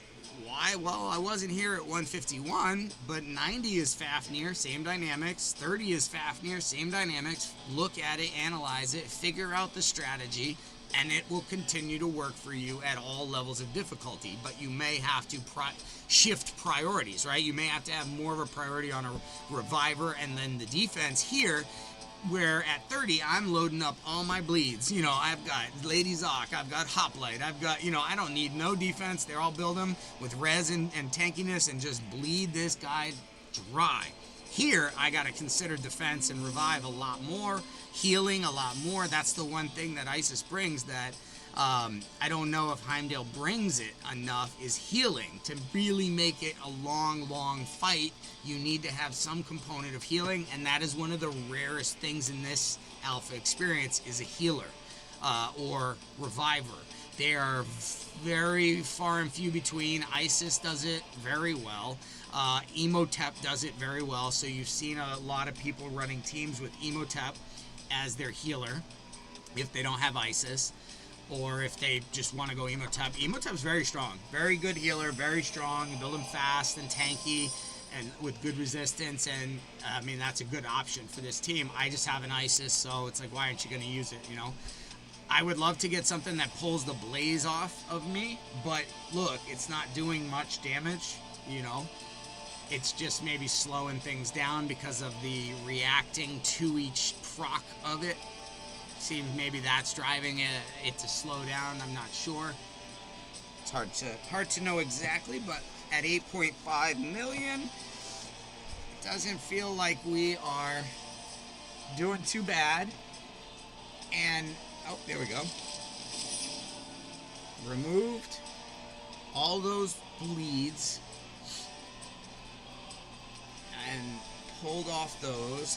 Put mend, so that's the other thing. Drac is our healer too, so perhaps we can get rid of Isis, and in a future run, maybe that's the upgrade we have, is that. But Isis gives us the resistance. We're still getting the blazes on us, so maybe we go speed. We put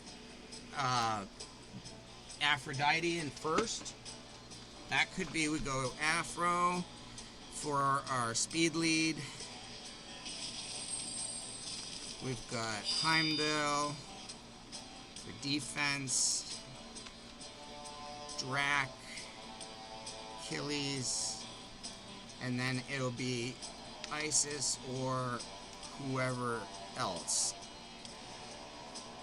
Now, we probably would want to bring in someone else that brings something other than bleed, because I think we're already getting our 10 stacks of bleed. So we might want to look at a YDG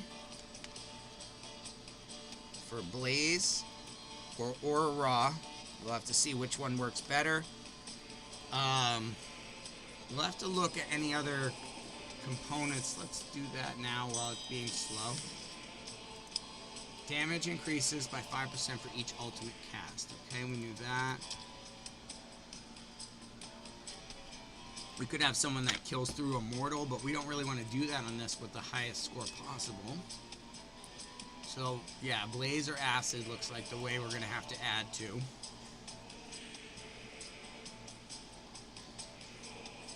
So, each unique hero type. So, we have a brawler in Drac. A brawler in Drac. Defense in Heimdall.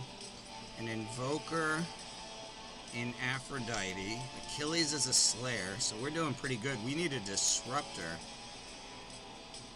So that's what we need, is a disruptor. If we want to be true to it. Disruptor. We could look for somebody that puts vulnerable. Vulnerable. We could look for somebody. Let me pull up my buffs, debuffs, and effects. Okay. We could look for defense down. Makes sense, obviously. Defense down, vulnerable.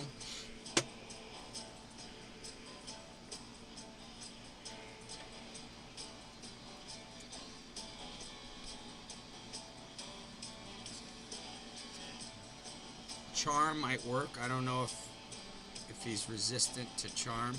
We'll have to test. Charm. Corrupt. steals any buffs. Doesn't look like he has a lot of buffs, so that's fine. Curse, he doesn't really heal or do any of that, so that's not. We could go for a hex, but that's no. Hex doesn't make sense for for a single point like this. So we could do drain or acid or blaze. That could be our damage. So we want to look for an invoker if we can with any of those. And then again, defense down. Vulnerable. Vulnerable is a big one. We want vulnerable. Maybe speed down if we could. None of the locks are going to work. Oh, sleep. We may want sleep. So this could be where Kunoichi comes in, huh? Or Satyr. We could make some big money off Kunoichi or Satyr build working with sleep.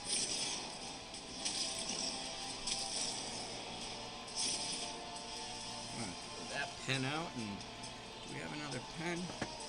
Do we have pens in this place? Let me see what kind of office supplies we're working with here.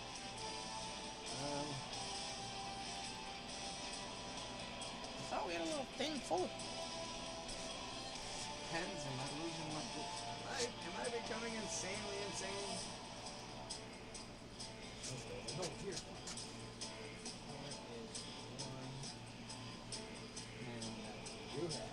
Alright. We have a pen, folks. Who's using paper and pen anymore, right? So confused, despair. Doesn't matter. Oh, freeze is the other one. Freeze is what we gotta be using. That's what it said.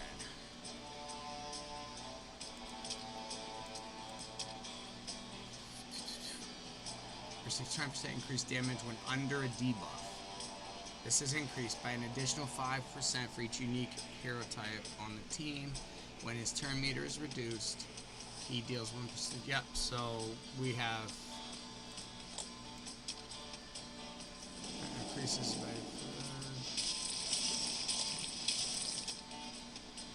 has a 100% chance of his acid and vulnerable for one. I wish we could deflect. If we could transfer, debuff, or reflect. That's what we need. Reflect, debuff.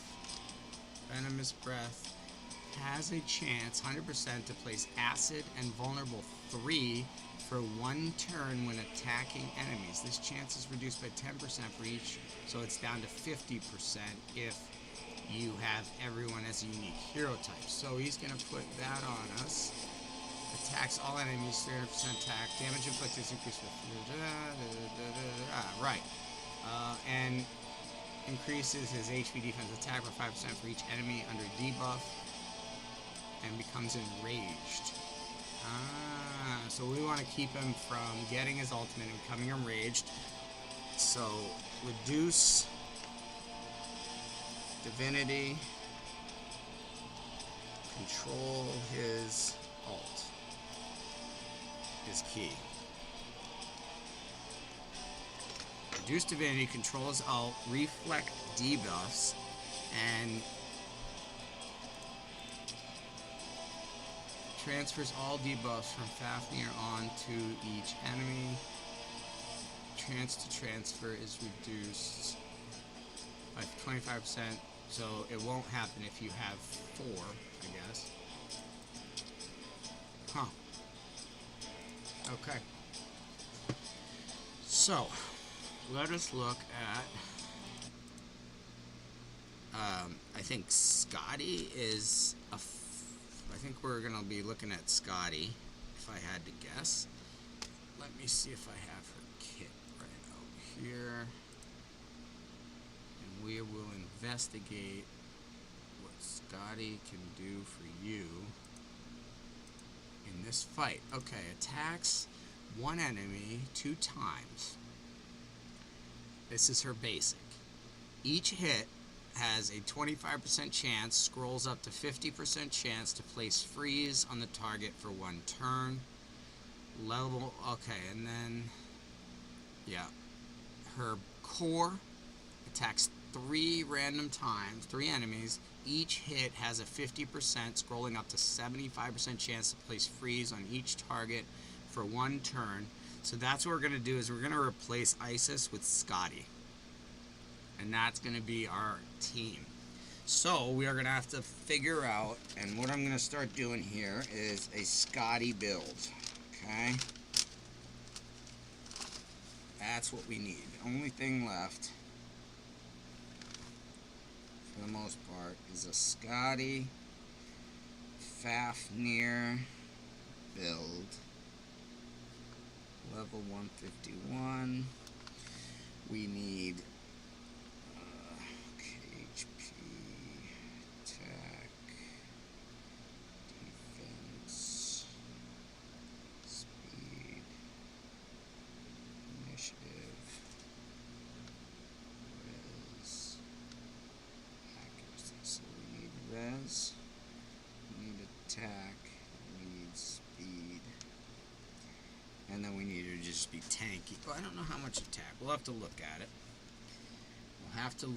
So her basic does 1.8 multiplier twice, 360 attack. But we're not looking, you can't build her to be attack. We just need accuracy and res.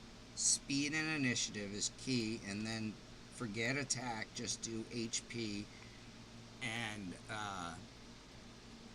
don't try to have her attacks hit for damage as much as you do just have them put freeze on, because I believe that freeze will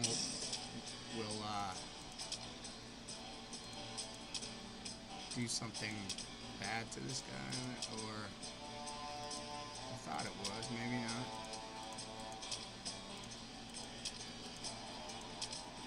Huh. Maybe I'm wrong. Maybe they took out that freeze component for 151. Maybe that's only 150. But we do have drain on. Who did we have that put drain on? That's interesting. So, not a Scotty build, I guess. Maybe we can go for a sleeper.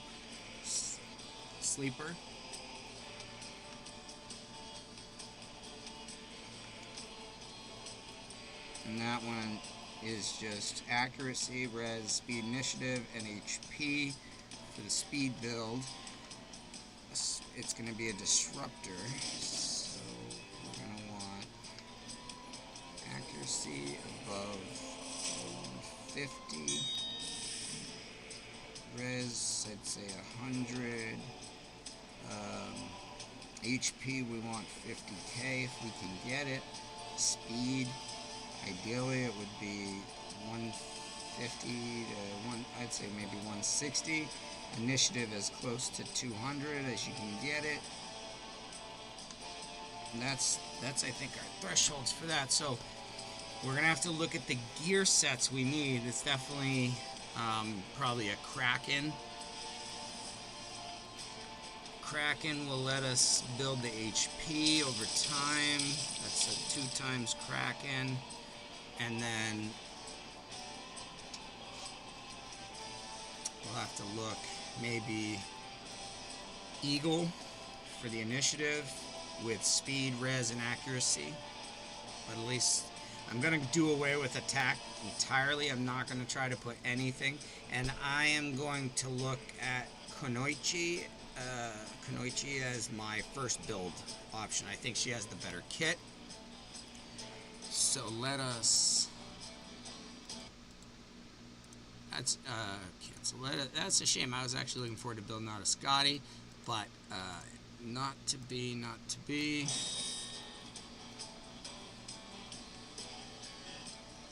Let's look at the gear for. So we're at 12.45. He's sitting down. I guess that means he got enraged, got his ultimate. So we do need to look at somebody who can.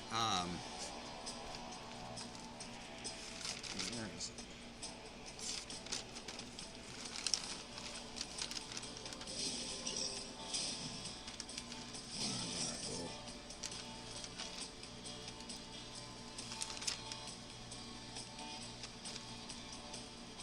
Oh, here we go. So we need to reduce divinity to help control his ultimate. And the way to reduce divinity, not use ults, right? Oh no, damage increases by 5%, so plus 5% damage. So we got to be careful about using our ultimates.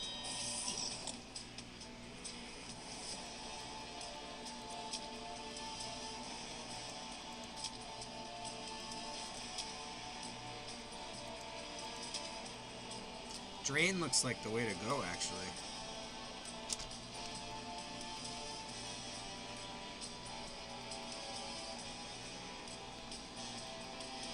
So we will test, basically, this will be the two things.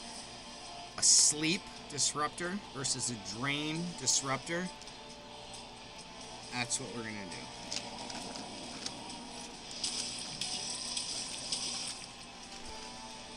Okay.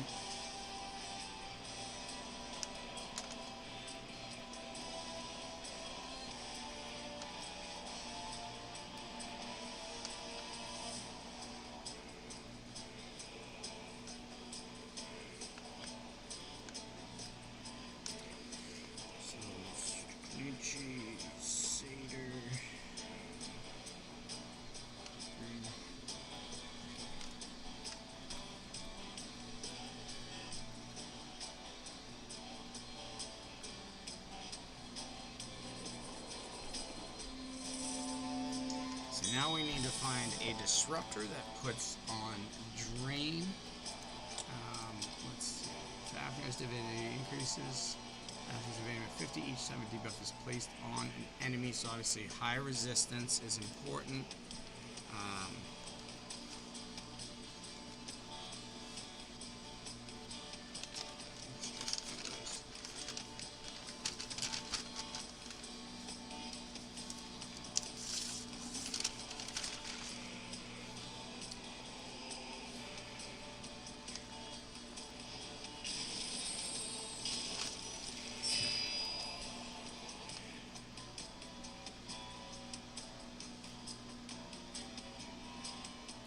Fafnir divinity gain 50 debuff placed on you equals high res. Now what is that number? That is a big piece we'll have to find out and exactly figure out what the number is going to be. If an enemy resists or blocks, he gains 20.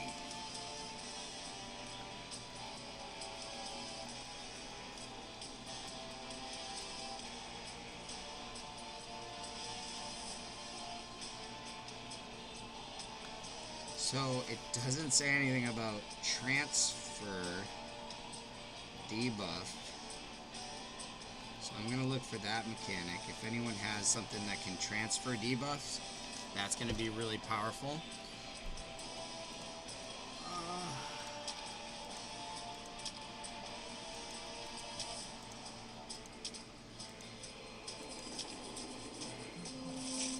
He receives 20% increased damage when under a debuff. So of course we've got to land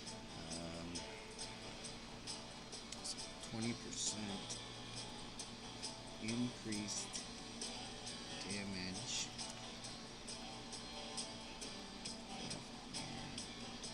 under debuff.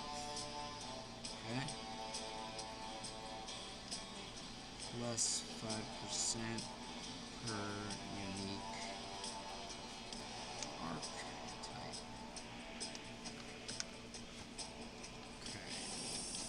When his turn meter is reduced, he heals by 1%.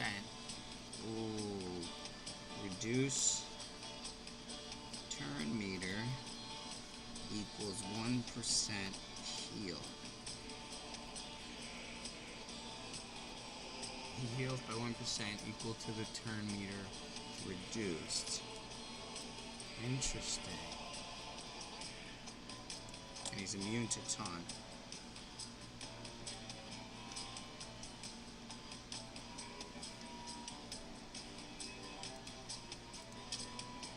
Attack all enemies. Increases the duration of debuff. Basic, debuff, extender, extender.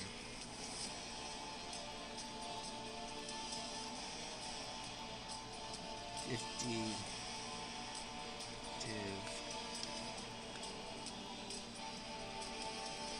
Extension. Okay, so the best thing is just not to have debuffs on you at all. Increase 4. AoE transfers all debuffs.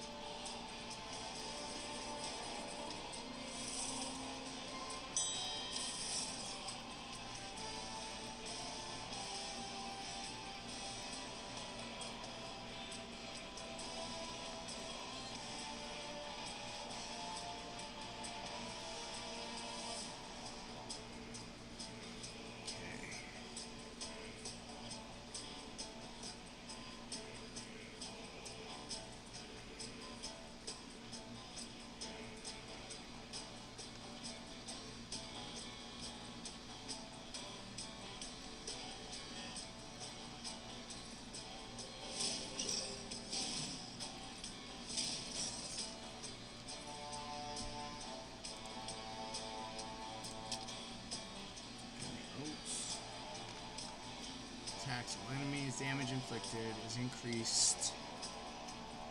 Damage. Scales of vulnerable.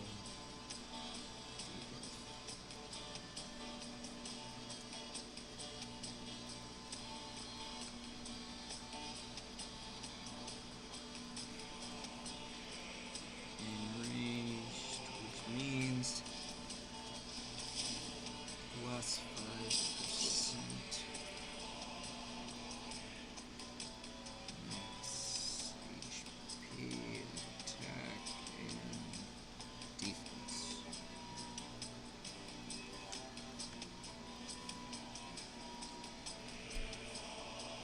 Alright. Well, we put up a higher total than the last time. Isis is sitting there with an unkillable on her, so she's not going to die, I don't think. And that's... Oh, Sphinx could be another one. Sphinx. With that, we already have the Invoker.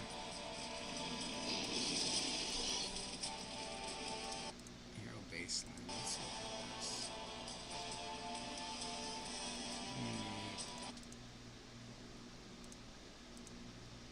Brawlers.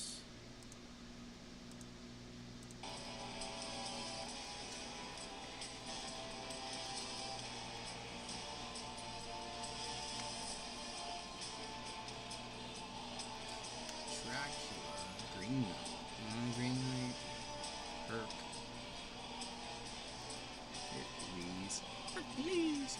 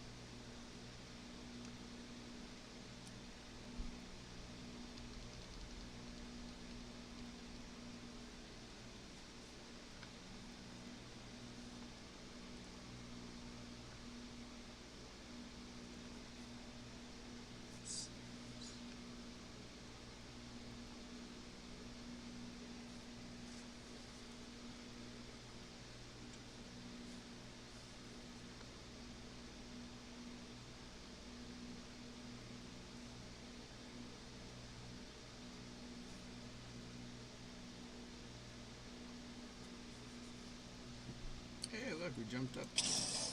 Oh, but we lost two? Or is she still alive? I don't know. It's tweaking out. Maybe that's what it is that she died, but she has unkillable on or immortal on, so it couldn't deal with it. But we are doing... We're at 16 million, so hopefully we'll get to 20? I don't know. We'll see. Then we'll start pumping up. I think if we take ISIS out, we've got some options here, some really cool things. I'm going to dial this in. Let's go to players.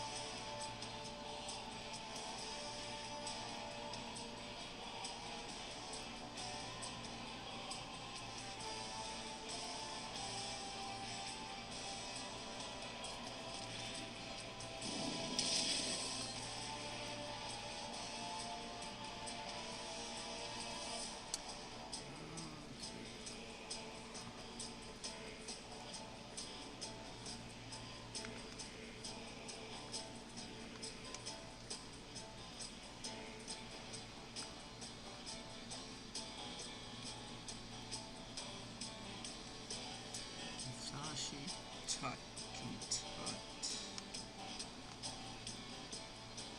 Shinigami to Shinigami.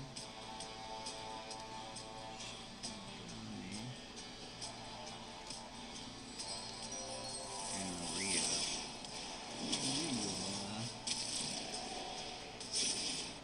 But there's not really a shield. So I'm gonna say no to Maria. 17.5.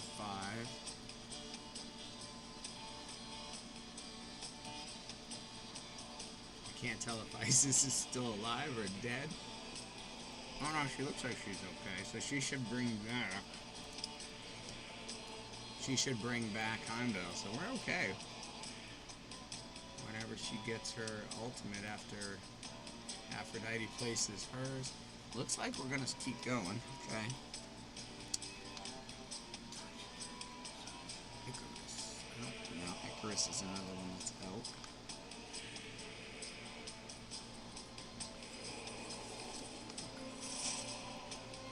Okay.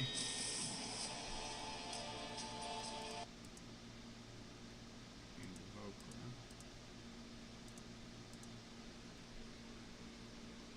There are no invokers that are common or uncommon.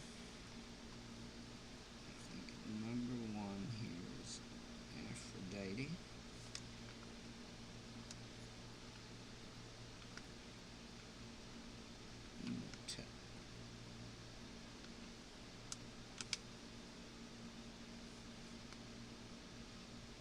Isis, that's your top three.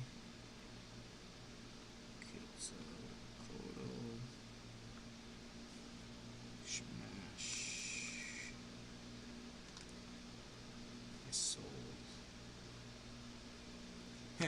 It's so funny that I recommended Isolde get a buff, because as an invoker, there are not many invokers in the game, and while her base stats are like sadly very low, her kit is rocking, and she's very good and used quite a bit. Unlike a Noxina Moon, she kind of was like her stats are low, but her kit just isn't quite as impactful.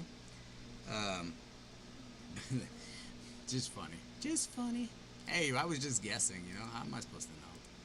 What do we got next? Disruptors.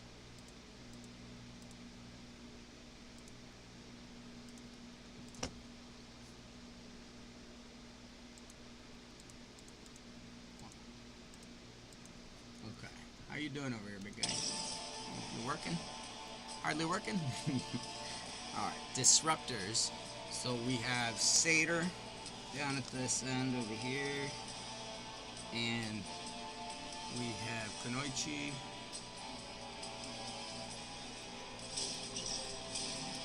Those are the ones we would try for disruptors. That's all the disruptors down at the lower level.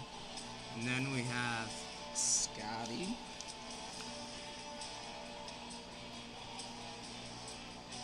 We have, I think, Mordred. No, who's... We have Loki. Dagonet is the I think Dagonet's defense down is jumping out right now. Pandora. Pandora has turn meter. I think Pandora might become the best. If you reduce turn meter, it heals him. But you can't... Oh, wow. 1945. Alright, we jumped up. I think that Isis, at some point here, will get them both revived.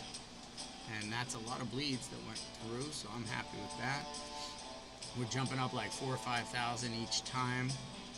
Or 4 or 5 million, 4 or 5,000.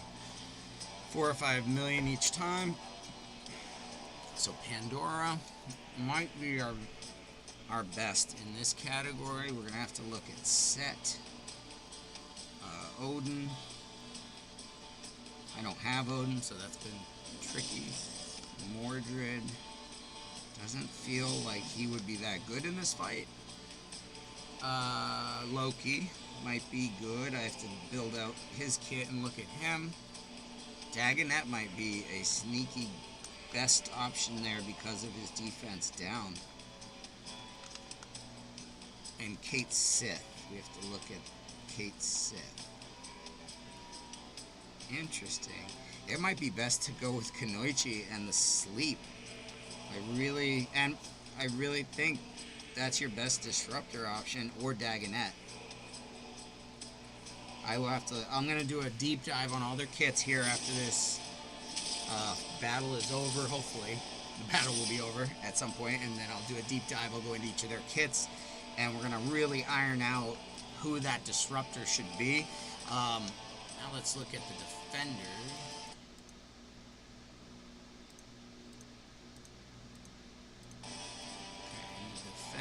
We have the Neon Lion, who has block damage, so that's an interesting.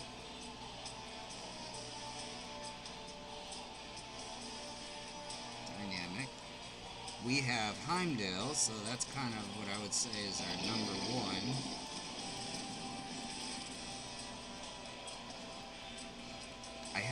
I want to try Brunhild build. I think she could be a very sneaky, but now that I think of it, Blaze is not good for this. So no, I'm going to take out Broomhild. I don't want her. Hippolyta is another one. Hippolyta, Horus could be done, could be used. Hound of Duat.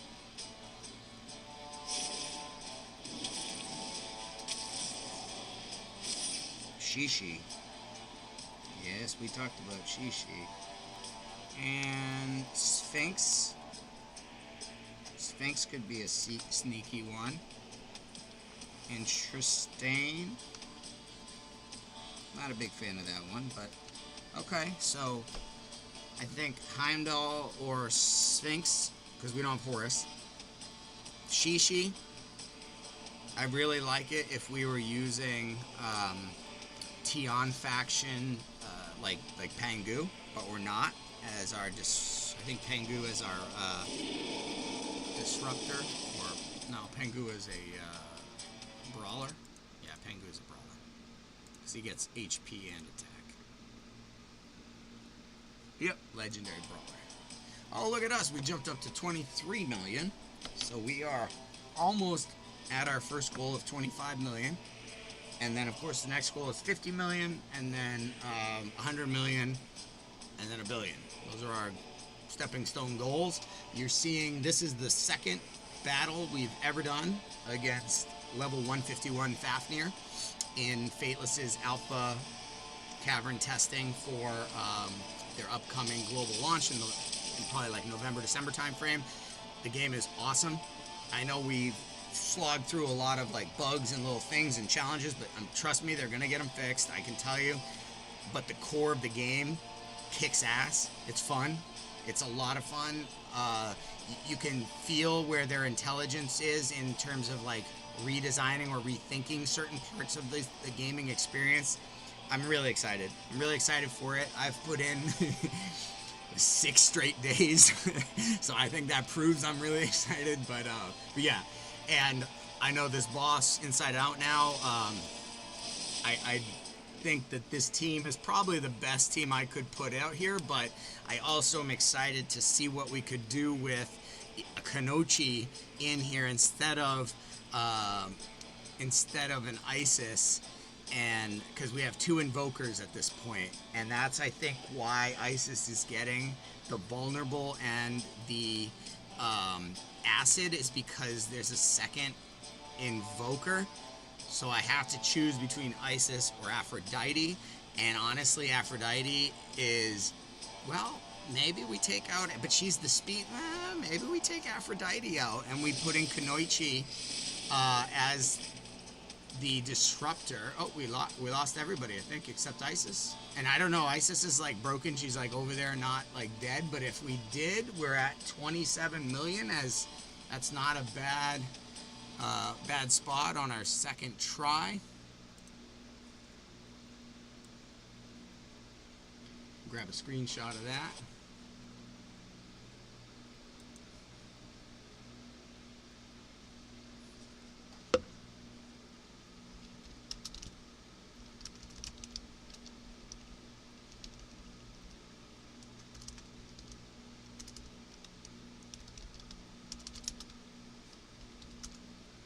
Okay, I guess we finished 27 million.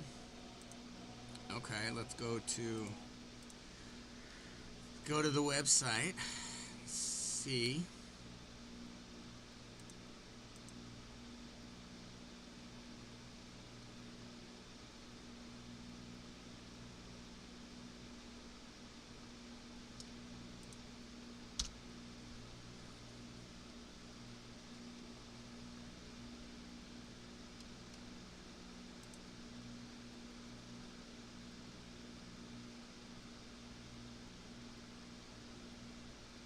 Oh, we did 2703, just behind Dan Man, and that puts us inside the top 50. Inside the top 50, so that's exciting. Very cool. I am going to edit this team. Well, actually, I'm not going to edit the team. I'm going to go here. I want to build out either a Dagonet.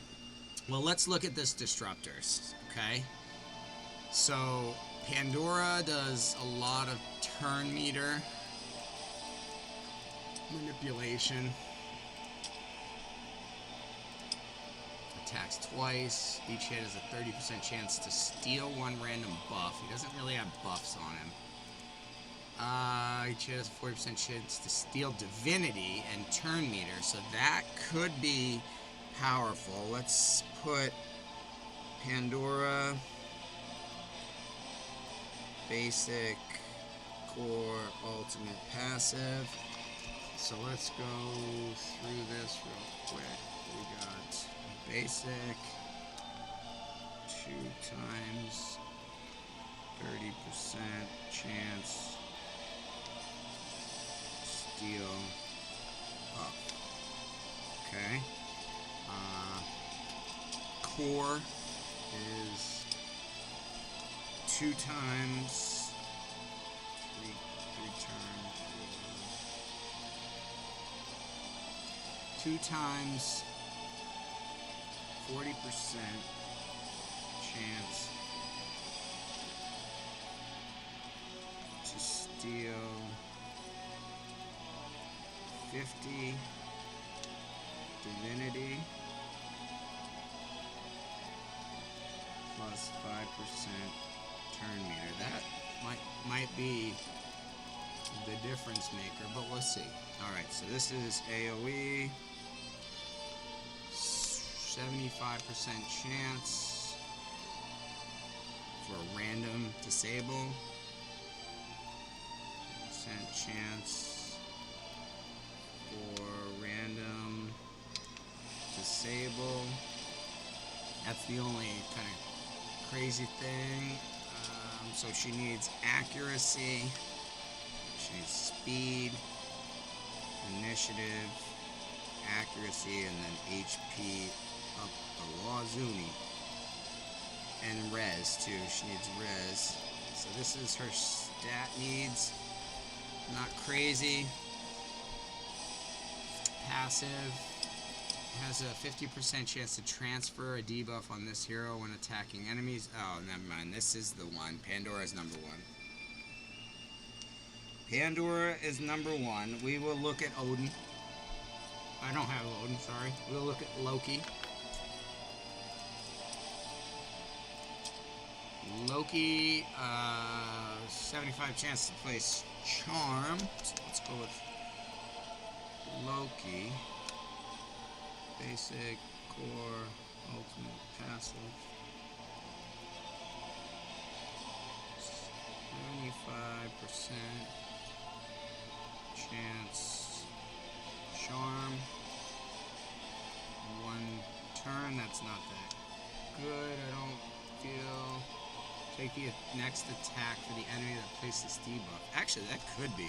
We gotta figure out how Charm works. Is that if it takes Fafnir's turn, that's massive. So maybe Loki is the better way to go. We'll have to look at that. Okay, plays taunt, but he's taunt. Okay, plays taunt. So that sucks. 1 turn, but it doesn't matter. He's taunt. 75% chance. Aether Burn. Aether Burn 2. 2 turns. And that increases the chance to weak hit and reduces divinity. So reduces divinity. That's important. That's what we're after. 6%. Okay. Reduces divinity by 6% on all heroes on the team.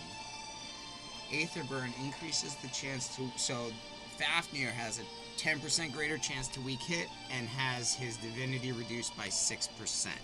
Okay, got it. 4 turn cooldown.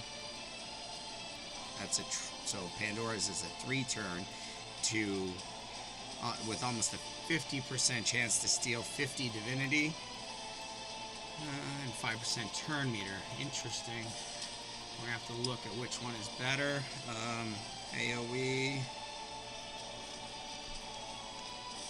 80% chance for confuse, which won't do anything. 1 turn. If under disable,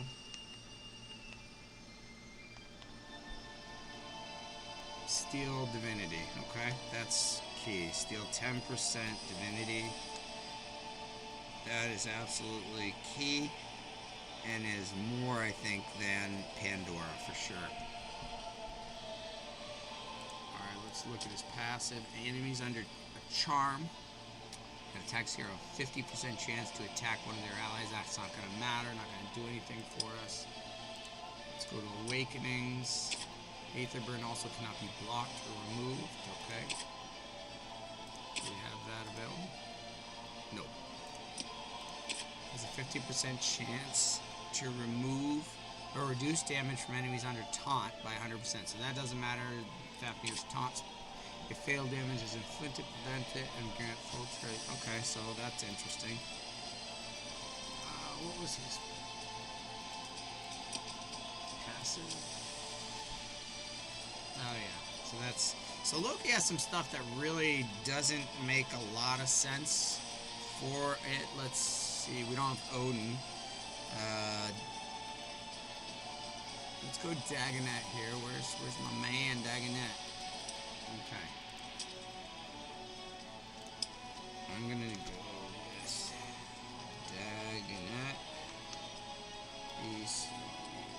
The BCUP. The B Cup. That's a basic, core, ultimate, passive. The B Cup. I go after every hero's B Cup. Not in a dirty way. Not in a dirty way. Alright, so he places accuracy up 1, so a 10 or 20? 20% boost. 20% to accuracy. 1 turn on himself. That's huge. He's gonna get it. And then attacks 1 enemy. That's fine. 20% chance. Place a random lock. Is Faf place a random lock? Is Fafnir lock out? That's interesting. We're gonna have to check this.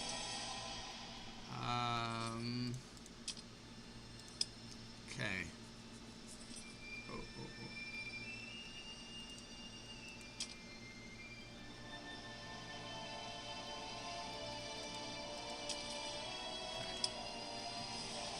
Place vanish.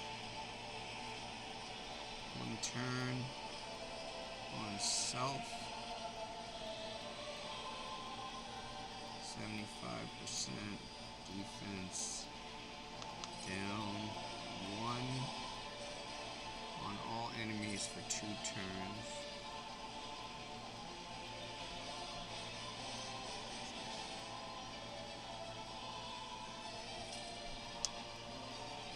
Res down 2 turns. Interesting, okay.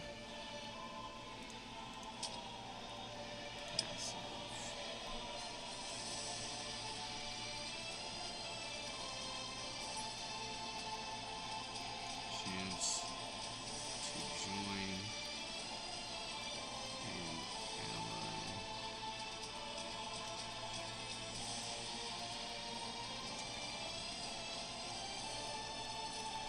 Target is below 50%.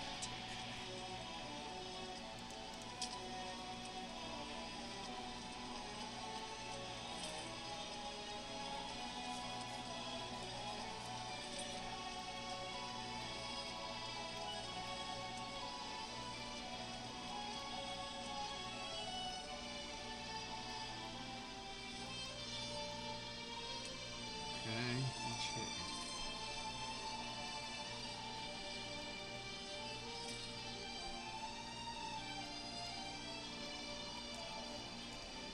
To steal buff.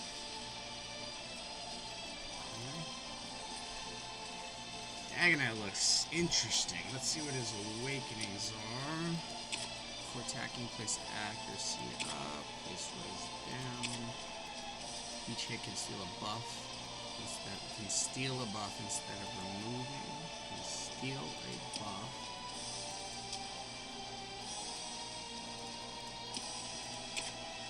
Okay, that's the ultimate. Each hit can steal a buff. He doesn't. Okay, so he's a buff stealer.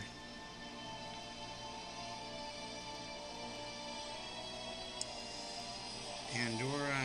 Let's go back. I want to look at something on.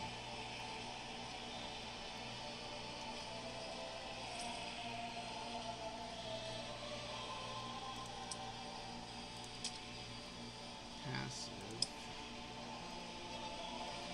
50% chance to transfer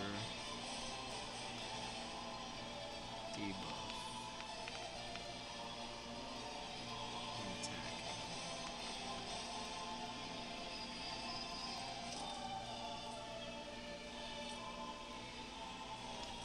If transferred, extend debuff duration. So I think that means the passive for. Let's see.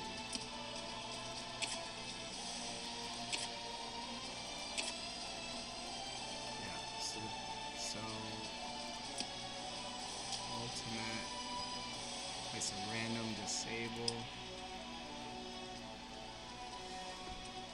So we hope that would be sleep or freeze or stun. I guess stun would be good because it would skip the turn or despair.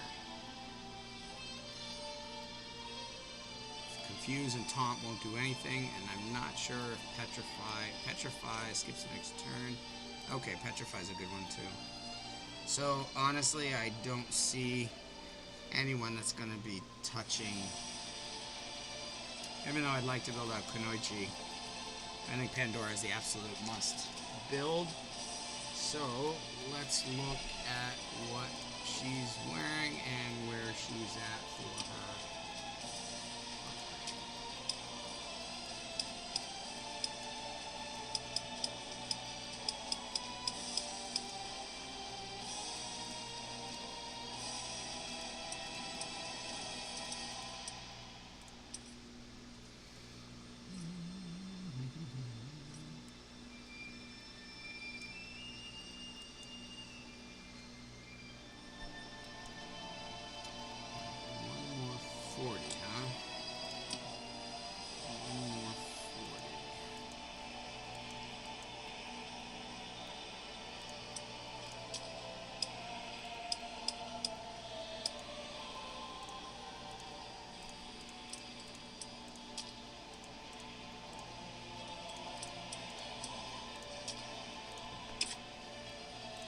Alright, that should be it. Let's get Pandora.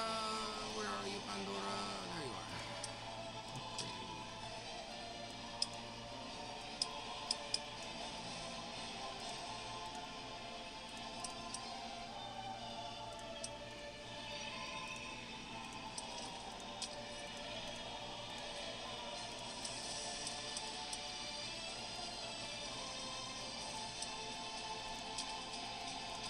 Oh yeah, another 6-star. That's my 20th 6-star, I believe. Oh my!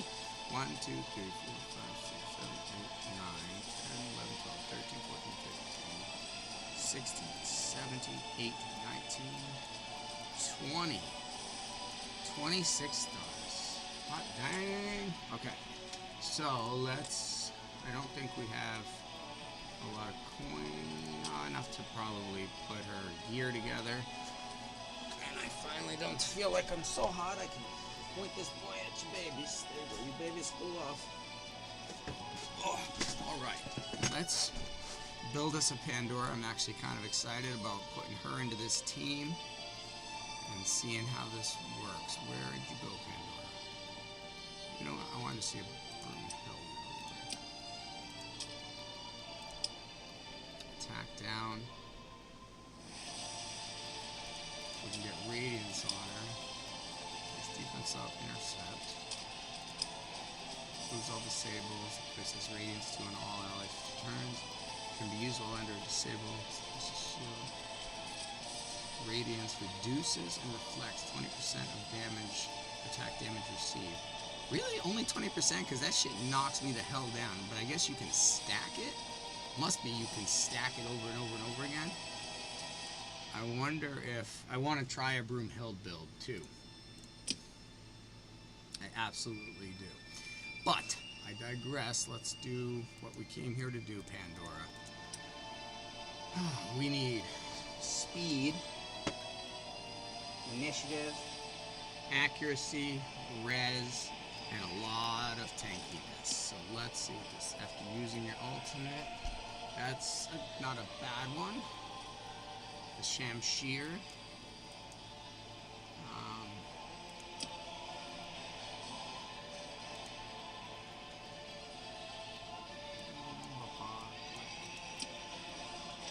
Shamshir of Dagonet. What is emote tips? Place ward on the lowest HP ally for one turn at the start of each round. That's not as in. So we'll take that one off. Using an ultimate ability. Accuracy, defense, that looks to be a much better option. We need more Shamshirs.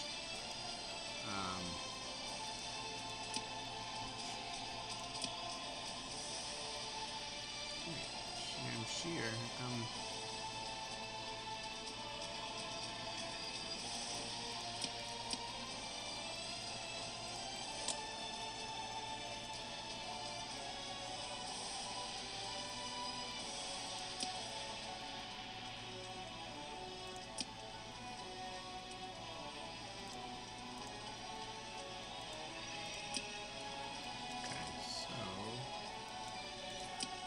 Shamshir of Tutankhamun has accuracy and resistance. Attacks have a 10% chance to put curse 1 on for 3 turns.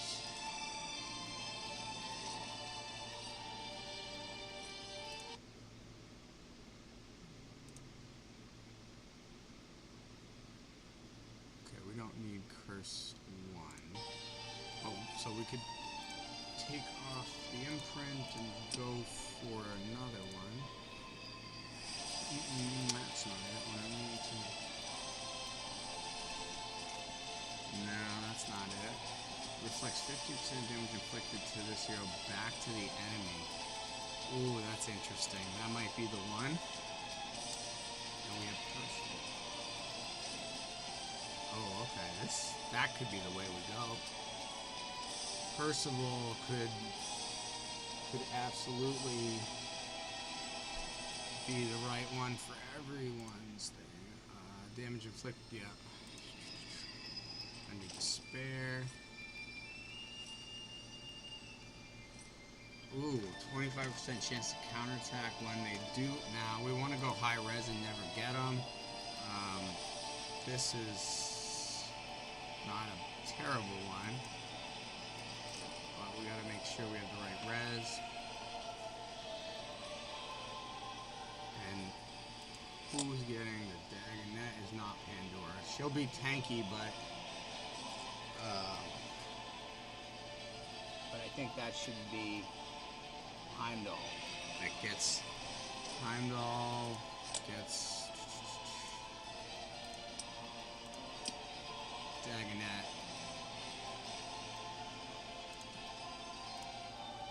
Imprint, what about this one? Went out? No, I can't put it on him. SHP, that would be the brawler, but I don't think Drax really built that way. Okay, so we'll hold tight, inflicted for each buff. When an enemy attempts to place a debuff on an ally, it has a 30% chance to heal. This is the imprint. We need Shishi all over the place. Okay.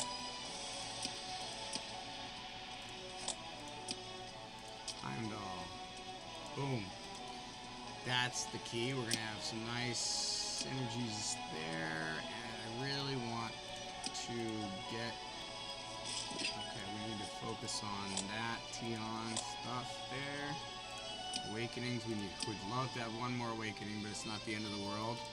So she's out, right? Invoker, no, Aphrodite's in.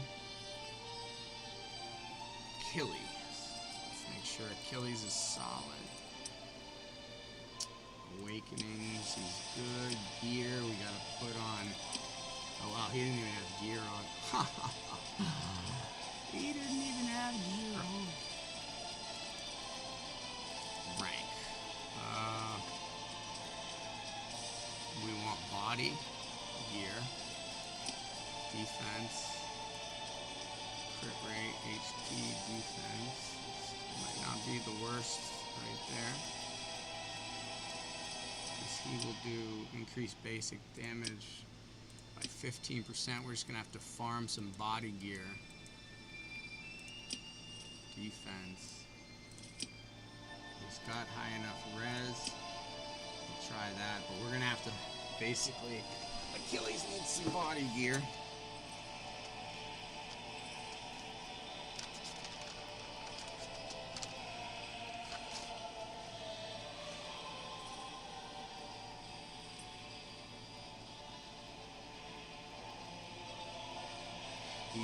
chest or boots. Achilles needs body gear, chest or boots, but right now he's okay. He could be tankier. He has 122 accuracy, so hopefully that's enough to be landing his bleeds. And then his attack's not bad, defense, so if we can obviously get attack stats, that'll be big. Attack percentage. That will be big. Okay, so, but he's okay for right now. He's got increasing attacks. Yep, that's all right for him. Let's see what Drac is looking like. Drac has no gear, and we still did that much. Oh my goodness. Okay, I didn't even check. Inflict damage. Okay, so we need equip, enhance to 11. He just needs accuracy, crit damage, crit rate.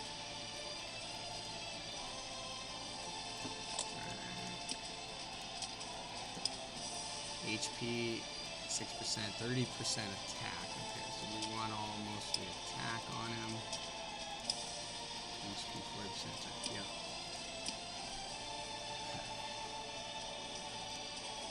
Right. Initiative, that could be good. Attack, HP, accuracy, attack. That's a good one. Okay. We want HP, no. Defense. HP, crit damage. Attack. Heal when placing a debuff. But he's got his own heal mechanic, so we don't really need that. HP. Attack. Crit damage. Attack. Speed. Let's equip that. I think that is better. Crit damage, attack, initiative.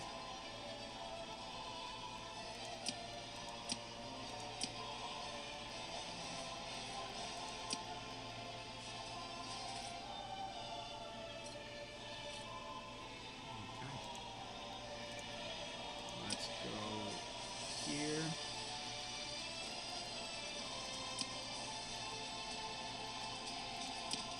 Attack, a lot of accuracy, that's good. Crit damage, I feel like that's good. And then HP, attack, like 10%. Let's equip that one for now. What is this HP? No, we need more on the attack side than the HP side. Can't take that off of him.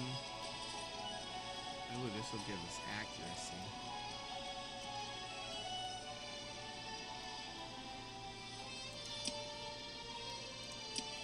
Okay, do we HP, attack,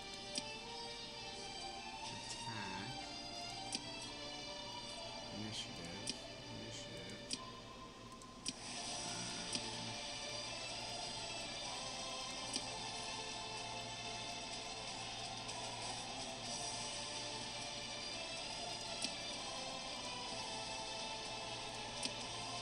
Okay, so now I think we're just going to lock these in for right now and call it good.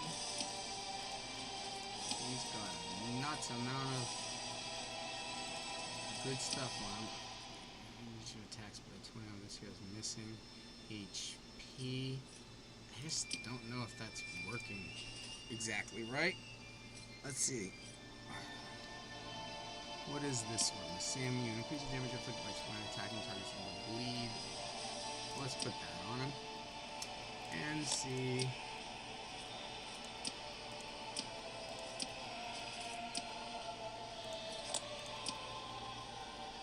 Okay, so boom, remove, enhance.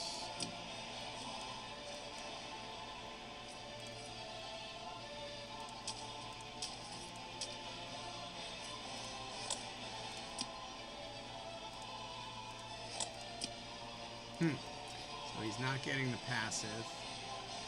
So, but Drac is good. We just gotta pull up his gear.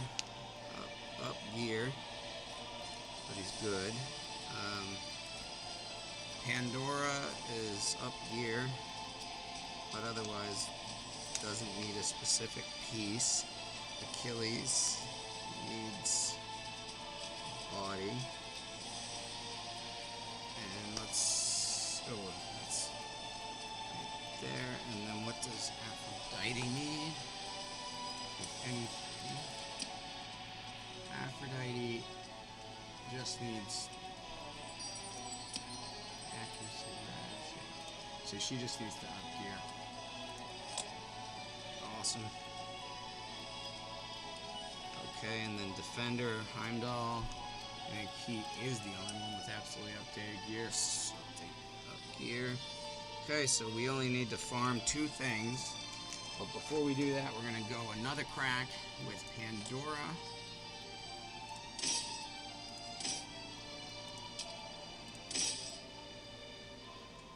We're going to go...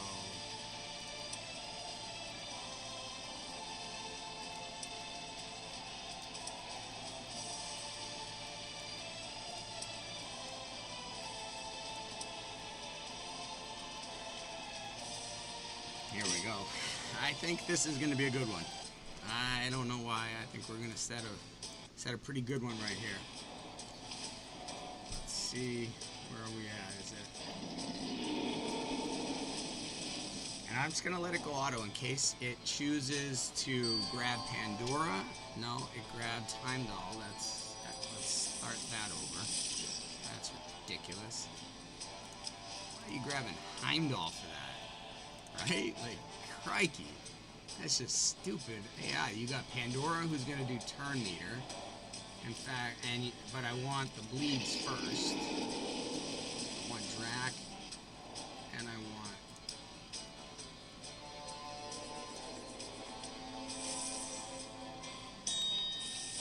Okay, get turn meter increase. That's what that is.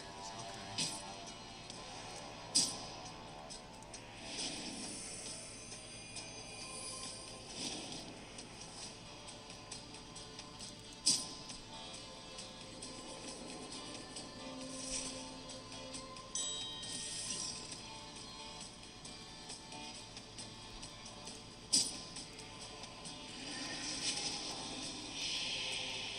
Freeze, nice, okay.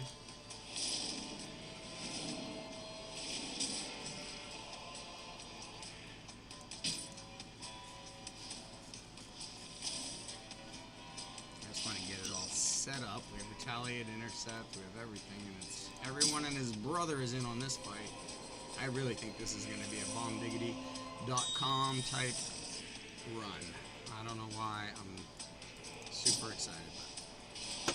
He's just about to attack, so Heimdall will put this up.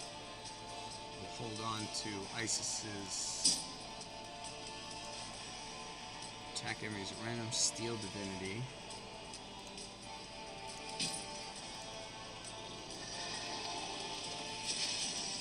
Steal turn meter, steal divinity meter, okay?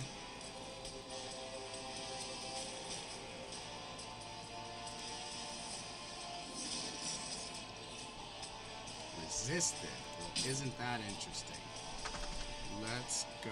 Oh, we took Drac out of this. That's what it was. We were supposed to take Isis out and put Drac in. We'll do this one first because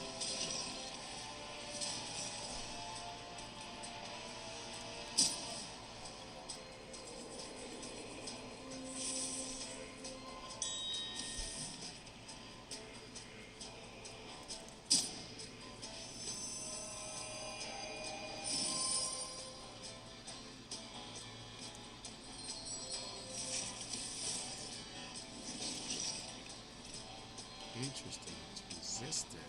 So we need a little bit higher accuracy. You know what? I'm going to jump out there and I'm going to go back and look at that. What is our accuracy? He has 122 accuracy, so it looks like we're going to have to work on Achilles. But remember, he did have 2 pieces of gear that don't have accuracy, so 122 is not enough. And you don't want,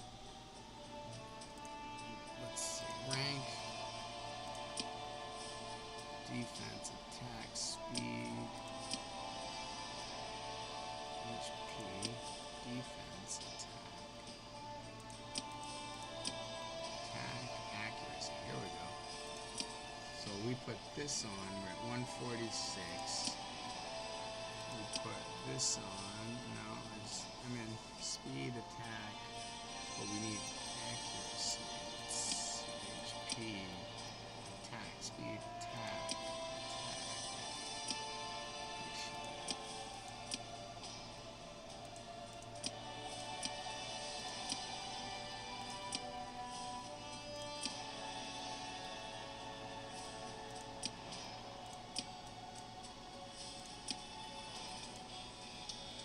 Ooh, here we go. Attack, crit damage, and accuracy. Equip that.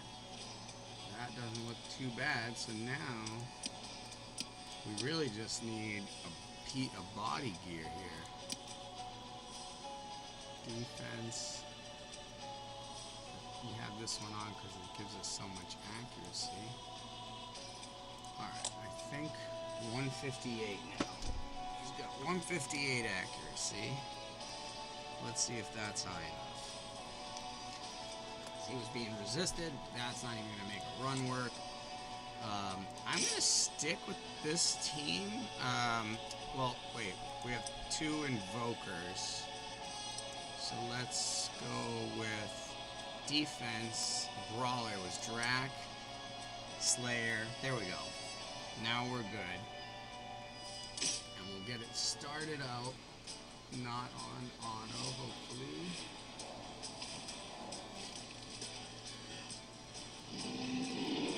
Yeah, you're all upset. You got heartburn. Okay. Put Mr. Achilles to work here.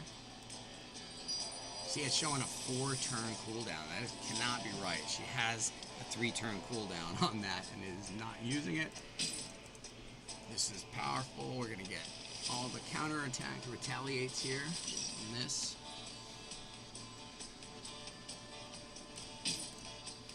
Steel Divinity and Turn Meter. So that's not on her basic. So she's not going to get... She's going to have a 30% chance to steal a buff off him, but I don't think that's the way we want to go. We want to go where we have Drac and Achilles being chosen for her ally attacks. Hopefully I can get that done.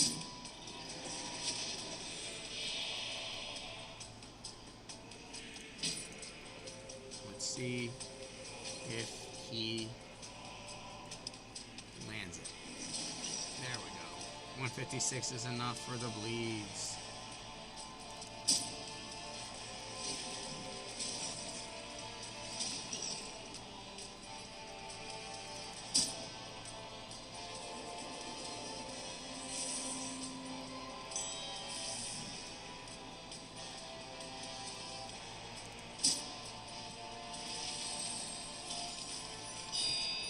Just doing this first part so I can set up the 2 ally attacks.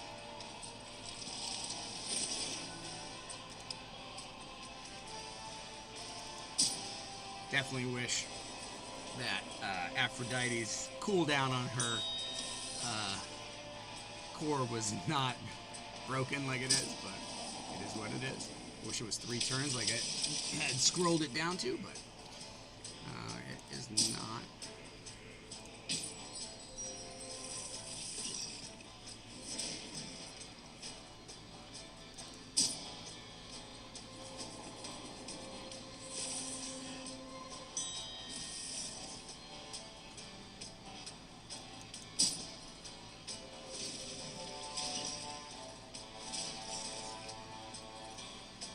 hopefully his damage is scaling up.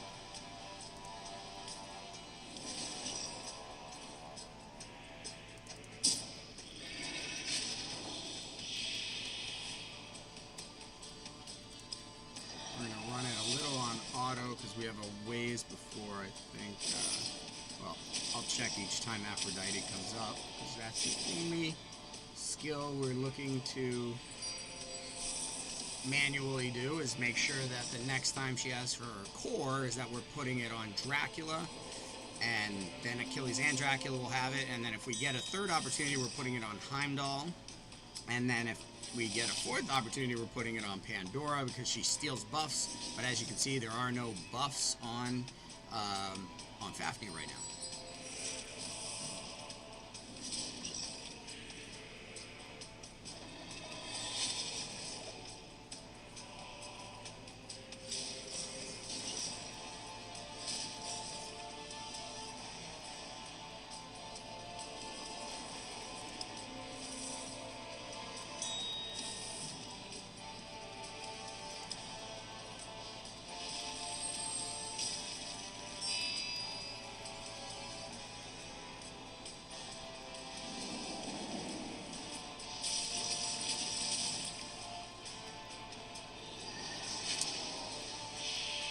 So we got a stun on that time randomly. As Pandora opens Pandora's box, and there's a random disable. You get a random disable. There's some that we obviously want more than others. We don't really want confused because he's not up. All right, so now we're putting that, and we're good to go. Put it on Drac. Now both of them go in. Oh, that's beauty. It's magic and poetry in motion. Let's see what we can do now.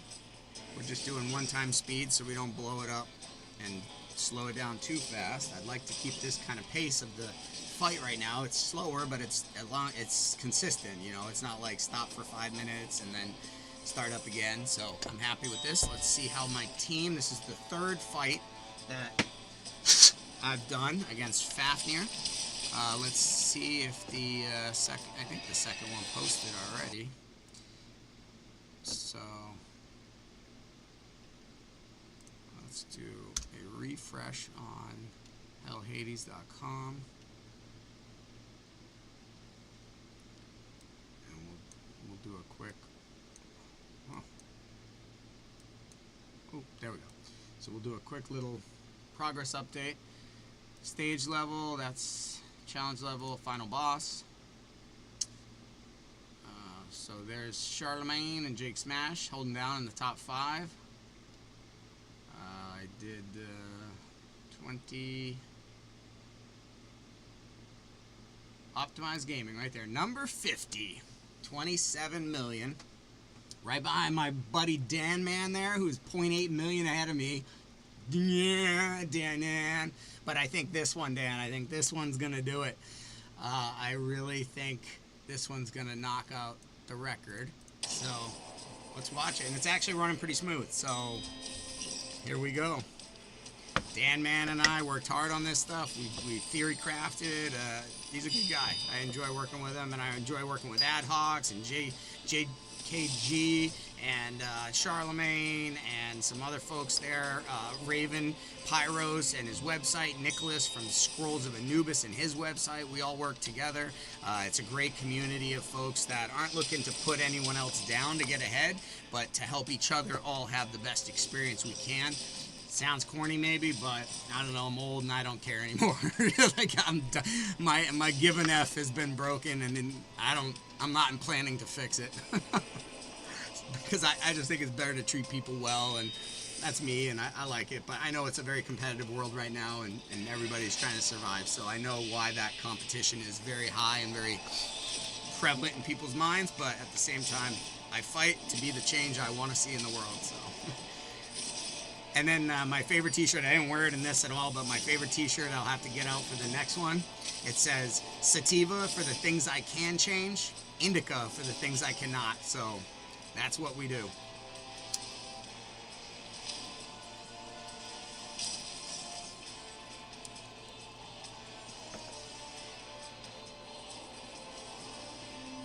We change what we can, and we forget what we don't worry, we accept what we can't.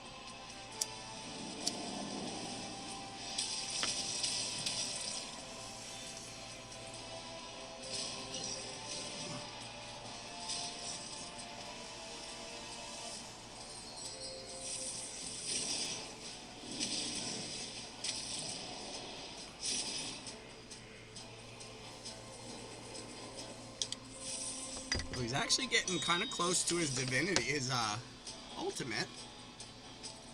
I'm wondering how well Pandora is gonna work to stop that. There we go. Okay, she's keeping him at how about a half, about 50% divinity, as well as keeping his turn meter down. So each turn we're doing a lot more damage. We are placing 10 bleeds and taking them off, and placing 10 bleeds and taking them off like twice in a round versus just once, or just taking them off once in a round and then having them all hit at the end of his turn is what it looks like. They all proc at his turn. We got Confuse, obviously, which isn't the best disable right now. It's not going to stop him from attacking us on his turn here once it comes around.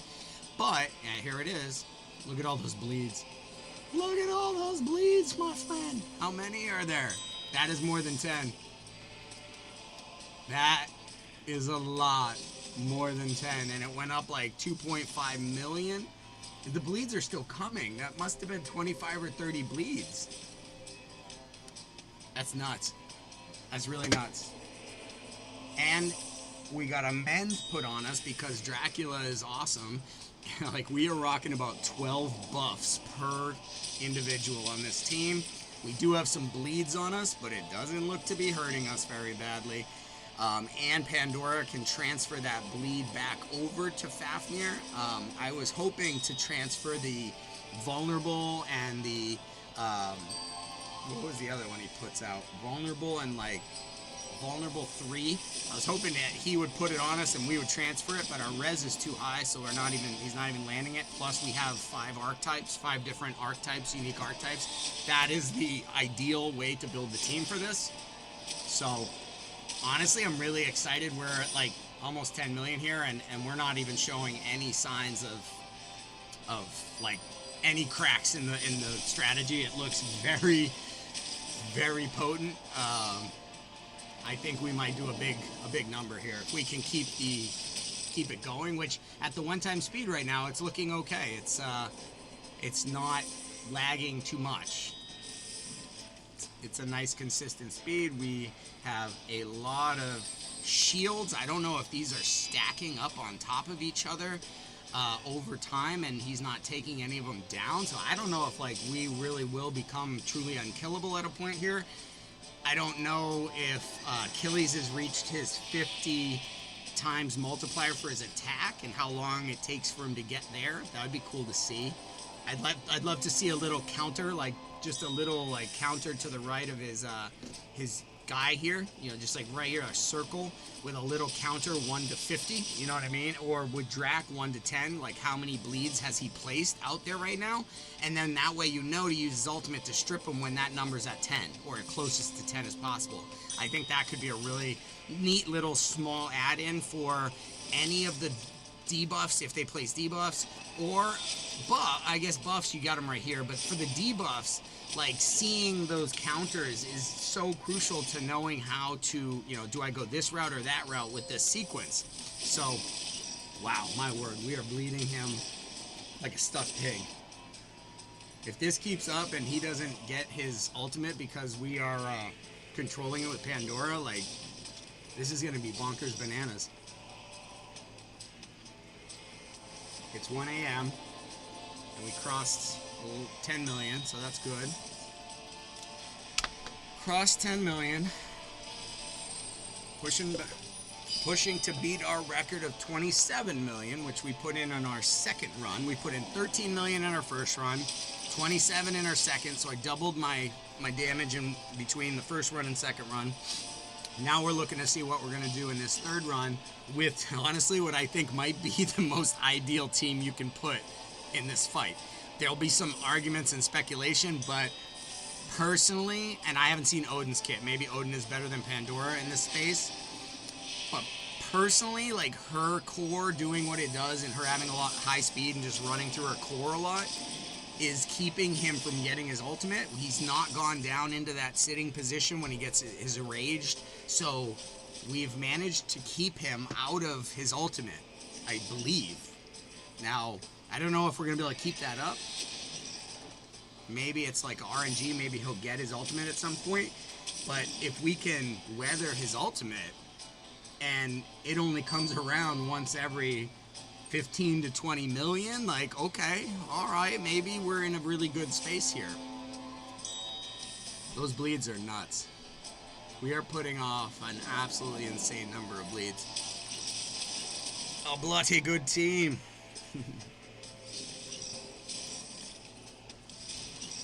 I'm excited. I couldn't, before this evening when I beat 142 and got past that with another team comp altogether, I was like, man, I'm not going to be able to show what I can do on that final one. I have all these ideas. I have all this, what I think is going to be great for it. And I was like, man, if I don't get there, nobody's going to know, because if you don't put the score up, pictures or it didn't happen, bro, so it's about, did you do it? You could talk a good talk, but did you go and beat the boss and put in the highest amount of damage when no one else did? Then now people are listening to you because you must know something about what you're talking about and how to do this. So hopefully our strategy here is on point. I think it is. I honestly think this is, if not the best team comp you could put against him, one of the top three. I would have to say probably one of the top three. Why am I able to say that? There's only, let me, hold on. Count me. I don't like to do math in public, so let me see what I'm talking about here. So we have Loki now. So I'm missing Horus. I'm missing Odin and Smash and Hell because I rolled her up. So I only have not gotten 3 legendaries. I've gotten every other, so 60. I'm at 64 right now. That I've pulled them and seen their kits and everything, and they're on tape. And when I was live when I did it, so I've seen 64 of the 67 heroes. I'm waiting to get Odin. I'm waiting to get Shamash, and I'm waiting to get Horus. Those are my last 3. I know Horus is a defense, so I don't think he's gonna pop out Heimdall here. Shamash is a defense damage dealer with a joint attack, so maybe he could come in here and be in the place of Aphrodite. Sure, I would consider a Shamash team as one of the top 3 teams, an Aphrodite team, and maybe a Zeus team, the 3 joint attack team leads. I think there's 3 comps around those. But if I had to choose, I like the Aphrodite team comp the most of her getting everyone to their ultimates really fast. Look at the bleeds. We're at 18-4 right now, and he does have his ultimate, but so do we. And we are just bleeding him pretty good. Resisted. So at 158 accuracy, Achilles is still sometimes being resisted, but Pandora's not. So we're going to have to look at Pandora's accuracy and see where it's at. She's been doing pretty well with it. Pandora accuracy is, we'll look at that. She's landing just about everything 100% of the time. I know she's scrolled up to that, but or scrolled up to 100% from her 80% or whatever. But interesting that Achilles is being, and so is Drac is being resisted too. So there might need to be an increase in their accuracy. We'll have to look at what it is when we're done the fight. That could be a way we improve. We also have a couple of pieces of gear that we could get a chest body piece for Achilles, and that has attack on the stat, and that would be a big help for him. So we can probably do a little bit of farming on the body area for chest and see if we can't get a suitable replacement for the one we have on him now that's holding tight, but more attack would only help improve our score, as each and every time he hits times a million hits, it's going to just be that much more. So small increments in how much he hits for make big increments over the long haul of the fight. All right, we're about to cross 20 million. Heimdall's putting up his ultimate, big shield, so I'm really not scared of us dying. We haven't taken enough damage to even show our green bar. Well, except for Heimdall is showing a little green. Heimdall, you whore, stop showing that green. Give me all gray. I want nothing but shield. Nothing but shield. I want Amish shields, you know, like nothing but ankles and wrists. Ridiculous. It's late. It's 1 a.m. I've probably been up for 6 days straight, and I finally got here, and I'm giddy. I'm enjoying it. You know, that's the point. That's why we game. You know, is to have the challenge. Yes, push ourselves to be creative, be problem solvers, and figure stuff out. But also to get the reward on the other side and like feel, yeah, I did it. You know. We don't always have the feeling in life in every area of our lives, so gaming gives us a place where we can get it, and, you know, okay, that's a good thing. You need it. We are... wow, so he's taunted, but he's taunt immune. Maybe because Pandora has a random disable, it tricks his taunt immune. That's interesting. So we might... I don't know that taunt does anything. Oh, it reduces the damage that he hits for.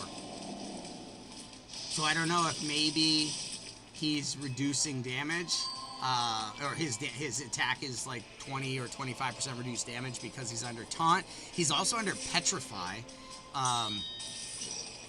Let me see the buffs and debuffs. So he's under petrify, so that skips his turn, and increased divinity effects are reduced by 50%. So petrify is by far the best disable for us to get, because and freeze, because freeze cuts incoming turn meter fill effects are reduced by, well, he doesn't get turn meter fill effects, I suppose. Wow, the disables are stacking up. Oh my word, I think that might be buggy.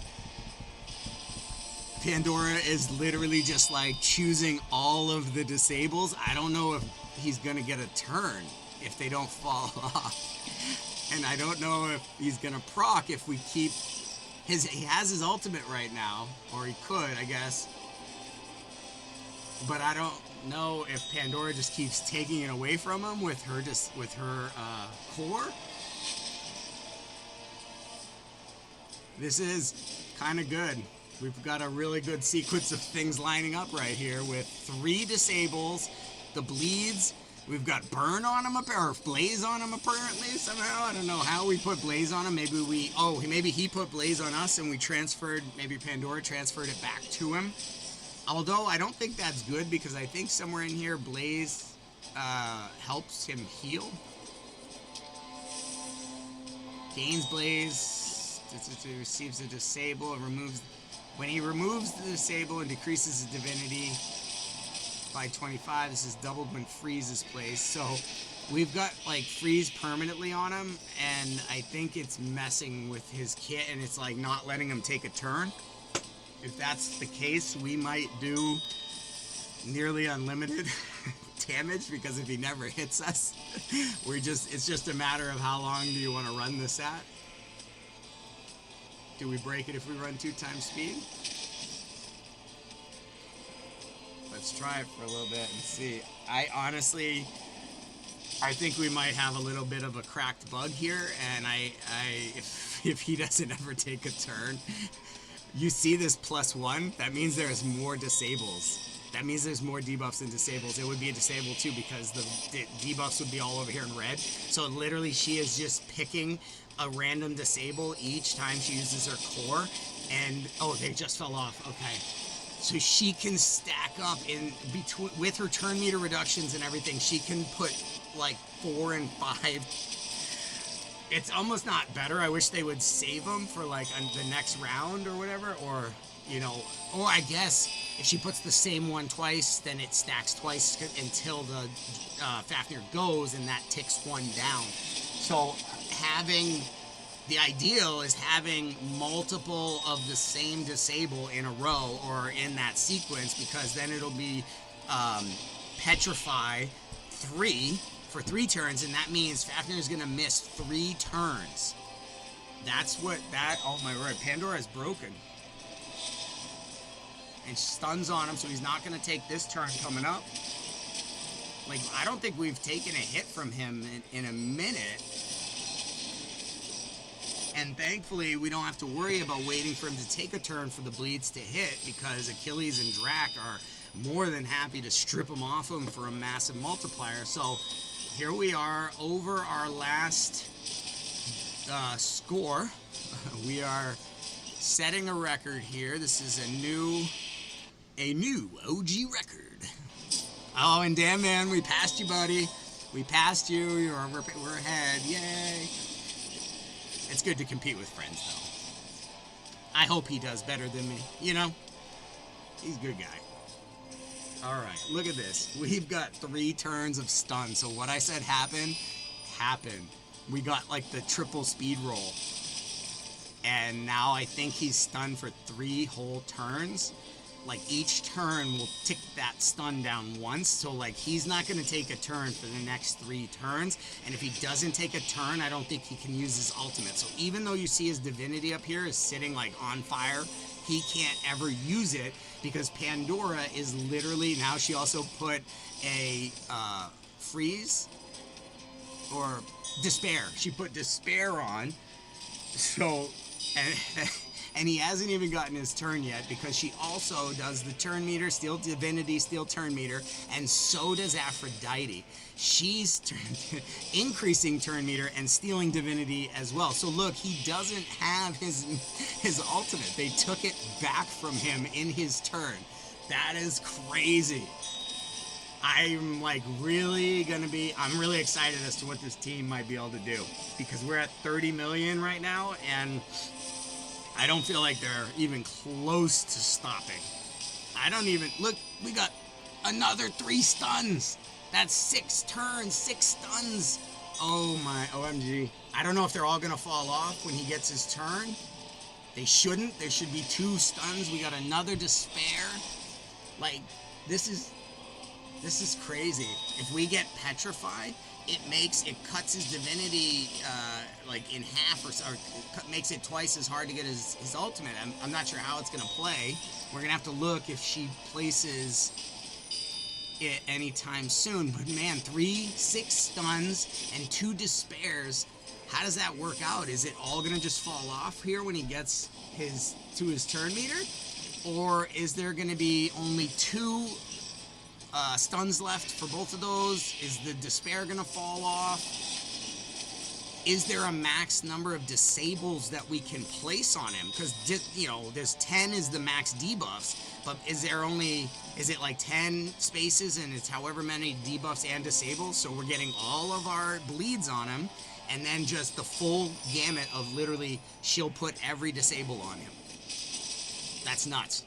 I can't see how there's anyone better. Even Odin, I don't know how he'd be better than Pandora. Like, she's the disruptor. Achilles has the 50x multipliers, the Slayer. Drac is the brawler. Aphrodite is the invoker. Maybe you could make a case for Isis, I get that, but like, Isis isn't helping you get your divinity around as fast as Aphrodite is. And then Heimdall, yeah, maybe you could make a Shamash case, of course, but Heimdall is like a baller. You know, he's amazing, and Isis puts up shields and is good in that way too, but you're talking about probably some of the top 10 heroes in the game. You know, I think Isis, Heimdall, Shamash are all in the top 10, easily. After playing with all of them but Shamash, yeah, they're easily. Heimdall is a carrier. I wish I had gotten him on level 30. I got Aphrodite, so I'm not complaining. I would have taken Aphrodite, and then if I had gotten Heimdall at level 60, I wouldn't have had to get another hero. I would have built those 2 and probably climbed to 150. It would have been nuts. Like, maybe add a damage dealer, like, or I probably could have gotten away with Lady Zoc. I probably could have gotten away with really building up Lady Zoc and going for that. Oh, we just passed you, Ragewood. We're 47th now. We just bumped Ragewood and jumped ahead of his 34.8 million.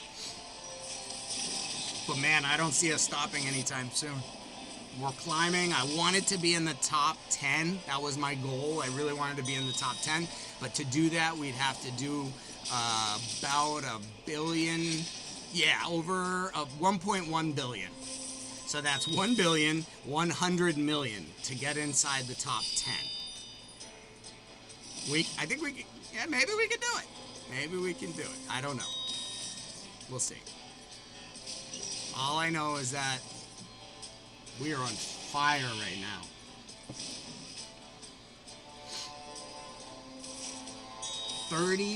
57 times Aphrodite has used her ultimate. 58, sorry, just now.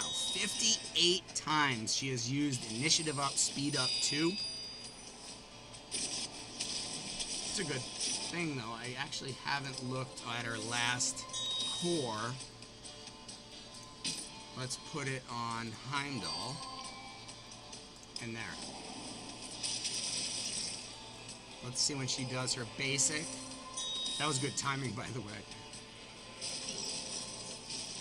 Okay, let's see if she does her basic here. Everyone comes in. Oh my goodness, it was. And that's going to continue indefinitely. We've got, okay, so the disables fell off, but honestly, we are, and this is without even gear that's at full 16. Oh my gosh, it's just the mechanics are going to work. We're at 37.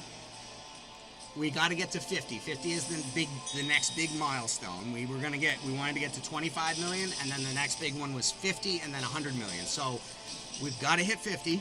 We got to take it step by step. There you go. Confused, that's not the one we want, but Despair works.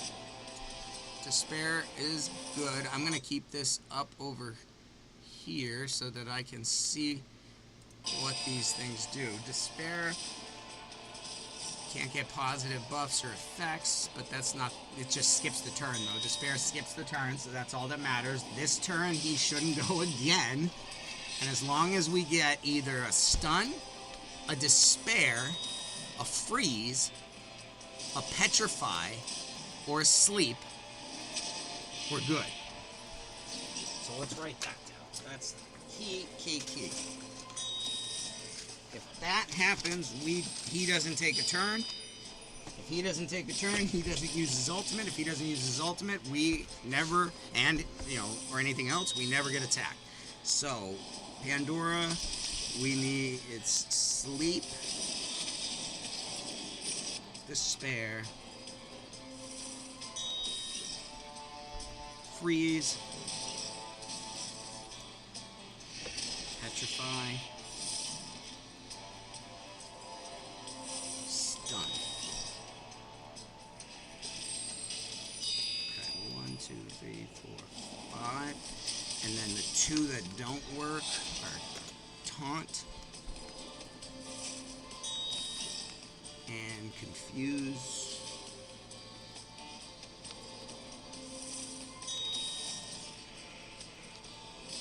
Alright. Yeah, it does 25% less damage if he's taunted. They said in the kit that he's taunt resistant. Oh my god. 4 despairs, 8, 9. That's a lot. Wow. It's definitely Pandora. That's the disruptor you need. We're headed towards 40 million right now. And we have 8 despairs on Fafnir. Coming up on his turn. He does not get his turn. Now they all fall off, which is interesting. So if you put 4 stacks of it on there, it doesn't matter. All we need to do is make sure at some point in this turn that Pandora puts, oh, there it is, stun. All she has to do is put there's 5 of the 7 disables that she can choose from are the ones she wants, because they'll actually skip a turn. Let me see, so that means that she has a 71% chance to put a disable that will skip Fafnir's turn. So I don't know how Fafnir will ever go at this point. I really feel like this is just going to keep going. We might be still watching this at 11 o'clock tomorrow when it ends. And if that's the case, I'm going to leave this going because the record right now, the number one, is a ridiculous amount. Sleepless Dad. It is, let's see, 8.9 trillion. 8.9, almost 9 trillion. Then the second place is 10 billion. Okay? So the first three are like 8.5 billion, 10 billion, and 8.9 trillion. Somebody found a broken thing. So I don't know if we found this broken thing too. Sleepless Dad, are we coming for you? We're sleepless. So we might be in the top 3 at the end of this night. I don't really know how long this is going to take, how long this is going to go for. I guess I'm just going to keep streaming so that I have it recorded. And we're going to keep going until you might be watching the new record, or at least you might be watching somebody hit the top 10. I don't know. I don't see any reason why anyone would die. Well, we don't have anything to stop him from taking a turn here. Oh, no, we do. Taunt. No, that's not going to do it. So this is one where we might be in trouble. Now, okay, so we have bleed on us. That's because Drac put it. We actually got attacked for the first time in a while. It didn't do anything to us. We're over 50 million. So we are now inside the top 50 out of the 5,000. So that means we're inside the 1%, top 1%.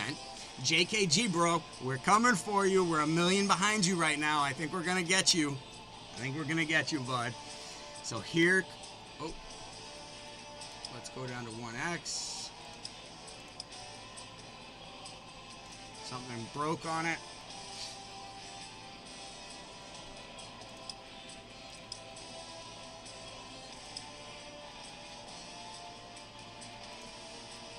There we go. Okay, we're moving. There you go, Heimdall. Keep us safe, brother. He has 2 stacks of bleed up here, and I'm not sure why it's that, but I'm getting excited. I'm getting excited now. The next, I hope it doesn't start freezing hard, but the next 50 million is really exciting.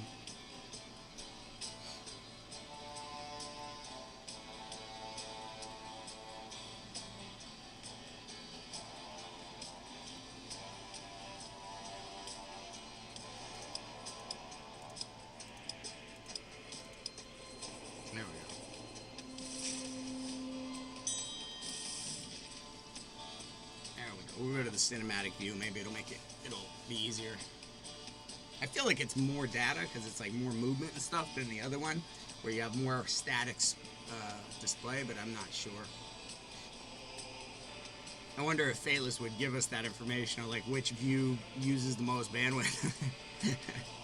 Because I mean, a lot of times with a monitor, if the pixels don't change, that's how they save memory. Is they just copy. They only focus on the pixels that change, basically. And so the fewer pixels that change, the less to process. All right, here we go. We're still at this. We're still at this. We just had to take a breather. We were getting tired after 50 million. All right. Let's go to the Discord.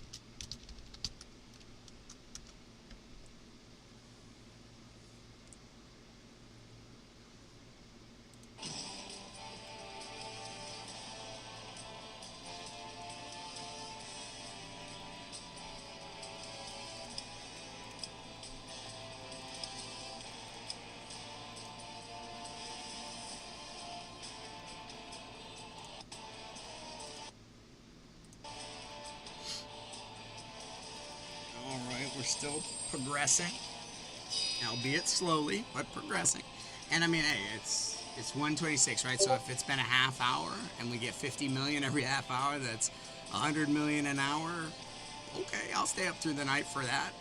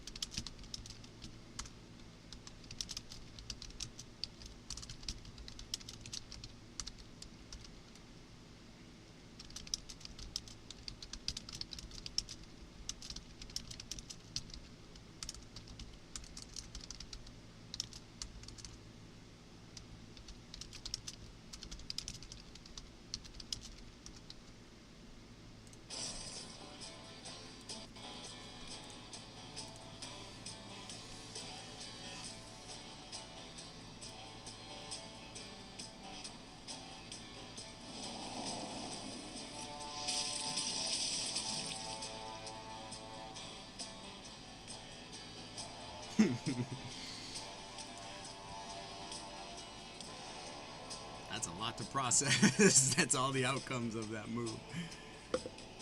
I am going to go get a drink of water while this continues to run.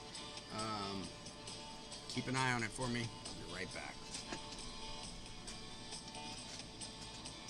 I think these guys doing a good job. Yeah.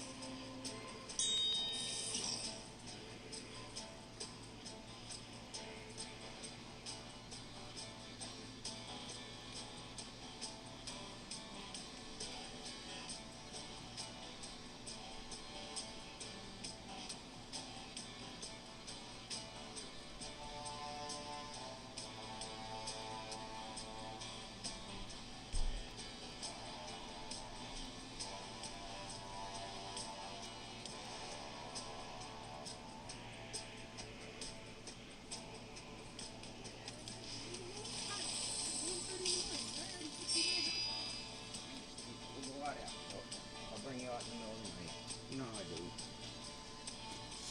How we doing? Still at 51? It's not going forward very fast. It's getting a little stopped up.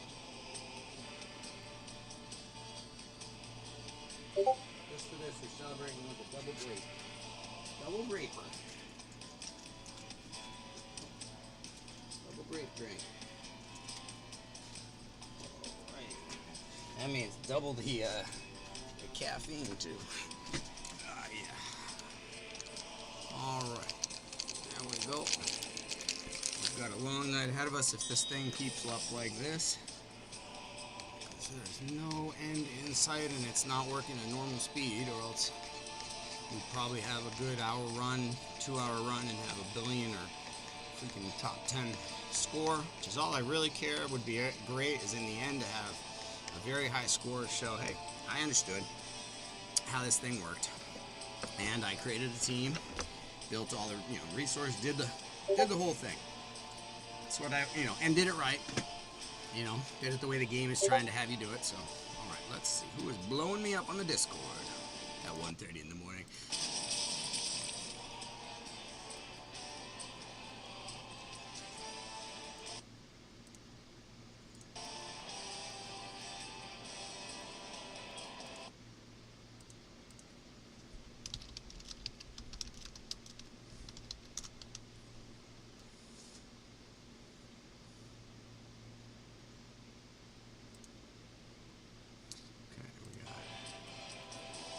JKG is at 52.5. Oh, I lied. I told him we just passed him, and we're 400,000 or 300,000 away.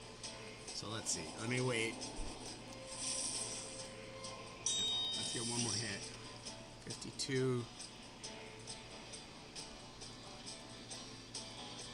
If we get another 300,000, we will be in 44th place out of 5,500 or whatever it was that did it, that are in this alpha experience.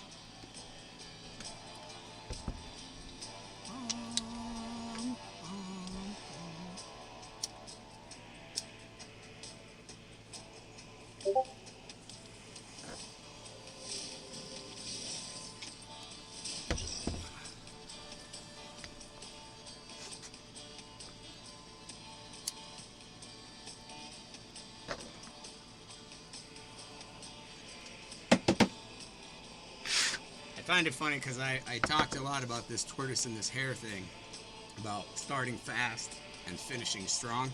And I used to be a cross-country runner, and that was my strategy, was to get out in front and to force you to catch me, because I knew it was going to take more energy for you to catch me and then keep with me, and then maybe, but for me, I was have the psychological advantage, even though I worked a little harder on that first to get out in front. But as I'm older, it's like I don't want to necessarily always have to be out in front. So, like, I'd rather have endurance and win in that way. Okay, so we got him. He used his ultimate at 55.6 million. So we are not lying, JKG. We are now in 43rd place, just past JKG and Kyle in 44th and 43rd place. And we took the ultimate from Fafnir, and he's in his enraged state, which means he has increased HP, attack, and defense. And it doesn't look to matter. We have drain on him, we have bleed on him, so we are healing from the drain. I'm not even sure. That must be Drak's drain.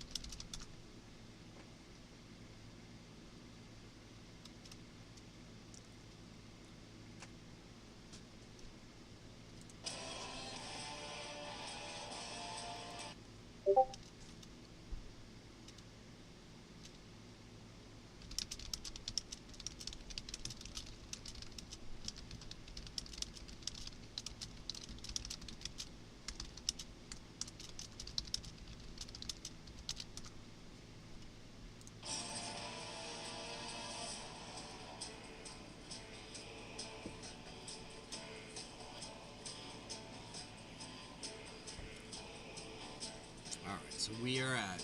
Okay, here's Pandora. Is she gonna miss another core ability, or what's going on with her? Is she not able? Oh, it skipped her. Okay, so hopefully we have enough time in her.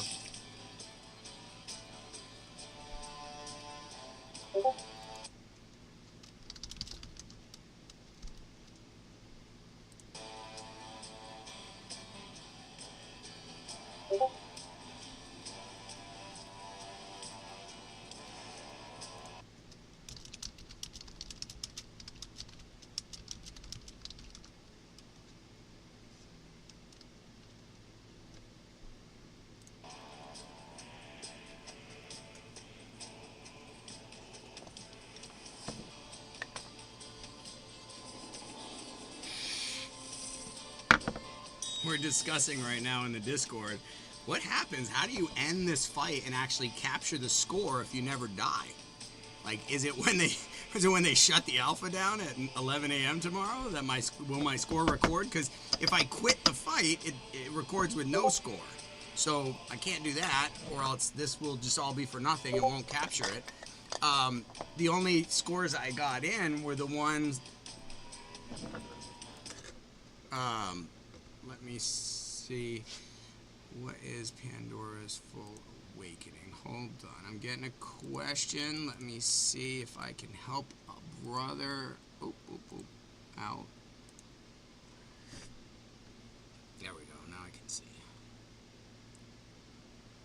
So we're looking for Pandora.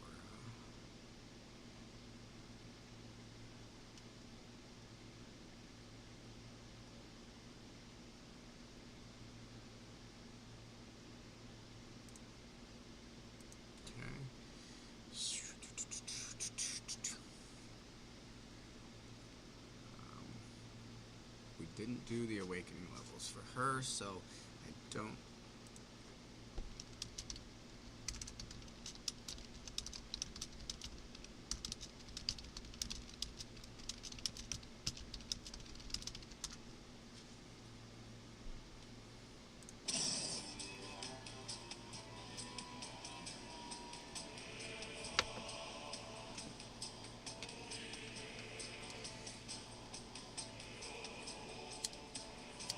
Now what's crazy, if I can work it where Pandora basically doesn't let him get a turn most times, and well, I guess has she put sleep on? I haven't really seen sleep, but I wanted to try sleep and getting that 30% damage boost from it. So we'll have to see if she puts sleep on and what the effect is of that once we're not like bugging the game to death because of what we're breaking it. I know, babies, we're gonna go out in a minute. Just let me smoke.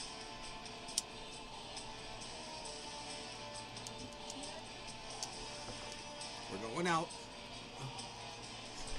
Just let me get ready.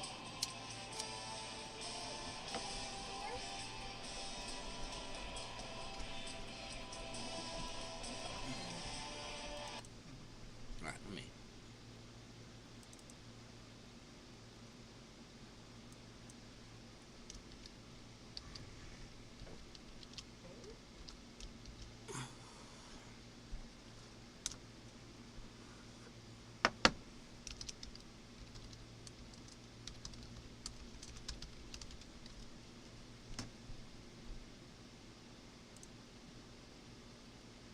So I am going to pop this over here. We're going to do it like that. Fafnir unkillable, alright? Your OG is going to take these puppies out while this continues to roll. You guys can listen to it. And I'm going to take them out. I'll be back in about the next 10 minutes. Hopefully. We'll be over 100 million? I don't know.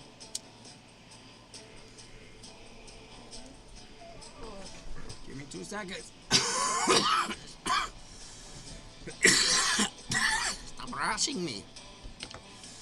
And honestly, with the drains on there, I don't know how we're going to die.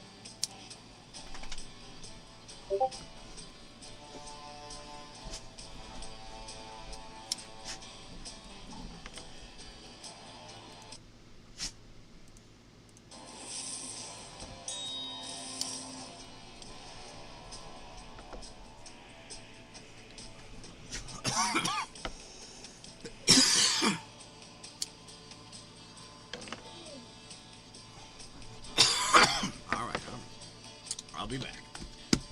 Go Fafnir. All right. Let's take the baby down.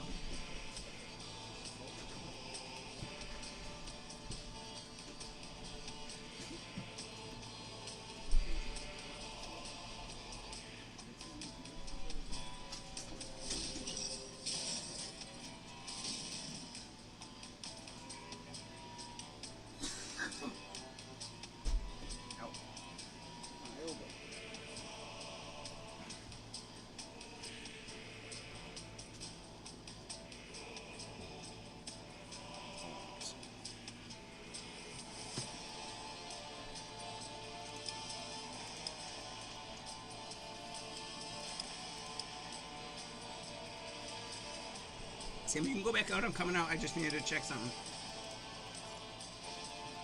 Make sure it's working. I'm coming back out. There we go. It is.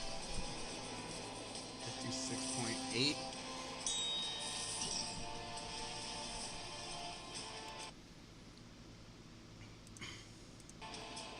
We're coming up on Fated Notorious. He has 57.5 million.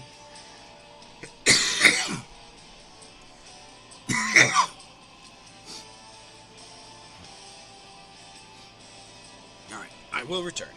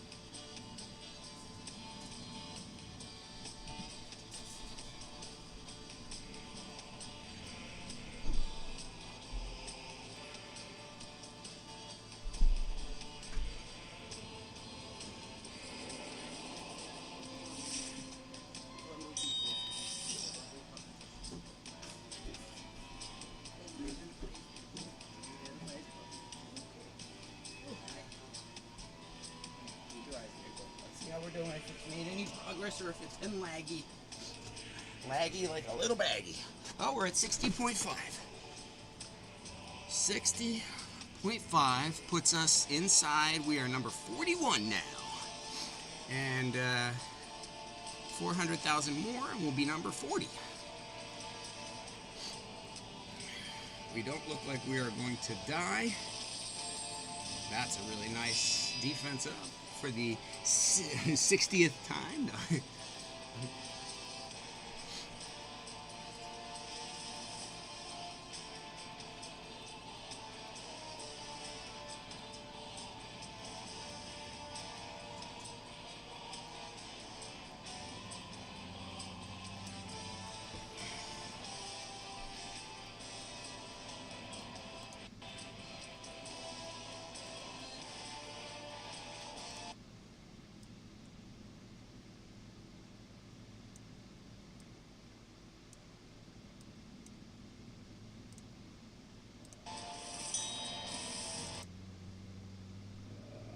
Hey, be good, you. Hey, stop with that. What did I tell you? Sammy, leave the food alone. Stop with that.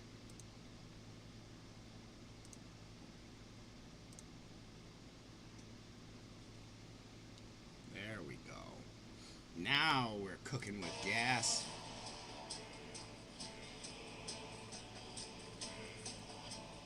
We're calling it. We're calling it a Fafnir unkillable team.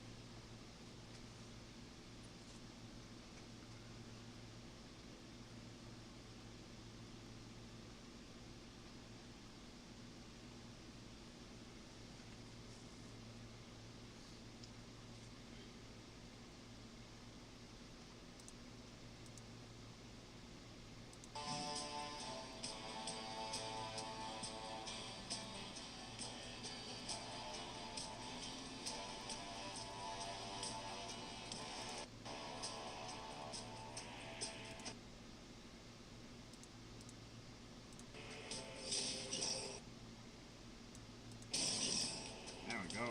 Gotta move in. So he got enraged. He got his ultimate again.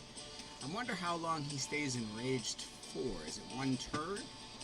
I haven't been paying enough attention. I should be watching this. Should be watching these dynamics, making sure I fully understand.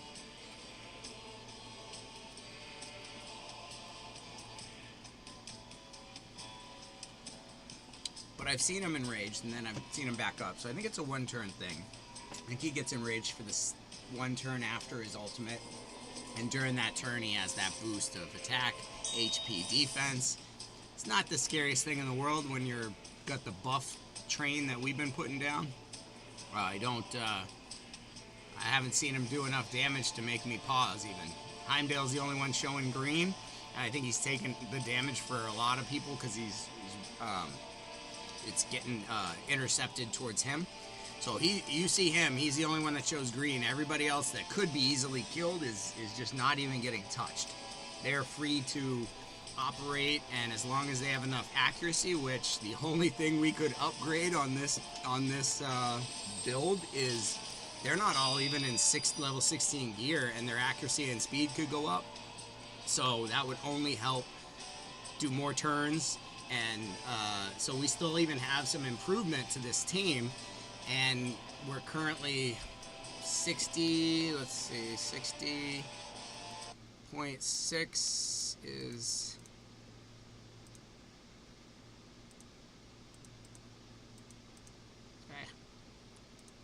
I do not like this new vertical. There we go. Holy crap, that was terrible. Turn off vertical tabs. For real. Alright. So we are at 60.64. We have 500,000 more and we'll be in 40th place.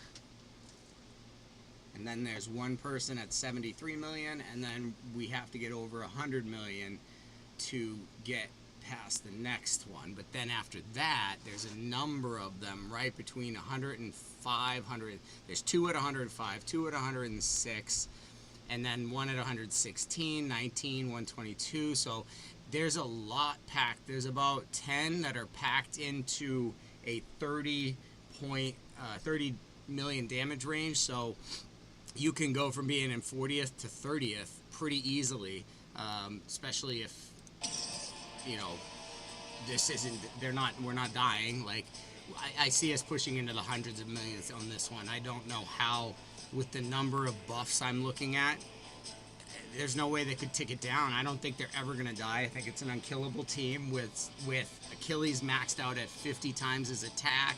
Drac pulling on. I mean, it's gonna keep doing the similar damage until forever. I don't actually know how I'm gonna record the score.